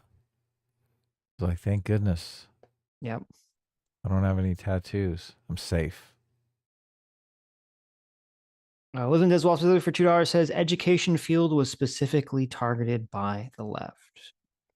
I mean, yeah, there's a lot of literature that says that was the goal. So I don't know. It still seems like there's a natural inclination there to me, but maybe I only think that way because it was specifically targeted by the left, and so it ended up that way. You just never had any conservative teachers, so. I've had conservative teachers. I've definitely had conservative teachers, but I would guess the majority of them were not conservative, though. The most dope for 20 months says, no one is asking the real questions here. Why can't Joe Rogan to the left be Anna Kasparian? Get on it, young Turks. There you go. I like that. Oh, yeah. I saw Anna in the chat earlier, too. Yeah. And May566 for 16 months says, maybe if the left stops pushing people away, they could build a winning coalition. That's why I'm saying they're cooked. So I'm skeptical, but we'll see. Liz does well specifically for $5 says, quote, there is an what is this word? You're just fucking me here. An abecedarian ignorance? I've never heard that word. That precedes knowledge and a doctoral ignorance that comes after it. Abecedarian means arranged alphabetically. That makes sense. Or elementary. There you go. Daniel Sank for 19 months says the smart people watch MSNBC, the dummies watch Fox. More like the octogenarian watch cable, and young people get their news online. 18 brains supreme. That is True. the way it is going now. Yes, I mean, most people. I don't, have cable. Most young people. I don't think even fucking watch TV anymore. So it's a dying thing. Why would anyone do that? Lives and does well specifically for $5 says the Montague quote. I don't know how to say that guy's name. That's the guy who said that quote that I just read. And varying connotations of words descending from sophist suggests that tension is ancient. True. That's what's always funny is that when you look at you read these fucking ancient Romans or ancient Greeks complaining about whatever societal problems there are, whatever generational problems they are, it's all the same. It's all the fucking same. No one's changed. Everyone's psychology is exactly the fucking same. It's kind of scary, really. Seems like people's psychology is literally the same as it was, thousands and thousands of years ago. Every generation deals with an invading army of younger people. Yes. Well, I've gone through 3 invasions now. Wasn't does well for $2 says the quote, "We are too smart" cope is unfortunately eternal. True. Oh, yeah.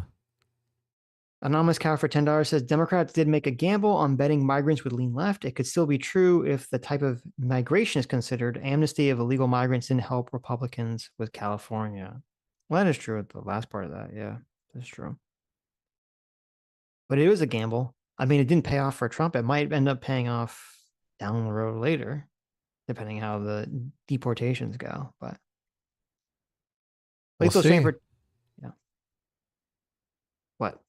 We'll see. We'll see what happens. Yeah. Lethal Strain for $2 says Harry Sisson has more women than Tate does.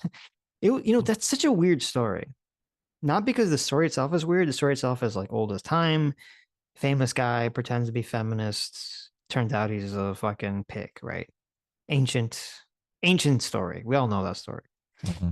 The weird thing was I saw a lot of people I wouldn't suspect defending Harry Sisson, which was very strange. It was almost like their dislike of women overrode their dislike of lefties. And I was like, that's very fascinating to me. So, or maybe I should say not their dislike of women, their dislike of women complaining about piggish behavior of men or something. So who in particular was defending him? I'm not going to name any names, but I saw a bunch of accounts that I was very surprised to see defending Harry Sisson. So, which even if you defend the actions, which I mean, he didn't rape anybody, obviously, but you call it the hypocrisy about the whole behavior and the whole, the sneaky fucker strategy, which is obviously pretty degenerate. Well, he didn't actually meet in person with any of these ladies, right? They're just internet friends. I don't know if he did meet in person with any of them actually, but he got them to send nudes. Ladies, stop making pornographic videos for dudes on the internet. Yes. That's not wise. Yep. Not wise. Harry Sisson could be the next Epstein. You never know. That's true. What are you doing? Destiny. Yeah. You don't know if he's sending those nudes to everyone to get more nudes. That shit's going to get uploaded on Pornhub. Right. And then you're going to be very, very unhappy. Mm-hmm.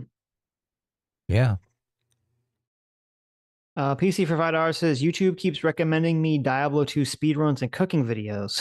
What all pipeline am I being sent to?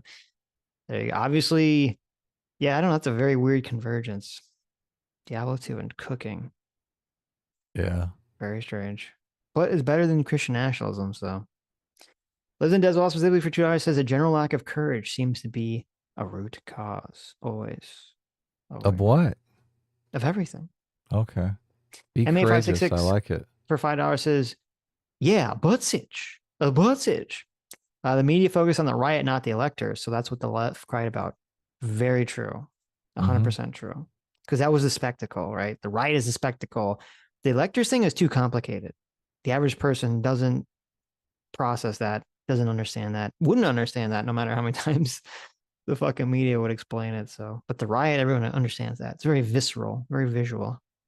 And Trump grabbing the wheel. Take me to the protest. That's so silly. I don't want to go to the White House. I want to go to the protest. It was weird to me that people use that as like a strike against him. Because even if that was true, I mean, I'm guessing that Trump would go there to tell people to stop. I don't think Trump would show up outside the Capitol. People like breaking in, like, and he'd be like, "Go, go, go!" go. Like, I can't imagine. Get him, get him, get him. He chants you with imagine him. that? Hang Mike Pence. That would be like insane. Oh my god. He shows up there in his trash truck. Right. Then he really would have ended up in jail. Oh my god. Don't you think if Trump like showed up outside the Capitol and was like, "Go, go, go, get in there, change the votes," like, oh my god, then he would have got arrested. That would be insane. Yeah. Fondue for 36 months. Thank you so much. Says Sitch. Your argument needs people to imagine Pence went with the plan. All the Republicans to go with the plan and not have had breakfast. That is true. That is true. None of them would have had breakfast. Yeah. Ocracy for $5 says Trump doesn't need to lower the price of food. You can finance your DoorDash now. Get on the ground floor of collateralized burrito obligations. I think I saw something like that. Ocracy might have even sent it to me. I did see something about where that. DoorDash has a payment plan now. Right. That's pretty bad. Listen, if you need a payment plan, you should not be using DoorDash. It's pretty simple. Yeah. Right. Unless you're like dying or something. I mean, maybe this is like a generational thing, but I always like to get out of the house. Like going out for food is an excuse to just get out. What is this? Young people are like, no, I can't leave. It's too dangerous. It's anxiety. Everyone's a shut-in now. Let me go get my burrito delivered. Right. Old School for $5 says, I didn't trade liberty for security by voting Trump, but Biden and Kamala were the greater threat by a lot to liberty. Well, there you go. Right. Facet Bulbous for $5 says, sure, Chris Farley had David Spade and Will Ferrell had John C. Reilly. We were robbed of the Chris Farley, Will Ferrell duo.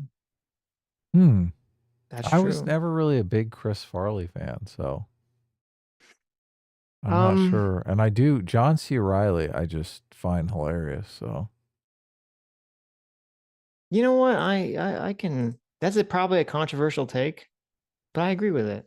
Oh, really? I was never a big Chris Farley fan either. Yeah. Oh. I think because he died young, so people kind of like.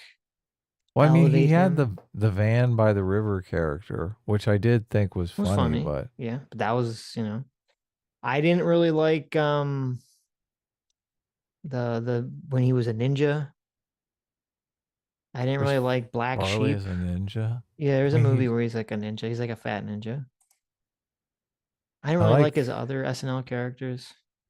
Will Ferrell is hilarious, but I do think John C. Reilly is a little bit funnier than Will Ferrell, and I like Danny McBride a lot. I think Danny McBride is fucking hilarious. So didn't he die the exact same way John Belushi died, doing a speedball? I think so. Yeah, Chris Farley.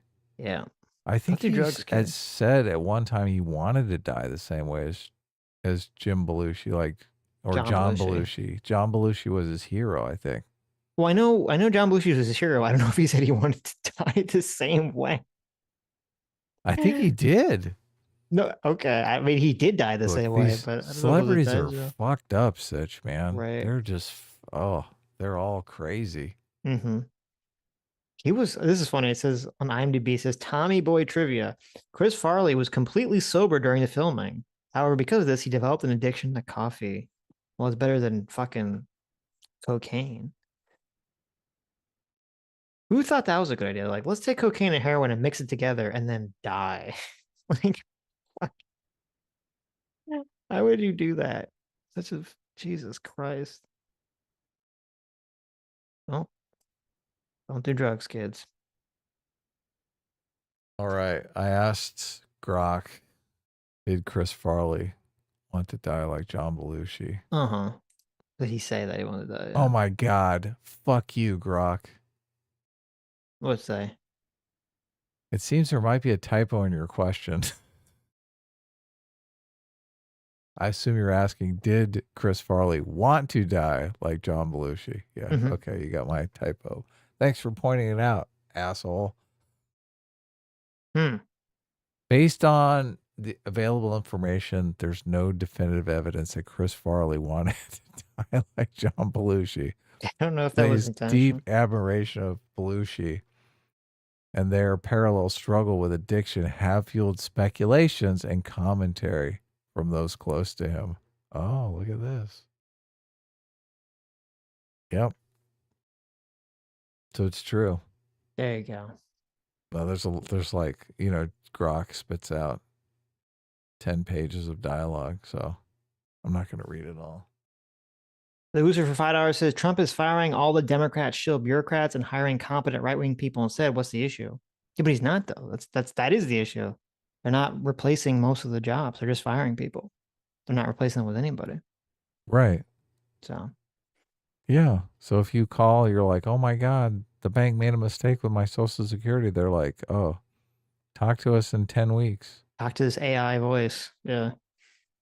I mean, maybe. I mean, if he's going to make it better. I don't know. It's weird. Brian for $5 says, what COVID showed me is instead of bailing out the companies, they should instead increase and extend unemployment and let the companies fail. There you go. M8566 for $2 says, my KDS PTSD has been triggered. There you go. Oh, yeah. Then Kamala again. Don St. Louis for $2 says, Dem here, we were gay. Now we're gay with attitude. There you go. Oh, cool.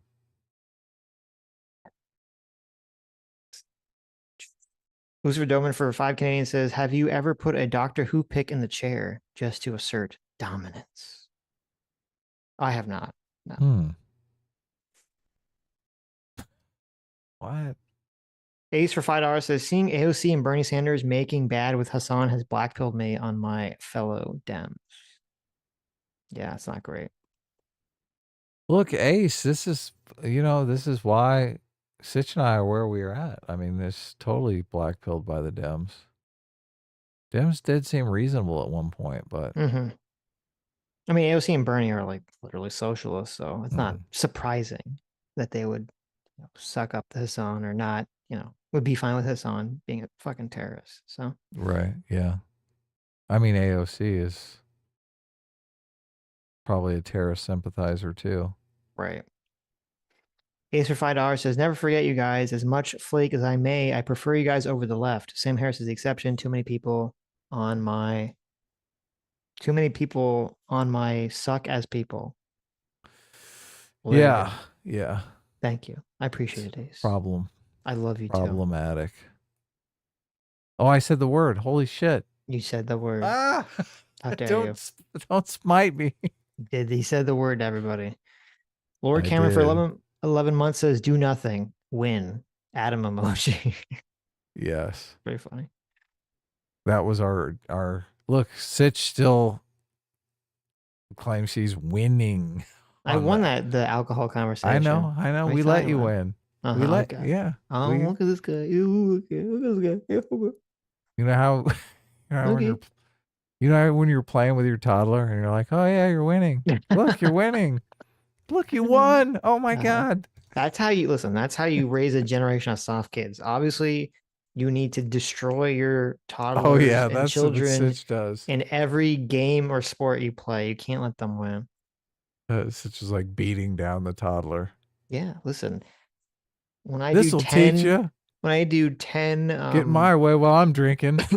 When I do 10 Captain Falcon meteor smashes in a row on my future 3-year-old child, they're gonna know what life is. Okay, and it's gonna make victory all the much sweeter when they can eventually beat their old man.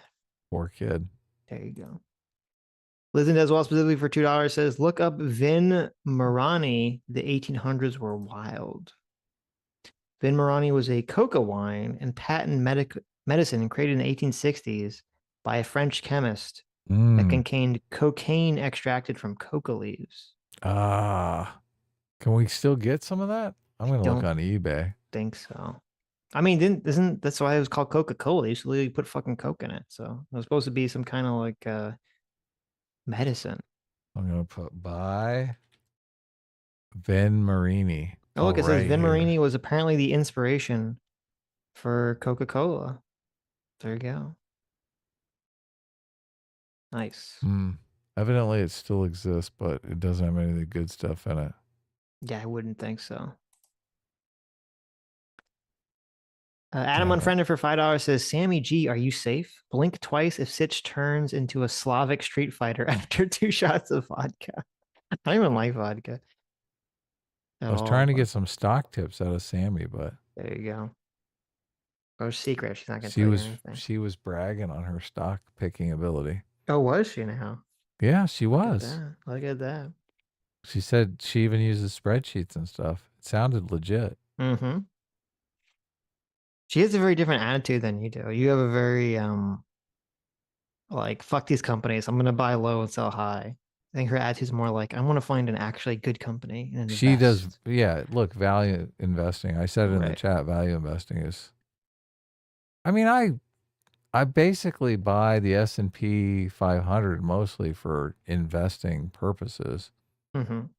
But look, I like to play with a little bit of money, and buying stocks is fun. I mean, I got hooked just buying, trading when stocks move in a range. It's like, it's pretty easy. So I don't know. And if you if you're not worried about it, the thing is, a lot of people, they can't buy it. They freak out. They buy a stock, right? And it goes down like $1,000. Like, holy fucking shit. Right. I lost $1,000. They're like fucking depressed. Mm-hmm. They can't wait. Like, as soon as it goes back up, they sell it. Boom, gone. Oh, thank God. I broke even, right? And then it goes up like $5,000. And they're sad again. Yeah, exactly. And then they're sad again, so they don't want it. But look, after a while, you're just like, it happens. It'll come back. Once you've done it a few times, you're like, pop your cherry. Look, I'm Sitch. I was trying to get Sitch to do some trading, but I don't think he's ever going to do it now. So I just don't bring it up anymore. I'll have Sammy do it. I'll just give Sammy money. She can do all her spreadsheets. One time, do it for me. One time, Sitch did. I don't know what you'd done, but you messaged me and you're like, okay, I'm ready. What do I buy? And it was like a horrible time. I was like, don't fucking buy anything. What are you talking about? There you go. There you go. I'm like, nah, the market is way too frothy here. You're going to lose money if you buy here. Wait for a pullback. Now you should be, everyone should be ready to rock and roll if shit hits a fan and stuff starts going down. I remember, I wasn't even scared when the pandemic hit. Like, remember people in China rolling through the streets and just kind of spraying Raid everywhere? Yeah. Do you remember those things? I did. It was Lysol. I saw that on the Raid. Well, I saw that on the news and I'm like, oh my God, this is going to be terrible for the stock market. Yes. I better start moving cash. Right. Yeah. So don't be afraid. They always say that's when you make the money, right? Warren Buffett is going to be fucking buying like crazy. Yep. Adam Unfriended for another $5 says, I retract my previous super chat. Sitch, are you safe? Blink twice if Sammy thinks she's the star of a telenovela after 3 shots of tequila.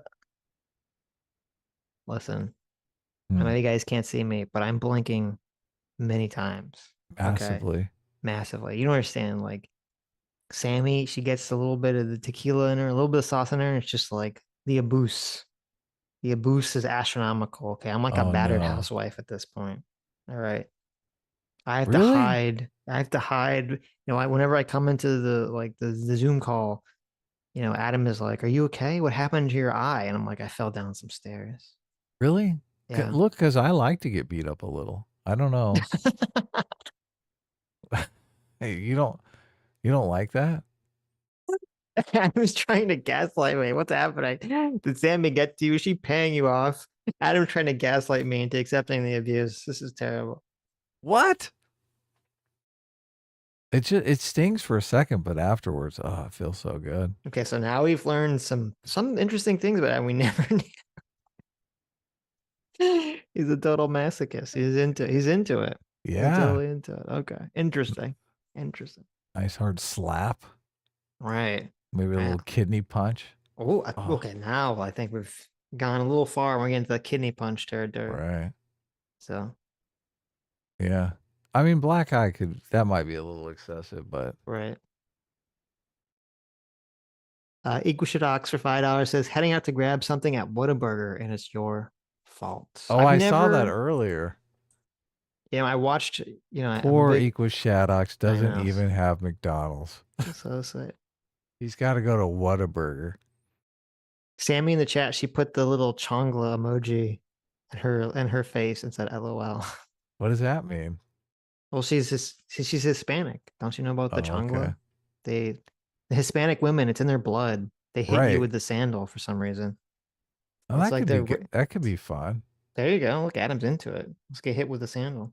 Sitch, you need to experiment a little. You need to. Look at this fucking degenerate over here. He's like, you need to have your woman beat you a little bit. You might be a little square. That's where you get into it, right? That gets you going, just getting slapped around. Never, ever hit her back, okay? Never hit a woman. What if she's into it? But if she's, if she's a little feisty, let her go. Oh, let her rip. Oh, wow, look at this. Look at this. This disgusting. Oh my God. I mean, I think I've had a house cat that's bigger than Sammy G. So I don't, how much damage can she do? The most damage I ever took from a cat was from a kitten. Actually, Yeah. I was at my friend's house. That's a good question. What are her claws like? And he had a little kitten, and it was super cute. And I didn't mean to hit harm me, but it just grabbed on my leg and started climbing up it like a fucking scratching post. And I was like, oh my God! I was all just bleeding everywhere. I was like, holy fuck! They got those tiny, tiny little claws. They're like needles. Yes, I was bleeding like crazy, and I was like, I'm wearing jeans. It went right through my jeans. I was like, holy shit! Oh yeah. I've never been injured by a cat like that. You're like a pincushion. Crazy. All right, look at this. I've never. Equishock says that he says Whataburger is superior to McDonald's. So I've never been to a Whataburger. I don't even know if they have any in Florida. I've never seen one in Florida. I would think it's superior to seems. I don't know, just in the fact that it's different. I'd like to try Whataburger. Maybe it's good. Do you think we're at the bottom for Tesla? What do you think? No, probably Is not. Tesla a buy here? I mean, it looks like 218. Kind of the bottomish. Oh, I guess it did go down. And J-Mac for 20 hours says, you need a chauffeur, Sitch? I can drive you. I even use my blinker. Oh, don't use a blinker. I appreciate it, Jay. I appreciate it. I feel bad. I let that lore slip. Now everyone knows your dark hidden truth. That I have driven Jay around, so he knows I don't use blinkers. Blinkers are fucking soy. No one in LA uses blinkers. That's why everyone's a bad driver in LA. They don't use their turning signals. I took Jernark to the barbecue place. Right, Hogley. Dr. Hogley Wogley's. Dr. Hogley Wogley Texas barbecue. Right. Oh, so dreamy. Landendorf for 18 months says a new edition of CRT, an introduction took the line, quote, CRT questions the very foundations of the liberal order and changed questions to examines. Wow, that's interesting. Oh, really? Interesting. They're trying to back up. They're like, oh my God, maybe we shouldn't question this. Maybe we should just examine it. Yeah. Just here to ask questions. Right. We're innocent. We're not trying to undermine Western civilization. What? Us? We're innocent. Ace for $5 says, guys thinking Trump hasn't lied about cutting Medicaid is peak sucker behavior. There you go. Are we? Maybe. I mean, look, if he ends up cutting it, then sure, you can say we were suckers, but. Right. We'll see. For $5 says they can't blame him. The DOJ is currently in court trying to prove he's not making decisions, only recommendations. Department heads are executing them. I mean, they could still, but they're going to blame, I don't know what you're talking about. They're going to blame Elon regardless. So they're going to 100% blame him. Do you think people are going to be like, well, technically he only made recommendations? That's not going to work. The real alternative for $10 says, my brother said that this administration is, quote, a war on everyone who finishes their homework in high school. I laughed in his face. I guess that's why he got a history doctorate and I'm a programmer. Oh my God. There you go. Shots fired. Shots that's your fired. brother. Well, I don't know. Maybe Maybe you have a bad relationship with your brother, but. Right. Jeremy's Crush Joke for $5 says, I have close friends who are legal immigrants. Millions of illegal breaking the rules to get here feels like spitting their face. Got no sympathy. Well, yeah, look, I have a lot of friends that are illegal immigrants and they hate that shit. They fucking hate that shit. Sure. The real whole thing for $5 says Project M is the best Smash build. My Zelda will absolutely F forward air, down air, back throw you. There you go. Nice. There you go. That's good. That works for. Didn't Elon Musk slap down the little Marco over firing people? I thought they had like a big. They had a big spat, but supposedly Trump defended little Marco. So. Oh, okay. Well, that's good. So then Elon is going to be the fall guy. Yep. Trump is like, don't fuck with him. You're the fall guy, idiot. What the hell? Leave him alone. Little Marco's cool. Metalworks 11490 for $2 says, what's your safe word, Adam? Safe word? Oh, safe words are for pussies. Are you kidding me? Right. Life is not safe. Can you imagine? They probably joke about deporting Elon all the time. Right. They're like, don't make us deport you, Elon. Yep. Don't make us revoke your citizenship. Lethal Strain for $2 says the administration blaming Elon, not the media. I mean, I think they're both going to do it. Oh, yeah. I think the administration is going to blame it Elon. On the immigrant. I think it's going to be weird because like if things go south, the administration 100% is going to blame Elon. The media is going to kind of want to blame Elon because they hate him. They're also going to want to like not absolve Trump of blame. So they'll be kind of like torn between like, oh yeah, that's a good point. Well, Elon is only making recommendations. Is it really his fault? Is it Trump's fault? I mean, they might actually totally just because they're like the more cynical people who would just want to use it for political gain. They might not even care about blaming Elon because he's already out and they'll just want to blame Trump. So they'll probably use that excuse. But you're going to put the media in a double bind. They're going to be like, oh my God, but we fucking hate Trump. Mm-hmm. Oh, wow. The whole thing for $2 says, I definitely think there's different types of drunk based on personal experience. Odds are pretty good I'm not sober when I'm calling for the mass justicing of leftists.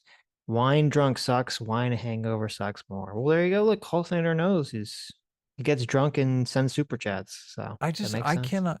Hangovers are the worst experience in the world. I cannot distinguish between one hangover and the next. Like, oh my God, this hangover is so mild. Well, the only thing I said was that the wine hangovers are worse. I wasn't like when I was talking about different types of drunk, I meant like you feel different depending on the different types of alcohol you drink. Not necessarily. When I have a hangover, I'm like throwing up for hours. I I don't have a hangover that's like, oh, this hangover. Well, I mean, you can get mild hangovers versus like severe hangovers. I guess you can, yeah. So, Fondue for $6 says, by the way, the best live action anime adaptation got an anime adaptation. All You Need Is Kill was just announced. Really? Wow. What? That's interesting. I can't wait. That's the Tom Cruise Live Die Repeat. That's gonna be animated? They're turning that into an animated They're gonna movie? make it a live action adaptation of the anime. That's like a TV show, I guess, is what you're saying. Oh, okay. But I mean, they already made that. Yeah, but I think Edge of Tomorrow. I think Edge of Tomorrow was like, oh no, no, they're making anime. It's an animated version. Yeah, that's what I thought. Oh, okay. That's what I thought he said. Which is cool. Yeah, I want that. Come on. I think I read, I like skimmed through the comic and it looked pretty different than the movie. So yeah, All You Need Is Kill.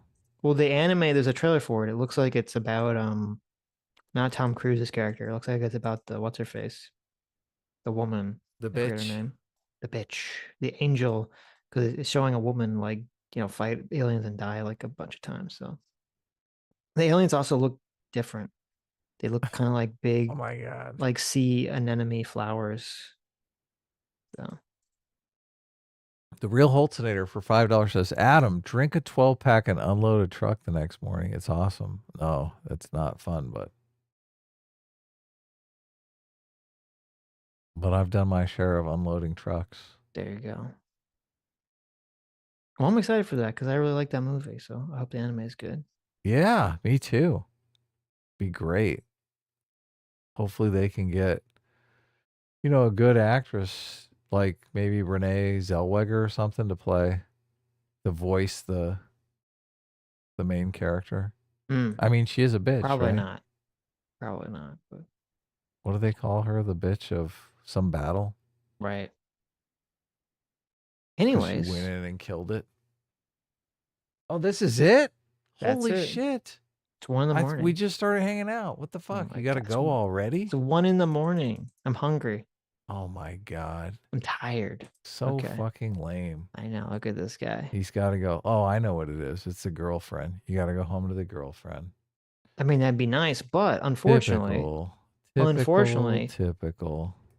I'm not gonna be able to stream during the week next week either. So really, yes, I get a whole nother week off. You get a whole nother week off. Now the week after that, I'll be able to stream during the week. It's back to the grind. Okay, that's cool. Though I would say this is more of a grind than streaming, honestly. The Sunday stream is way more of a grind. No, I meant helping my parents move. Oh, you're the one unloading the truck. Just get drunk. Tell them you got drunk on stream and tell them you can't help tomorrow. There you go. Say you're too hungover. What? Okay, I don't think. Listen, I'm not a child anymore. I actually want to help. I'm not like, I'm too sick to go to school today, Mom. Okay. The Real Holtonator for $2 says, get Rachel Ziegler to star. There you go. Who? I don't know who that is. That's the Snow White lady that everyone hates. Oh yeah, that's what I said. Right. You said something different. Did I say Zellweger? You did. And I was like, why you bring up like Zellweger? I haven't thought about her in forever. Yeah. No. Yes. Renee Zellweger was a different person. I got the wrong one. Damn it. Yes. My joke didn't hit then. It didn't make sense. I was working. I didn't know what you were talking about. Yeah.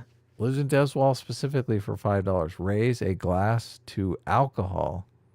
The cause of and the solution to all of life's problems. That is not true, but okay. Said like a true alcoholic. Yeah. Accuse me of being alcoholic, dude. Anyways, thank you all for coming. Thank you all for your incredibly generous donations. Thank you who made it to the stream. You are the true heroes. You are the true isekai protagonists. You are the true people who, if you were told that the country was under attack, you would actually get up out of your chair, excuse yourself from the room of the kids reading My Pet Goat, and actually lead the country. Okay? And we'll see you all next Sunday. Don't drink too much. Bye-bye. There you go.